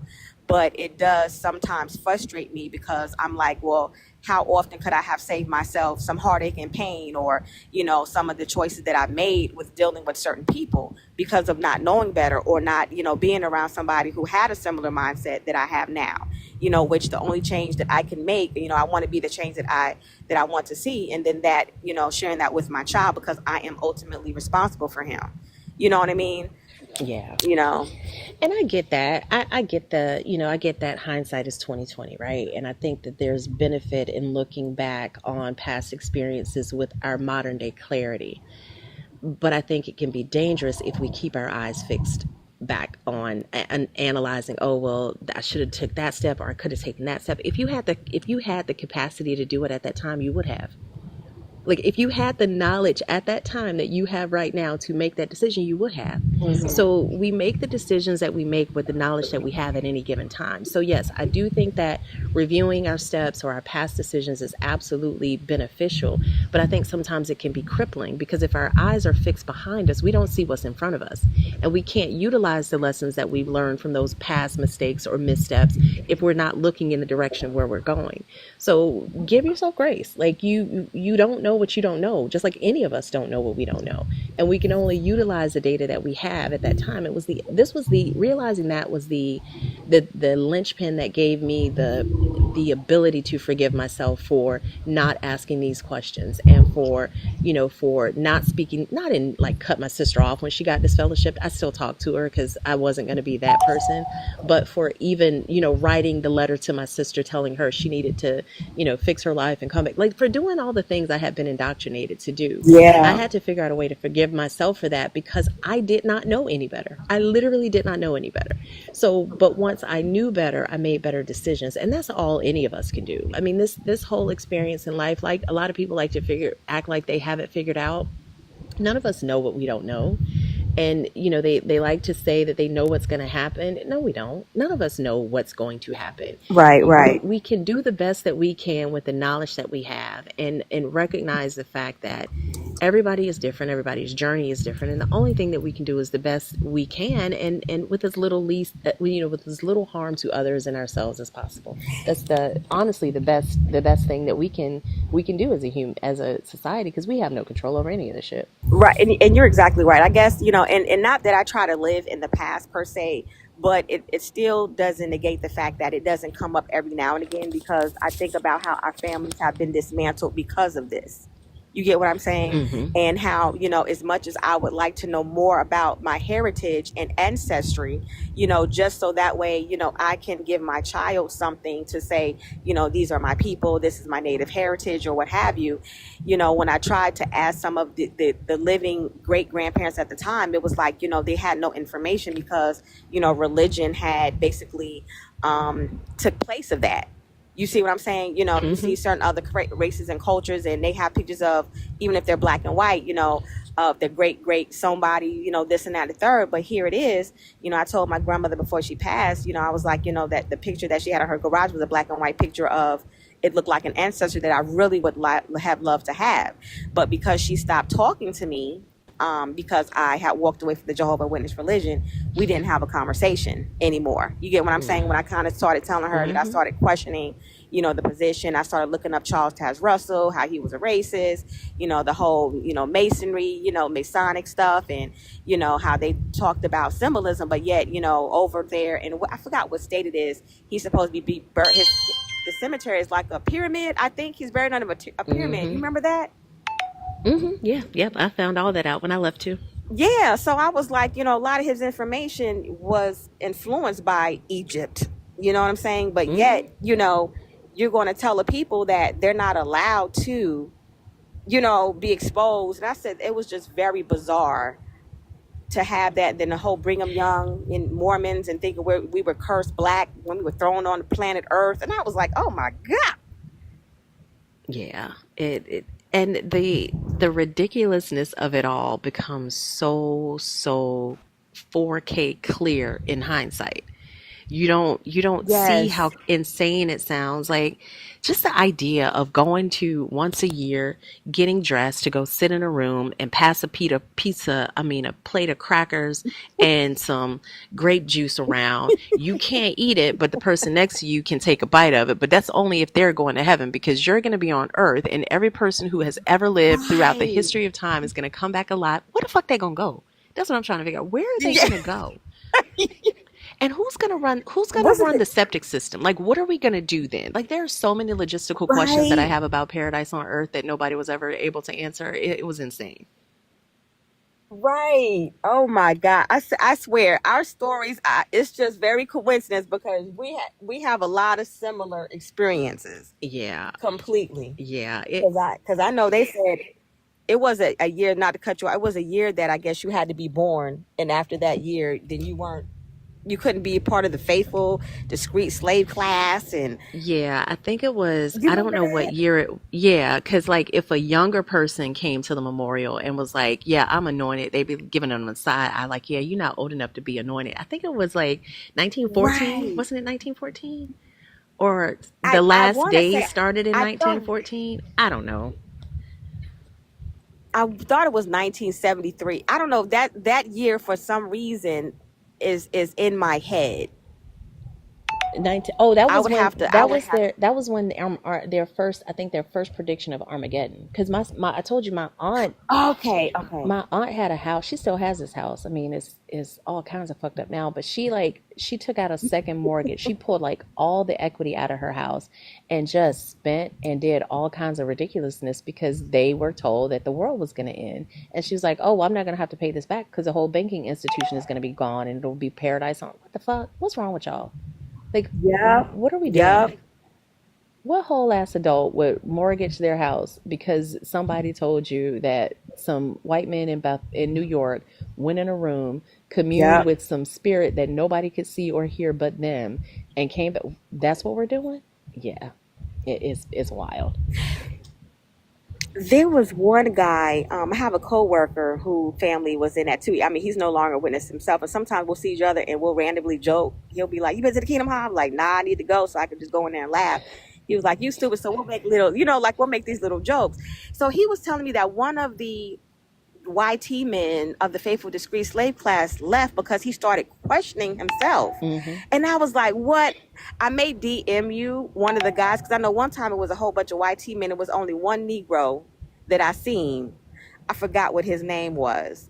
But he said that they had kicked him out, not the melanated one, but one of the YT guys, because I guess he started coming into his own, maybe understanding whatever that may have been. Mm-hmm. So, but yeah, I'm a DM you his name and kind of see because I can't remember off top. Yeah, it's a couple of YouTube channels that I've watched of former Bethel members that talk about what Yes, really goes down in the Bethel, and Bethelites. yeah, and how it actually was. I remember this was back in the early 90s. I think I had just graduated from high school, and me and some friends went to New York. We went on a Bethel trip. It was like staying with her family, and we toured Bethel, and we went to some convention. I think at one of the they got so much property in New York, it's bananas.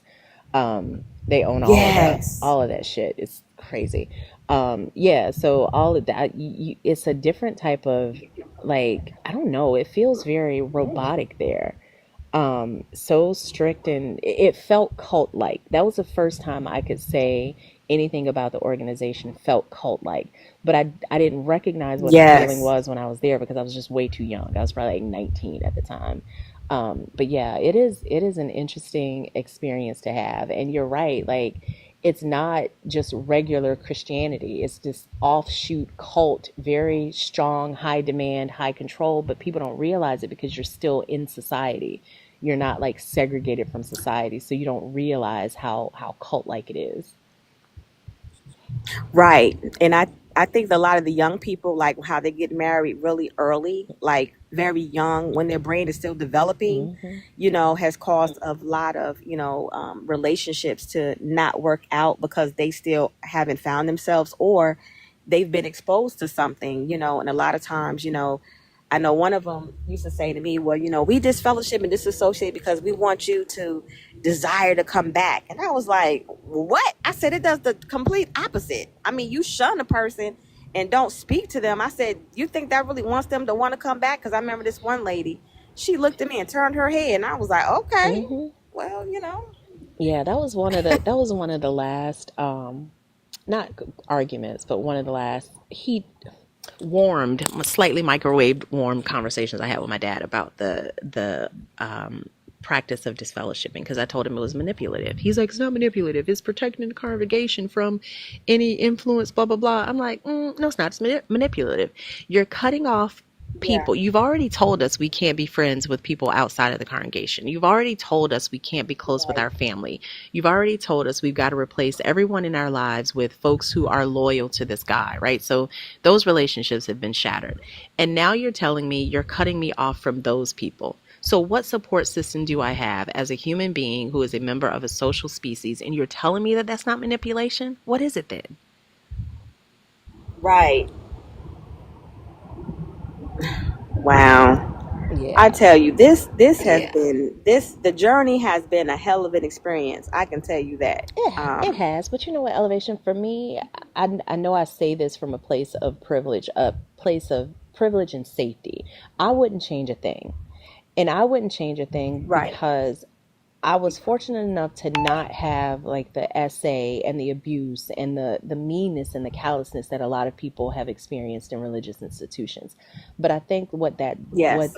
I could use that by being able to support those in this community who have, and being a sounding board for them if I can be, helping out in any way I can, because I wouldn't change anything, because I like who I am right now and I like where I am right now. And I don't know if I plucked out any pieces of my past experience if I would be the same person I am right now. So that's why I say, looking back, I Hmm. don't have any regrets. I never went to college. Jehovah's Witnesses did not allow post-secondary Yes. education. That was highly frowned upon. You were supposed to be out there knocking on doors and making new Yes. J-dubs. So, I was able, even though I didn't go to a 4-year institution or university, I was able to utilize the studiousness that being a Jehovah's Witness did give me. Like, we had to read, we had to study for those meetings. They were telling you what to think and telling you what to read, but you had to at least enjoy reading. And I think the fact that my foundation was solidified by that, it propelled me to be able to learn things on my own. So I really do think that I wouldn't, just looking back, I wouldn't change anything. I don't, my mom was crazy, crazy protective. So we didn't have to deal with any of the creepy elders or the real weird people in the congregation. They were there, but we didn't have to deal with any of them. So, Right. my heart breaks for those who really want the community often that church brings without the encumbrance of the doctrine and the rules and the control and the toxicity that oftentimes comes with that. So I think being a part of this community is just a beautiful thing for me. And I could definitely concur to that, because to basically be able to build an essence of having relations and having.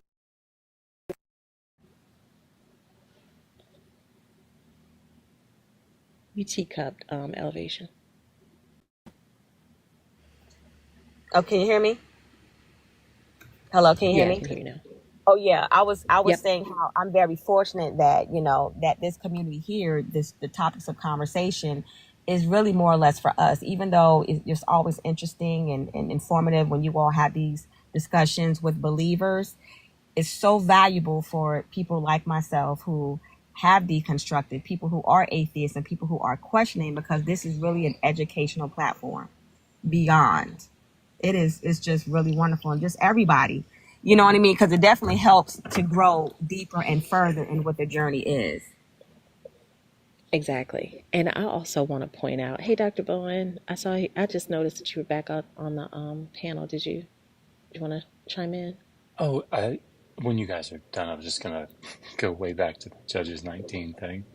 Oh, Oh, okay, you've yeah, been because studying too. I have too, and that's what I so was. I'm gonna tell you what I found, and then you tell me Sure. if like. Oh, first off, I found that the oldest, um, the Latin Vulgate, right, is the oldest copy or transcript that we have, like with Judges 19, where it doesn't actually say that she's a harlot. Like the Latin Vulgate says, and she left him and returned her to her father's house in Bethlehem and abode with him for months. And I found two translations of it here. And then the Masoretic text, which, well, first off, I was trying to find it in an older, let's see if there was anything older, but the Codex Sinaiticus, I think it's the oldest that we have of Judges, and it only, from what I'm saying, it only goes up to Judges chapter 11. And then the oldest complete version we have of Judges, of the book of Judges, is the Masoretic text, but that was from 1008 CE. And then there is reconstruction of that, and I think the oldest complete reconstruction of that is 1851 by somebody named Ralphie or something like that. But the oldest copy we have of that does not include Zana in its context. So I think the NRS VUE is using the Latin Vulgate translation and not the Masoretic text. What were you getting ready to say? Yeah. So, I mean, if you, that was excellent work. If you, I guess to add a little more detail to it, that's probably boring. If you look at the sort of standard Hebrew text that we have, BHS, they have a apparatus down at the bottom of each page that shows the textual variants that we see. And so, Like if I yeah, go to the NRSVU, is that what you're saying, or like an actual Hebrew text? an actual Hebrew text. Oh, okay. I'll email it to you so you got Okay, it. But thank you. yeah, I guess the long story short here is you do have, it looks like there's at least um, one version of the Septuagint that looks like it's represented in the Vulgate, where it has the Greek word argidzo, which is argidzo to like to be angry. And there, so the word that's there is from the root zana, and zana almost exclusively means like to be a prostitute, right, or something akin to that. However, there's an Akkadian word zenu, and zenu, the verb means to be angry, and it's common enough. So, of course, Akkadian is a Semitic language, and there's lots of overlap between Akkadian and Hebrew. And so, what the I think what the NRSV is doing is they're saying that they're concluding that there's another meaning to the root zana, which is, they have clear parallels of it in another Semitic language that's closely related. And so they're saying that vayizne here, or I guess it would be vatizne, would mean, and she became angry, which is what the Akkadian would mean. And that would explain the Septuagintal reading using argidzo. So yeah, I can definitely see why somebody would translate this based on what the MT says, the Masoretic text, as, and she, was unfaithful or whatever. But I also see why the NRSV is doing it, because they're going with the Septuagintal reading of it. But that's just sort of me taking a couple minutes and looking into it. But that's sort of where that's coming from. So it's not just coming out of nowhere. Okay. So, and that makes sense. And I think too, like, I don't know. This might be too why a lot of men hang on to the King James, because it works in their favor to say that she was a whore. It paints her in a bad light instead of the victim, if that makes sense. It's like, oh, she deserved what she got. Well, see, think of this is why I think this is so insidious. And I mean, both you and I think Fee said this. That example that I always give about people that grow up in a household where if at the dinner table you interrupt somebody who's telling a story or is talking, you go up and you punch them in the nose. That if you grow up thinking that, well, if you interrupt somebody, you get punched in the nose, then, when you see somebody getting punched in the nose for interrupting somebody later in life, you go, yeah, well, I mean, they deserved it, right? They interrupted them. Like that's the natural consequence, or that's the appropriate consequence for that.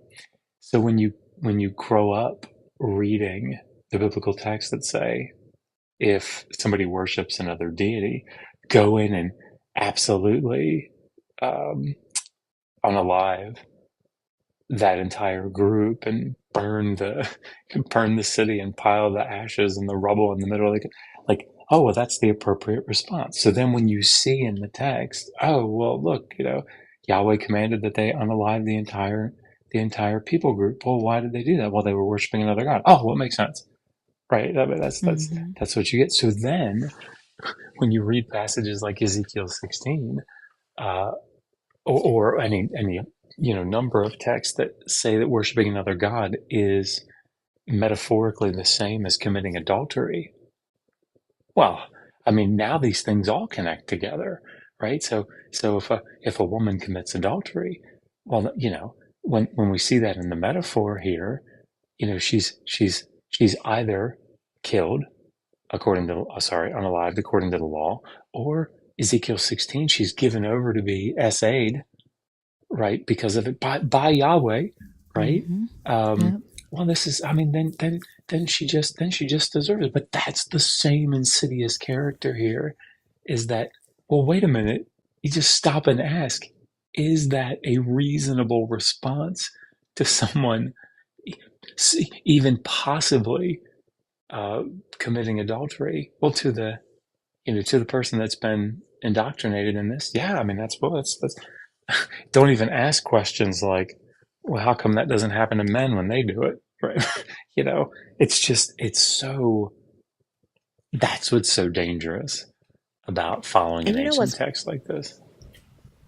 and you know what's Sorry, wild Casey. to me, Dr. Bowen, is that you guys went on this deep dive to look up the how and why this word was translated so differently in the NSRVUE and the King James for the purpose of responding to a believer who was defending slavery, of responding to a believer of a Or rather, like the him saying that it's okay for her to be great.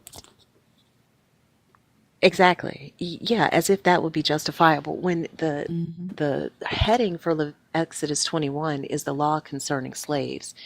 This should have been summed up in one verse with the God saying don't own people. Like Leviticus 21 verse 1 should have been the beginning and end of the laws concerning slaves if this God were truly a loving God. But the fact that we've got to do all this additional research and work to figure out, okay, was she unfaithful? And even if she was unfaithful, does that mean she deserved this? That doesn't. It's heartbreaking when you really think about the entailments of what this mindset actually brings. And that's what I think. Like I've been pointing to all night, like what Dr. B just said, right? Because both of these punishments came down from Yahweh, right? She was cut up, right, and used as a way to send a message, to the Israelites, because she was unfaithful, according to the King James. And then in Ezekiel 16, the Israel as a woman played the harlot, and therefore the God says, I'm going to give you over to those that you played the harlot with and let them essay you. And even though, like in Ezekiel 16, I don't know if y'all remember the day that woman who was a Christian and was like, oh, I just love the Old Testament because it's a love letter from God. And when I read her that part, do y'all remember me reading that to her? And you remember that morning when I was I reading think Ezekiel vaguely I 16? do. Yeah, and she just could not and What would was her not. response? She wouldn't agree that she agreed that the words were like really harsh, but she kept trying to justify his reasoning for talking and using the type of language that he used, right, to express his anger towards Israel. And I asked her, like, do you hear anything similar? Because she had said that she was in a narcissistic relationship before and an abusive relationship. I said, do you recognize the type of language? Do you recognize the type of words, that the God is using towards Israel? And she was like, yeah, but he had a reason. Had they not, right, went and worshiped other gods, had they not disobeyed him, then he wouldn't be talking to them like this. He wouldn't be calling them prostitutes. So I asked her, I was like, do you realize, like, when he's angry at them, and he wants to like show that they are, going after other gods, they become a woman, right? And then the woman's body is used in the metaphor, and it's often used in a way of where it's being violated, right, as the punishment. I was like, have you noticed that? And she wouldn't allow herself to like admit that, even though I read several examples of where, the God is saying these things. And so I think, like, the fact that they say, oh, because, the God allowed it here, she was committing adultery, then when a woman commits adultery, whatever happens, she deserves it, right? If a woman puts herself in a position to where she's not even committing adultery, if the man is jealous, whatever happens to her, she deserves it. She needs to cover herself up for the man, right? Like if she has a man and she goes out and her dress is too tight and something happens to her, then it's her fault. She deserves it. It's not the man's fault who did the thing to her. It's the woman's fault. If the man hits on her, right? It's the woman's fault that the man hit on her. It ain't the man's fault, right? Because of the punishment or language that's used in this Bible uh towards women. So for me, like, it was important for me to figure out why, because I know the NRSVUE tries its best to get as close as the original text as possible, although it cannot, right? Nobody can, because we don't have like one complete set of the original, of any of the originals. So like it tries to get there as close as possible. And I trust the NRSVUE more than I trust the King James. And so it was important for me to understand why the NRSVUE translated it as angry versus the harlot. And seeing that King James, the translation of King James is using the Septuagint, uh, I think it uses the 1548 translation of the Masoretic text. It makes sense, and then because it says what men who are believers of this book needed to say, they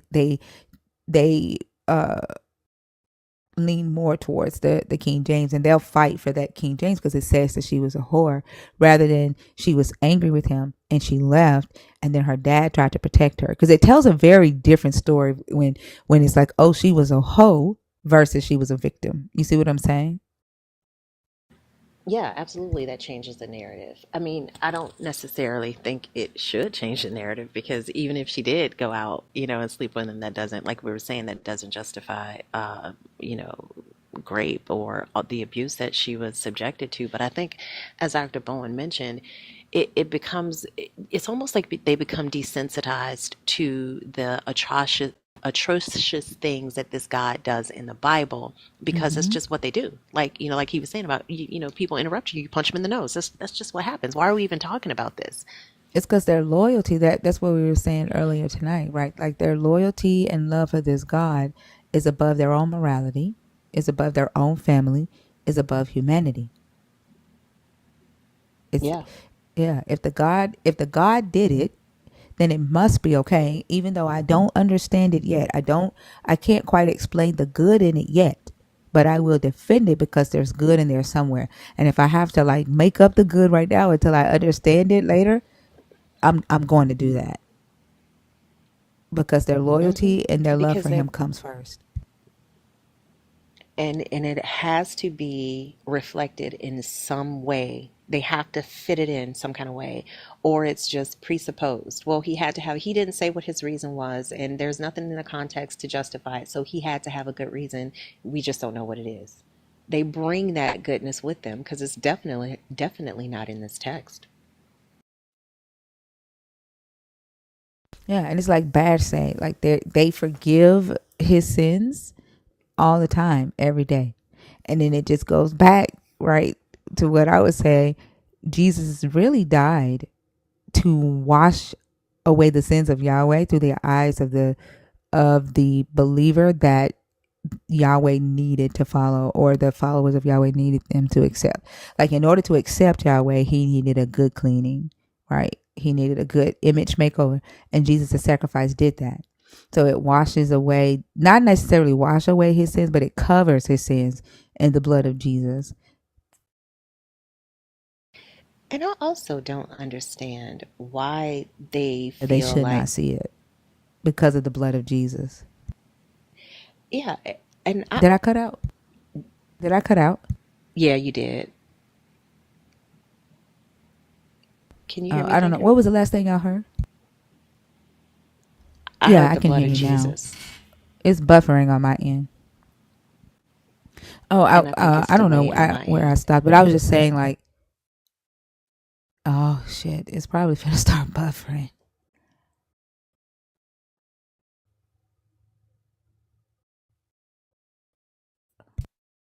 Are we caught up now, or am I still delayed? I heard that. Are you hearing me or is it delayed? Yeah, I can hear you now. Welcome to the Daniel raid. But I was just saying that uh I forgot what that like they're like I think you Yahweh were saying sends. something about like how I don't walk on water, but nothing above my ankles gets wet. Something like that about me. I can't remember. Something like that.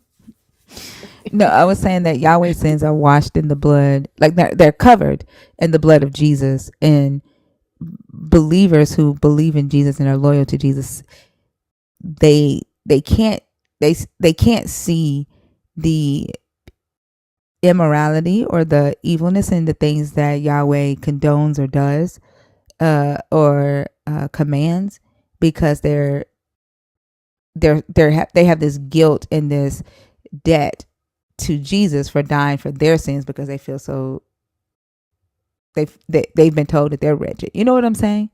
And that's why they will defend slavery, and they'll defend raping women, they'll defend misogyny, they'll defend genocide, and they will agree with the most illogical shit. Like to see Christians agree with a woman say that her Bible that was passed down from one generation to the next is written in the language of language, and they like, yep, that's pearls, yep, she dropping pearls, just so The they don't lang- have to, huh?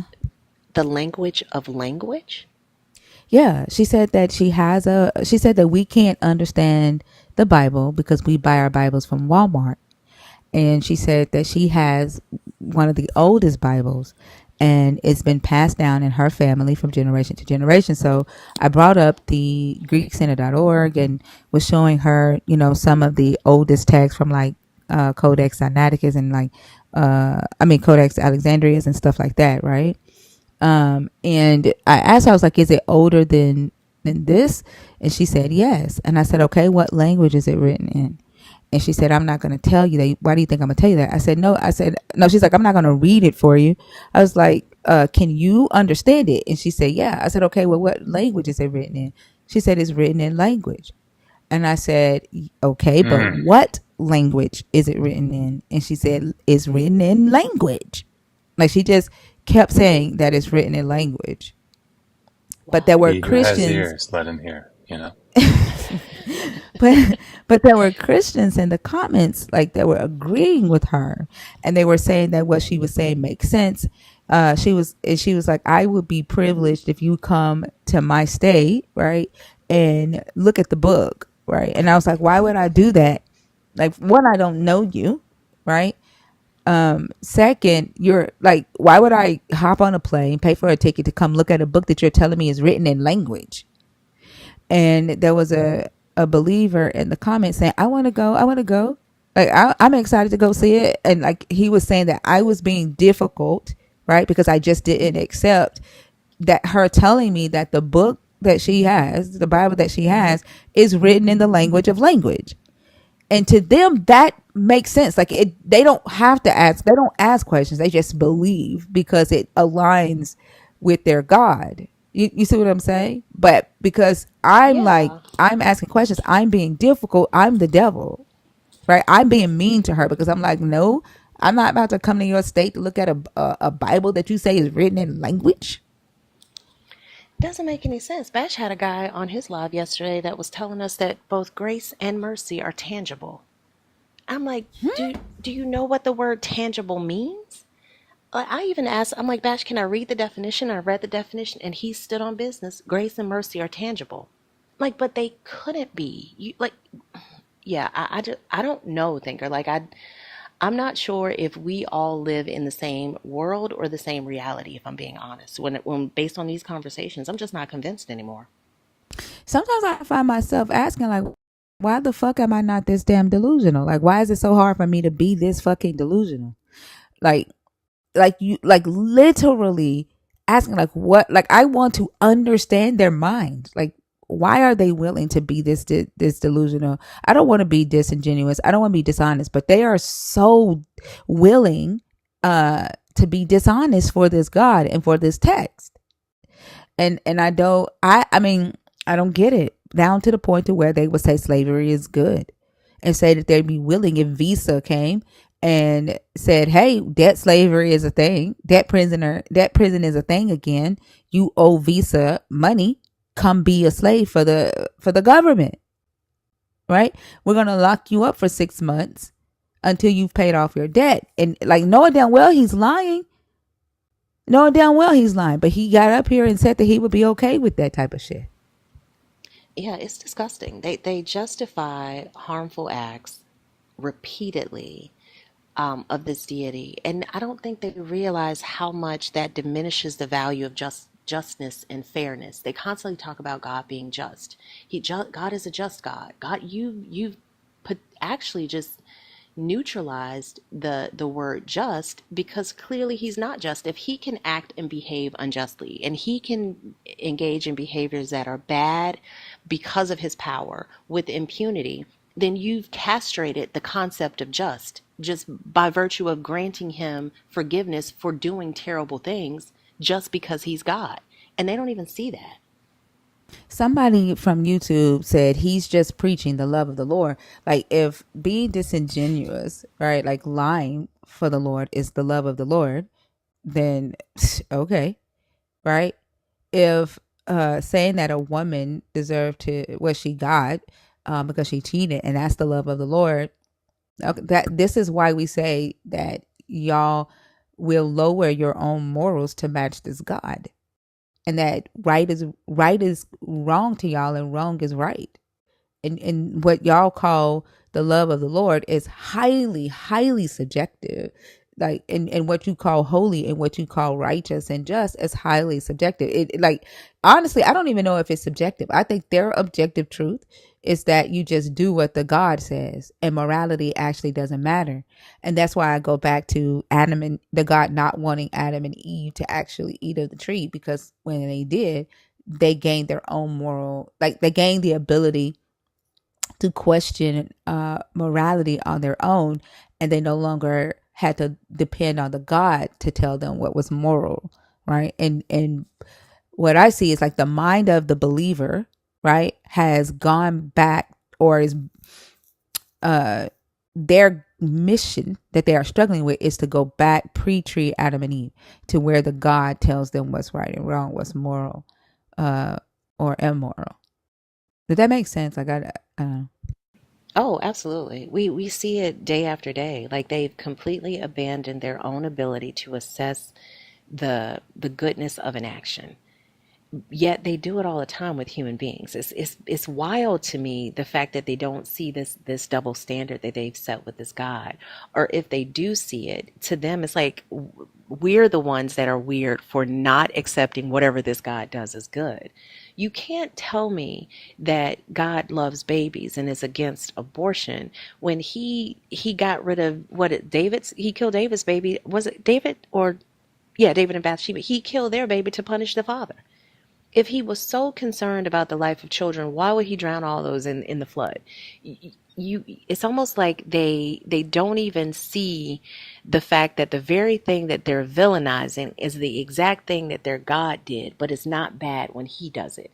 If it's not bad when God does it, but it is bad when humans do it, don't let the word objective fall from your lips ever again, because it's not objective. It is absolutely subjective based on that alone. I honestly don't even think they're clocking anything that we're saying, because one of them just responded, I'm sorry, Jesus is God, and I'm sorry you don't understand. Like, all they care about, that's it. Like, you can't literally have this type of conversation with them to where it pushes them to deep critical thought, to where they actually start, analyzing their beliefs, because they are programmed, right, to just defend the belief. Yeah. His response literally was, Jesus is God. And we weren't even talking about Jesus being God. Like, it's kind of like when we'll be talking about something that has absolutely nothing to do with free will, and then they'll just say free will.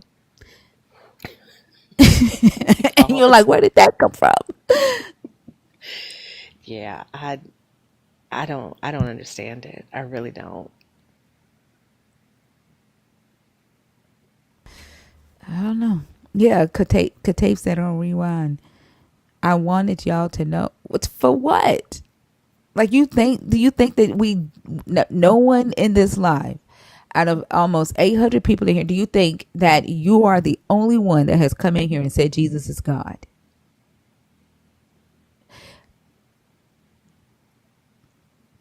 Do you think that we've never heard y'all say that? I'm not scared to bring you up, Jay. I'll bring you up when I get ready to.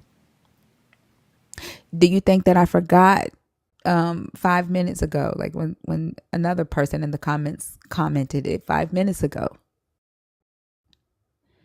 And do you think that it changed anything when you just typed it? Do you think that I now believe that Jesus is God?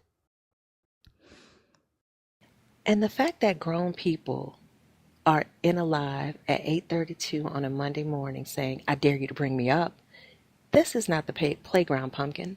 Like, this is a room of adults having conversations, and nobody is frightened to have a conversation with you, so your dares don't go anywhere. They don't mean anything. Oh, they are a bunch of children, unfortunately. Like, they've been acting like kids all night. This is Unfortunately, insane. their mentality is stuck. Like, I don't know. And that, like, they don't, the fact that they can't see it, they're stuck in time. I don't know. That's the sad thing. And then, like, how is it that, I was saying this earlier tonight, how is it that the God won't violate free will to stop the evil on the earth, right? Like, he's respecting the choice that he gave humans of free will, right? How many times have we heard them say that? A 2-minute account. And how many times have you seen them come in here and say that the God is going to get us for not believing? Mm. Right? Wouldn't And that be a violation of our free will? it would be a violation, right? How many times have they come in here and said, "Thinker, you better be careful with the words that come out of your mouth. You can't play with God. You can't play with the Holy Spirit," right? God, something's gonna happen to your kids. Something's gonna happen to you. Like, how many times have they come in here and said that they can't wait, right, for something to happen? They have an expectation for the God, right, to violate that free will or to do something against those of us that don't believe. But they have no expectation of the God to actually do something to help those that do believe.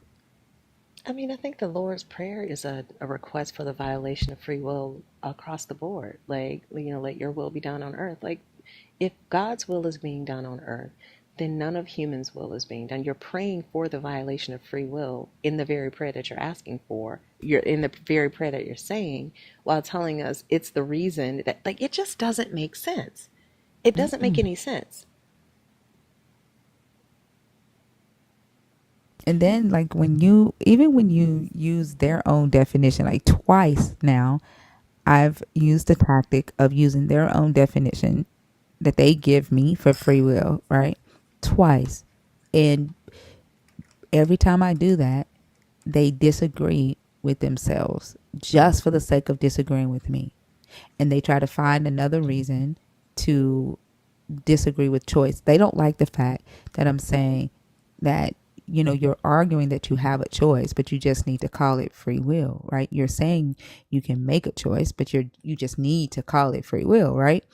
And they will just, for some odd reason, they know they agree with me, but they will disagree with their own definition just for the sakes of disagreeing. Just to disagree with you. Yep, because they Yeah. need to call it free will, because that's the thing that explains why their God does not stop evil on the earth, why he's not raining food down doing supernatural things to feed hungry kids, why he's not doing anything about the SA and the churches and the pastors. Free will is the answer to that. It's mankind. That's why God isn't doing that. It's mankind. They need it to be called free will. And one guy tonight said free will takes the responsibility. Like, he was like, with free will, then it's my responsibility, right? And not God's. He said, when it's free will, I take responsibility for my choices, not God. And I was like, well, don't you take responsibility for your choices when you just make a choice? Like, does it have to be free will there? And he was like, no, if I just make choices, then you're saying that I'm a robot and I'm just doing the will of God. I don't know how he got to that logic, but he needs the responsibility to fall on humans and not the God, and that's why they need free will. I mean, but that still doesn't resolve the issue for them, right? Because I don't think I don't think you, me, Lala, or where's Lala? I just realized she wasn't up here. Me, She you, or just dropped down oh, okay. I don't think any of us are saying, "Hey, this is God's fault." No, it's not. I mean, I don't even think He's real. So ultimately, what you do as a human is on you. So how does He feel like that? Calling it free will absolved Him of, or absolves the God of any responsibility? because it only like, and I did tell me that it only absolves the God of responsibility for them because they do believe in a God. We know that it's humans, right? Like we know humans do good things, humans do bad things, right? Humans are held or should be held accountable for the bad decisions that they make. Humans should get credit for the good decisions that they make and the good things that they do. But for Right. them, they believe in a God, right? And so the free will assigns the bad things to the human, right? And then their choice believes that the good things come from the God. Like they give credit to the God through their choice to worship the God. It's their free will that makes them not follow the God's rules or that makes them sin. And so the bad things that happen on the earth is because of sin and because of free will. So it creates this buffer or creates a divide between the status of the world, like the world being fucked up. It takes the onus off the God and puts it on humans through this mechanism of free will or this buffer of free will. Yeah, that still doesn't resolve the fact that if an all-powerful God is capable of watching humans use the free will that he gave them to commit atrocious things, then you got to give up the all-loving. You got to give up something. Like it, and I still don't even follow that it would absolve the God of this responsibility, even using that understanding of free will. It just doesn't track. They're saying that he won't violate the free will because it's his choice to give humans free will and he's respecting that free will. So he's chosen to limit his power so that he respects the free will of humans. That's what they've told themselves. Yeah, and they would be hard pressed to find that in any verse, in any scripture, in the Bible, because it's just not supported. I agree 100%. But they take that, what Joshua said and what Moses said, I put before you life and death. Choose ye life today. They take those scriptures and think that that is God offering them free will because he's saying make a choice, choose to live or die, be blessed or be cursed. They think that that is free will, and those are the scriptures that they use. Yeah, reading is fundamental. Yep, I agree. But yeah, are you ready to have fun with Jay? Sure. Okay. Jay, how are you Good today? morning. How are y'all? I'm good. Thanks for bringing me up. I appreciate it. Do you? Because you were being very demanding in my comments and kind of rude. Oh, I'm sorry. Well, I appreciate you bringing me up. I was just poking a little bit Why? because I really appreciate your this discussion, and you guys really, because yeah, I would agree. I I would agree with a lot of the things you say. I'll tell you right now, and you may say, okay, well, I'm not interested in talking about that. You know, you're not who I need to be talking to and debating with, but I'll tell you right now, I'm not going to tell you that I know everything about God, but I can tell you my background. I can tell you where I'm at now in my journey of life. So Hold on for a second. Fee, do you see what the Christians are typing in the comments? Definitely No, not what turn the other cheek shit. Definitely not love your enemies type shit. Don't appreciate them, Jay. Let them have it. Don't apologize to her, Jay. Like literally, they are Christians. They are children of oh Jesus wow. Christ. But this is just also proof that they don't actually believe what they say they believe. Like mm, Jesus is a status for them, right? They're Mm-hmm. holding on to this Jesus for some specific reason, but they don't actually believe it. To Because right. if they punish the did, they would not. blasphemers. Yeah, if they did, because where in this book does it say that it is the believer's responsibility to punish those that blaspheme against the God? Right. So they take the power away from the God whenever they want to. right? And they assign power to the God wherever they want to. And We like don't the talk. very fact that they're in the comments encouraging him, right, to not turn the other cheek, to not show this so-called love that they say that they have the power to do in the face of being ridiculed or slapped on or spit on, right? They encourage the opposite. That's why I say right is wrong and wrong is right to them. Yeah, and we don't tolerate bad will. What does that even mean? Like, and why would you, a random person on TikTok, have to tolerate anything? Scroll out. Like, if you don't like the conversation, don't stay.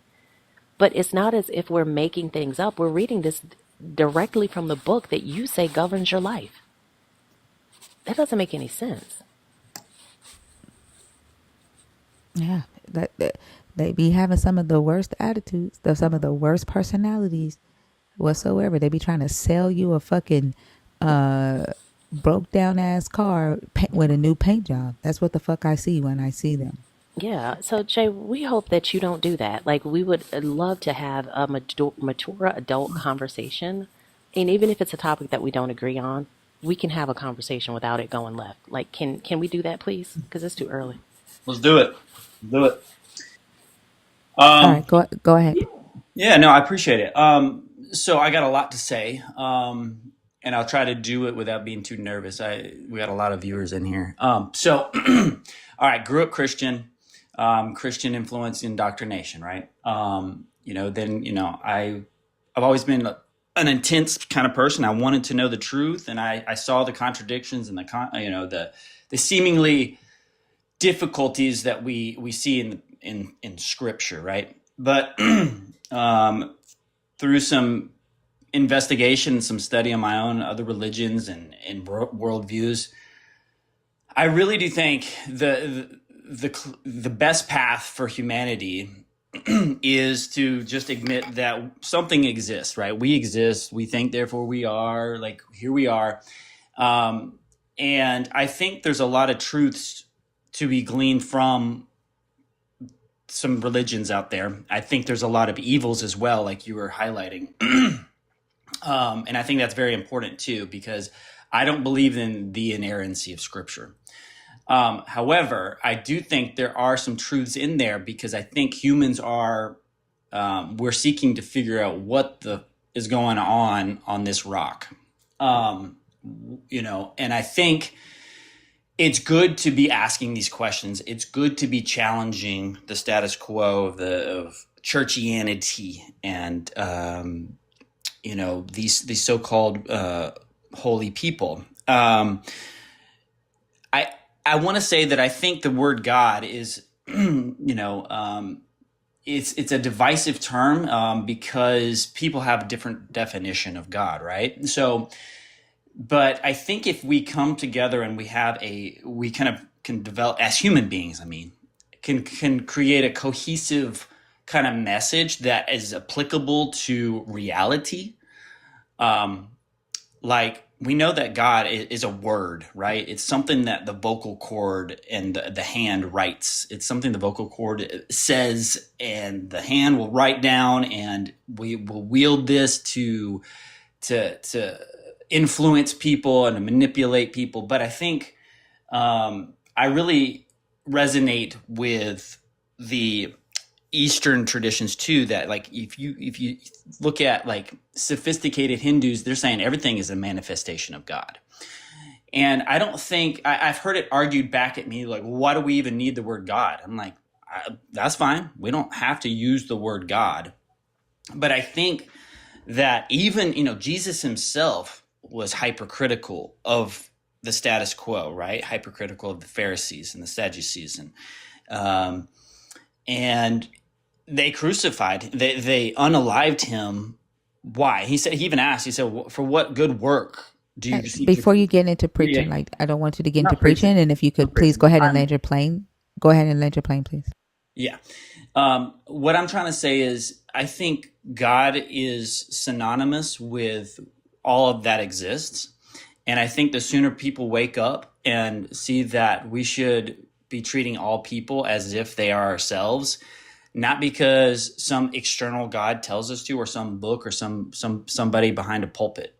And so that's why I appreciate this conversation. I appreciate challenging these people that really become self-righteous in their beliefs when even their own scriptures say that it's not of yourselves, right? It's a gift, right? So no one can boast. So many people are quick to claim this, claim Christianity, claim God, claim Jesus, when they haven't really read the Bible for themselves, and really even with a critical mind. They just want to protect themselves in their culture and protect their afterlife and all of those things for themselves. And I'm going to be real brief here. I'll hop off. No, because you just gave a whole monologue. Let me ask you this one question out of everything that you said. Great. Right? Yep. Why do we even need to believe that there is a higher power? And focus on the word need. Yeah. No, I don't think we need to believe in a quote unquote higher power. I don't believe that personally. I think that we are the power. It's time for all of us to wake up and realize this is all we've got, and there's nothing for certain beyond this. And if Christians would actually do what Jesus would say, love your neighbor as yourself, love your enemy, I think we would all do so much better, and the Christians would have a lot better chance of swaying people's minds towards. But you do realize, like, the whole "love your neighbor as you love yourself" could even be dangerous, right? And then, like, when Jesus was saying that, he was saying it from a supremacist standpoint, right? He was talking to the Israelites. He was quoting an Israelite law, right? The Israelites were to treat each other a specific way, right? And then those that were outside of the camp, outside of the cult, right, were treated a different way. And so it didn't necessarily mean love everybody. But even if it did, mean love people like you love yourself, like you may love yourself completely different than the love that I need. And because you think that you have it figured out, right, then you're not hearing me on what I need. I don't want you to love me like you love yourself. You and I are two different people. The only thing that I require from you is respect. Respect my right to exist on this rock, my right to take up space, my right to enjoy the resources to eat, my right to shelter, and my right to safetyness. That's all I need from you. Right. And I think, again, it comes down to semantics and people's definitions, and they do vary, right? So that's why it's important for us to communicate these things and say, look, people's definitions of love are different, but the base, the foundation of love is respect. You can't have any love without respect. And that's what I'm saying. That's it. Right. I don't need anything else from you, Jay. Right. That's it. Exactly. But Jay, you did say that the best path is for us all to admit that there's something out there. So I think, we. I'm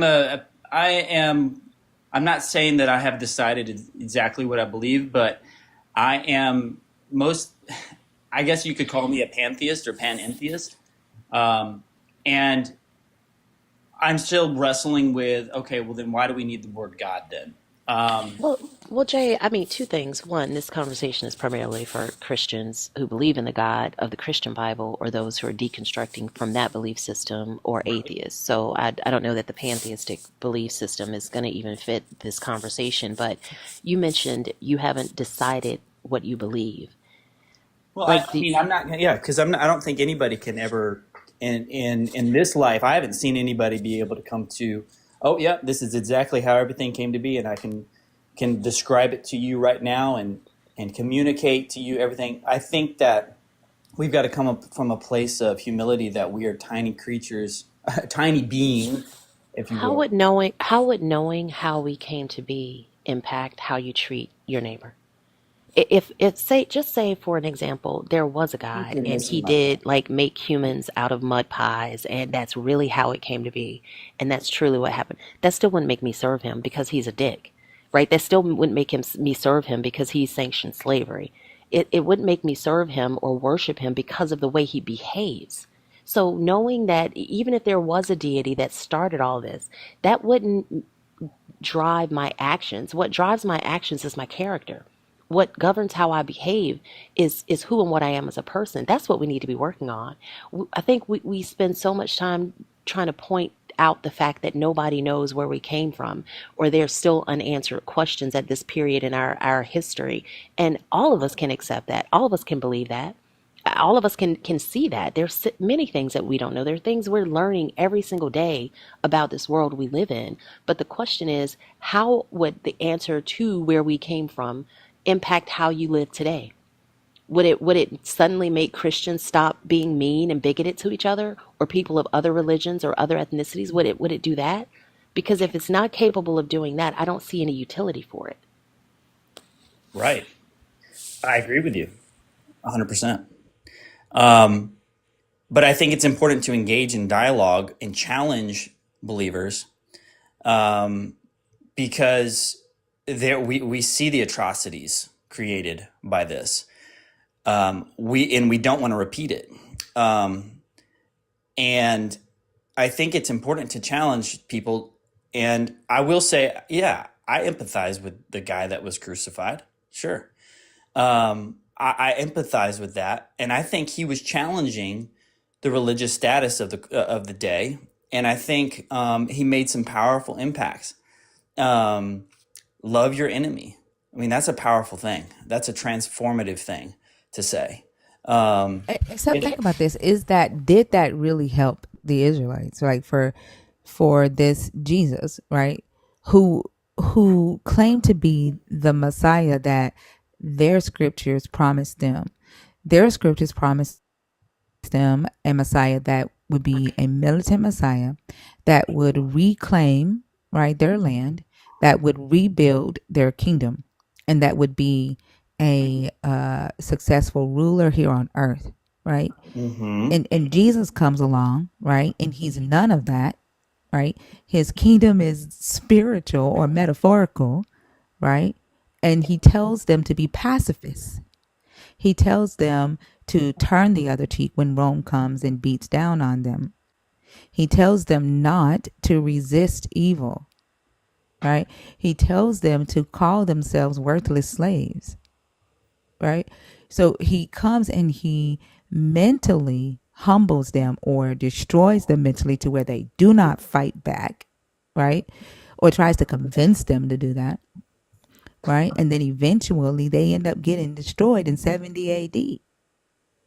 To me, it diffused the Israelites to where they would not rebel against the Roman Empire. And I think that was on One purpose. second. If that was on purpose, then I mean, Jesus literally was a war weapon against the Israelites, and the Well, don't Romans you got agree that exactly the what they Israelites had needed. some messed up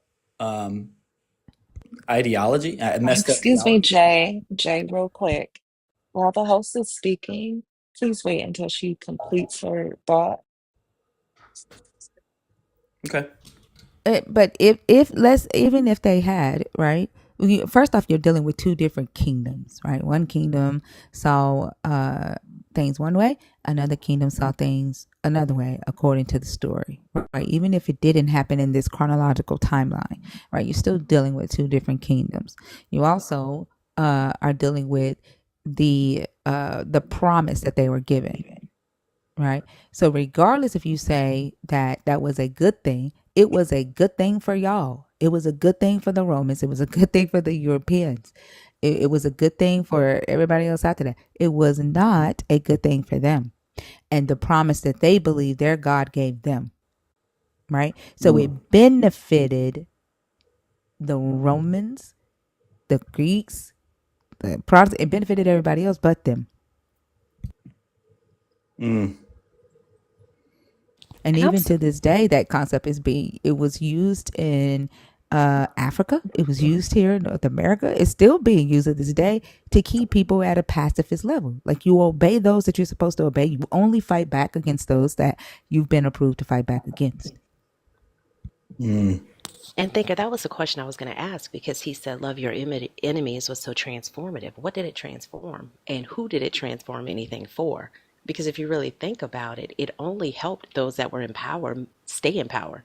It's only doing that today. It's convincing people to accept mistreatment. It's convincing people to accept being second class citizens. It convinces you to not see yourself as an individual worthy of respect and worthy of anything.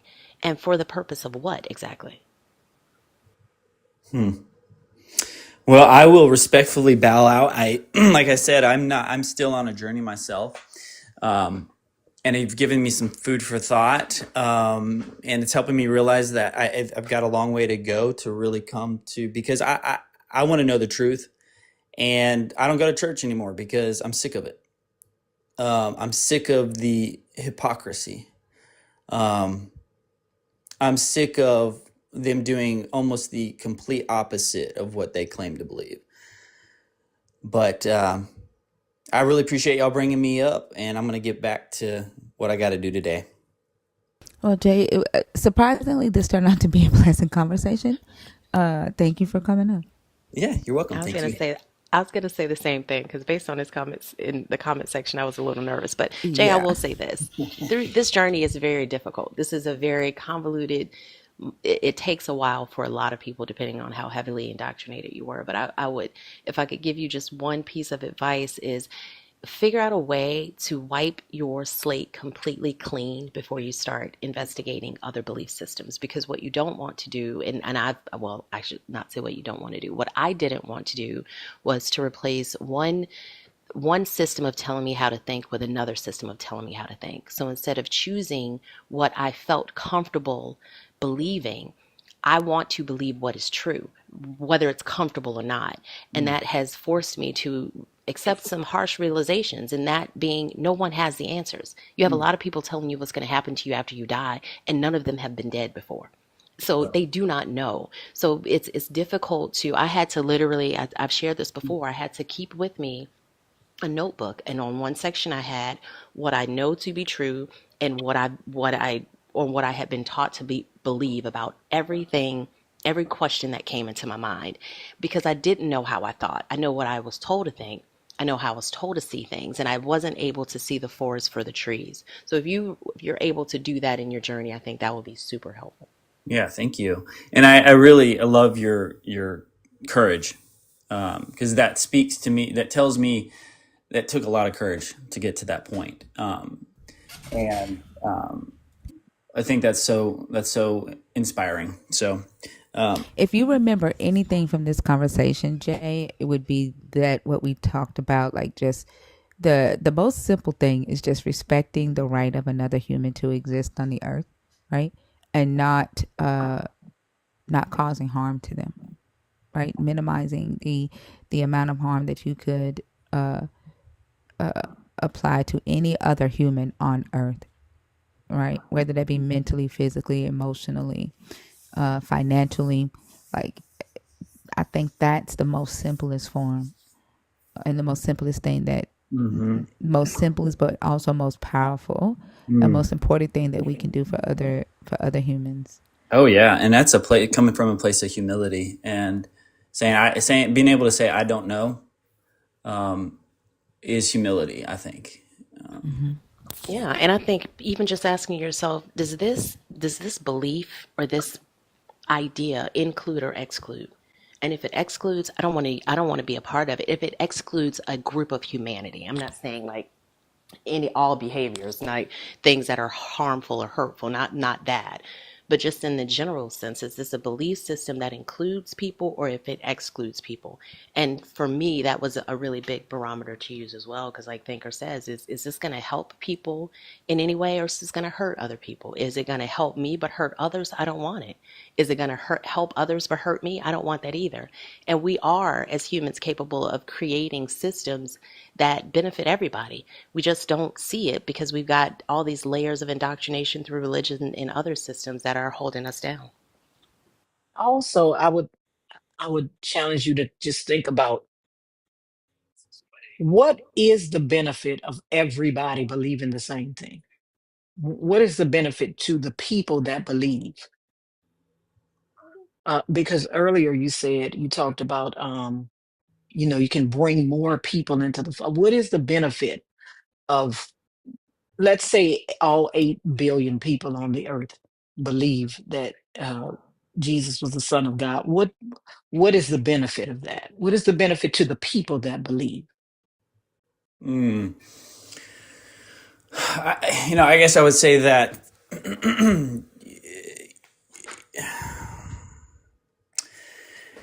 What is the benefit when everybody believes the same thing and there's no more enemy to love?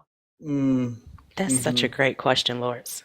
You have oh no more yeah, enemies, so then now what do you do with this thing, right? right. Well, I think that's the goal, though, is to by I always thought by loving by loving your enemy that you create a friend. Um, Is it? I don't know.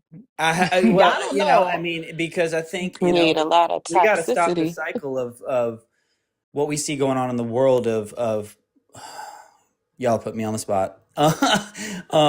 But we got to I mean, stop the but there are cycle of ways to stop retaliation. that. There are ways to stop that don't involve God. It involves the people working, Yeah, right? right, It involves the people working. That it doesn't involve God. So that's my challenge to you to think about. Okay, let's say tomorrow, everybody believe this thing, right? Everybody believe this thing. Does this thing go away now that everybody believes it? Now that there are no more enemies to love? Or do you now have to create a new enemy right. And for I you to love? expected y'all to put me on the spot. Somebody said you put yourself on the spot. Oh, yeah, that's why I came up here because I challenged myself to on this journey of seeking. Um, And and Jay, you're not on the spot. Like it's just a conversation, and it's really you came up and you were open to engaging in the conversation and open to being challenged. So I don't want you to feel like you've been put on the spot. It's not a jump Jay situation, and I hope it doesn't feel that way because it's truly not. I think we were just trying to leave you with a couple of questions to ask yourself through your journey. yeah, yeah, y'all are awesome. So cool. I really appreciate y'all. Um, I really do. I got some things to get working on here, but I'll try to hop on again soon. I sent y'all a follow. Y'all have a good day, and I'll definitely be listening again, and maybe I can jump up on again if I've um, got any other things that I've discovered, and just to contribute to any of the conversation. But I appreciate what y'all do. I think we need to keep challenging the status quo, and because we got a lot of things in the world that need fixing, and I got children to look out for, and I sure as heck am not going to be indoctrinating them the way I was, because it's been a hard road to see things from a different perspective, and taking some courage in where I am in my community to stand out and challenge churchianity in the West we're where we are. So I got to get to work, but I appreciate y'all. Have a good Thank one. you, Jay, Thank for you. coming up. All Hope right. you have a good day. Yeah. Thank you. You too. Bye bye. I think, but now, believers in the comments, are y'all mad at Jay? Heck, I want to know. Like, take a poll. Those of you that were telling Jay not to show appreciation, or not to come up here. Like, are y'all mad at Jay? Is he no longer a believer? Like, is he no longer your friend? Yeah, I And don't this know is if what they I can only. mean, right? When I say now they've created a new enemy, right? Because if you're going by what Jay says, to love everybody and love your enemy, and he's shown that, hey, I'm going to show respect to these people, even if they don't believe the same thing I do, even if they don't think the same way I do, right? He is now their enemy. Yep. And that's the They said crazy that thing. somebody said they're not mad. They just don't think that he was prepared. He wasn't prepared because he Prepared actually for what, showed though? grace. I don't know. Yeah. He didn't come up here and like Yes. cause us to like cuss. That's what they were waiting on. Prepared to make an enemy because Hmm. listen, this this religion only works, right, if you have an antagonist. It doesn't work if everybody is all la la la 70s love, right? It doesn't work like that, because then who is the God gonna save? Who did the Jesus die for? It doesn't work. It has to have an enemy. It doesn't work otherwise. And also, love your enemy is not that's not a conflict resolution strategy. Like if I have an enemy, I need to talk to this person to find out, like, why are we enemies? What are we doing? Conflict resolution strategies are available. There are ways to de-escalate situations. There are ways to have conversations with a person that you do not agree with that is not antagonistic. And loving my enemy and pretending that he's not my enemy is not one of them. That just doesn't make any sense. That's how people stay in abusive relationships and they call it love. Or they're confused and think that eventually they'll love me. Right? If I love my enemy, Jesus told me they'll love me back. This is how you get them to stop abusing me. Just continue showing them love. Don't put your foot down. You better not put up your hand. If they smack you, don't you put up your hand and try to stop them. You give them the other cheek. Like, And now it's yeah. somebody in the comments saying love your enemy doesn't mean you let them do anything. But that's part of the problem, Saint. The words just say love your enemy, and it's left up to each individual reader to decide what that looks like. So for some readers, like Thinker says, it looks like I just take whatever somebody's giving me and I remain in an abusive relationship. For you, it may not look like that. It may look like you protect yourself. But because these words are so vague, and because this directive is not inclusive of any sort of actionable items, you don't know what to do. What does it mean? So how can you create a system, a replicable system from this directive when there are no steps to repeat? That's part of the problem. It's like these vague instructions that they read in this book and they think, oh, this is so revolutionary. What did we learn from it? Like, what does the world even look like if that was the case? And like they'll say, well, loving my enemy is me giving you Jesus Christ. And then I could say that loving my enemy is me taking Jesus Christ away from you. Who's right? And how Exactly. can you prove it?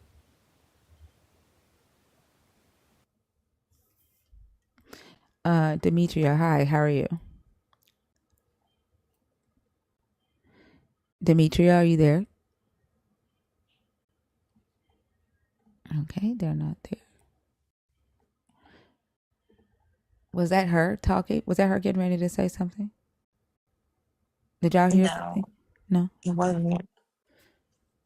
I was wondering how she muted herself if she wasn't there. Because I Oh, Saint, didn't. you I muted her. muted her. No, she's in the Oh, comments okay. now. She said that was her. Request again. Request again for me. She said that was her. Let's see.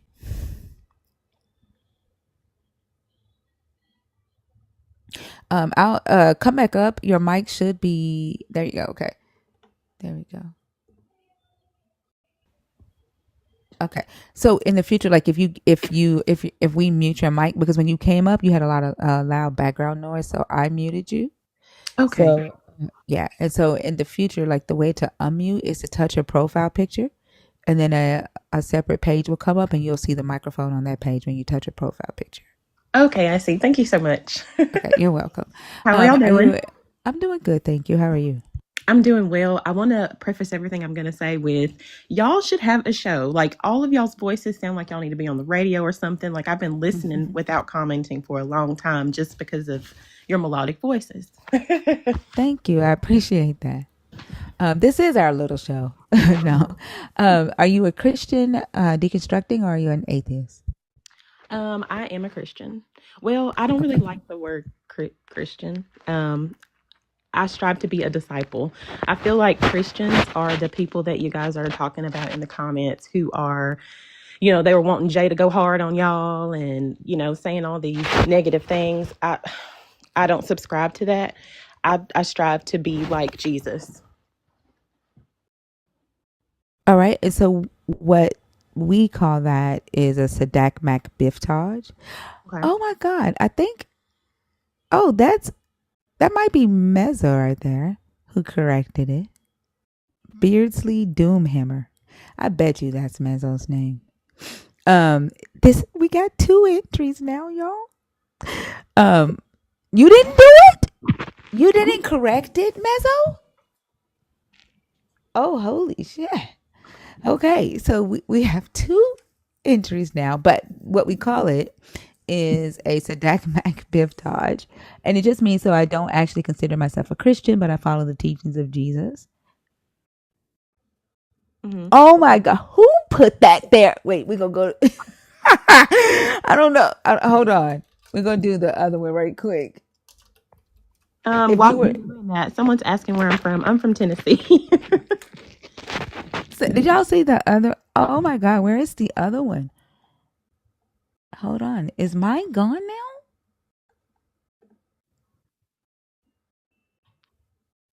I think the one I did is gone now. Mine was a little bit more friendly. So so it means so I consider yeah, mine is gone now. I don't know what happened. They've taken mine off. Mine had a whole definition of it. But somebody has submitted this and replaced it. I don't know who did that.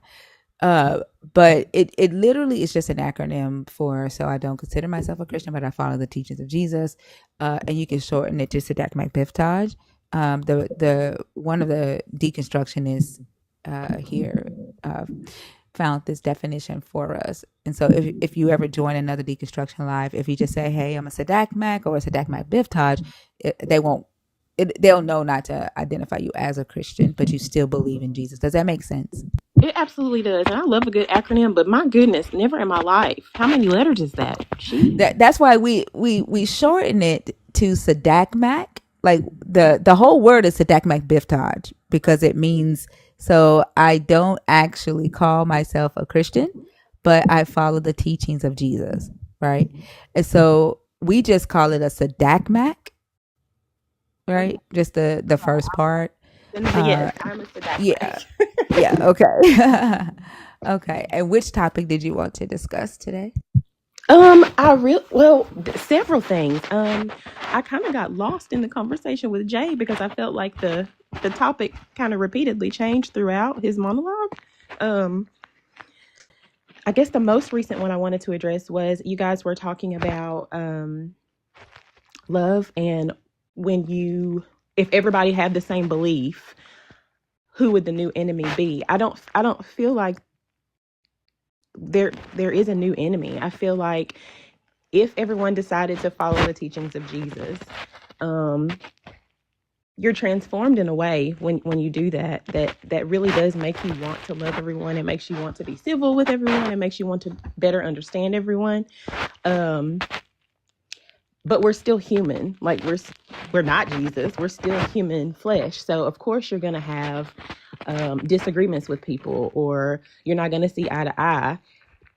But when you follow Christ and you've experienced his transformative love, that is what convicts you and prompts you to still approach those situations with love. So not Christian, as a Sadakmak, is that it? Mm-hmm. Yeah. As that, instead of me going into like with y'all maybe not believing like I do, instead of me attacking y'all and saying, oh, y'all are going to hell, I try to understand. I engage. I listen. If we still don't come to the same agreement at the end, that's fine. We can still walk away, civilly with love. Does that make sense? I mean, it Yeah, does. and I think it should definitely be that way, right? Like I have no desire whatsoever to tell you that you need to like give up this God, right?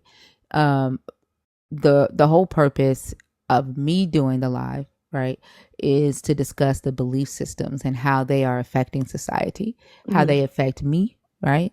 Other humans, um and right to share knowledge as I deconstruct.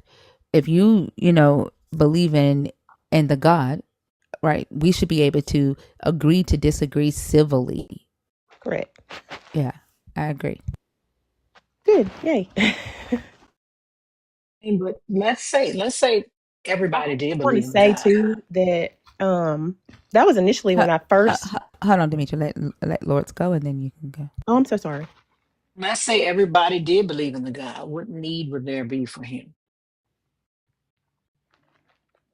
What need would there be for him? Like I said, we're still human and we still live, on this in this earthly realm. So like you're still I feel like we would still need God. Like people who believe have access to his blessings and his help and everything. You're still gonna be in a natural world. Like you're gonna have bills and you're gonna have disagreements with people and people are gonna die just because, we live in a natural world. I feel like you still need God to draw the strength and peace that you need to get through those, earthly experiences.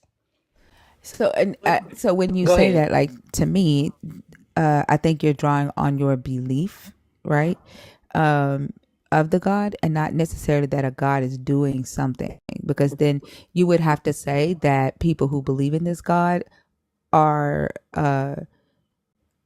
visibly more blessed than those who do not. And that means that everybody who believes in this God has everything that they need. There's nobody, right, that's lacking a basic need. And Only that's not true. I just feel like only as it pertains to the will of God. I feel like I don't believe So basic, personally. when I say basic needs, right, I'm not talking about your wants or your desires, right? Hmm. Just to the basic necessities of life, you would have to say that everybody that believes in this God has every basic need that they need, and that's food, clothing, housing, shelter. And like utilities like water and electricity and things like that. Like you would have to make that declaration, and that's not true. I feel like, though, like she was saying, if everyone believed, everyone would be operating to meet the needs of others. Because if you follow Jesus, that's what Jesus preached, that you help others and But you do. So sometimes, so I feel like when believers don't do what Jesus calls us to do, then you are the person who keeps people from experiencing abundance. I feel like God uses, because like I said, we still live in this earthly realm. I feel like yeah, God but uses Demetri, you people. would be saying that people who do those things when they don't believe in the God, right? Like I do those things every single day, right? Hmm. I don't believe in your God, and I'm about to hand $2,000 over to somebody to help them catch up on their rent, Honey, send it my way, right? Jesus. That's my plan. I'm just playing. No, but I'm saying, like, I don't believe in your God, right? That's Hmm. me doing that, not because some God is encouraging me to do that or influencing me to do that or telling me to do that. Like, even if you say, like, everybody, right? Like, Hmm. everybody in the world believed in your God, you would, and that this would be the case, you would have to uh, show that it's happening now when the people who do believe in your God, right? Like you would like that there are people who do believe in your God right now, Hmm. right? You would have to show how that sample of people have every basic need. And that's just Can not the we case. and can we flesh that out a little? Because we have data on that, right? Okay. We have data about that. Um, a Pew did a survey, right? And it's called With Higher Levels of Prayer, the U.S. is an outlier among wealthy nations. And it found that the more secular a nation was, the better it did in all measures. The most religious nation, right, where people pray, 99% of the people pray and call themselves religious, is Afghanistan. The second most religious one is Nigeria, right? But we can look at um, the stats for Afghanistan. 69% of Afghan citizens don't have enough food. 67% have trouble accessing water. 20 the economy has contracted by 27%. For only 40% of the population has access to electricity. Where is God? These people pray multiple times a day. I would say will be more religious than people in the US. Where is God? when we talk about. But if you go to countries that are more secular, countries like Norway, Switzerland, Ireland, right? They have greater um, instances of people even having their basic needs met. In 2021, only 2.5% of Norway's population was undernourished. 2.5%. That is so little, right? You would think that it would be the other way around. The same with the states in the US. The more religious states, which are most states in the Sun Belt in the South, and Georgia, Alabama, Mississippi, those states are doing the worst when it comes to providing basic needs for their residents. But states like Connecticut, Vermont, Massachusetts, they stay at the top of everything. They're more secular than the states in the Sun Belt, the states in the South. So I would think if what you were saying about the religion was the case, about religion in general was the case, that the people that follow it would be doing much better than they are. Well, I don't necessarily believe that that is true. I just keep going back to what I say about we do live in a natural world. They're going to be You don't natural. believe that 69% of the people in Afghanistan don't have enough food? Oh, no. I'm not saying that. I do believe your stats. I'm saying that belief in Jesus, belief in God does not absolve you from earthly struggles and obstacles. And so Yeah, but why God? Why the God then? you're saying that belief in the God, right, would absolve you of those struggles. If you're saying that people who believe in God are more blessed. Like that was the first thing that came out of your mouth. And that's why I said like you would have to show that to be true. If belief in the God doesn't absolve you from the struggles, you would have to show that believing in the God actually does bless you, right? No, I More don't when think you I ever go through said those that you are struggles. inherently more blessed. I think what I said was that it gives, when you have the belief in God, it gives you the strength that you need to cope with these earthly No, problems. you originally used the word blessed. That's why because I wasn't gonna like come in on the conversation. You said that people who, if everybody believed in the God, right? You said that everybody would be more blessed than without. Oh no, I don't, that's not what I thought I said. I said that the people who believe in God, we would help bless the people who are lacking. That's what I No, meant. that might be what you meant, but that's not what you said, right? And Oh, then I apologize. the second time when you There expanded you on go. it, Someone said it. I said access to blessings. I didn't say that we're inherently more blessed. mhm. The second time when you expanded on it, you said that people who believe in God, if everybody believed in the teachings of God, then everybody would do what Jesus taught, right? Hmm. And then we would all just be helping each other, right? And be Hmm. blessed that way, correct? And that's when I asked, what about the people who don't believe in this God and they're already doing those things, right? Because essentially you're saying that it is people's responsibility to help other people when they go through things, right? To Correct. be And that when support, right? And but you're assigning the credit of humans being there for other humans and doing things for other humans to this God, and you're assigning the teachings to this Jesus, right? Where Jesus didn't say anything revolutionary, right? And there are a lot of people who have never read this book who are already doing those things for other humans just simply because they just respect other humans, right? They empathize with other humans, not because of something that Jesus said. And like, so you're basically just saying that humans need to help humans, right? Humans need to stop hurting humans. But for some odd reason, you feel the need to give credit to a God for that.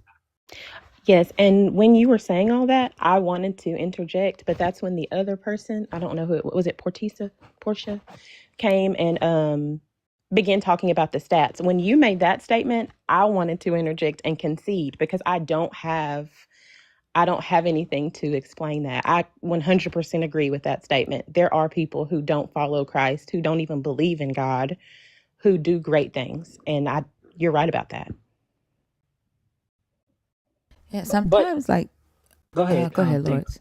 But I would think, right, these countries where over 90% of their citizens say that they pray, they believe in God, they go to, I would think that a country like Nigeria, out of 120 countries with 127 countries with sufficient data to calculate um, um, to calculate their global hunger index, Nigeria is 110th out of those countries.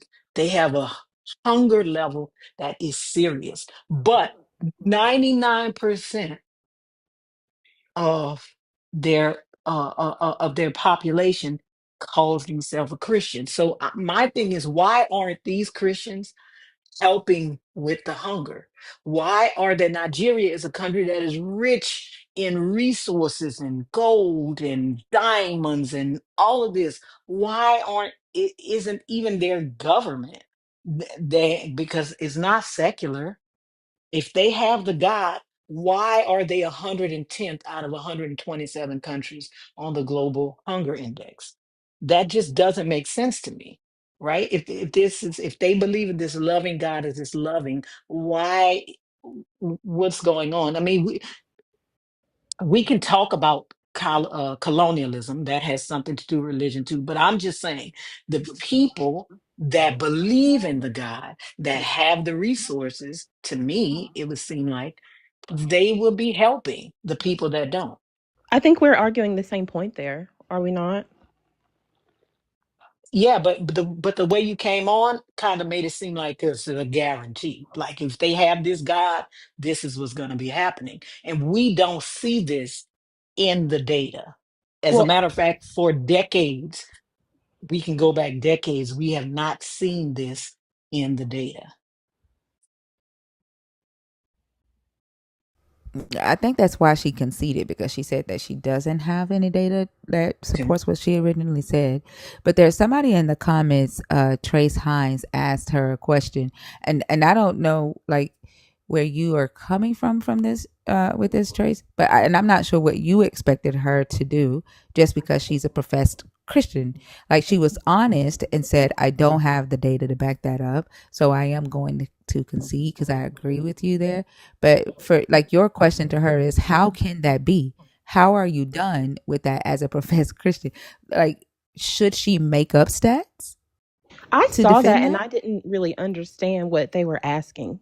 Do you still have that? Could you reread that question? Because I want to. She says, how can that be? Are you done with that as a professed Christian? And so I'm wondering, like, what was she supposed to not be honest there? Uh, was she supposed to make up stats?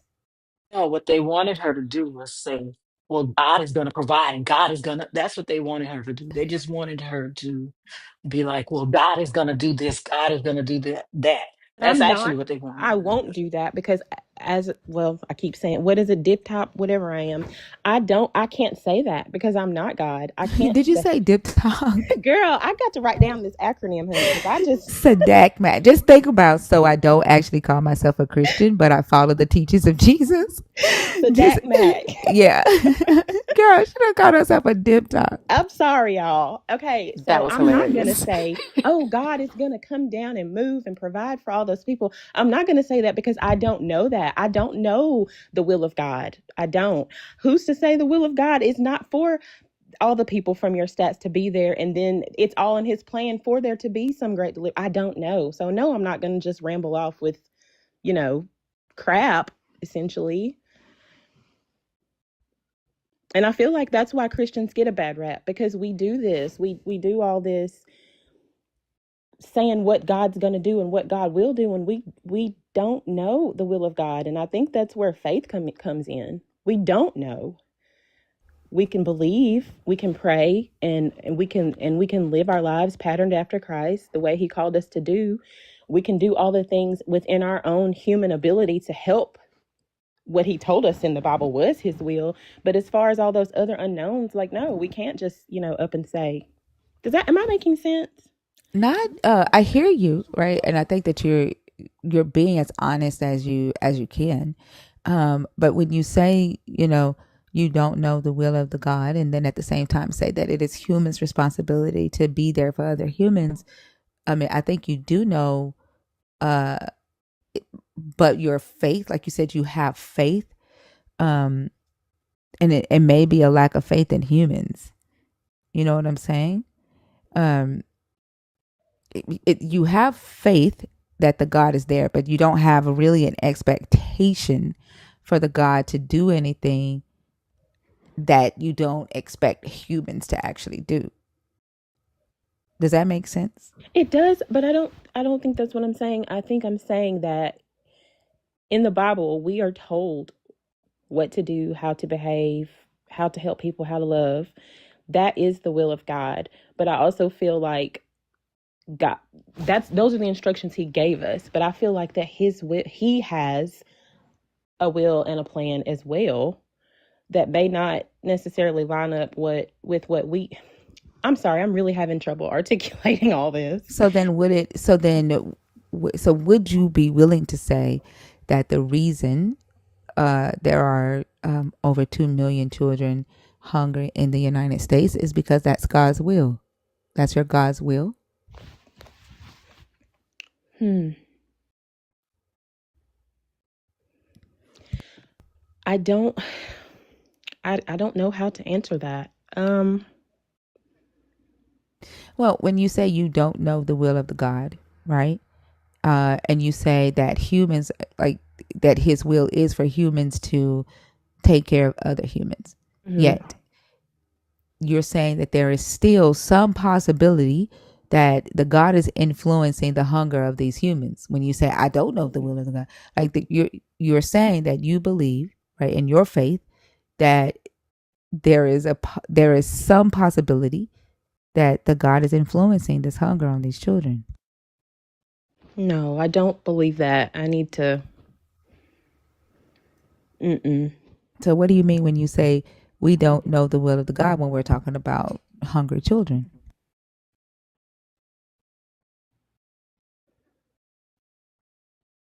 Or just hunger, period, hungry adults. When you say you don't know the will of God, what do you mean when you say that? When we're talking about world hunger? Mm. I don't know. I suppose that just goes back to what I keep saying, I guess, about we live here. We have natural problems. We have natural struggles. I feel like it's God's will for us to help those people, to do what we can to help those people. Um, I don't know, girl. My brain is just a jumbled mess right now. And it's Like, actually a commandment, right? Deuteronomy 15:11.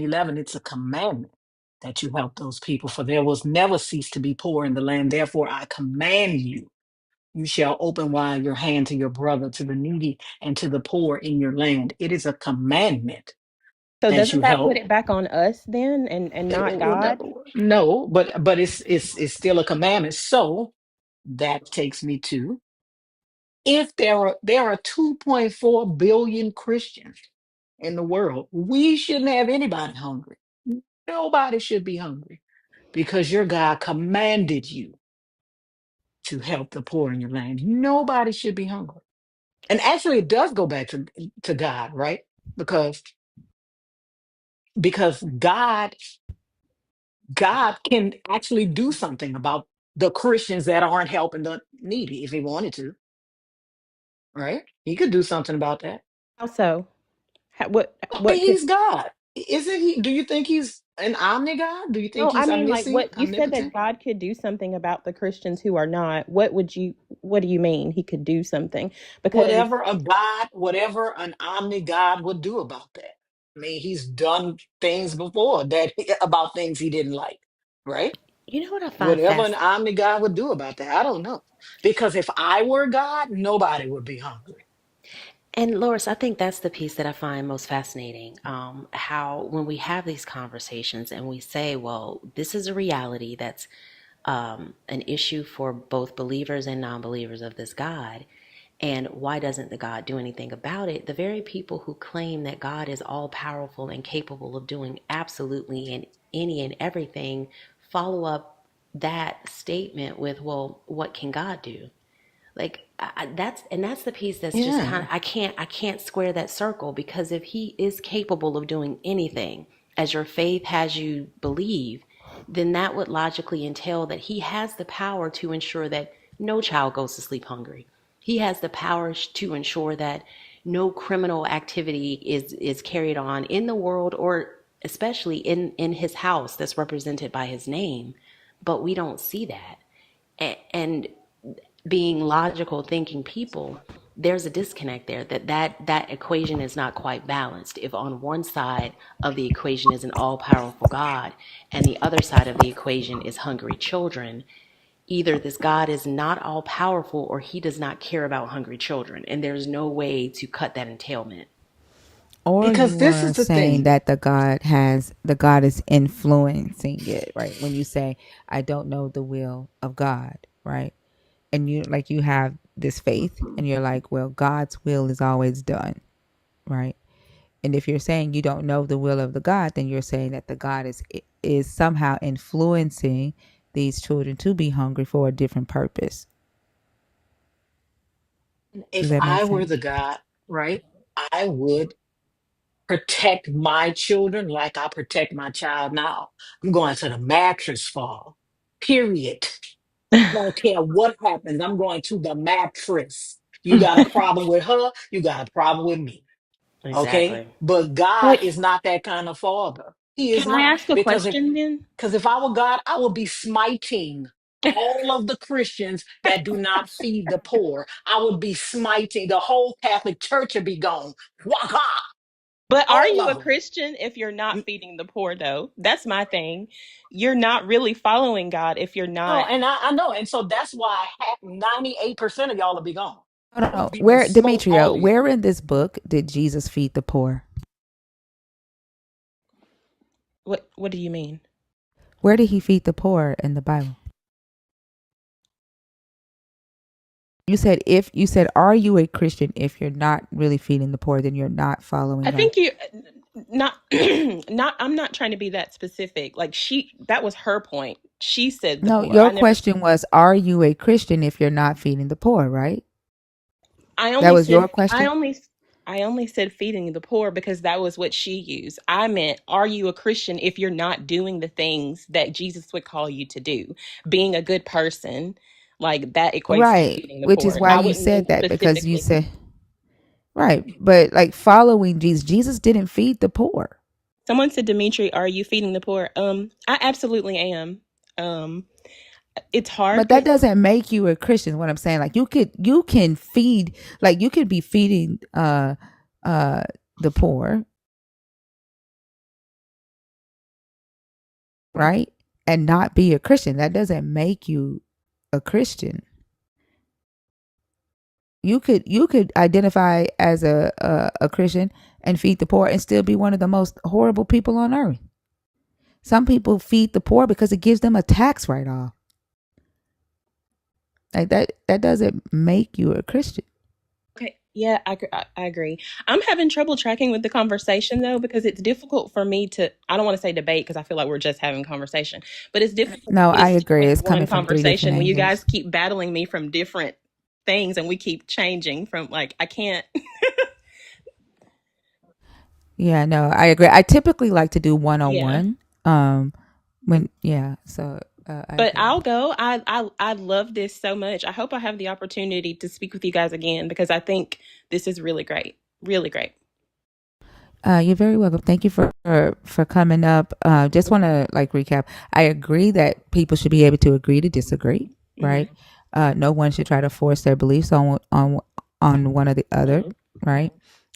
And then I do think that humans, I think we agreed on that part, that humans should help humans. Someone said the And pivot and run. No, that's not what I'm doing at all. I think no. I literally just said that we have like three separate conversations slash debates. I don't like that word again going on. So it's hard for me to focus on one when the subject changes from person to person. I'm not pivoting and running at all, guys. And I don't think that we Yeah. should look at it like that. No, I agree with you. I don't typically like that. Like I don't like for things to come from three different directions. So I agree with you on that. Um, but And Thank Thinker, you. you're not Thinker, I pivoting was and just running. about to say the same thing. And if you need me to drop down, I can, because I'm enjoying this conversation with Demetria. One, because your accent is adorable, and two, because your honesty is so refreshing. It's Thank you. enjoyable to engage with believers who are honest with the challenges that they face with this belief system. So if I need to hop down to have it 101, just let me know. You know you can drop me at any time. No, no, no. When I say 101, no, when I say 101, what I'm saying is like usually I'll be like, hey, Fee, do Yeah, you want to take this one, right? And then establish the line of conversation and then right. I'll wait back. And then I may like, so I like to have one lead person in the conversation, Absolutely. right? And let that person establish the foundation. But I think it was coming from three different perspectives on this one. And I have to Yeah, agree with her I on that. We agree weren't with But I doing that. that. still appreciate the dialogue because this gives me a lot to go to study and read and learn. And I really do hope I get an opportunity to chat with y'all again. I do. And I followed all of y'all. Great conversation, Dimitri. And I'm sorry if my chiming in with an additional question was overwhelming. I think the interesting thing about this, I think we were all talking about the same topic, but because we're all different people, we think about it in different ways. And I think that's the beauty of Yeah. having these conversations. People talk about it's uncomfortable to talk about religion, and it's uncomfortable to talk about politics. It's uncomfortable to talk about anything that we don't, because we make it uncomfortable, and it's uncomfortable because we don't talk about it. And until we get to a point where we're able to engage in dialogue and have differences of opinion and walk away from that dialogue not being mean or ugly or hateful to each other, but respectful of each other's position, as long as those positions are not hurting anybody else, that's Hmm. what we need to work towards. Absolutely. Someone said Demetria is just overwhelmed because she's neurodivergent as well. I don't know if that was a dig, but I Hey, really that's am. yeah. Because I'm not gonna lie. I like if it's coming from three different directions, even when it's happening to a guest, like it bothers me too. So like yeah, and I'm very neurodivergent. So like it's okay. Like when and I'm not talking about people interjecting. I'm talking about the conversation switching up. Like we're Yes. the points are coming from three I different am places. neurodivergent, y'all. So I Yeah, was really struggling. I did the best I yeah, could. yeah. Because I could track it like the point that I was on was like it's humans, right? And Lord's points was on like what's the purpose of the God? The God ain't doing nothing, right? Hmm. So like even though it sounded like we were talking about the same thing, our points of contention were different. Right. And Okay. I could feel that. I know you could feel that. And so I have to agree with you on that. So yeah. Okay. Thank y'all so much. This is my first time being on a live, so I had so much fun. You're welcome. Thank you for coming up. Thank you for being pleasant. And I agree. We should be able to agree to disagree. So Thank I you. hope How you do I have a get good off? one. I don't know how to get off, y'all. I'll take you down. Okay, thanks. Y'all have a great Okay. day. You too. Have a Bye. good one. She was so sweet. Yeah. Yeah. That's that the Southern hospitality. He said, I'm from Tennessee.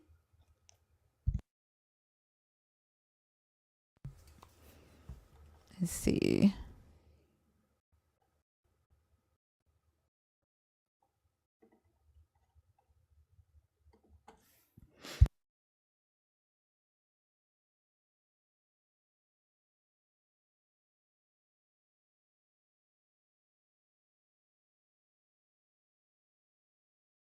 All right. She's not there.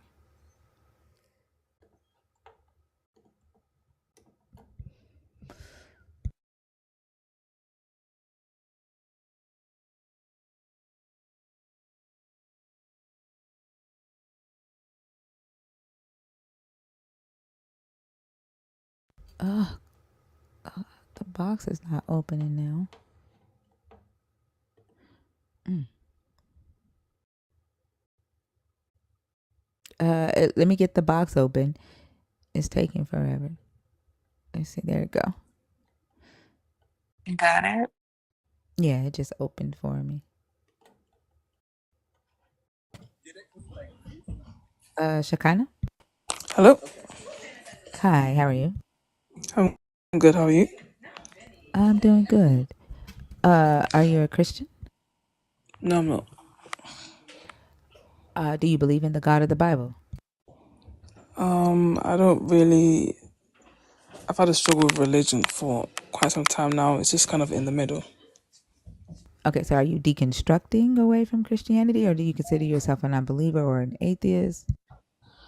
Um, I would say that I'm kind of deconstructing away from Christianity and more like I would say, like to the spiritualist side.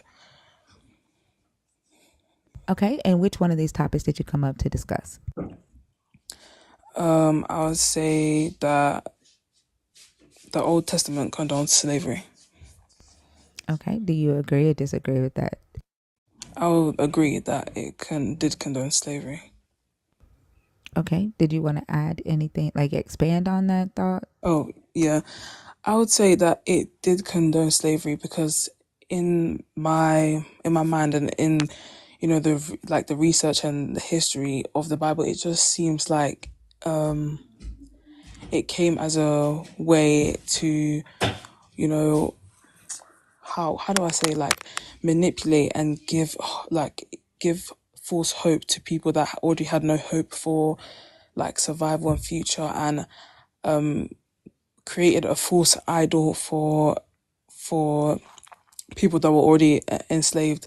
Like, for example, like the black slaves, they had Christianity and believed in God and believed that if they just kind of prayed and was just following what the Bible said and what the Bible taught them, that there would be an idol or someone that would come and save them and grant them peace and freedom and stuff like that. But so many have died, and that they was never saved. Most were never saved, and from what they were experiencing. So it just feels like, and then also it has it talks about many things in there about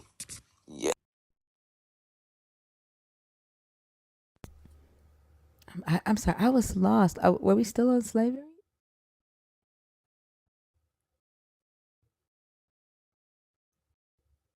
What just happened? I don't know. I think she dropped on accident. But I could barely understand what she was saying. Like what it was like. What were they saying?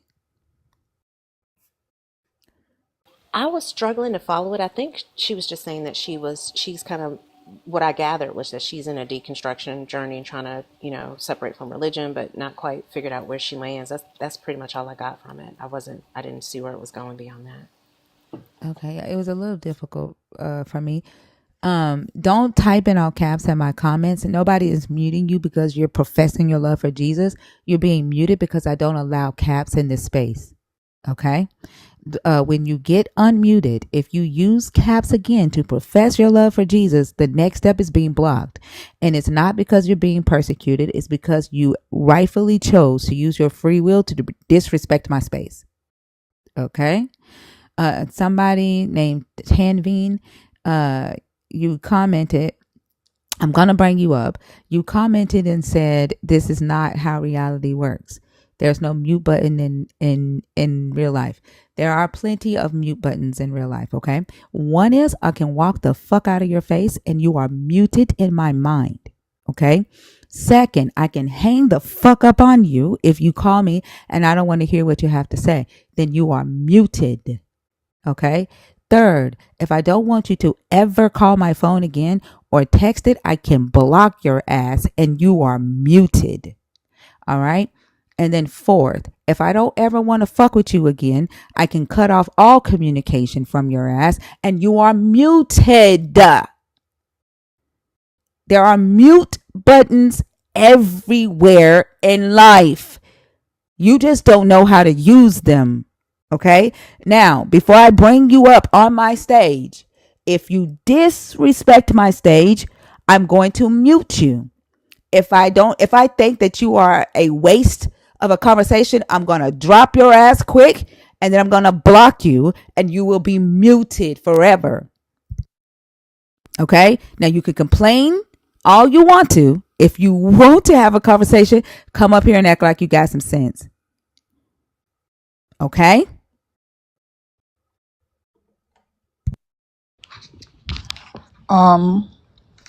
First of all, No, no, no. Not first of all. Please let me know that you heard what I said. I heard what you said, Mama. Okay. Are you going to act like you have some sense and we can have a Yeah, I'm civil gonna act like conversation? Hold on. Listen. What I need to know before we move forward is that you're going to come up here and act like you have some sense. And we're going to have a civil conversation. You're going to respect the rules of my life. The rules of my life is if I or a mod mute you, you stay muted, right? You stay muted. You come off mute, I drop you. All right. While I'm speaking or one of the co-hosts are speaking, you don't interject. We will try our best, right, to not interrupt you when you're talking, right? Unless we need to reiterate our question that we asked and that you're refusing to answer, or we need you to clarify something for us. Other than that, we're going to let you speak, right?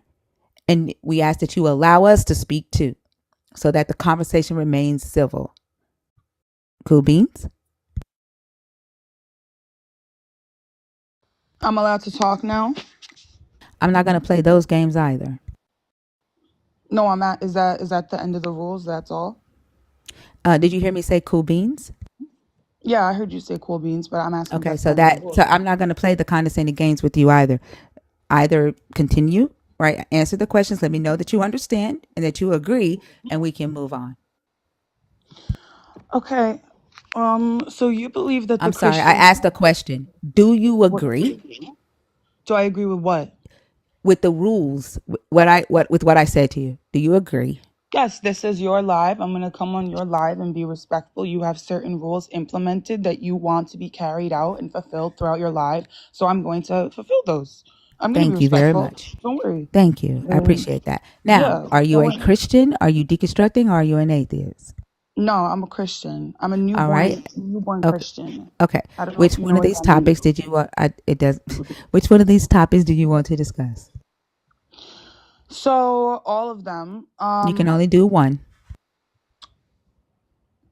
Let's do. Let me think.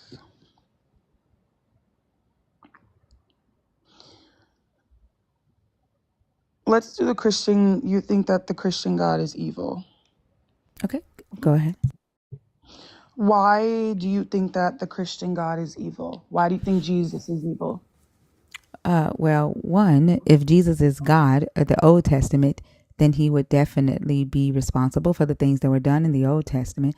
Second, as Jesus, he called a Canaanite woman and a Greek Phoenician woman a dog, right? While she came to him asking him to heal her daughter, regardless if you think it was because, oh, he was testing her, whatever reason you want to put on it, he called her a slur, okay? He prioritized the Israelites over the Gentiles, which means that he was okay and comfortable operating in superiority and supremacy culture. He also um, is responsible for the belief of dividing up families, like putting this God and him above family and even yourself. He told the disciples that in a parable, he told them that they should consider themselves and think of themselves as worthless slaves and that they shouldn't even expect a thank you when they've done the bare minimum. There's a lot. Uh, the Holy Ghost, after Jesus died, killed Ananias and Sapphira over some fucking money. And so in that story, that lets me know that the God prioritizes either money or the expectation of giving the money to the church over the lives of human beings. And then, like I said, if he is in fact God of the Hebrew scriptures, there's a shitload of stuff that I can say that he's done that's very, very evil, starting with commanding the Israelites to go into Canaan and genocide every man, boy, woman, and girl just because he was jealous they were worshiping another god. So, okay. So you're not giving me any like okay, so you're just making claims right now, right? You're just saying I things literally that you quoted are everything from your interpreting. book. I quoted everything from your Bible. Okay, I didn't but make a claim. I need I'm not scripture going to though do your because homework for you. Like, do you No, know your it's not Bible? doing homework. It's not doing homework. It's not doing homework. I need, so just like how, let's say if I come up here and I just make a claim and I just, like me, for example, right? Me saying Jesus Christ is God. I love Jesus. Jesus is amazing. You would look at that as a claim because you haven't received his blessings yet. He hasn't worked in your life No, the no, same no. way Hold that on. he has Like, worked in have you mine. read your But, Bible? sweetie, I read my Bible every day, Okay, so I every shouldn't single have day. to give you the scriptures, right? You're All not I giving me the quoted, scriptures. You're I'm sorry, giving me listen, you truth. you literally just asked me for scriptures and said that I was making claims when I Yeah, because I quoted things need. direct. I'm sorry, I quoted things directly from your book, right? Now, if you want to focus on making claims about me or my life that you can't back up because you don't know me, right? Then that to me is a waste of a conversation, right? I have no desire whatsoever to talk about you and your life because I don't know you, right? I can't back up anything that I say. Now, I can back up everything that I say about your God in this book. If you're ill prepared to do that, then I don't think you should be arguing this. No, okay, but your interpretations of the Bible are not like what actually happened. So let me ask you a question. Well, then prove to me that it's not what happened and go to the scriptures. Okay, that's what I'm about to do. Okay, So do that. you think that it's evil that someone got crucified and died on a cross for us? You think that it's Did you evil hear that me say someone that? walked this earth? Hold on. Wait, No, Tevin. you Why said are you, hold on, Tevin. I told you, like, I'm not. Did you hear me say that it's evil that somebody died on the cross for you? Like, you're arguing something I did not say. Now, I gave you a crap load of shit that comes from your book that you can address. All right. Now, please address what I said to you and not something that you need to make up. okay, but I'm not making this up because if you're saying the Christian God is evil, if you're saying Jesus is evil, then you're basically saying like that what he's done, everything that he's done, everything that he's claimed I and truth. don't put words in my mouth. I told you exactly why I think he's evil. I told you exactly why. Okay, well, I don't think that Jesus is evil. He created you, he created all of us. He doesn't look at color. So I hate when, first Where of did all, I say he looked at color? because you said, first of all, you're saying that he spit or that he hit or that he called two Damn, women like, did you dogs. listen? I said he called the Canaanite woman, Yeah. the Greek Phoenician woman, a dog. It is in your book. You told me you read your book Okay, where are you finding this? I've never in read your like where Bible what chapter are you finding this and in? Mark and Matthew. Mark what? Wait, Mark and Matthew what? Because I need to look this up because I've never seen. I have So no. you I'm don't genuinely being honest you right now. never I'm not heard? even trying to Have you ever argue. heard of the scripture Like, where he said, "It is not good for me to give the children's food to the dogs"? Does that ring a bell? let's wait. I want to pull it. I just want to pull up the scripture in front of me Well, so that I have a let better me ask because you like I'm asking, does that phrase ring a bell? It is not good that I should give the children's food to dogs. Does that phrase ring a bell to you? This is in the Old Testament, correct? I'm sorry. Hello? We're talking about Jesus here, right? Yes, but this is in the Old Testament or the new, like I don't understand like where this is. Jesus Jesus is Is in this in isn't. the the Old New Testament? Testament.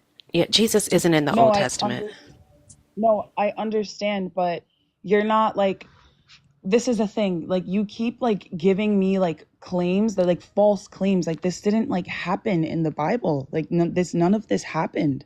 Like he never like called two women dogs. He never like did any of this. Like it never You like want to for the stand Old on that? Testament. Huh? You want to stand on that I stand on that full in front heartedly of with my over chest. 700 people?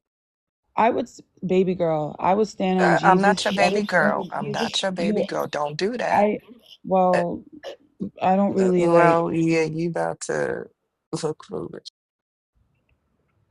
your interpretation of the Bible is not the truth. Like it's what Okay. the But word All we're right. I says. reading don't it interpret. straight I with you don't and not interpret shit. That's interpreting. what you need to do. You need to interpret because you need Jesus. I don't. Um. All right. From there, he set out and went away to the region of Tyre. He entered a house and did not want anyone to know he was there. Yet he could not escape notice. But a woman whose little daughter had an unclean spirit immediately heard about him, and she came and bowed at his feet. Now the woman was a Gentile of Syrophoenician origin. She begged him to cast the demon out of her daughter. He said to her, "Let the children be fed first, for it is not fair to take the children's food and throw it to the dogs." But she answered him, "Sir, even the dogs under the table eat the children's crumbs." Then he said to her, "For saying that, you may go. The demon has left your daughter." And she went home. She found the child lying on the bed and the demon gone. That's just Mark. Matthew, he ignores her when she's calling after him. And he says, "I didn't come for her. I only came for the lost sheep of Israel," before he even addressed her. Yeah, do you understand what that means? I came for the lost. He I don't know. doesn't Why are come you for the telling? righteous. We're not talking about whether he came for the lost sheep. Like, yeah, I know what that means. He Do didn't come you? for the righteous. That's exactly my bro. That's You're he proving didn't my come for point. the righteous. Yes. Why would you? Oh my No, no, gosh. no. Do you What did you just like say? Did you say? Did I you say said that he means did he not didn't come for come? the. Yes, he He didn't. came for the unrighteous. He comes for Hold the on. So sinners. wait. So the him What saying are that you I only talking came. about? Oh Hold my on, gosh. Tanvin. So him saying that he only came for the lost sheep of Israel means that he didn't come for the righteous. Is that what you're saying that means? Him saying in that, yes, he doesn't come for the. He says it himself. This is what every Christian. Are you like? Are you okay? Does that make sense genuinely in your brain? Why would some Oh, if here we someone's go with the already living ignorance. Let her someone's crash already out. living She's their crashing life out. like if someone's no, I'm not a baby. You would know if I'm crashing out. This is like Oh, I I don't even know. know I what know you're when talking you're about. crashing out, love. No, you really don't. You don't know me at all. Y'all all sound the same when you do. Yeah, you're crashing out. And you all look the same. Anyway, what Okay. was I gonna There you Oh, say? go. See? I that was don't a burn. I don't Ooh. come, he doesn't come for, why would he, if he's our savior, if he's someone, he came to save us. He came to shower his blessings. He came to help humanity. Why would someone think about this? Like genuinely, like think about this logically. He came for the unrighteous. He came for the, meaning he came for the people who needed him. He came for the sinners. He came for, that's exactly who needs him. Like what? I I don't think she's a understand. Paulinian. I think you're a, No, I'm just gonna let her She keep doesn't on know. crashing She out, and doesn't know then I'll what that bring up. is. no, So I'm she's not about crashing to out. I'm insult. defending the name of It's my I'm a, God. I'm yeah. I'm defending just the gonna name let of her keep Jesus. You will crashing out, not bash the name of the Lord and then Jesus Christ. I'll fuck you and your God. Now what? Every knee will Now what? bow and every tongue shall Now confess. what? Now what's gonna happen? What's gonna happen I now? don't care. You could say Oh, that. so I why don't make the care. You claim? could say Why that make none this of you are bold gonna claim have that you can't do trust anything on about? Judgment Why make Day. this bold I want claim you to that you keep can't the do same anything energy about? on Judgment Like Day. on Judgment Day? Are you fucking kidding me right now? For real? Yes, on Like Judgment Day. just because you walk around in fear, right, of burning in hell or being judged by a God that you've never seen or ever spoken to, that you have to tell No, I don't talk yourself to that you God are every having day. conversations Okay. with in your head, right? Yeah, I know. You talk to God every day in your head or your pillow that you fucking kiss at night or hug at night, right? Like just because that pillow God has you full of anxiety and having dreams of you burning in hell or being left behind doesn't mean that I walk around feeling that fear or the anxiety every day. You are the one up here crashing the entire fuck out because I listed shit in your book that you have never read. You are the one that Oh my has a God. belief that you don't even understand or know anything about. That's you. And the reason you have this belief is because somebody has convinced your ass that you are going to burn in hell. And I find it really, really hypocritical. Like, do you realize that if a preacher or some Christian man came up here, that they would be talking cash shit to you about that motherfucking PFP that you got? Why you up there all turned to the side with your ass out? It's pretty, by the way. Don't get me wrong. Like that dress is fine, Are you sis. hating? That Are dress you is hating? fine. Not like why would I hate? And I'm telling you that the dress is beautiful. It's a beautiful picture. But men in here would eat your ass up. Christian men in here would say that you are not a woman of Christ. Like they would literally say that you are not worth marrying because your body is out, because your dress is hugging your body. Like last week, I literally had to go off on somebody who was saying that shit. Like I would be the one that would stand up for you, not a Christian man. No, I know, but if okay, if they're like, that's what I'm saying though. If a man, like, you're gonna know, you know them by your fruits. I'm gonna know whether he's actually a man of God or not, because if a man is like saying to me that I shouldn't be wearing my dress that I have on, and like if he's lusting over it, and he's like you, like for example, you're not lusting over me. When you looked at that picture, you were like, wow, you didn't even like point out like my body shape or that I have a big butt or whatever. You went straight to the dress. You said, wow, that dress is beautiful. Like that's a beautiful picture. Like I can tell your intentions and your mindset by that. But if someone, even women, because there's women who lean more towards like girls, like it's not all men, but I've gotten, attention from men and women before, because I live in New York. There's a lot of it's very open over here. You don't have to hide who you are. I love it. And I've gotten that same attention from women too. And it's very, them by their fruits. Like if someone's giving you that type of attention, I just tend to ignore What it. what But what are you talking about right now? Like did everything that I can just I said talk? go over But your head?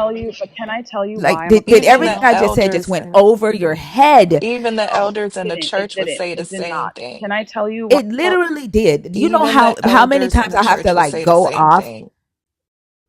Do you know how many times a night I have to go off on religious men, right? Who don't think that you deserve respect, who don't think that you should be able to wear what you want to wear, who think that what you put on your body means that if something happens to you, you caused it. Okay, but We literally just that's had to go not. off on a man who thought that it was okay that a woman in this Bible was sent out by a Levite to be great all night in his place, and then he took her home and cut her body up. And this religious man's response was, "Well, the King James says that she played the whore." Yeah, I understand that. That's also something. Okay, you realize. Okay, can I tell you why? Okay, first, I'm the only Christian in my family. I was born in a Muslim family. You want to talk about men treating, that's exactly why I left. Women have no idea. Like, and when you're like, this is like Christ, like I've gotten more freedom and more love from Jesus Christ than I have from anyone, from any of my parents, from anybody in this world. Like Christ, it's not anxiety or Love, fear that that's I live because you're through loving every. yourself. No, That's I'm not because you're loving loving my, no. yourself. You Talk, are really so how loving come I yourself. couldn't do it I, before? I can How tell come I in the couldn't do it picture before, that you're Christ? loving yourself. You feel free from the oppressive No, men in I Islam. hate my And body. you You think don't even, you bro, I was hold on, posting that listen. picture. The fact that you even left Islam, you did it for yourself. You feel free, right? From the oppressive men in Islam. And you're No, I loving feel free yourself because of more. the That's Lord. you. You ain't no Jesus coming and loving you. That's you No, I telling feel free yourself that because of it's Jesus. Jesus. That's So your how come what before Jesus where I is didn't feel Jesus this at? way? Where Before because Je- because you set exactly. yourself free, you walked away from the oppression of Islam, I walked and then away you young. walked I didn't yourself, find and then Jesus you till walked now. yourself, and then you walked What are you? yourself right into Christianity. But I'm telling you that the men in Christianity are exactly the same. The teachings are exactly the same. Women, be quiet. Women, obey your husbands. Women, don't teach. Women, cover yourselves up. Women, your body belongs to the man. Men So how have come before I men met lack Jesus I accountability. couldn't do it? How come before I met Jesus? Because right now he's still teaching me how to love myself. I hate myself. You think you're over here saying that you think just because I If post a you profile but you picture of came my on here to body that defend I you came on here to defend Jesus while you're hating yourself. If Jesus is love, then you shouldn't be hating yourself. It shouldn't be a struggle. yeah, You no, came on God here is with so love. But like much I said, he's energy. what do you Hold think? on, you He's came doing you some came on here genie? with so much energy, like you and Jesus just best friends, like you and Jesus walking down the street, like you said. He's the I love talk of to my Jesus life. every day, He's right? the love of my life. If you know that He's the love of your life, then why in the fuck are you on here telling me that you hate yourself? Because he's slowly, no, I love the divine. See, that's where it gets confused. I love the divine spirit being that Jesus has made me. The flesh, what I'm living in right now, this body, this flesh, I don't like it. I don't. I'm trying right now, but that's my own All you're personal doing journey is though. just repeating That's no one yourself. else's business. If I want to lose weight or if I want to look a specific way, that's no one else's business. Loving That's my own yourself is personal. not just about your body though. Well, That's not what. Well, I that's not how it is in my like thing. I personally believe in my head, like in Arabic girls, like I this is how we are, like how we look, like that's what I like to if I want to look skinnier, if I want to like that's what I'm prioritizing. I don't understand why that's We're like a not, bad thing.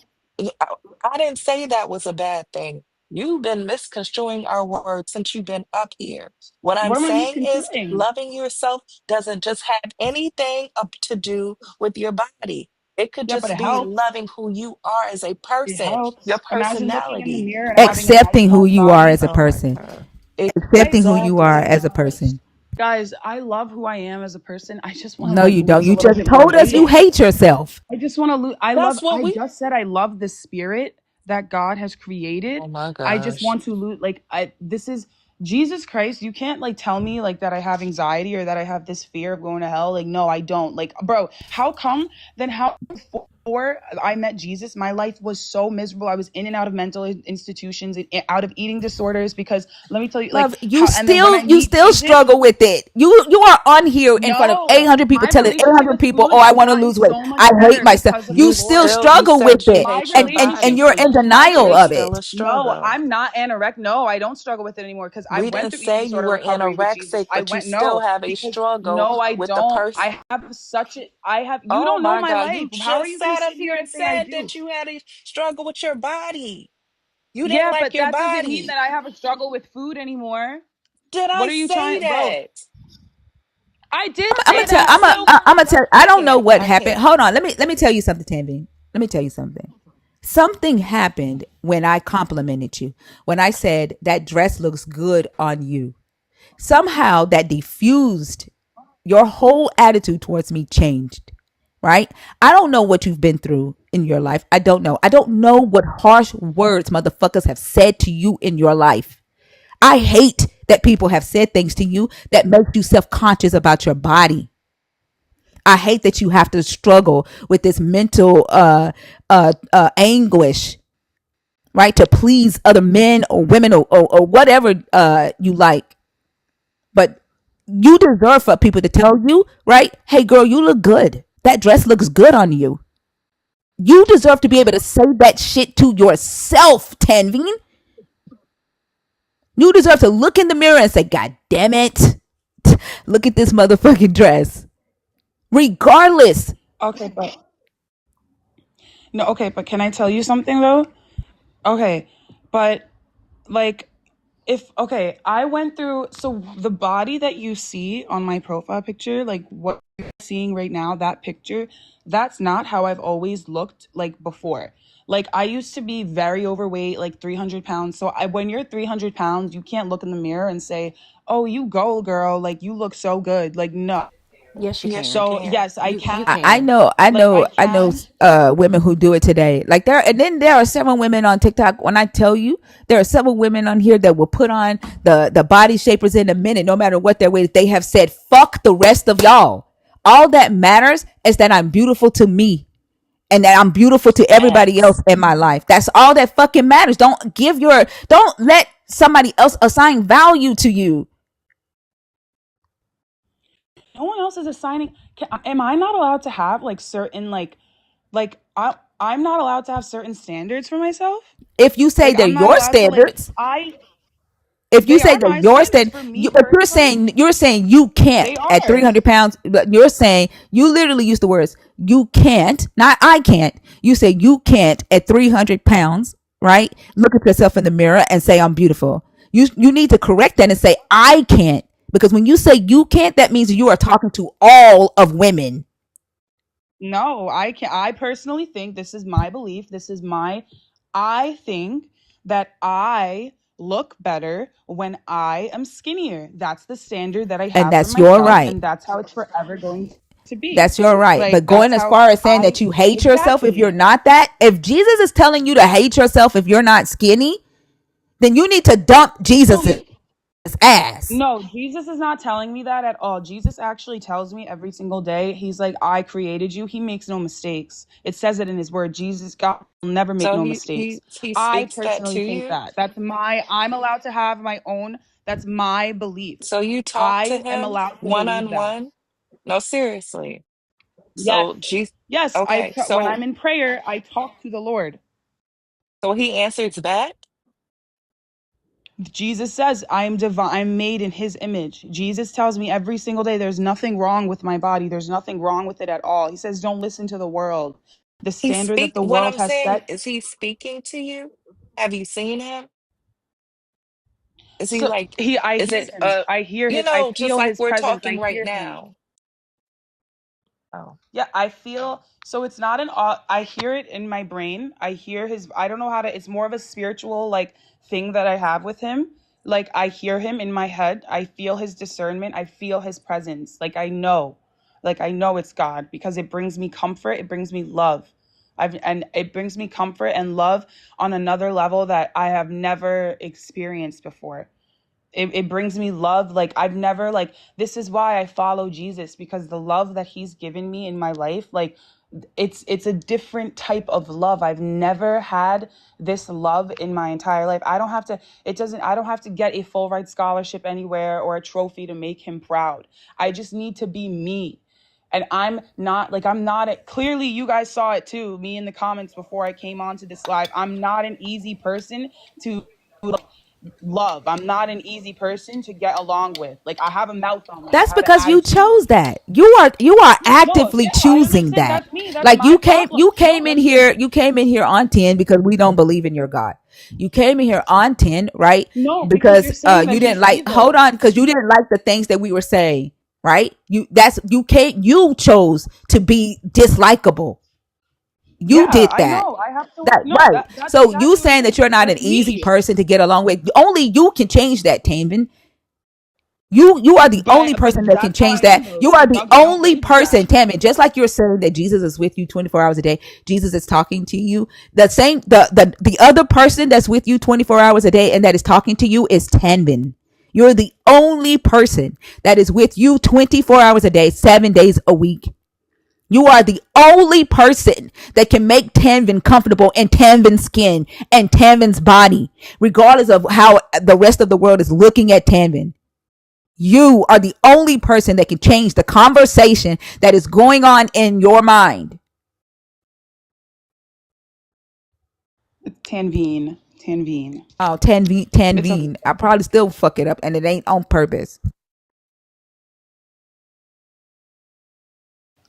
And Tanveen, I think this is a really interesting conversation, especially coming from the fact that you said you left Islam, right? Like, so this would be very much like your experience with Islam was not pleasant. Your experience with Islam was not loving. Just because your experience with Islam was not loving, that doesn't mean everybody else's wasn't. So, in the same way that you can't tell us that what we know and what we've learned about Jesus, reading this book and engaging with other believers as well, is not our truth, nobody could tell you the same thing about Islam, right? So you found utility in this Christian belief system, and I love that for you. It seems like it's given you power that you did not realize that you were capable of utilizing, and that's great and that's wonderful. But it would be unfair of you to now tell us who have been part of this religion, many of us from birth, that what we learned and what we've read in this book is not true. It may not necessarily be true of the version of Jesus that you've created in your mind and the version of Jesus that you have a relationship with, but the book says what the book says. Like Or calling us liars when you haven't even read it. that part. And then also pay attention to your fellow Christians in the comments that's telling you don't listen to them. You're doing just fine. While you're saying you hate yourself. And we're telling you to love yourself. Your fellow Christians are saying keep hating yourself, Tammy. Go girl. Like what the fuck? You have got to decide what voice you're going to listen to.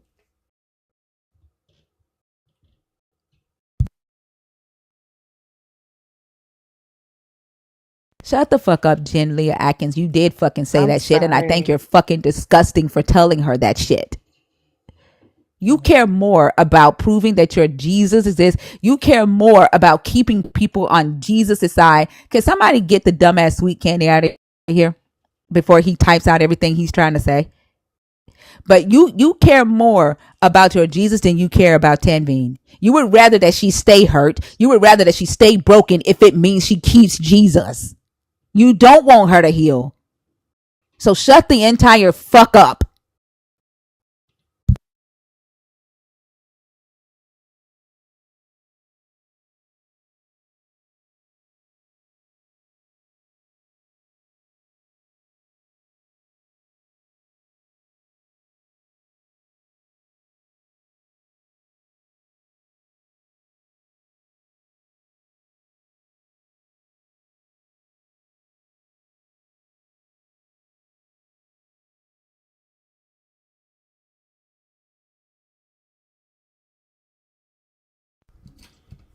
Kevin, are you there? Hello? Can you hear me? I don't know what happened to the sound. Yeah, the sound went out for a It's minute. buffering. It's Can buffering on you my end. can you Ah, hear me now? it's buffering on my end. Are y'all there? Yeah. And being, I You can can hear keep you. praying and asking your God. Like, how the fuck are you praying and asking your God to do something to Can you us hear when me? you don't even believe that your God can do anything for you? No, that's okay. Not My to, not to.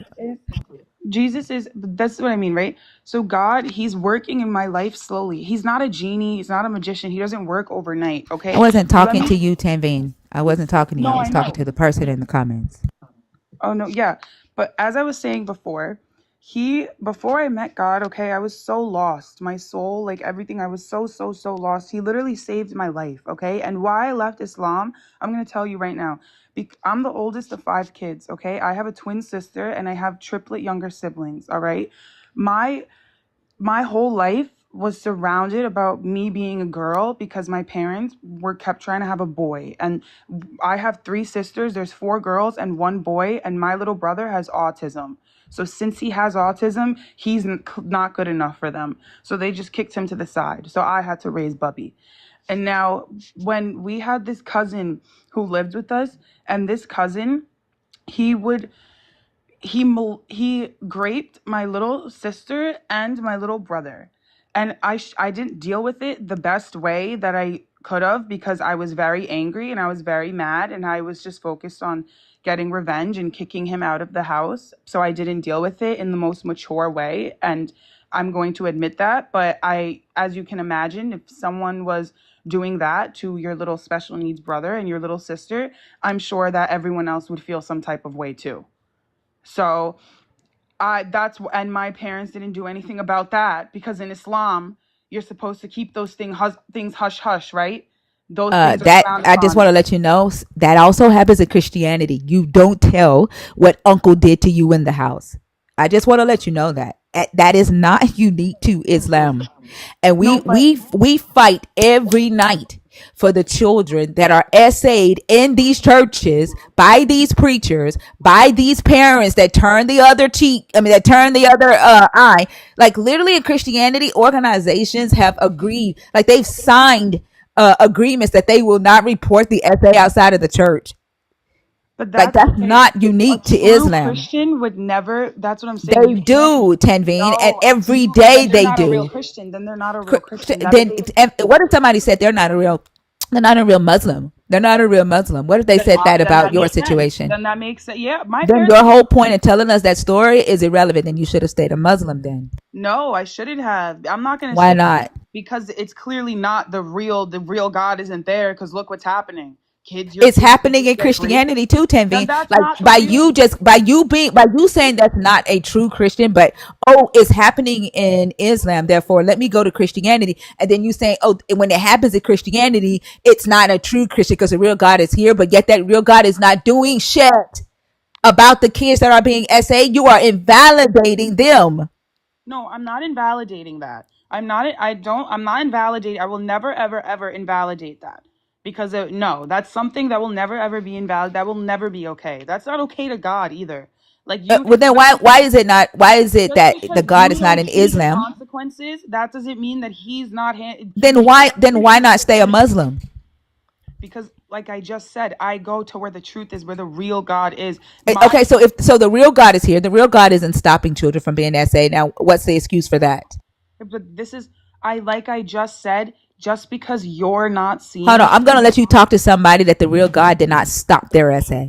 And the reason why I'm But saying Jesus, that because my they brother, don't my bother, they brother don't did mind too. sharing their testimony. Hold on. Since you want to say that the real God is in Christianity, I'm going to let you talk to somebody who has shared their experience, right? And then you tell her that because you saying that the real God is in Islam, right? And saying that that's okay, right? I've gotten essayed, and does that mean I have to go blame God now? That's his fault. No, That's you the person literally who did. essayed You me's fault. literally did with Islam. You literally saying, "Oh, the real God isn't in Islam. The Because real is God he? is in Islam because that happened in Islam." Yeah. Like, and Is you're he? invalidating all of the people that is happening to in No, I'm not Christianity. invalidating that. I'm not invalidating that. If someone is calling, you will know them by their fruits. I keep repeating myself. If someone is calling themselves a Christian and they are telling you that grape and SA is okay, you will know them by their fruits. Then you should have stayed in Islam. That is not a You just Christian. jumped from No, one to the I next. follow the real. No, I You follow just the jumped from truth. one to the next. I follow the truth. I follow the real truth. That's what I You follow. want I to know what abide the real truth is, You Tim? follow Jesus. what let you feel Jesus. comfortable. That's what the You want to know what the real truth is?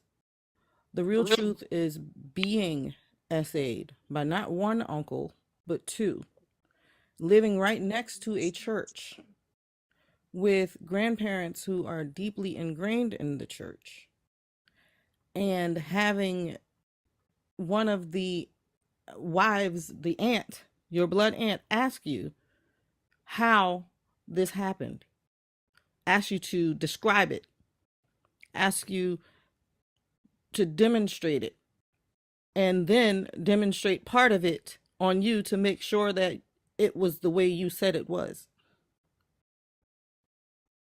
okay. We were all Christians. We are all, and they still claim Christianity. So you cannot, oh, and having one of the uncles take you behind said church so that he could try to have his way with you. So when you say there it's not real Christianity, do you know what the reward is in the Bible for a man that grapes a woman?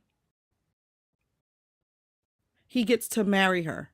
He gets to keep her as his property. He gets to pay her dad so that she can be his wife after he grapes her. That's the real God. That's who you decided is the real God now. So for you to sit here and say, "Oh, well, that happened in Islam. That wasn't real." And if people in Christianity are doing it, they're not the real Christian. They're not real Christians. You don't know your Bible, and you cannot tell people what they are.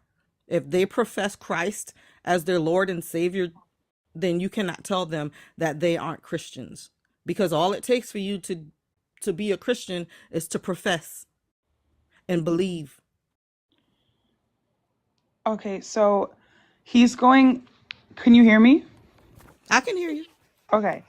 Um so it says in Jesus's word, not everyone who calls out to me, not everyone who fills my prophecies, Lord, Lord, will enter the kingdom of heaven. You will know them by your fruits. So your family members, right? The disgusting family members who did that, they can call out all they want to the Lord. They can call How do themselves you know? Christian all they because you just How do said you know that they're that? doing it. Okay, Because so that's what his the word thief on says. the cross next to Jesus. The That's what thief on the cross Jesus' next to word. Jesus. He was a thief up until the day he died, and he asked Jesus to bring him into the kingdom with him. And Jesus did what? Because he was Jesus. So let's go to that full, like, because I want the full scripture. I want the full story. So Jesus was getting crucified on the cross. He was being spat on. He was being beaten. He was just getting obliterated on the cross. Like he was cooked. He was cooked. He was What getting does that cooked. have to do with the thief?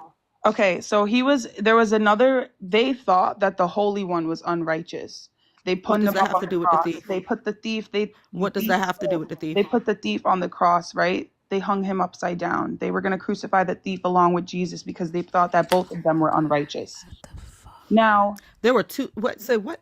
Where the fuck is she getting that they were hung upside Baby, down now? baby, I that's I don't understand where you got that from. Upside Please down. read. I don't know Please read what the the fuck Bible. she reading. Please read, please, because you're getting stories from YouTube or from someone who wants you to believe what they want you to believe. I don't know where you got this from. No, they were Yes. that they he was hung upside. He was crucified upside down. There was a man. There was a thief next to Jesus. What in the Like, Stranger Things is going on right Where now? where did you read this at, Tanveen? Where did you read this at? In the Bible? guys, this is something that like I have talked about. Tanveen, Like this where is did you read something. this at? This Where is what is I talk about with you other said Tanveen, believers. you said you want the whole story in the Bible. You asked for context. Where did you get that the thief on the cross was hung upside down? Where did you read that at? I'm answering your question. Can you No, let me you're finish? not. It could be the No, Bible I'm or the answering her Quran. question. No, I need I'm to just hear a resource. I don't Not want to in it. address Not. a question Listen. about her Hey, essay. I I don't need want to to. go to I need to hear a resource of where you read the thief on the cross was hung upside down. That's what I need. this is from my youth group. This is from Oh people who I Jesus. talk to about with Christ. This is not from this I They is told you lied this is to for somebody you. told people her that. too. This I is told you okay. somebody told her that. Listen. They lied to you. No, I'm not being lied to about Jesus, I guys. I said, Girl, yes. who the hell said you were lied to about Jesus? You were lied to about the thief on the cross being hung upside down. That is a lie. That is nowhere in your Bible. Baby, you don't, with all Can you due hear me? respect, Hello? you don't know whether or not Can you hear me? Hello? give just a second. Oh, sorry. You don't know whether or not Jesus, Matthew, or Mark are in the Old or the New Testament. So there's nothing you can say right now No, that I will know make that. me. No, I know the old. Stop trying to like. This is the thing. Stop trying to No, no, make. no. I'm not You're not trying gonna to do bully me and think anything. you're not gonna make me When look Thinker stupid. said, You're not gonna you try to asked think I'm. Thinker where it was, you asked Thinker where it was in the Bible. She said, she mentioned Jesus. She said Mark and Matthew. And you said, is that in the Old Testament? If I'm lying, I am flying and I don't have wings. And I know how to do rewind. Yes, you did say that because Your screen to it YouTube. All I said gotta do is hit only playback. the New Testament, and Fee was like, Jesus isn't in the Old Testament. Claiming So that's victim not now me and making. bully now is kind of crazy. No, I'm Yeah, not. that's wild. I'm not That's claiming. wild. I'm no. I'm not. I'm not weak. I'm not claiming victim. I'm not. You guys could say whatever. There's 800 people right now on this live talking against me about Christ. I will forever stand with my Savior. I But don't you nobody want to. Don't nobody want you to give up that savior. I would rather that you stop saying that you hate yourself. I care more about that shit than you giving up this Jesus. Exactly. I don't. One of Okay. the criminals who were hanged there kept deriding him and saying, "Are you not the Messiah? Save yourself." But the other rebuked him, saying, Do you not fear God, since you are under the same sentence of condemnation? And we indeed have been condemned justly, for we are getting what we deserve for our deeds. But this man has done nothing wrong. Then he said, Jesus, remember me when you come in your kingdom. He replied, Truly I tell you today, you will be with me in paradise. Where does it say he was hung upside down? Oh wait, I confused that with Peter. Peter The was. Bible doesn't say Peter was hung upside down either. That, like, literally they got that from Eusebius, this lying ass. But the Bible don't say nothing about Peter being hung upside down. Let's look it up. Wait, I need to look it Okay, up go ahead. because I am a new Christian, so I don't. I'm And not really. As I a have new been in Christian, you this should religion. probably approach conversations like this with integrity, right? And not come up No. here and Yes, try it to act says like Peter you know requested to be what you're crucified talking upside about. down. Yeah, he What was. He scripture? requested. What scripture? What scripture? Give me the book. What scripture? What's the scripture? So there's a reference to it in John No, chapter no. 21. So John, what is it? In John chapter 21. Okay, read it. What does it say? So let's go to John chapter 21. Verse what? Hold on. Doesn't specify the word verse, but if I read the chapter, I think I can find it. Hold on. Give me 1 second.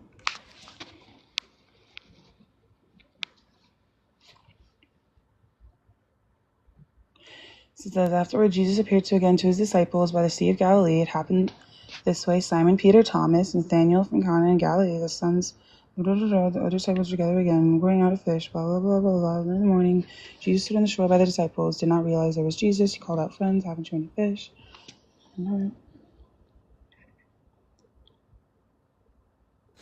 So it just said John chapter 21. It didn't give you a verse at all for No, your it doesn't. reference. It just says John chapter 21. It doesn't specify Let's a let's specific. read the whole chapter. Let's read the whole chapter, okay? Yeah. Here we go. All right, we're going to read the whole chapter.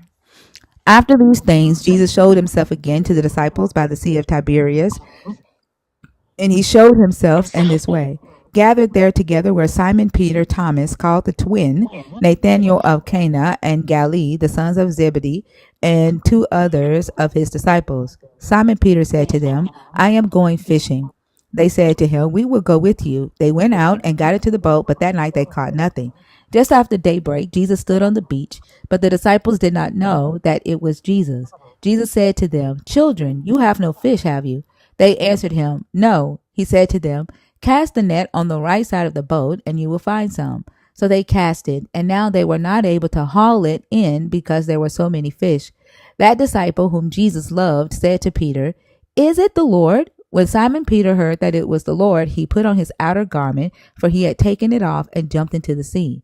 But the other disciples came into the boat, dragging the net full of fish, for they were not far from the land, only about 100 yards off.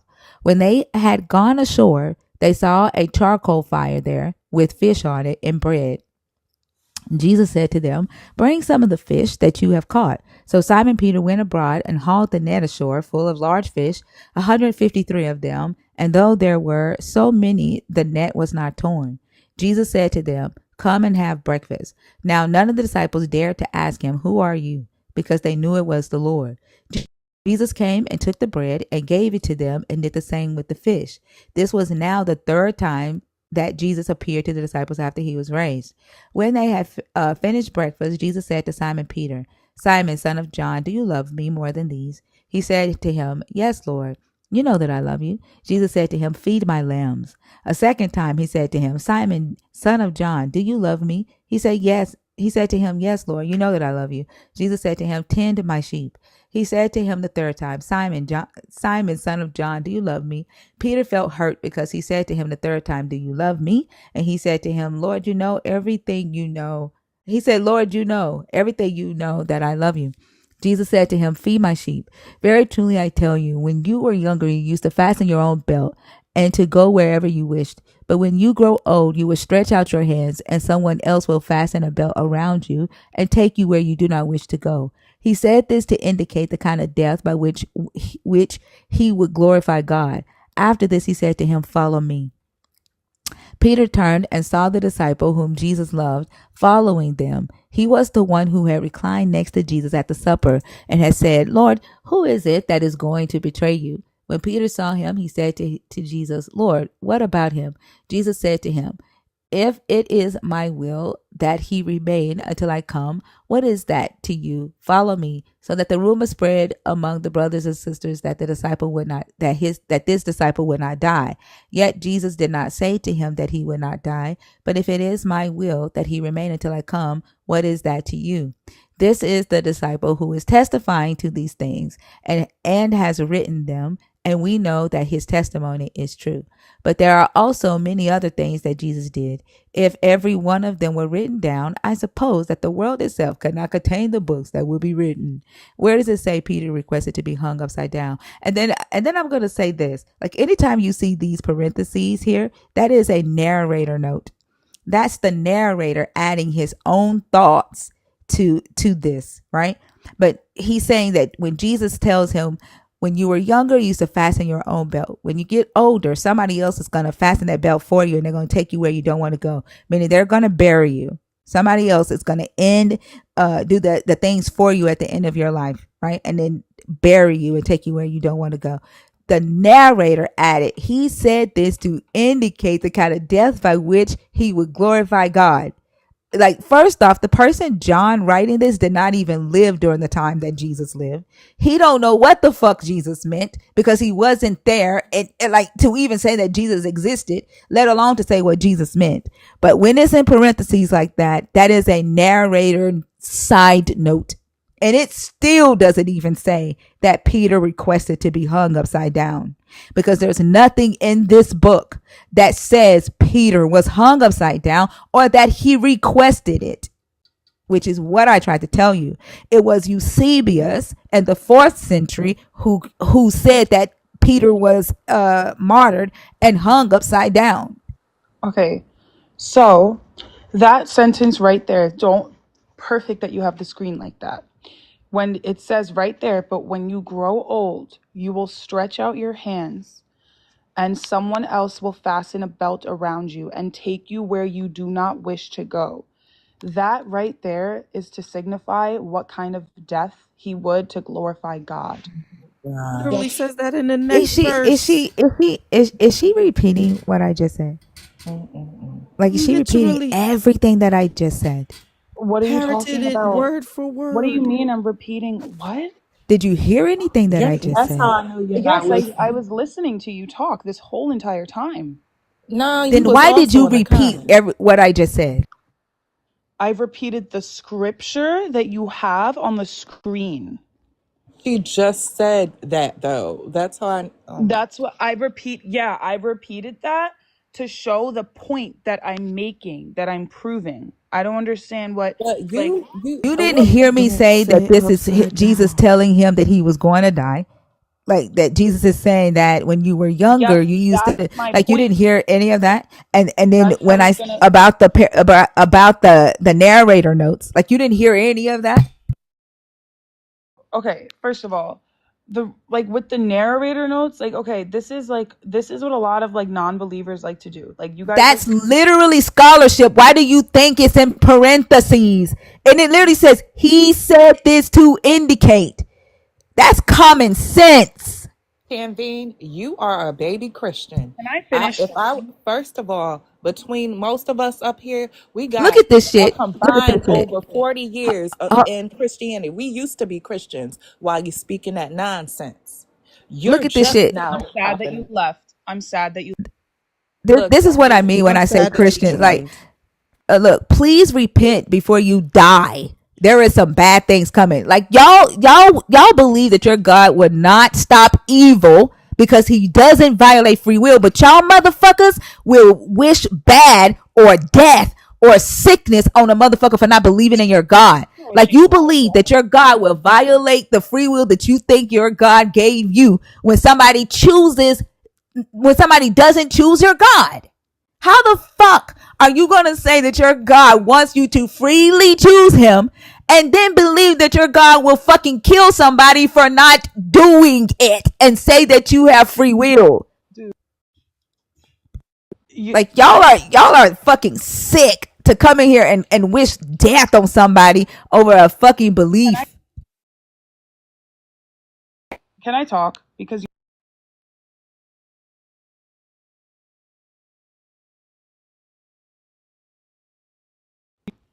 that is not what What? I don't wish. Who just typed that? Leave them to their own devices, Tanveen. Okay, and I'm gonna give you the same advice, Jen. Okay, leave us to our own devices and get the fuck out. And you are now blocked because you can't do it yourself. You're all pussy. Like, I'm sorry. Did you just call me a pussy? yes, I did, mama. All of For you. fucking what? I ain't did shit to you. What the Because fuck? look, this I was is being weird. nice You're to you. Or so Hold something on, ain't scared. hold on. right. You're I was being scared of the nice to truth. you. What You're the so fuck? What the scared fuck of did the you? truth. For You're fucking what so scared truth? of it. You don't know shit. You came in here and said the Bible said that the thief on the cross was hung upside down. You don't know shit. You came in here and crumbled because I called your ass pretty.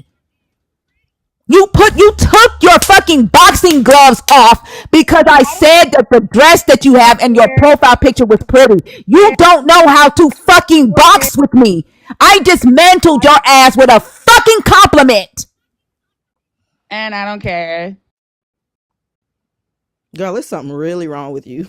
And the fact Like, what are you? that you honestly think calling We're so somebody one of the scared of strongest parts of the body scared of is an insult because scared of the my truth. pussy is really strong. I have birthed lots of babies and my husband loves it. I don't care. I will Like, be that all day. It's wet when he in it. Y'all, And it's wet when I think y'all about are him. I wash his feet religiously. y'all are scared. I love being a pussy. I love it. I love it. like empathy for you because you said you hated And yourself. Like I was whether really I having shave empathy it or for you. But not, when you say that people, when you say that you are hard, hold on. When you say that you are hard to get along with, I hate to say this, but I believe it. Like I was literally having empathy for you, right? But because people don't agree with you, right? You like I don't know. You're like wish washy. Like you flip back and forth, right? I hope that you learn to love yourself. I really do. I know what it feels like to hate yourself. I do. I know what it feels like. I wrote a whole ass book about it and how I overcame it. I don't wish that on anybody, that type of mental anguish.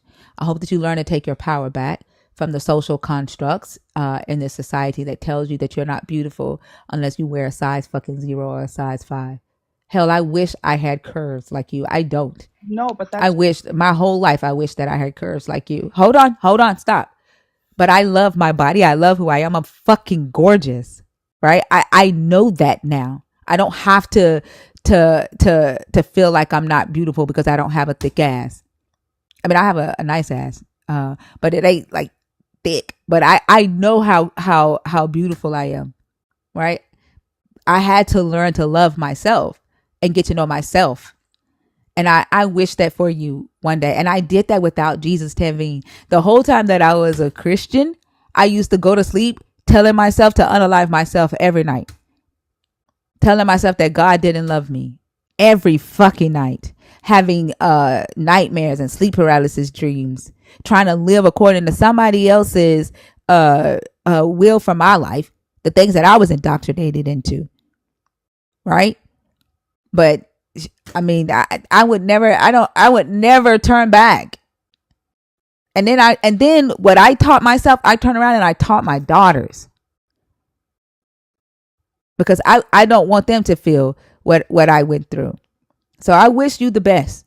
I really do. I don't care how nasty you've been in here. I hope you heal. Can I apologize? Can I say something? So I want to first, okay, before I apologize, I don't want, okay, when I say that I hate my body, I hate the flesh. Like you're right. I don't, that's just my personal belief though. I personally think that I said this before, I personally think that thinner is better. I personally think that I need to like, I look better when I'm thinner and that, I don't like having extra weight. It makes me feel uncomfortable. Um, I did lose my temper a little bit before, and I shouldn't have called you that. I'm still like, you know, in Christ is still working with me every day. Jesus is still working with me every day. Um, Tavine, can I say yes, something real quickly? yes. The the thing about not having a personal goal for your body, there's absolutely nothing wrong with that. And I think by responding the way that you did to what Thinker just said, you might have inadvertently missed the point that she was making. And the point is that beauty comes in all different shapes and sizes. If you feel more beautiful at a size 2 than you do at a size 12, that's perfectly fine. That is absolutely nothing wrong with that. It's your choice. It is your body. That is completely up to you. The piece that I think is the most important is that you said that you hate yourself. And you also said that you're working on your temper. Jesus is not finished working on you yet. You are the only person that can control your temper. You are the only person that controls the words that come out of your mouth. And the words that come out of your mouth are dictated by the thoughts that you have in your head. And your thoughts are created by your beliefs. So that's why it is extremely important for you to understand that while you come in here capping for Jesus, there could be a person listening to you that could come and cap for Allah. and have a completely different experience with Islam than you did, in the same way that we have a completely different experience with Christianity than you do. Just like that person's experience with Islam would not invalidate your bad experience, you cannot tell us what we experienced in this religion. You also can't tell us what we've read in this book, knowing that you are a new Christian and you haven't read it. So before you go to defend a position, you have to know what that position is. And before you defend a position, you have to understand that everybody's experience with the thing that you're defending is not going to be the same. And it's very unfair for you to tell us that we are lying and we're saying things that are not in this book when we have read this book and you have not. You've admitted that you're a new Christian. So if you know that you're making decisions like this, and you feel in your body when you're about to go off on somebody, you feel in your body when you're triggered, don't wait on Jesus to regulate that. Identify it and regulate it yourself. That is what being aware of who and what you are as a person is. That's what it means to get to know yourself, as opposed to waiting on some invisible outside entity to sew your lips together so you don't say anything sideways and call 4 women on this panel pussies. 4 other women, you said y'all are pussies. Do you know how insulting, demeaning, and misogynistic that statement alone is? Jesus can't help No, you I said understand that. that, but you can. I personally, this is what I think. I think that non-believers, I genuinely think that you guys are just scared of the truth. That's Girl, my girl, opinion. you This don't is my have any opinion. truth, Tanveen. You don't That's my have, opinion. you have no truth. You have no Jesus truth. is the truth. What you That's have what the is truth you have a is. deity in your head. You have a deity that you have a conversation with in your head that you can't even realize that it is you talking He's to not a yourself. deity. That's why that I'm gonna tell you how the fuck do you have Jesus in your head and you are not healed? You still hate yourself. Why the fuck would you want me to believe that your Jesus is this powerful and his blood is this powerful and you still fighting with yourself in your fucking head? Okay, because this, like I just said before, I'm going to repeat what I said earlier. Jesus is not a magician. He's not a genie. That's Like I because said, you're not. You realize that, no, right? That's because you still struggle. Your Jesus struggles because you struggle, Tanveen. no. As soon as you take control, as soon as you start telling yourself that you are beautiful no matter fucking what, then your Jesus will no longer struggle, Tanveen. Your Jesus will have That's not, succeeded. Once you do all the that's not, work, okay. once you do the work, I don't care. Give your Jesus the credit. Once you do the work, then your Jesus will have succeeded. How come before God, Jesus? God said, anything you ask in my name, I will do it. He did not say, oh, I'll do it 5 years from now, or my time. In my time, he said, right then and there. Anything that you ask in my name, I will do it. So this whole thing that Jesus isn't a genie is bullshit. He's not. Especially when it comes to like you hating yourself. Like there's no purpose of this Jesus. If Yeah. this Jesus, there's no purpose. Like literally, anytime he walked up to somebody and like even the woman that he called a dog, even the woman that he said, "I didn't come for you. I didn't come for dogs." Also, why Right? was he? He said, "Go, your daughter." In that moment, he said, "Go." He said, "Because of the words that came out of your mouth, go. Your daughter is healed." Right? Like you want me to believe that your Jesus is this powerful, that he's in your head, in your body, right there talking to you, Yes. that he can't heal your self hatred? Thinker. No, Okay, one thinker. How come didn't. Can you before go get me Christ, some water, please? I have before I no had Christ in my life, yeah. how come Yeah, before I throw had these Christ in away. my life, I was, Lala, are you I talking to needed us or are you him. talking to somebody else? I'm sorry. I'm talking to you guys. How come before I had Christ in my life? Because I can't know. You're wrong. I can't do it alone. I needed him. I needed him to help me do it. I needed That's Jesus. You because don't you have had oppressive men. I will honestly say that the men in Islam, right, are most likely more oppressive than Christian men. I will say that. And again, I give you kudos for stepping away from that. That's not easy. Do you know how many women have come in here who are deconstructing away from Islam, but they won't say it Yeah, publicly? it's hard. It's very hard. I give you kudos for that. You did that, but you went right into another oppressive religion, right? With the same hatred, and No. and all you're saying is you're saying, well, now I can do it freely without the Muslim men breathing down my neck, threatening to do whatever, like to punish me for it. Right? You have freedom to do all these things, but No, you I'm still still have the very same mindset. You still, your value and who you are is still wrapped up in how society sees Tanveen.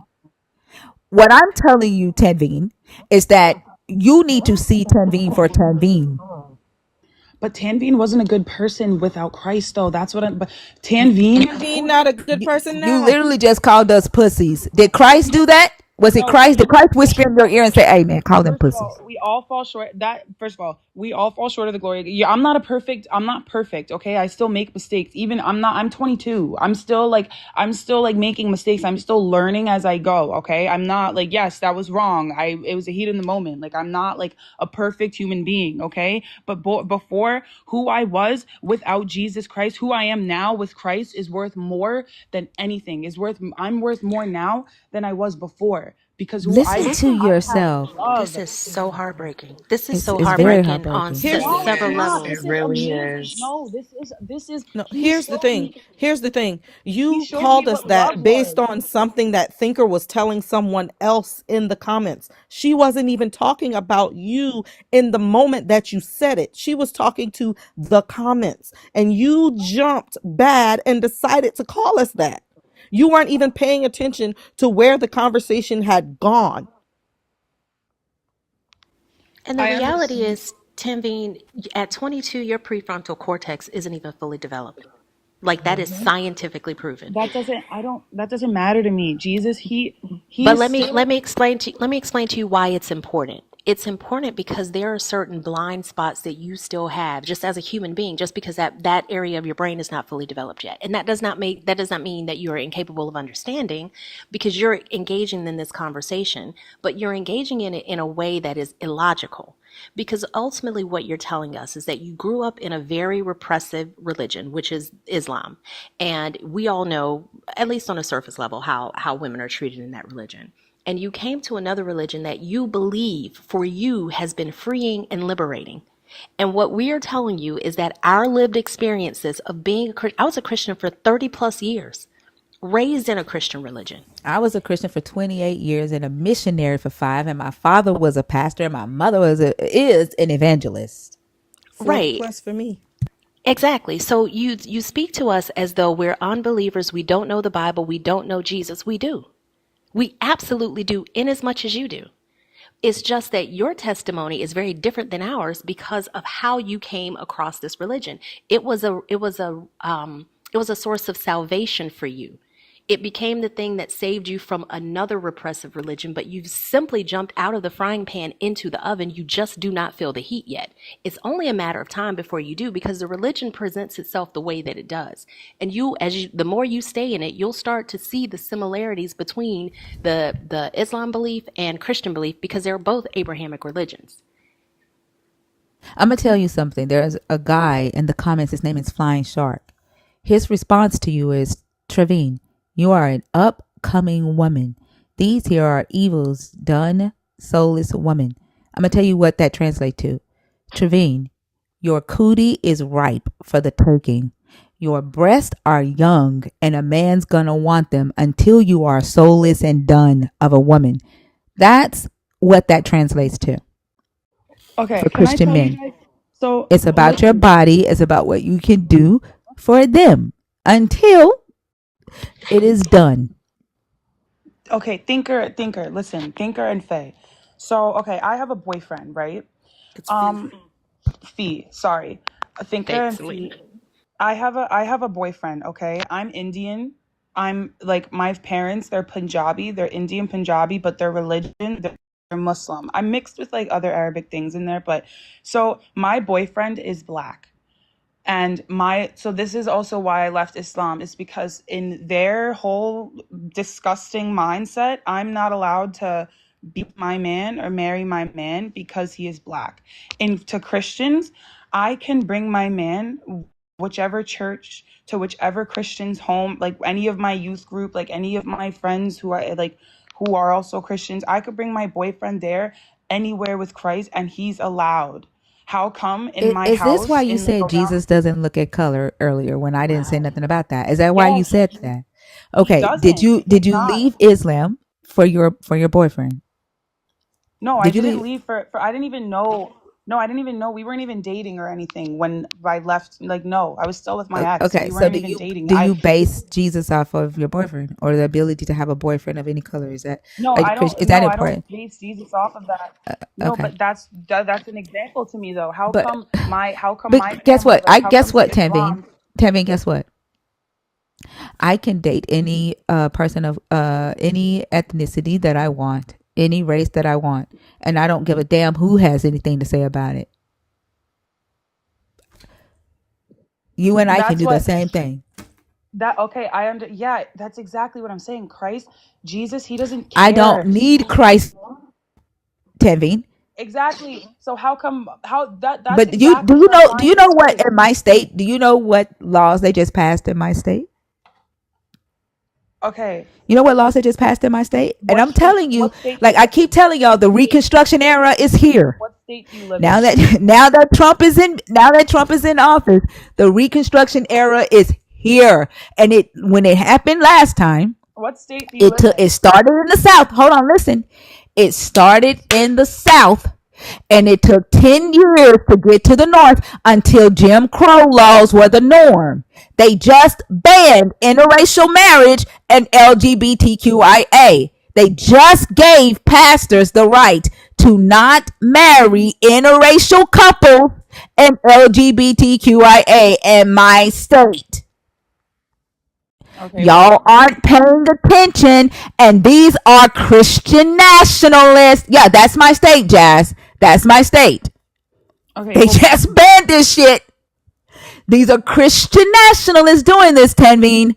then So there's in a minute, Tanveen, where you feel like you have this freedom to date your black boyfriend, in a minute, if y'all don't wake the fuck up, you gonna be hiding somewhere trying to get married, some a kitchen wedding, a piece of paper, a napkin. What's the girl Jump in name the from broom. Grey's Anatomy? Derek and what's her name from Grey's Anatomy? The doctor Meredith. Meredith and Grey's napkin wedding. I think that was cute, but And like oh, I'm sorry, thinker. I You're was not just answering I you're was not going to answering my ask question. Tanveen. Hold on. Do you believe that Christianity was not segregated? Like, do you not realize that the Southern Baptist Convention was created because the white people that were Christian did not want to abolish slavery? No, The that's religion that I grew up in had segregated congregations until the early 70s.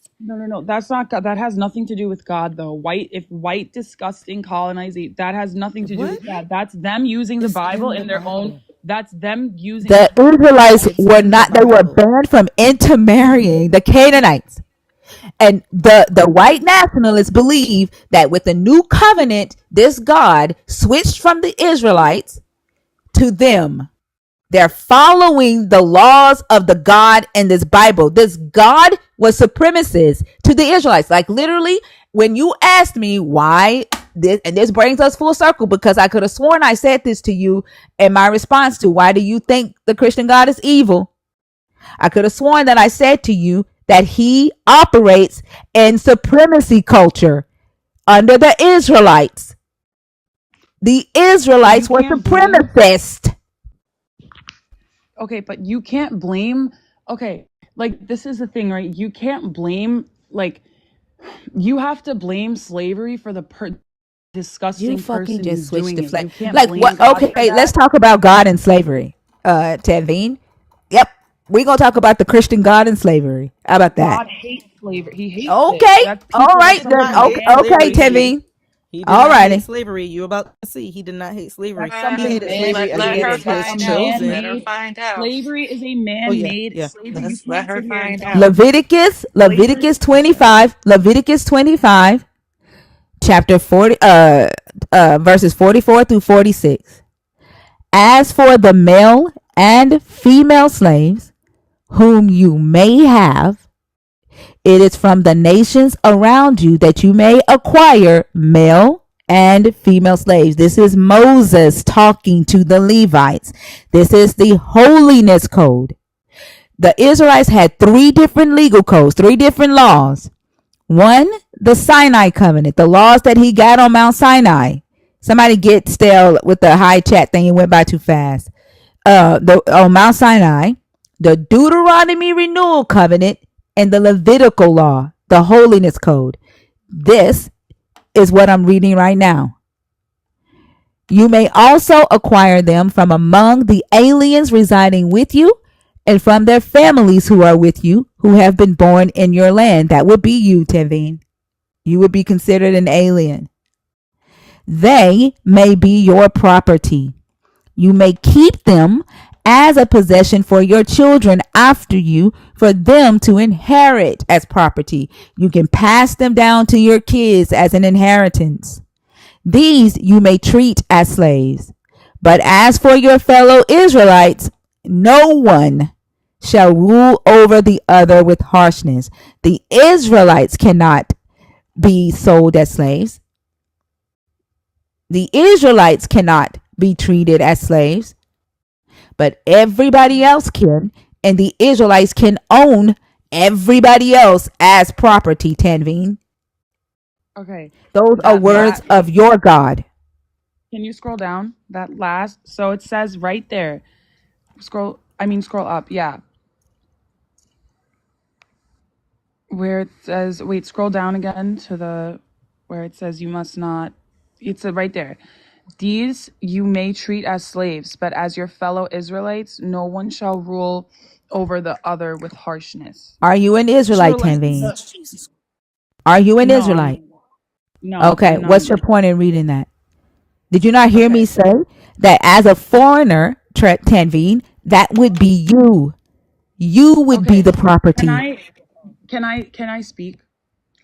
There are certain things like that in the Bible, right? History, right? There are certain things in history that I don't necessarily agree with. Okay, I'm not gonna sit here and say that because it's just like it's a crazy statement. I'm not gonna sit here and say that slavery was okay and that slavery wasn't wrong because we're talking about your God.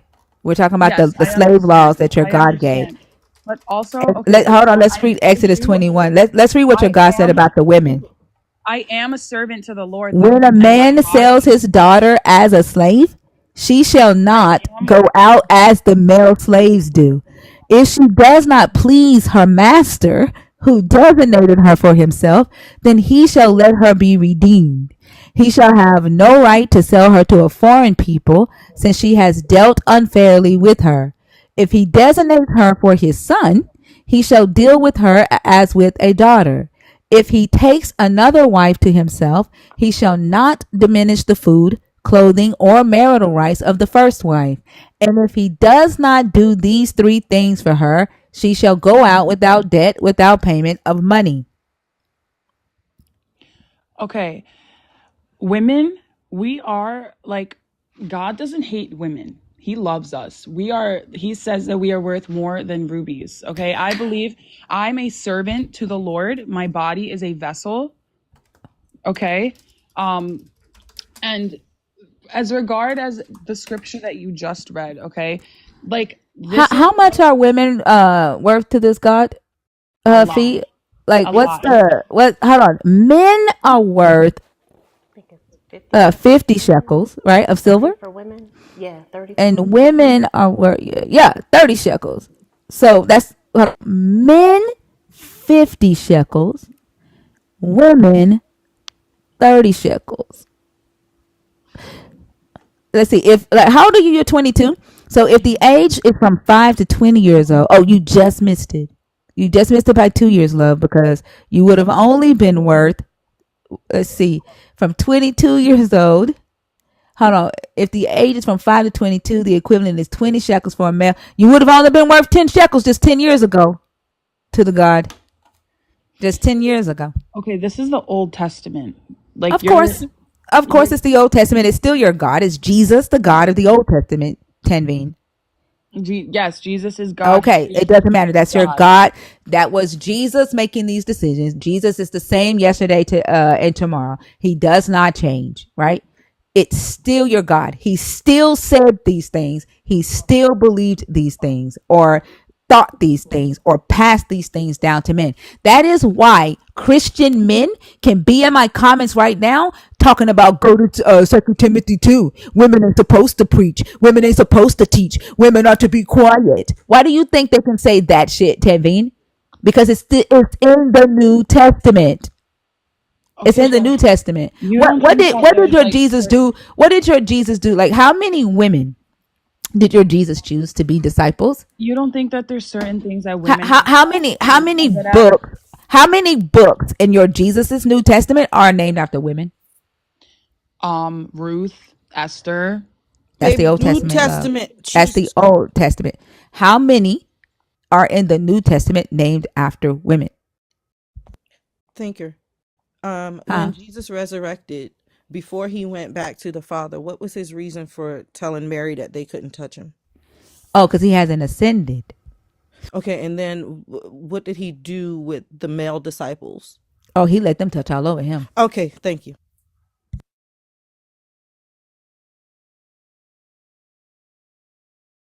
Men were cleaner than women. Women were considered unclean. Wasn't it a longer period of purification for a woman who gave Mm-hmm. birth to a female baby as Yep. opposed to a male baby? Yes. Yep. Yeah. Yes. Mm-hmm. There's literally nothing in this book, Tim Bean, that you'll be able to point to that would substantiate this God valuing men and women in the same way. Like it's not in the stories, not in the laws, not in the valuations. It's just not there. And I know you probably needed it to be there because it's the salvation that took you out of Islam. And I know that that women are very repressed under that religion as well. But this one is not any better. Not if you actually read the book. Now, if you go like, just read the spine or the inside cover like you do like at a library to get the cliff notes, they're going to try to sell you an idea of Jesus being this all-loving, equal, kumbaya type individual, but that's just simply not substantiated by actually reading the book.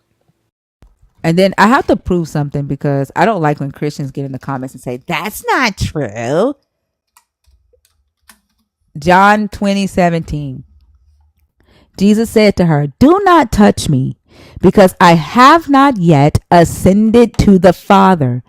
But go to my brothers and say to them, I am ascending to my Father and your Father, to my God and your God. Right? Let's go to John 20. I'm sorry, Luke. Let me see, where is it? Luke 24:39.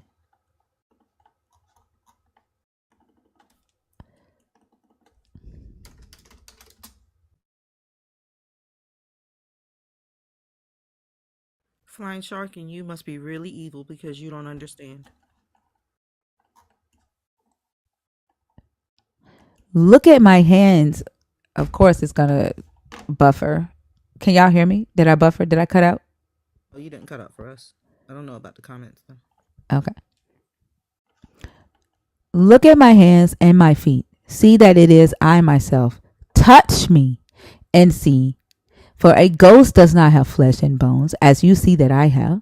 And when he had said this, he showed them his hands and his feet. Who got to touch him and who did not? They got the touch by invitation. I hate when y'all be like, that's not true. That's a lie. When it's literally in your book. If y'all just read the shit. One of those guys I told y'all that kept like being in my DM and stalking me. By the way, don't do that shit because what I'm gonna start doing is blasting y'all DM messages right before the live. But Okay. the I'm guy trying not to the get guy mad. goes the guy goes, you studied the Bible for years to not believe it. And he said, but believers barely have to read it and can debunk your no, believers barely have to read it and can see all through your misinterpretation. Are you fucking kidding me? Like you're bragging on the fact that you don't even read the shit that you said that you believe. You don't Yes, study because the I shit that have you the say Holy you believe. Spirit. Okay, then tell the I Holy have Spirit to tell discernment. you. Then tell. Okay, let's test that out then. All right.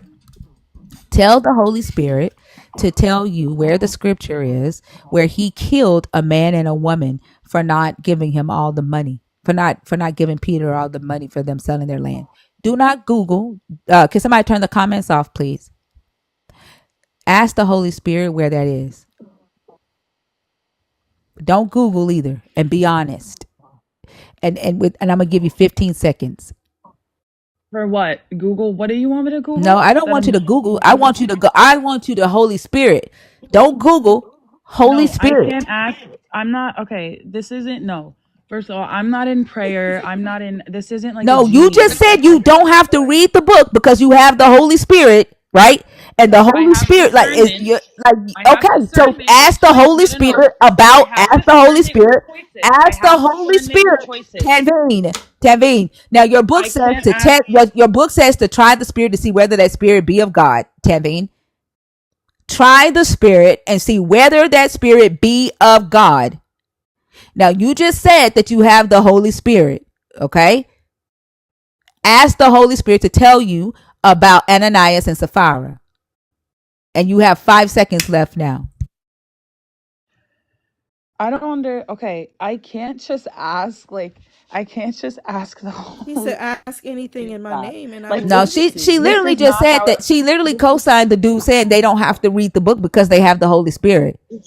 This is not Now how it. now No, now I'm. you First can't of all, just ask the Holy Spirit. Now you really need to read the book. no. No, we have to read the. I'm okay. First of all, I'm not saying. First of all, if he's saying you don't have to read the book at all, that's just no. You have to read the So book. At a certain point, when why you're did you reading the even Bible, you respond? will get. If you didn't know what I said, if you have heard what I said, why the fuck did you cap for him? Why did you follow up Cap and say for that's because we what? have the Cap Holy for Spirit? what? You Because do you realize yo, that you you are are just up so here talking? anti-Bible. You are so anti-Bible. You're You so you anti-Bible. are How? anti-Bible. You don't read it. No, You don't read it. You literally Thinker, you just have said that you have the Holy Spirit. and I What read you my say? super chat. Bible. You have a super chat. Uh, the super chat. They want to know. Gary Squad want to know what does the people of Islam have to do with Allah? Huh? Because that's literally who they What? believe in. You dumb fuck. What are you talking about? What is? That's literally their God. That who they believe in. Jesus Hey, told you to say that. Tim, Jesus told you to say that. that's what I was just about to No, that's ask. my mouth. That's my mouth. That's Tanveen's mouth. That has Oh, nothing to okay. do with God. Okay. That's my Okay. God mouth. working on it, Tim, y'all. Okay. He working God on her. working through her, through her, yeah, through her, Yes, Tim right Bean, all the through way her. through her.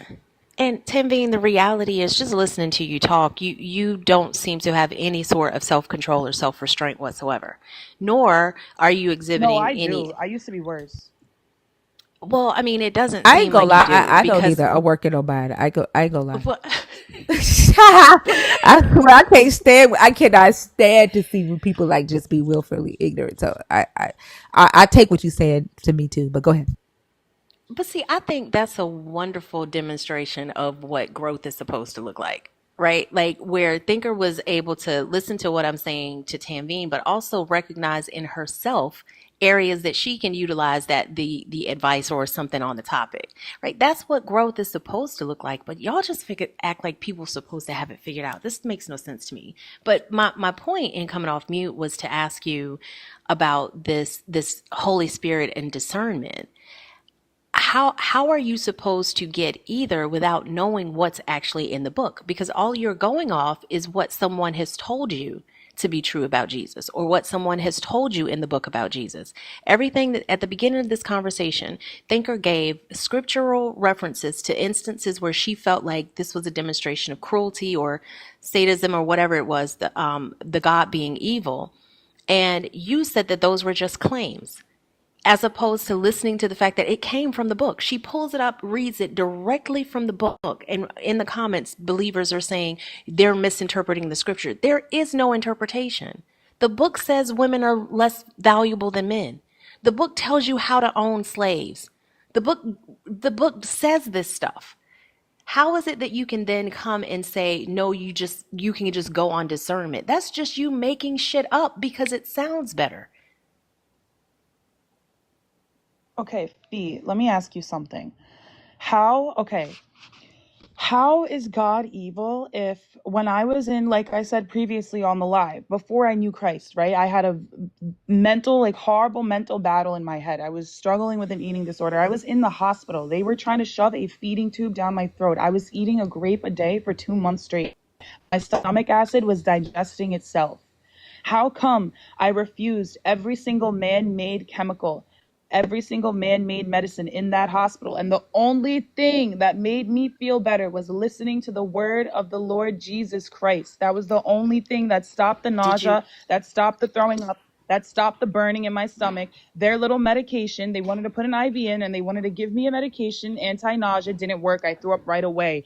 I quick hear the question, Lord, I Tavine? hear the word, and it makes me feel better. How Tavine, come? If he's all did evil, you how come he came? did you believe that it could make you feel better? I put on. I was. This is what you're not. How come? Look, this is. These are doctors. This is a hospital. Right. I'm Everyone. not. These are like That's not this an is answer. That's not medicine an that answer should to have my worked. question. That's not an answer to my question. My question is, did you believe that it could make you better and give you the strength that you needed? He was my last resort because That's the not my. doctors That's weren't not. helping. That's. No one was I'm gonna. helping. I'm gonna press you, Timvine, because I think this is an important question. Did you believe that listening to that word would give you the strength that you needed? I was hopeful. I said I'm gonna try it. Did you I wasn't. believe? I was honestly at that mindset. I Did you didn't. believe? I didn't Did doubt, but I had a little feeling. Not fully, but yes. Not fully, but yes. Let me ask you, but you who gave you the Bible? Like who told you that Jesus could do that, or that you should go from Islam to Jesus? Are you basically asking how I came to Christ? Yeah, like My testimony? no. Before you decided, like to use the Bible for that, before your testimony, what made you, like, who told you to go to Jesus? Who gave Okay. you a Bible? So, the first person so it's my friend, she goes to my church. It's my friend Johanny. She's an ex-Satanist. She told me about her life, and everything that I was going through. And she was like, here, this book helped me a lot. Read it, it will help you. And as What does a soon ex as I Satanist have to do? Like, when you say she was an ex Satanist, so Satanists don't worship Satan, right? no, she did Satanists, that. Her thing but she did. wasn't a Satanist then. She wasn't a Satanist. Satanists don't worship Satan. Satanists fight against the things that are harmful to society. They are adversaries. They are advocates and adversaries of the things that are harmful to people in society. That's why they call themselves Satanists, because Satan just means adversary. They don't worship Satan and they don't worship God. Okay.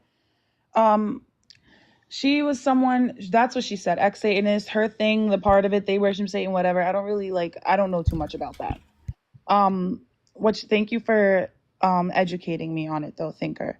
Anyway, as soon, like, I'm not even joking, as soon as I opened up that book and I read the word, the real truth word, there was something inside of me that just glued to it.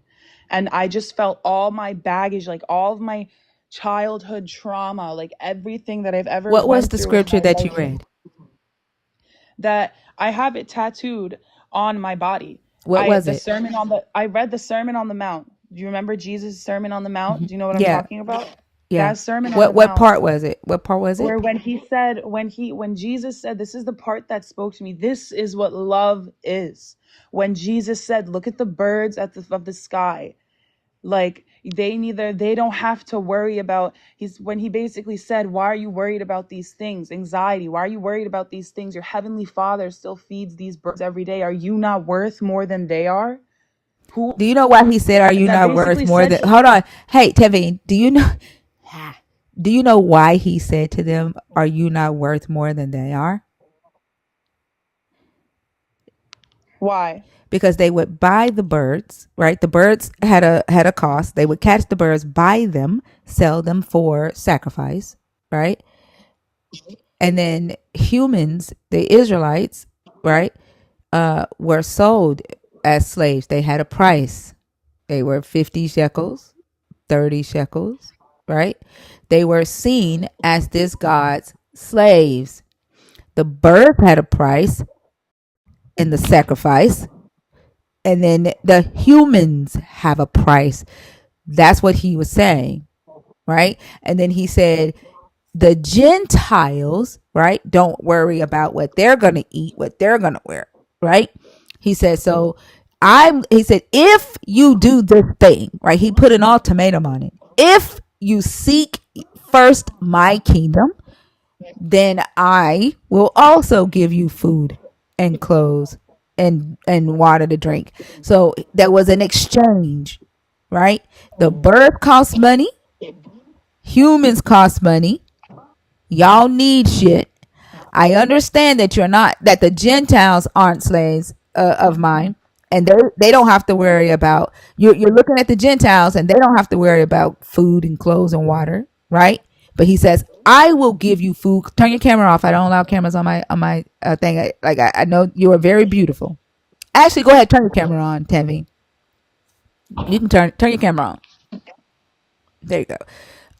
And Jesus said, right, I will give you everything that you need if you serve me. He put an ultimatum on it. It wasn't an unconditional love. I'm going to give this to you. He said, you have to seek first my kingdom, right?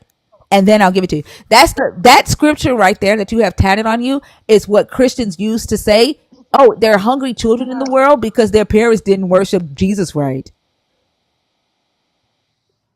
Okay, thinker. It's You're something that their okay. parents did. Their parents are sinning. That's why Jesus isn't feeding them, because he put a condition on that. Go ahead. Okay. This is all right.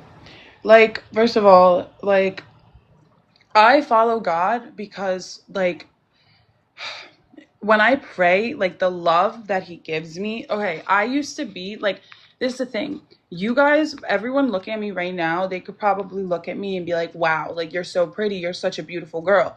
But, like, people can only, like, words, like, you can tell me so much, but it's up to, like, for, like, me to actually believe that. I And agree. Jesus helped me actually believe that. Like, I used to genuinely look in the mirror, and I used to literally, like, I'm not even joking, I used to look in the mirror and I used to start bawling my eyes out, like crying, because I used to be like, wow, like, this is actually what I look like there's no way.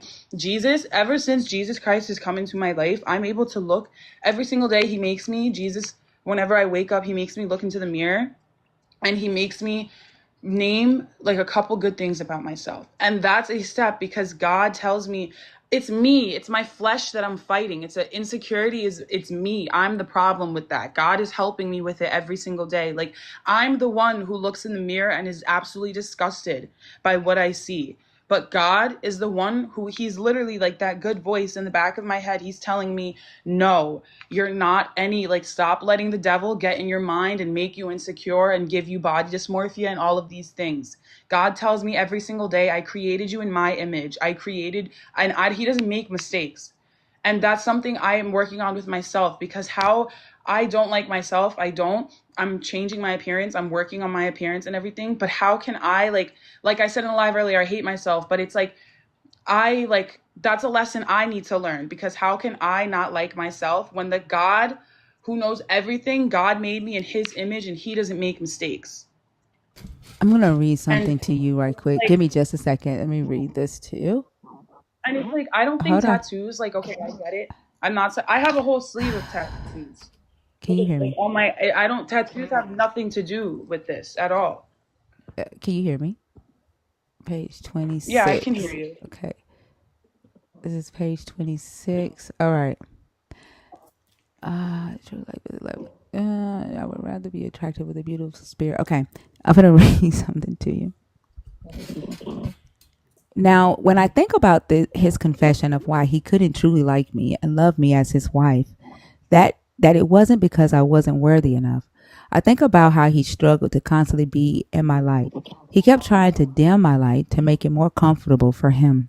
I'm not angry at the fact that he finally found a woman he feels that is better suited to be with. It turned out to be a great thing because he is no longer mistreating me, and as far as I know, he's no longer mistreating women. I would rather be attractive with a beautiful spirit than to be drop dead gorgeous and nasty and empty inside.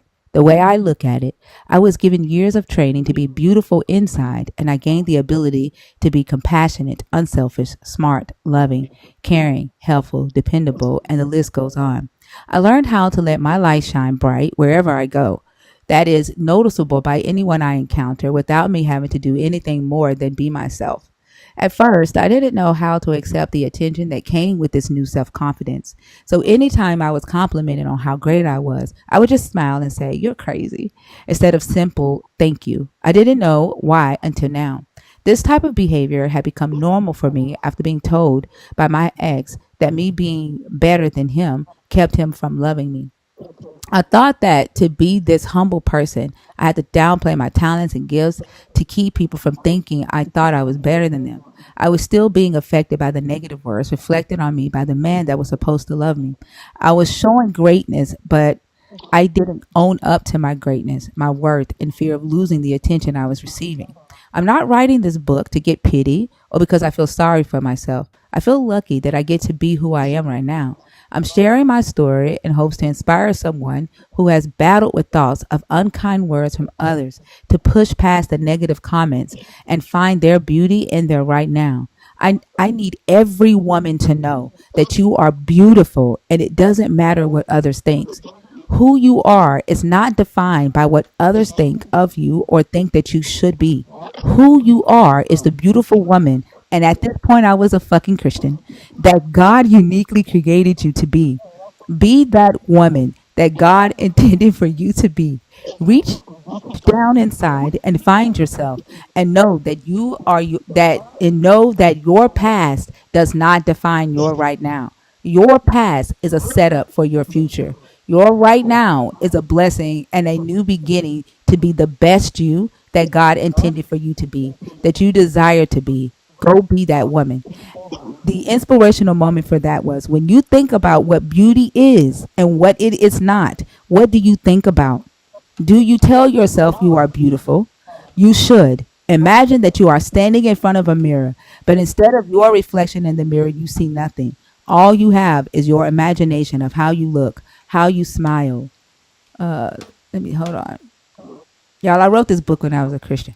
How you back your eyelashes, blow yourself a kiss and say, "Girl, you got it going on. You are fabulous. You are beautiful. You are absolutely gorgeous.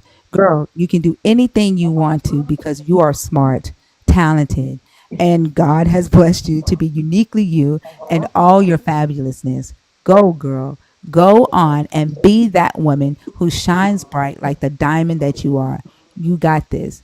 Be that woman that shines bright and believes in her beauty."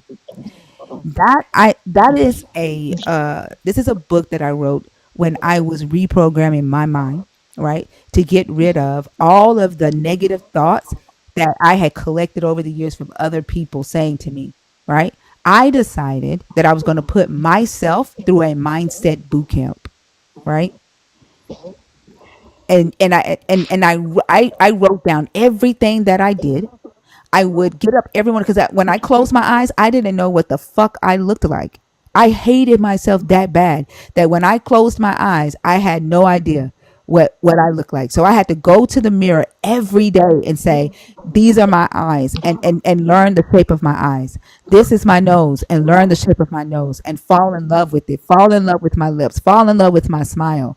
And I wrote every step down through that whole process of me cleaning out my mind, getting rid of the memories that I would go and pull from, right, to remind myself of why I'm going through what I'm going through, why I deserved what I was going through, right. I took that and I wrote it down. And as I continue to deconstruct from the negative core beliefs that I had built up, I started deconstructing from the negative religious beliefs that I had built up. And the more I studied, the more and the more I learned about this God, I realized that everything that had changed about me was because I had made the decision. I had gotten tired of the mental anguish, the stories that I was telling myself, the me laying in the bed at night telling myself to unalive myself, crying myself to sleep, right? Pretending that there was a God there comforting me, right?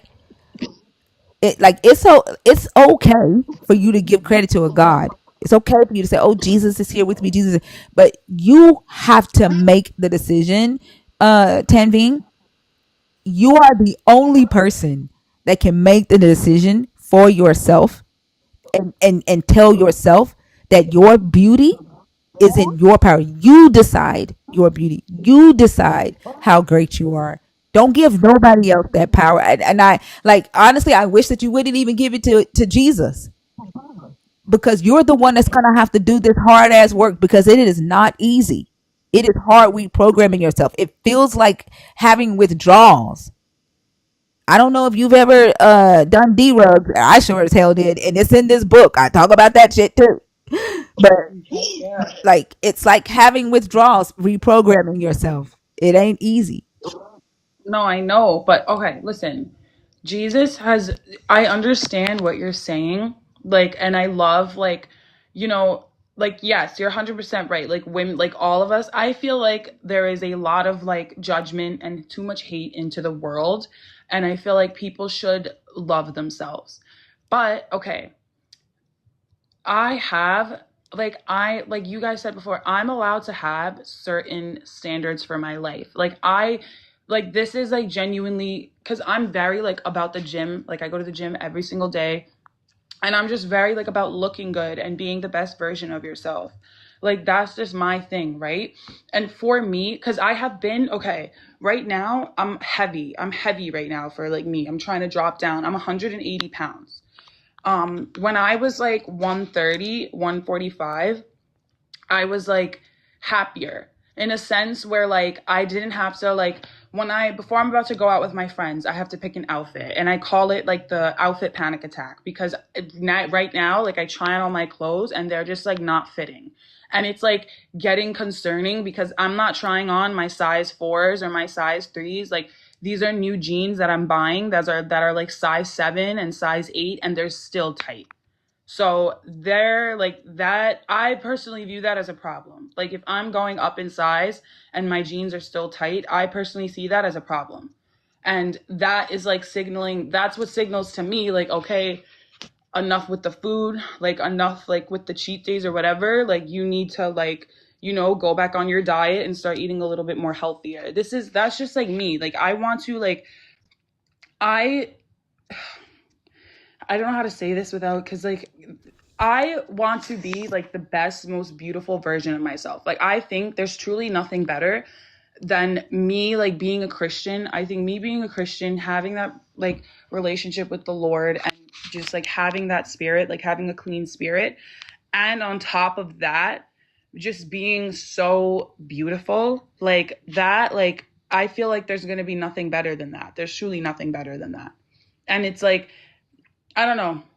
Other people may feel differently. Other people may feel more comfortable when they gain weight and they may feel more confident when they gain weight. I'm just the type of person, I think that when I'm thinner, that it looks better and The that I look better. Tanvin, I'm gonna say something to you, and it's gonna sound really harsh. The moment someone decides that to take your beauty away, you're gonna fall, because your beauty, your relationship with this Christ, and your it depends on your beauty. Like that's all you've talked about. Like that's all you talked about. Thinker, I came off mute to ask the same thing because I was going to ask Tanveen, is there any aspect of your beauty that's not external? Yeah, Because, I yeah, think that the Holy Spirit, I think my relationship with Christ, my spirit, the woman of God that I am, I think that see, but like this, like beauty, the outside, that's just a plus factor. The fact that but I am if a it's woman just, of God. but Tanveen, if it's a plus factor, why was it the only thing you listed? If you being a woman of God was the most important aspect of your beauty, you would have talked about that for that 5 minutes as opposed to what you look like and what your weight is. Because weight is important. Like, what do you like? So it's like, it's okay for me to be 400, 500 pounds and completely shoving my face with McDonald's. And is that what you're trying to say? Would Did Jesus love Josh? you Did you regardless? Say did that? you? But also, did you hear me Like, say that though? no, Did but did you? that's what you're making it seem like. You're making it seem that like being fat is like, like that being like that is completely okay. Like, you realize like that's like also like an eating disorder, that's also a problem. Like, it shouldn't be like, I shouldn't like, you like Oh, constantly like hold on a binging. second. Hang on a second. What I actually said was that if internal beauty was important to you, you would have spent the 5 minutes talking about that aspect of being beautiful as opposed to your weight and your height. That's what I said. But you zeroed in on weight and you went down a tangent that I wasn't even discussing. And you're refuting a point I didn't even make. What I actually said was that at the top of your list was how you look, not who you are. That's what I actually said. So and before you respond, just sit on that for a minute and think about why you went internally. You zeroed in on one word and completely missed what I said. Those are the thinking processes and type and trends that we have to identify in doing exactly what Thinker was talking about, doing a reset of your mind and how you think. Ask yourself, why did you zero in on that and start talking about people 300 and 400 pounds when what I was actually discussing is what was at the top of your list when you think beauty? Okay, I agree with you. Yes, like personality matters. Okay, like yeah, you're 100% right. Your personality matters, but you also have to understand I'm in Gen Z. We do not have, there's like no more. Your guys' generation, you guys, if you're like the older generation, you guys are like a little bit more lucky. Like, at least like you guys, like you didn't have social media, you didn't have, I don't, like, I have a boyfriend, What yeah, but what at the you end of think that we didn't you think we didn't get bullied for our looks? No, I'm not saying that you didn't get bullied for your looks. I'm not saying that at all. But like, you can't sit here and say that your generation is the exact same as my Like, generation. probably worse, Was sis. it? That our Well, generation was sis. ruthless. It No, was Yeah. done to our face because we didn't have social media. It was done to our faces. Yeah, okay, we I are get very it. different, but not in the way that you think. Not, I mean, not by any stretch of the imagination. I don't. Okay, I was called pancake booty because I didn't have a butt. My lips were chapped all the fucking time. I was called mosquito, cornflake lips, pancake booty, skinny I, baby. I was tar baby because I was dark skinned. I was boned because I was little. okay, but this is the thing. Like, you people are always like gonna have something to say. I don't think that like it's like there's always gonna be a hater. Like, I don't think that if you like you should be taking every Shut single up, Drew. shouldn't be taking every single hate comment into consideration. And it's also like, I'm not saying that your inside like doesn't matter. The inside, you guys don't know me as a person, but like all my friends, like I'm actually a very like, this is just my exterior, but I'm a beautiful person because of my heart. Because of like, I have a very good heart. I do. Okay. And that's, but this exterior though, it's a plus. It adds on to that. Now, the reason why I talked about that for 5 minutes was because that's what thinker like that's I'm not saying that what she read about was that exterior beauty was more important. That's not what she read about at all. But that's what she Do you think that the way you've behaved on this panel has been representative of your internal beauty? That was going to be my point. somewhat when I preach about Jesus, yeah. So that's a representation of what you think you know about Jesus, but I'm not talking about that. How has your behavior today exemplified your external beauty? I'm I sorry, think your internal beauty.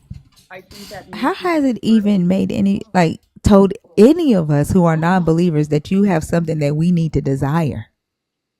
no, I'm not. First of That you all, have something that we, like, with you preaching about Jesus, because you're what saying makes you think, that right? God is She ain't evil. gonna read it. Like, if I send her a copy of my book, she's not gonna read it. It's like she's No, not I would gonna read take it. anything in it.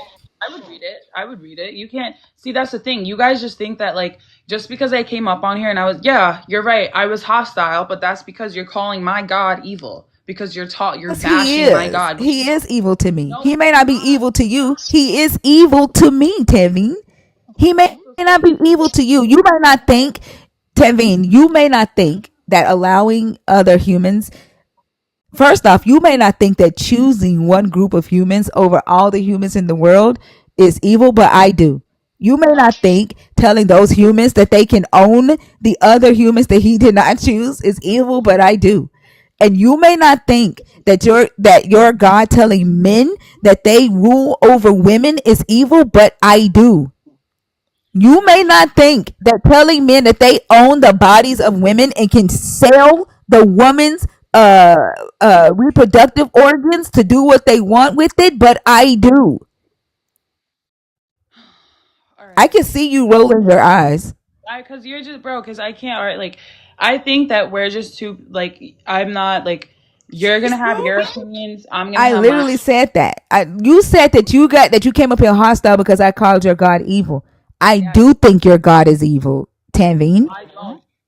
I just literally said that. I Well, know first, you don't think. I know you don't think he's evil. You also don't know him like that. no, I do know Christ. Like, you can't, like, You I, barely even read this book, Tanveen. Christ taught me, Jesus is love. Christ taught me love. Tanveen, you know the Christ that you have made up in your head. No two Christians have the same Christ. None of you do. None of you do. I did not make up I didn't make this up in my head, though. I said, you know the Christ that you made up in your head. Your Christ is completely different from the next Jesus, from the next Christian's Christ. When I follow the commandments and I actually apply the commandments and the word of God to my life gets instantly better. What commandments do you apply to the word of God? What command? What? Tell me this. Tell me, what did your Jesus say that was so revolutionary that nobody else had ever said ever in history? Thou shalt not steal, thou shalt not curse, So thou if I shalt not pull up murder. the Hittite laws for you, right, and the Hittite laws are way older than the Israelite laws, and they have laws against stealing, laws against murder, laws against rape, right? They have laws about slavery. If I can pull up those legal codes and those laws, then what? What, like, okay, but this is the thing. Are they God's laws or are they people who are using it? This is the thing. There's a lot of religious abuse with the Bible in the past. People like to. Tevin, the Hittites are in your Bible, okay? The Hittites, Tevin, the Hittites legal code is older than your Bible, is older than the Israelites' law, it's older than the Ten Commandments. The Israelites copied, I don't want to say copied word for word, they were influenced by the Babylonian laws, by the Hittite laws, by Egypt's laws, by Assyria's laws. Their legal code was literally last. And their legal codes damn near copy. They don't like to use the word copy. They like to use the word we're influenced by. They're damn near word for word almost. But these 10 commandments, other than put the God of Israel first and remember the Sabbath day, those are the only two. Oh, and the sacrifices.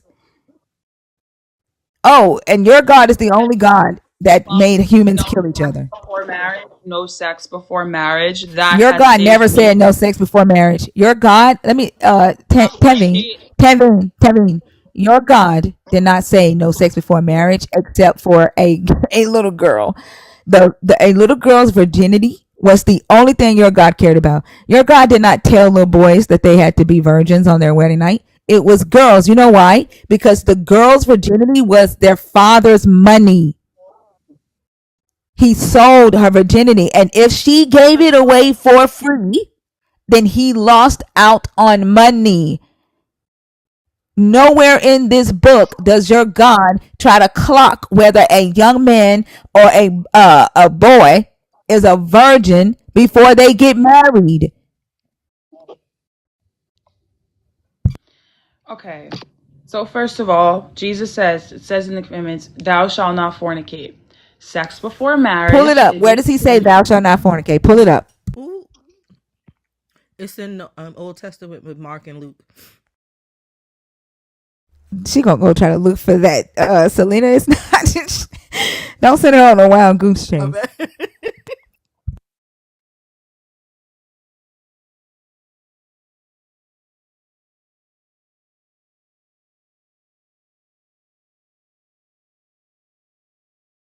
I am I am perplexed.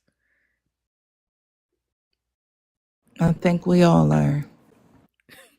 Does this conversation remind y'all of the time that we did overtime with the other 22-year-old that was auditioning to be a Second Timothy wife for a man that had never even asked her to be his girlfriend? I remember that. Yep, I I forgot. I remember remember that. that And one. we couldn't even get through to her, but she felt like if she auditioned and did the things that a wife would do, that he would see that she was capable of being a Second Timothy wife and would eventually ask to marry her. This feels Yep. just like that. Mm. Don't tell me to be gentle when gentle is not called for. She doesn't listen.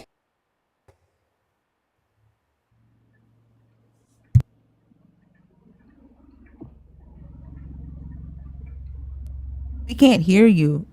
You're on mute or something. Are you on a phone call? Can you? Now we can hear you. Did you find it? Okay. 1 Corinthians 5:1. It is actually reported that there is sexual immorality among you, and of kind that even pagans do not tolerate. A man is Hold sleeping. on. Hey, Tevin. That is Paul, and that's not a commandment. You said Ten Commandments. If that he Jesus if said, "Thou he shalt." hold Tevin. Paul doesn't create a law. I don't even know if you know who Paul is. Okay, turn your camera off because you're about to make me go the fuck off. I don't let my kids roll their fucking eyes at me. Okay, okay, I'm done with you. I could have been gone at 10 o'clock. Go live life. Go live life. Go live life. I hope your beauty lasts forever. I hope you never gain another weight because if not, then you're just gonna fucking fall Wow. and your That eyes are on gonna that roll back pretty in the back of face. your fucking head. Yeah, I'm not. My daughters wouldn't roll their eyes She doesn't even have that respect fucking for way to me. herself. I'm not about to do it with somebody else's child, She huh? doesn't even have respect for herself, thinker. So, She doesn't. The moment that boyfriend of hers that she has either cheats on her or looks at another woman, she's gonna fall the fuck apart. mhm. Mm. Yeah, She's gonna she fall Good. apart. and to be 22 acting like she's 15, that is Yeah. pretty. Yeah, she Yeah, clearly how you has gonna be 15 and 45 at the same time? a whole lot of growing to do. Casper, I'm actually a grandmama. I'm a grandbaby mama. I'm a grandbaby mama. Mhm. 3 times over. Grandbaby mama. Yep. Get it right.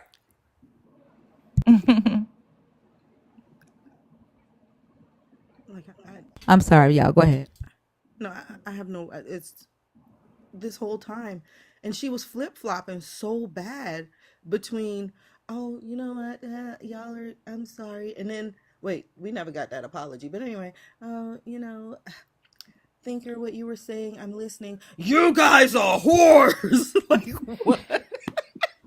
I You was know like, what? what No, Now, she said happened? pussies. Oh, She yeah. said pussies. But listen, the fact that I could diffuse her by saying, "Girl, you are beautiful." Like I could diffuse her, like her whole attitude would change. yes. I can't tell you, like men would have their way with her. All they got to Mhm. do is tell her that she's pretty. That's the She part that doesn't scares me the have, most. Yeah. yeah, yeah. That Mm-hmm. you could tell she's That's easily concerning. led, and Mm-hmm. Mm-hmm. And I mean, that's even when we dangerous. were trying to like slow walk her through just in being introspective, right? Like, oh, I thought this, she said this, but this is what I heard. Like, why Mm-hmm. did you think that? Like, why did you zero in on that word when in actuality, this is the point that I made? Like, you have to Mm-hmm. identify your thinking errors and those patterns in order to do that reprogramming that Thinker was talking about. But I don't know that she's even ready to have that conversation at this point. No, no. Yeah. And then somebody just asked a good question. Grace, the create the man, her name just passed by, but she said, "How do you love a God but don't love yourself?" Ooh. And the crazy thing about it is that if she actually read this book, she would know, right, that Jesus doesn't want her to love herself. Jesus told her to hate herself. And so the very deity that she's saying that is teaching her to love actually doesn't want her to. He told her to hate herself in this book. So to sit down and be humble. And the sad part about it is Well, he that said, if you don't hate yourself, you can't be my disciple. He and actually and the says that. Like, And the very thing that she needs to do is the thing that Christianity pushes you away from, and that's sitting in your own shit, like owning the good and the bad that resides in you. But in this belief system, she's able to attribute anything that she does good to the God, and also relieve herself of responsibility of anything that she does bad, because she can put that on the devil. Yep, exactly. Plant pursuits. If you A feel like Christian in the that's what's comments is happening saying you here, just flipped out on her for telling that's her. who I'm You talking just about. flipped out on her for You just flipped out on her for her saying she hates herself. A fucking course. What the fuck did you Exactly. want me to say? Good job to that? They want her to hate herself. That's what I said. This is the most dangerous belief system ever. They rather you be broken down, poor, starving, I think I don't even mentally know. ill. I don't even know if it's a rather. I think it's a requirement. It's a prerequisite. Because Mm-hmm. if you're not Yeah. those things, then the God clearly can't do anything. Like it can't actively do anything. So, but for being able to comfort you during your sorrows, what need do you have of it?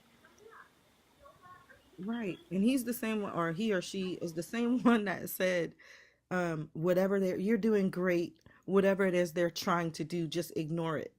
While Thinker was reading the part of her book to tell her to love herself. Exactly. That's fucking ridiculous. That's fucking ridiculous. Like y'all are He's giving her the hateful as worst. hell. Hateful. And then y'all would be the ones that are jealous of her. That's the fucked up crazy thing. Y'all want her to hate herself because y'all are jealous. Because you don't love yourself. That's fucking ridiculous. No, we should not love ourselves. What? No, we should not. Hold on. Go back to that. Hold on. No, we should not love ourselves. Where is it? Hold on. I see it right here. Plant pursuits. No, we Plant should not love pursuit, yeah. ourselves. And that's what she was trying to say. So the What? No, goal is the to fuck. not love yourself. First off, she wasn't saying that. She was saying she wants to love herself, but she hates herself, and Jesus is helping her learn to love herself. You are telling her to go backwards, you dumbass. Sorry.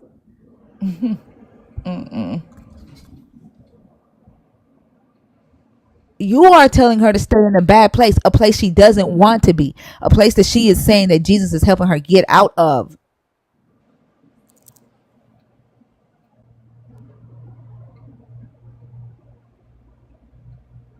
If you hate yourself, exactly. How the hell you gonna love your neighbor if you hate yourself? Like this is like love your neighbor as you love yourself. If you hate yourself, then you're going to treat me like shit. That's why I say don't love me like you love yourself. Christianity is an ideal placebo for people with low self esteem and no confidence. I mean, it's almost a perfect placebo for that. Because it tells you, it reinforces everything you already believe to be true about yourself. And it keeps you completely reliant on something that you think is outside of yourself.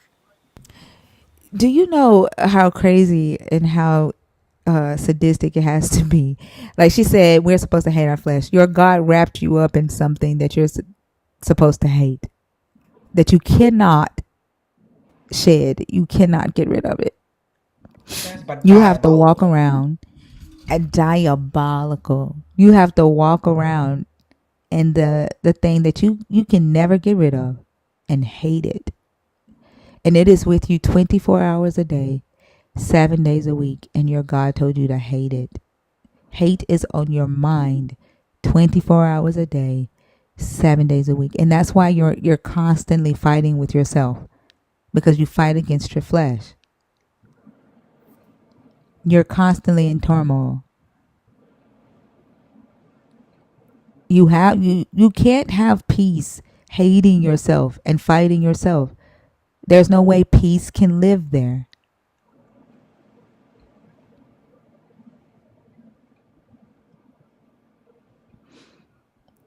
That's so crazy. The thing that you say would be a devil is the thing that like your God literally represents, your God has you in constant turmoil. That's fucked up that you can't even recognize that.